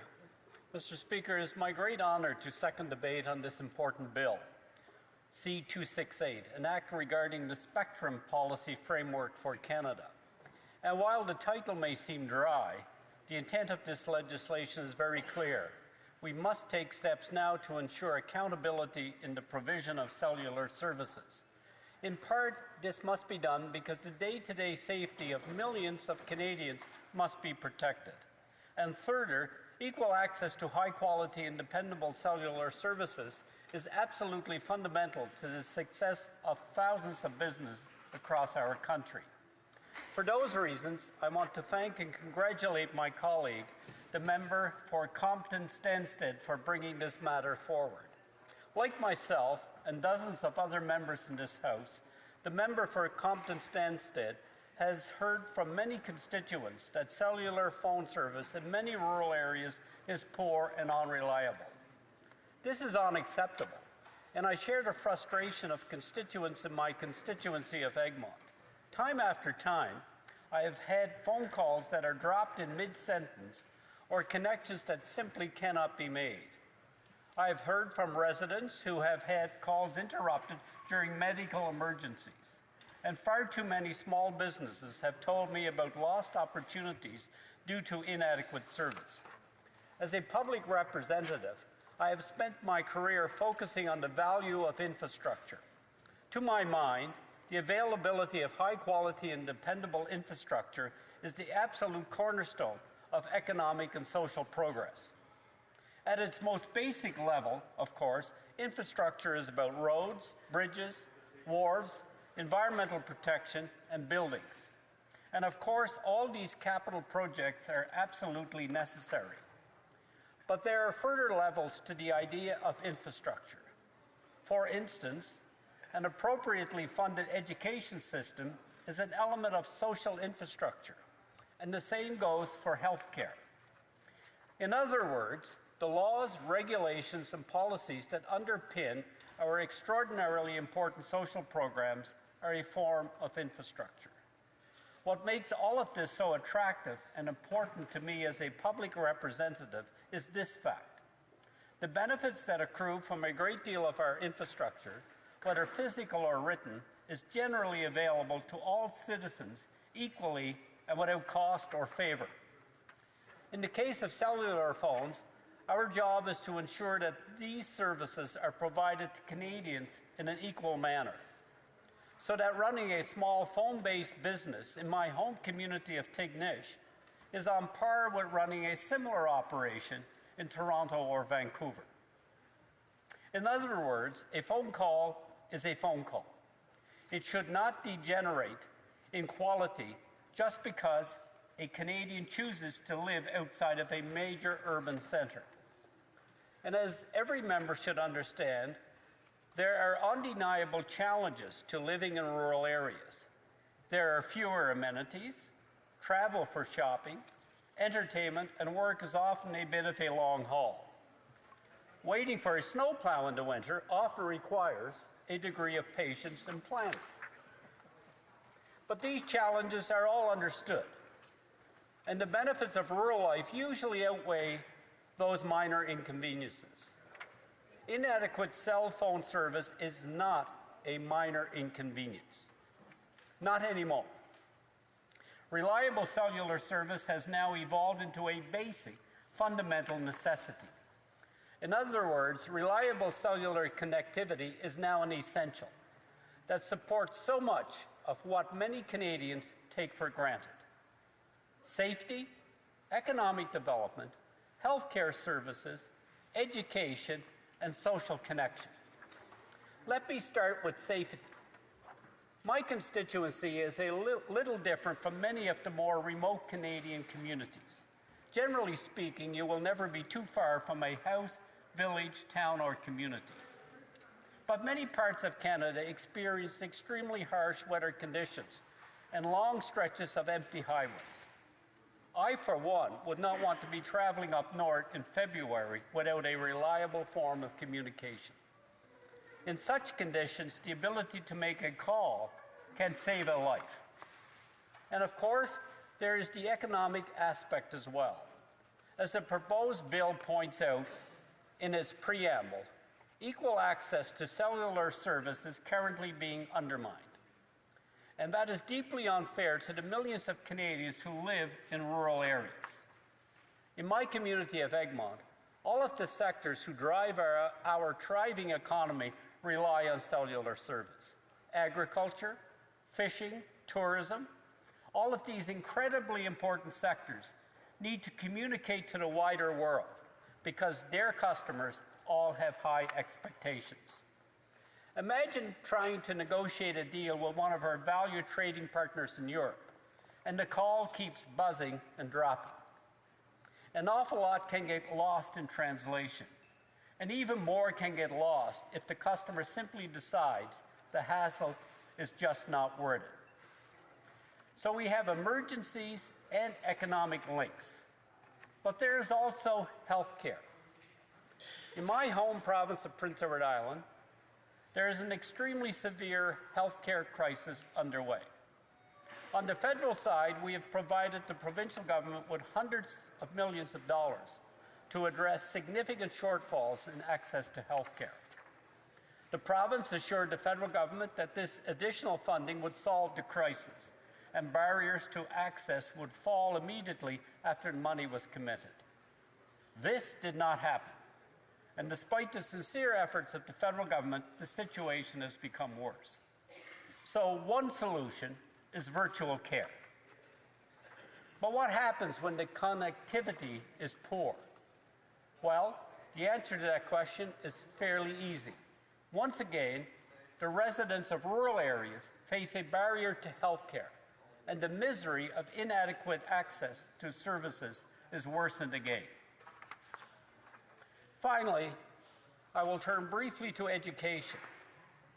I am a great believer in making sure that high-quality education programs are easily accessible to all Canadians. As the new technologies begin to emerge some years ago, I listened to young residents in Egmont talk so happily about being able to access important new skills from the comfort of their home communities. And as we all learned during COVID, distance learning was absolutely essential. But today, we see the difference in access to many programs widening. There is a gap, and students in major metropolitan areas have another major advantage over their rural counterparts. Is this fair? Is this equal? Of course not. And it is infuriating to many rural Canadians. Ultimately, appropriate cell phone service is essential to the future of Canada, rural Canada. It enhances safety, supports economic activity, improves access to healthcare and education, and strengthens social ties. As technology continues to evolve, the importance of reliable mobile connectivity will only grow.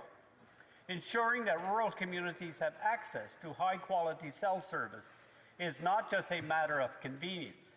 It is essential for equality, opportunity, and quality of life across Canada. Mr. Speaker, that is why I support this important bill. Thank you. Resuming debate, reprise de débat. The honourable member for Portage-Lisker. Well, thank you, Mr. Speaker. Now, for many people living in big cities, a drop call is an irritant, but then you dial again and it just works fine. But for rural families, it can be dangerous. It can mean a farmer cannot connect to the equipment that keeps his or her modern operation running, or worse, to make a call if the combine starts on fire. It can mean a family driving on a lonely stretch of highway in a snowstorm that has no way to call for help if disaster strikes. For a first responder, it can mean the difference between getting there on time and getting there too late, and the trauma that can follow that. In Canada, cell service should not be a luxury, nor simply a perk. It is basic infrastructure in an advanced nation like Canada. When it fails, people notice, and sometimes, particularly in rural Canada, they pay for it. Now that's why this issue matters so much. Spectrum may sound like something regulators just talk about, but it is the invisible infrastructure behind every call, every text, every emergency alert, and every wireless connection that people rely on. It is also a public resource. The public owns it, Mr. Speaker. Companies are licensed to use it, but government is supposed to manage it in the public interest. Now, when spectrum policy does work, people get better service. They get stronger competition and fewer dead zones. And when it fails, families pay full price for half service at best sometimes. Signals drop. Towers don't get built. Smaller companies get squeezed out. And consumers get fewer choices on who to purchase from. Worst of all, prices stay high. And the same companies continue to call the shots on how this process works. Now, Bill C-268 would require the CRTC to verify the mobile coverage data that it gets from Canadian carriers. Now that matters because every rural resident knows there can be a huge gap between what the coverage map says and what the phone actually delivers for them. And on paper, an area may be completely covered and may appear served. But, Mr. Speaker, it's not. In reality, that service may mean at best 1 week bar, or a call that drops halfway through, or a signal that disappears the moment the road dips or the weather changes. And I bet every single rural member of parliament in this place knows exactly what I'm talking about. We know instinctively in our ridings that face these challenges where the dead zones are. We know where we can make calls on the road from, where we simply can't, unless we've downloaded the audiobook or the podcast, it is going to cut out too. But what matters is not just the stretch of highway that we know service is awful. We know that people are trying to stand outside their house and hold their phone up in the air hoping that they might get that one bar, because people actually live here, and despite being told that they are served, they know that they are not, and that's why accurate coverage data matters. Rural folks don't need someone or some big company telling them that they're covered when their own experience shows them that that is not the case. They need a system that measures service as it actually exists in the real world. Now, this bill also forces Parliament to take another look at Canada's spectrum policy framework, and that matters because the bill's own preamble makes it a pretty remarkable admission, Mr. Speaker, that Canada's spectrum policy framework has not been updated since 2007. That's not just a long time ago. In the world of telecom years, that is ancient history. This framework predates the smartphone in the world we live in. It predates the app economy. It predates connected farms, remote work, and the expectation that people should be able to bank, work, run a business, and stay connected from almost anywhere in this great nation. Canada's public airwaves are being managed under a framework that has been sitting on the shelf since the flip phone era. Thinking back when you had to press enough characters 14 different times just to say hello and have the patience of a saint. Now, since then, the world has changed immensely, as we all know, yet the framework governing our public airwaves was written for a very different country than the one we are living in today. Now, Bill C-268 would require the Minister of Industry to review that framework, report back to Parliament, and hear from people who understand the stakes, people who understand, such as rural municipalities, such as first responders, the CRTC and the telecom providers and spectrum license holders, all to come to the table and help us understand what the challenges are and how they can be fixed. In plain English, Parliament would finally have to ask whether Canada's public airwaves are being used to connect people or whether we are letting an outdated system limp along while rural communities are left buffering and paying half price for next to no service at times.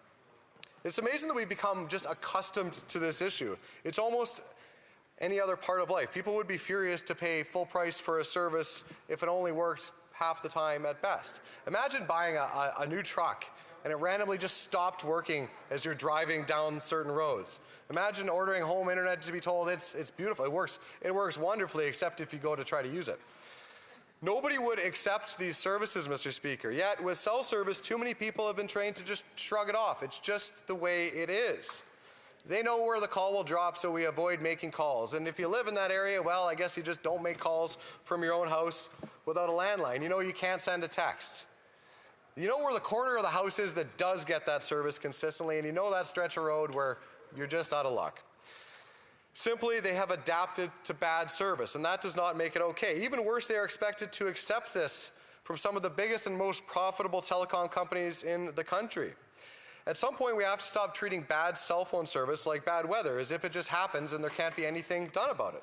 And that is the conversation that Parliament is long overdue to have. And that is why Conservatives believe this bill should go to committee for study.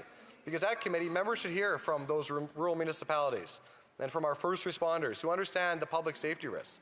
And they should hear from industry stakeholders about the barriers to deployment and from the regulators about how coverage is measured and, most importantly, verified. We need to make sure that this work leads to the problem being fixed, however. The last thing we need is another taxpayer-funded paperweight. A spectrum policy that only works on paper does not work, at least for the people that I represent. A coverage claim that falls apart the moment someone leaves town is not good enough. And for Conservatives, the test is simple. Does federal spectrum policy help get service to people who need it, yes or no? That should be the starting point of this conversation, Mr. Speaker. Not whether the consultation process checks every box, not whether the department can point to another strategy, another target, another dashboard on some website. The question is whether the person on the rural road, the farmer in his field or his yard, the family at the lake, the small business owner heading through bad weather can connect when it matters most to them. Does it support competition, Mr. Speaker? People are tired of being told to be grateful for whatever service the few companies decide to provide us.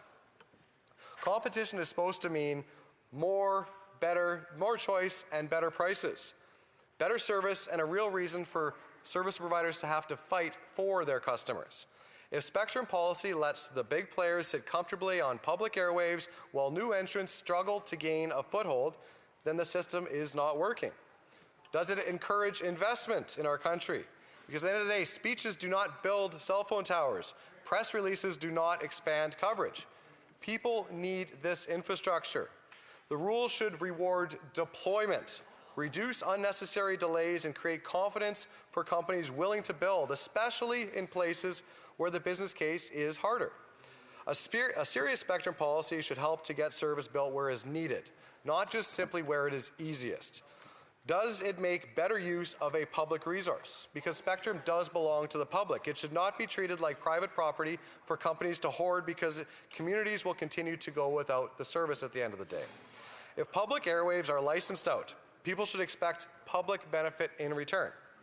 And finally, does it recognize that rural Canada cannot be treated as an afterthought? Rural people pay the bills, many of the bills for this country. They run businesses. They grow our food. They move the goods across this country that we all need.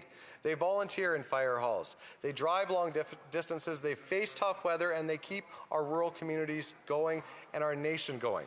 They should not be accepted to accept second-class service. Those are the questions that I believe this committee should examine. And at second reading, we are voting on the principle of this bill.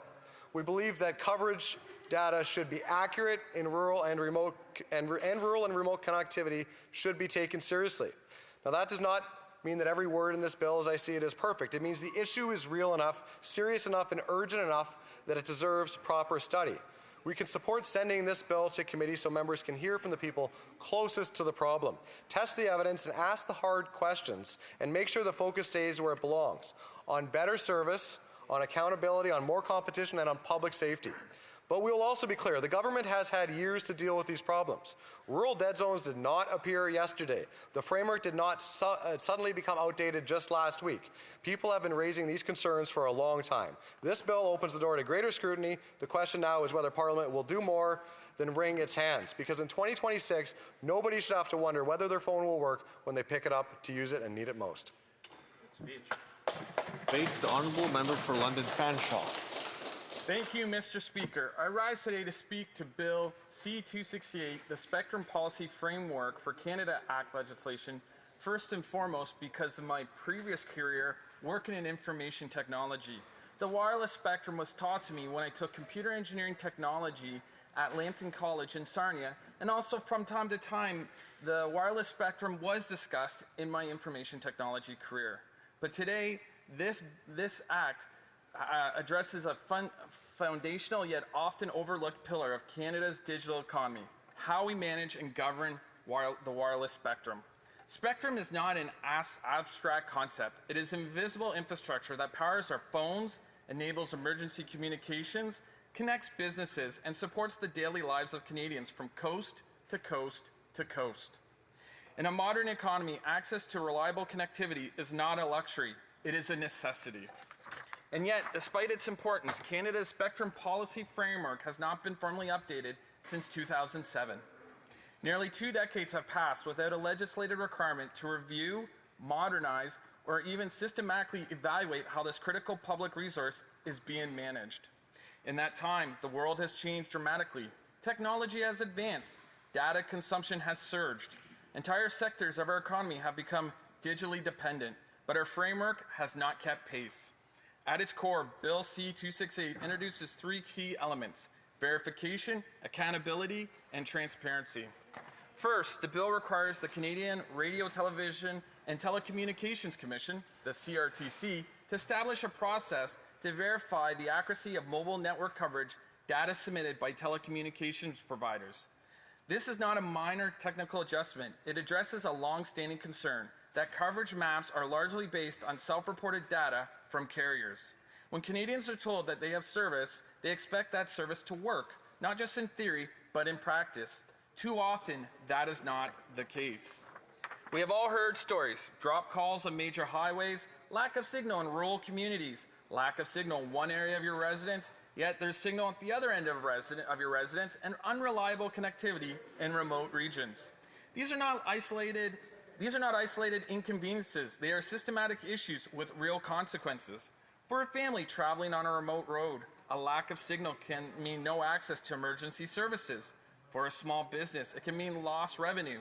For Indigenous and northern communities, it can mean continued exclusion from the digital economy. Accurate data is the foundation of good policy. Without it, we cannot identify gaps, allocate resources effectively, or hold providers accountable. Second, Bill C-268 mandates a comprehensive review of Canada's Spectrum Policy Framework within 18 months of the Act coming into force. This is a critical step. For too long, updates to the framework have occurred on an ad hoc basis through departmental processes without a structured legislative requirement for review. I have to interrupt the member. The time has elapsed for private member's business. He'll be able to take up the balance of his time when this matter next comes up. So the time provided for the consideration of private member's business has now expired. The order is dropped to the bottom of the order of precedence on the order paper. Order. In accordance with Standing Order 38, a motion to adjourn the House is deemed to have been made and seconded at this time. Therefore, the question is that this House do now adjourn. The Honourable Member for Calgary Crowfoot. Well, thank you, Mr. Speaker. It's a pleasure to rise on adjournment business and to have, or at least seek, a little bit more accountability from the government for the response to a question that I asked in question period, I think a couple of weeks ago now. I questioned them about the deficit that hadn't yet been tabled, and I simply asked whether or not it would be, if they could give assurance to the House that it wouldn't be higher than the projected deficit that Justin Trudeau submitted in the last financial update that was tabled in the House under his when he was Prime Minister. And some will recall that the chaos around that. I mean, The finance minister resigned 2 days or so before it was to be tabled. Nobody, for those of us that were here then, we didn't even know if there was going to be a budget that day. It was chaotic. There were boxes, you know, they were. Nobody knew if we were even going to get a briefing in a lockup over it. It was delayed. There was no speech. When we did receive the budget, there was no signature or no name. It was like an anonymous budget just dropped by a random Liberal minister that was called upon to do it. The finance minister resigned over that budget, or had resigned already. The prime minister resigned not long after that. So the issue then was the deficit. The deficit was so big then that nobody was willing to take responsibility for it, and their own cabinet and caucus had decided enough is enough, and that it was time for to bring in somebody that could actually balance the budget, or at least control spending, restore fiscal sanity. But as it turned out, Mr. Speaker, it actually got worse. They tabled the first budget they had was more than twice the last budget that was so bad that it resulted in resignations. So in response to that, this is what the member said. He wouldn't give assurance that the budget would, the balance would, that it wouldn't be more than 30 billion in the deficit. It would turn out to be 67 billion. But he said, oh, Mr. Speaker, we are building big, we're building bold, we're building across the country. Mr. Speaker, what are they even talking about? What are they building? They're not building anything. They talk about the need for energy infrastructure. They talk about the need for all kinds of infrastructure. They've been campaigning and talking about this since 2015 without doing anything. Here we are, over a year after the Prime Minister said, we're going to build at unimaginable speeds, major projects. They gave themselves extraordinary new powers to approve new major projects. None have been approved. None are being built. They are not building big across the country. They are just talking about it. And it's like each time they're having an out-of-body experience when they say, whoa, if only we had a pipeline or so that we could be an energy superpower. They had one on the table that was approved. The very first thing they did in 2015 was cancel the Northern Gateway pipeline. Then they chased out the proponent of the Energy East pipeline. Then they chased out the private sector builder of the Trans Mountain pipeline. So this government has no track record on building anything, Mr. Speaker, and the budget that they brought in is twice as bad as Trudeau's final budget, the one that triggered his resignation. Honourable Parliamentary Secretary, Minister of Industry. Thank you, Mr. Speaker. I appreciate the intervention from my colleague from Calgary, Crowfoot. I just want to remind the House that our government's focus remains clear and disciplined, and we're controlling what we can control. And that means maintaining fiscal sustainability while making targeted high-impact investments for Canadians, maintaining our fiscal anchors, and ensuring that every dollar spent on behalf of Canadians supports growth, resilience, and improving the well-being of Canadians. That's the direction we need right now, and it's in the context of global changes that we are witnessing, which are sudden and, I would say, unprecedented. Global economies in more than a year into a profound rupture, characterized by the trade decisions made by the U.S. administration. Economic security, industrial policy, and geopolitical competition are increasingly shaping investment, trade, and financial decisions. And of course, the recent conflict in the Middle East, which has disrupted key shipping routes and damaged energy infrastructure, has pushed energy prices higher, underscoring the fragility of global supply chains and adding to already elevated uncertainty. And yet, despite this environment, the government is delivering an $11.5 billion improvement in the projected 25-26 budgetary balance. And this strength carries into future years, improving the budgetary balance relative to last year's budget by an average of $10.7 billion per year from 26-27 to 29-30 before new measures. And I'll just note in addition that our deficit to GDP ratio, one of the key fiscal anchors, is well below the G7 average, as shown on the page 12 of the Spring Economic Update. And fortunately, this fiscal room allows the government to improve affordability and raise Canadian standard of living through targeted and responsible policy measures, particularly in the areas of fuel, food, and housing affordability. And this is a move that started in the budget of 2025, and indeed before then, with some income tax cuts that we were so happy to get the support on the other side from. And it marked a strategic shift in the government's management of public finances, focused on expanding federal capital spending to mobilize investment while maintaining fiscal responsibility. Our budget 2025, as you know, set out a clear plan to build the strongest economy in the G7, and we're moving towards that with very strong growth rates projected in relation to other G7 countries, and again, the strongest fiscal position in the G7, in particular with a debt to GDP ratio well below that of our G7 peers. Our plan remains rooted in fiscal responsibility, not for its own sake, but to create the capacity to invest our long-term economic strength and greater self-reliance. And therefore, I just want to mention again, there are two fiscal anchors, balancing operating spending with revenues by 28-29, and maintaining a declining deficit to GDP ratio, both of which we are attaining. We also remain committed to the disciplined implementation of Budget 2025 efficiency measures, including the comprehensive expenditure review, which together with other measures in Budget 2025 totals $60 billion in savings and revenues over the last 5 years. And so we're now in the implementation phase, and the focus is now turning towards targeted or ongoing reviews, beginning with efforts to rein in spending on external management and other consulting services. These aren't easy decisions, they're challenging, but they're necessary actions, and we'll continue to support our objective of spending less to invest more. In these serious times, with these serious geopolitical headwinds, it is important to make the targeted investments, control what we can control, maintain our fiscal anchors, attend to the affordability and the economic needs of Canadians. Thank you, Mr. Speaker. The Honourable Member for Calgary-Crowfoot. Maintaining their fiscal anchors, Mr. Speaker?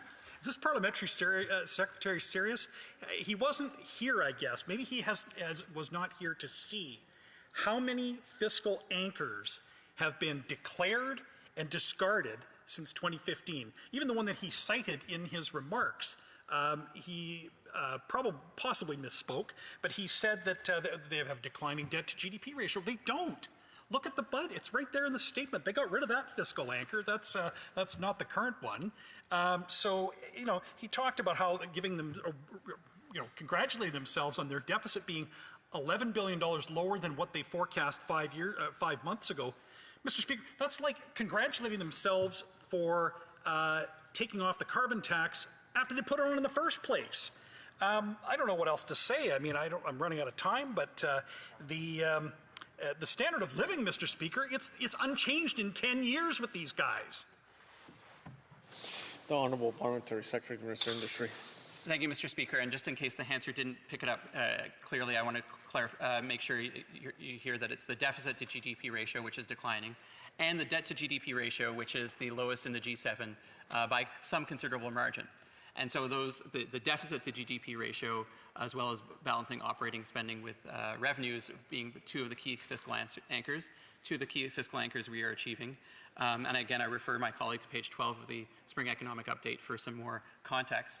And I would invite him to reflect on what are the investments and what are the key supports that we're bringing on the affordability side or on the business support side that he would cut. Would it be the grocery and essentials benefit? Would it be national childcare, which is supporting thousands of people in my riding, and I know his riding? Would it be the Canada Dental Care Plan?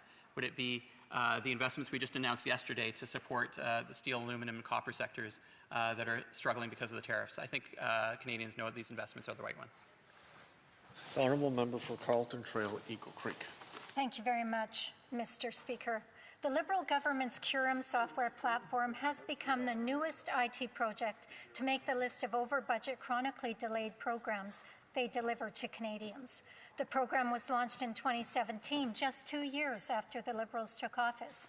And the Auditor General found that by 2022, the program had run into delays and cost overruns, increasing by 43% before a single benefit had been processed by the system. Reports from the Journal de Montréal estimate that the once $1.75 billion IT project meant to modernize old age security payments will cost up to $6.6 billion.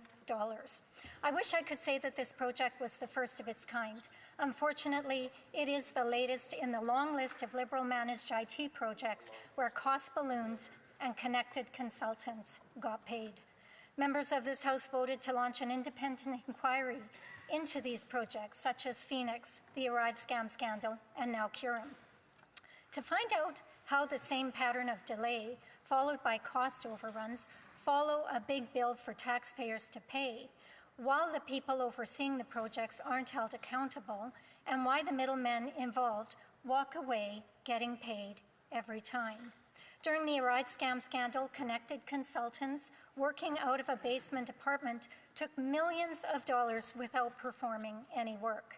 They engineered a bid to build the ArriveCan app and contracted all the work out to others while pocketing the difference.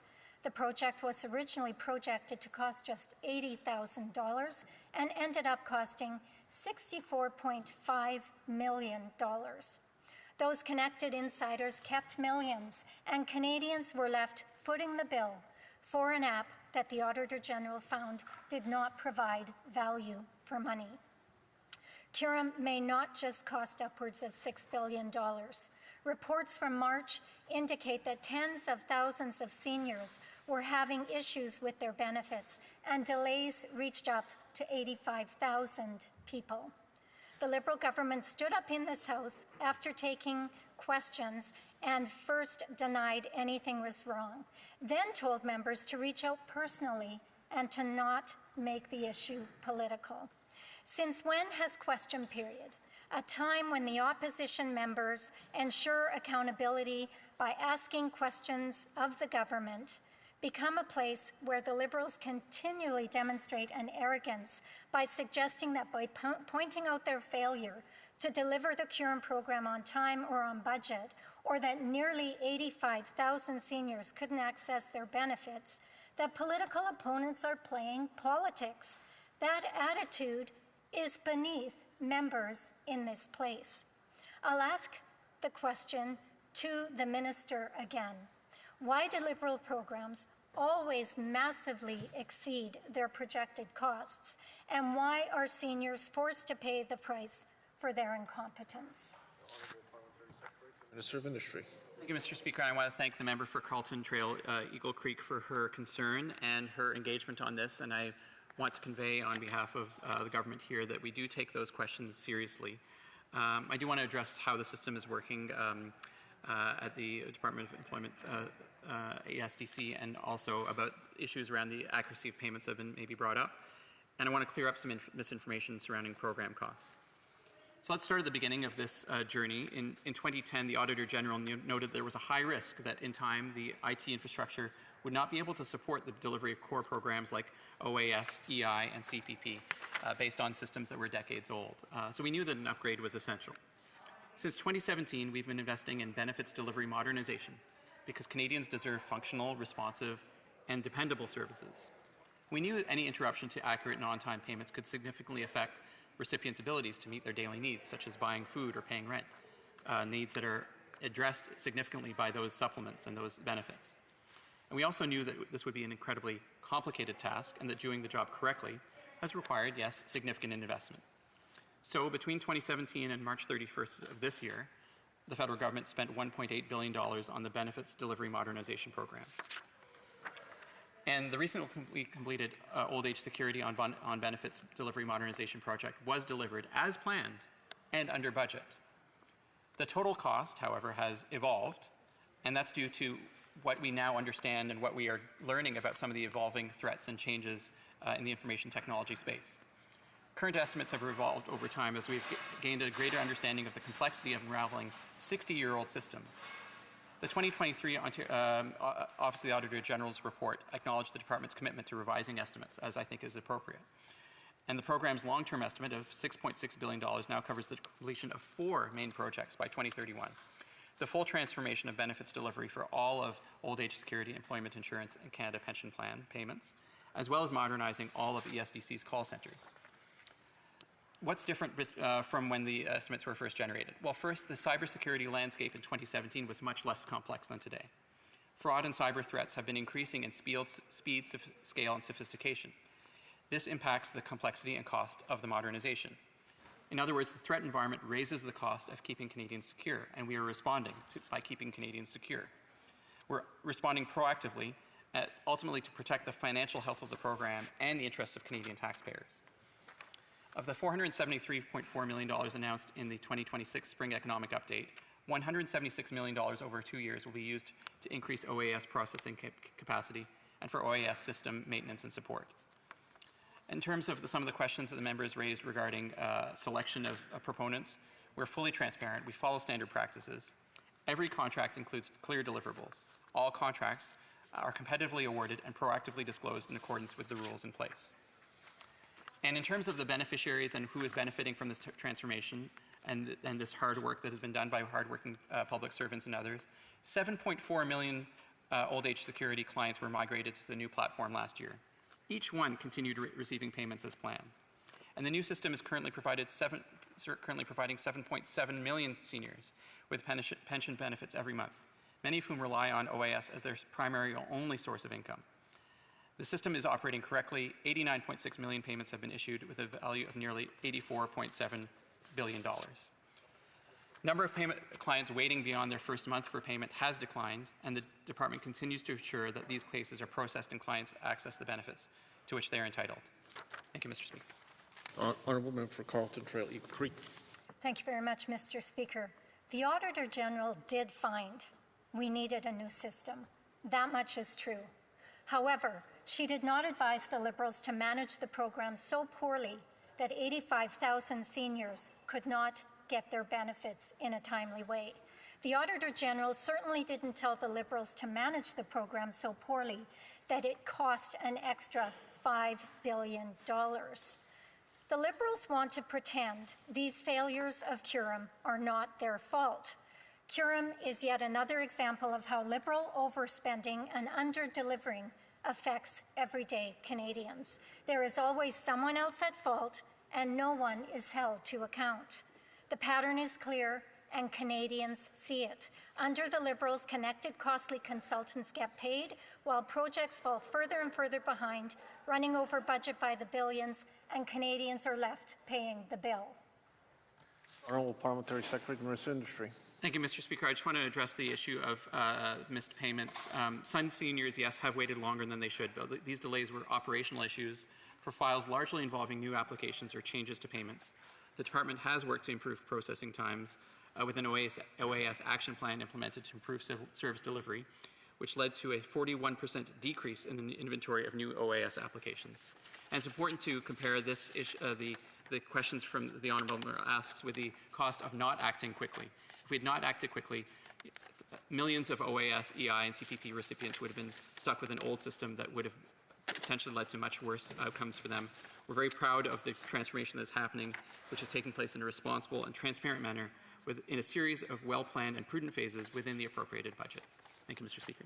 The Honourable Member for Courtenay Alberni. Mr. Speaker, it's an honour to be here tonight. And I'd first like to begin extending my congratulations to Louise Arbour on her appointment today to serve as Canada's next Governor General. She was a human rights champion, and she's had a remarkable career and no doubt will continue to serve our country well in this new role. With that, I'd like to turn the topic of debate this evening to Alberta's Bill 11 and the Canada Health Act. In the last election, the Prime Minister promised Canadians a Liberal government would protect our values and way of life. The Liberal platform highlighted our public health care system as an example of Canadians' belief in the common good and a key difference between Canada and the U.S. The Liberal platform pledged to defend the Canada Health Act and told Canadians, quote, "It's time to return to the foundational values upon which our national health care was developed, free of charge, fair, universal, and accessible," end quote. Today, those values are under threat, but instead of fighting for what matters to Canadians, the federal government is looking the other way. This morning, an independent legal opinion was published which confirmed what many have been saying for months. Alberta's Bill 11 violates both the letter and the spirit of the Canada Health Act. The legal opinion commissioned by the Canada Health Coalition explains that allowing people to pay privately for faster access to medically necessary care creates unequal access based on your ability to pay. In plain terms, Bill 11 would create an American-style two-tier healthcare system. It's time for the minister to make clear the government will keep its promise to Canadians and defend the Canada Health Act. The minister has called herself, quote, the guardian of the Canada Health Act. But since December, she's failed to act on this threat to our public healthcare system And today, the Canada Health Coalition held a press conference with health and legal experts calling for the minister to act, to take a clear position against Bill 11 and speak about the threats the bill poses for all Canadians. Jason McLean, the chair of the coalition, spoke about how the crisis in our healthcare system, fueled by Conservative premiers, is seen as a business opportunity by major insurance companies. That should concern every Canadian who believes healthcare is a right. Dr. Melanie Burchard, the chair of Canadian Doctors for Medicare and a pediatric emergency physician at the Children's Hospital of Eastern Ontario, also spoke today in Ottawa. She spoke about how allowing dual practice will impact wait times, stating, quote, "If we are prioritizing patients who can pay privately, that means the majority of patients who rely on the public system will have to wait longer," end quote. Let's be clear. Canadians deserve quicker access to the health care they need, but a two-tier healthcare system is not a solution to long wait times. Chris Galloway, the Executive Director of Friends of Medicare in Alberta, also spoke in in Ottawa today and called on the minister to take action to stop Bill 11. He said bluntly, no more delays, no more stalling, no more talking about looking at regulations and implementation. We need you to do your job and show leadership.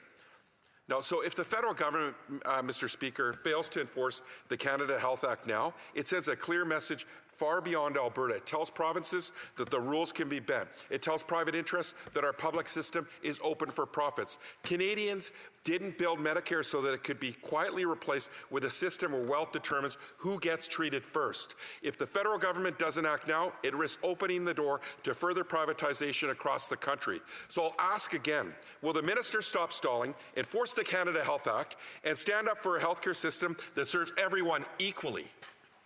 The Honourable Parliamentary Secretary, the Minister of Industry. Thank you, Mr. Speaker. I want to appreciate the intervention from my colleague from Courtney Alberni. I also want to pay tribute to the incoming Governor General, the Right Honourable Louise Arbour, who is a voice for human rights, a voice for women in the law, a voice for official bilingualism, a voice for many of the values we hold sacred here in this country, and I want to congratulate her on her appointment. I also want to share my resonance with the values that the Honourable Member is identifying. I'm the son of two physicians who were immigrants and chose Canada over the United States because of their belief in providing Medicare and providing health care regardless of the cost and regardless of your ability to pay. And indeed, my first interest in politics came from hearing their stories about their bedside conversations about what was happening in the hospital where they were working and their concern that Medicare was maybe under threat. And I and the Honourable Member are just two of the millions who care passionately about our universal public health care insurance system and share our commitment wholeheartedly, something that has become key to our, indeed, national identity. It's one of our defining nation-building achievements, reflecting who we are and what we value as a nation, a simple, enduring principle that access to medically necessary care can be based on need, not the ability or willingness to pay, and something that has a strong cross-partisan consensus. The Canada Health Act, an achievement of this Parliament, of previous Parliaments, puts that principle into action, safeguarding universal access to medically necessary hospital and physician services without financial barriers, and setting the standard provinces and territories must meet to receive their full share of the Canada Health Transfer payment. And as guardian of the Canada Health Act and those payments, this government will uphold it with resolve and care. So when a province or territory allows patient charges for medically necessary services, dollar-for-dollar deductions are made to that jurisdiction's Canada Health Transfer payment, as I think Canadians would expect. Since 2015, those deductions have totaled more than $329 million, deductions that are not taken without some serious consideration of the potential violation that's involved. And I think that's evidence of the federal government's steadfast commitment to the values at the heart of Medicare. Values which are a shared duty, a shared responsibility if we are going to protect them. Our healthcare system is strongest when governments at all levels work together to ensure Canadians can receive the services they need without financial barriers. And that shared duty guides how we enforce the Act. Our goal isn't to penalize provinces and territories at the first sign of noncompliance, but to uphold the principle of Medicare through collaboration, through connection, through communication. So when issues arise, we reach out, we listen, we gather the facts and share information openly. We work with our provincial and territorial partners to resolve challenges, as I know the Minister is doing. We apply the Act fairly and consistently, always mindful that cooperation, not confrontation, has kept Medicare strong for generations.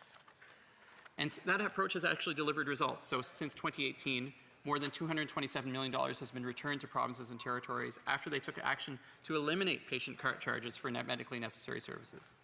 This shows how collaboration protects access to care based on need, how the collaboration that we do results in a reaction by the governments that we are engaging with. And we bring that to the same work that we do to that spirit of collaboration to the work before us today. We will remain engaged, reviewing proposals in good faith, asking questions early, and keeping the lines of communication open. Where adjustments are needed to respect the Canada Health Act, we will work together to ensure that they are made. That is how we protect patients. That is how we keep Medicare as promised. Honourable Member for Courtney Alberni. Well, Mr. Speaker, here we are.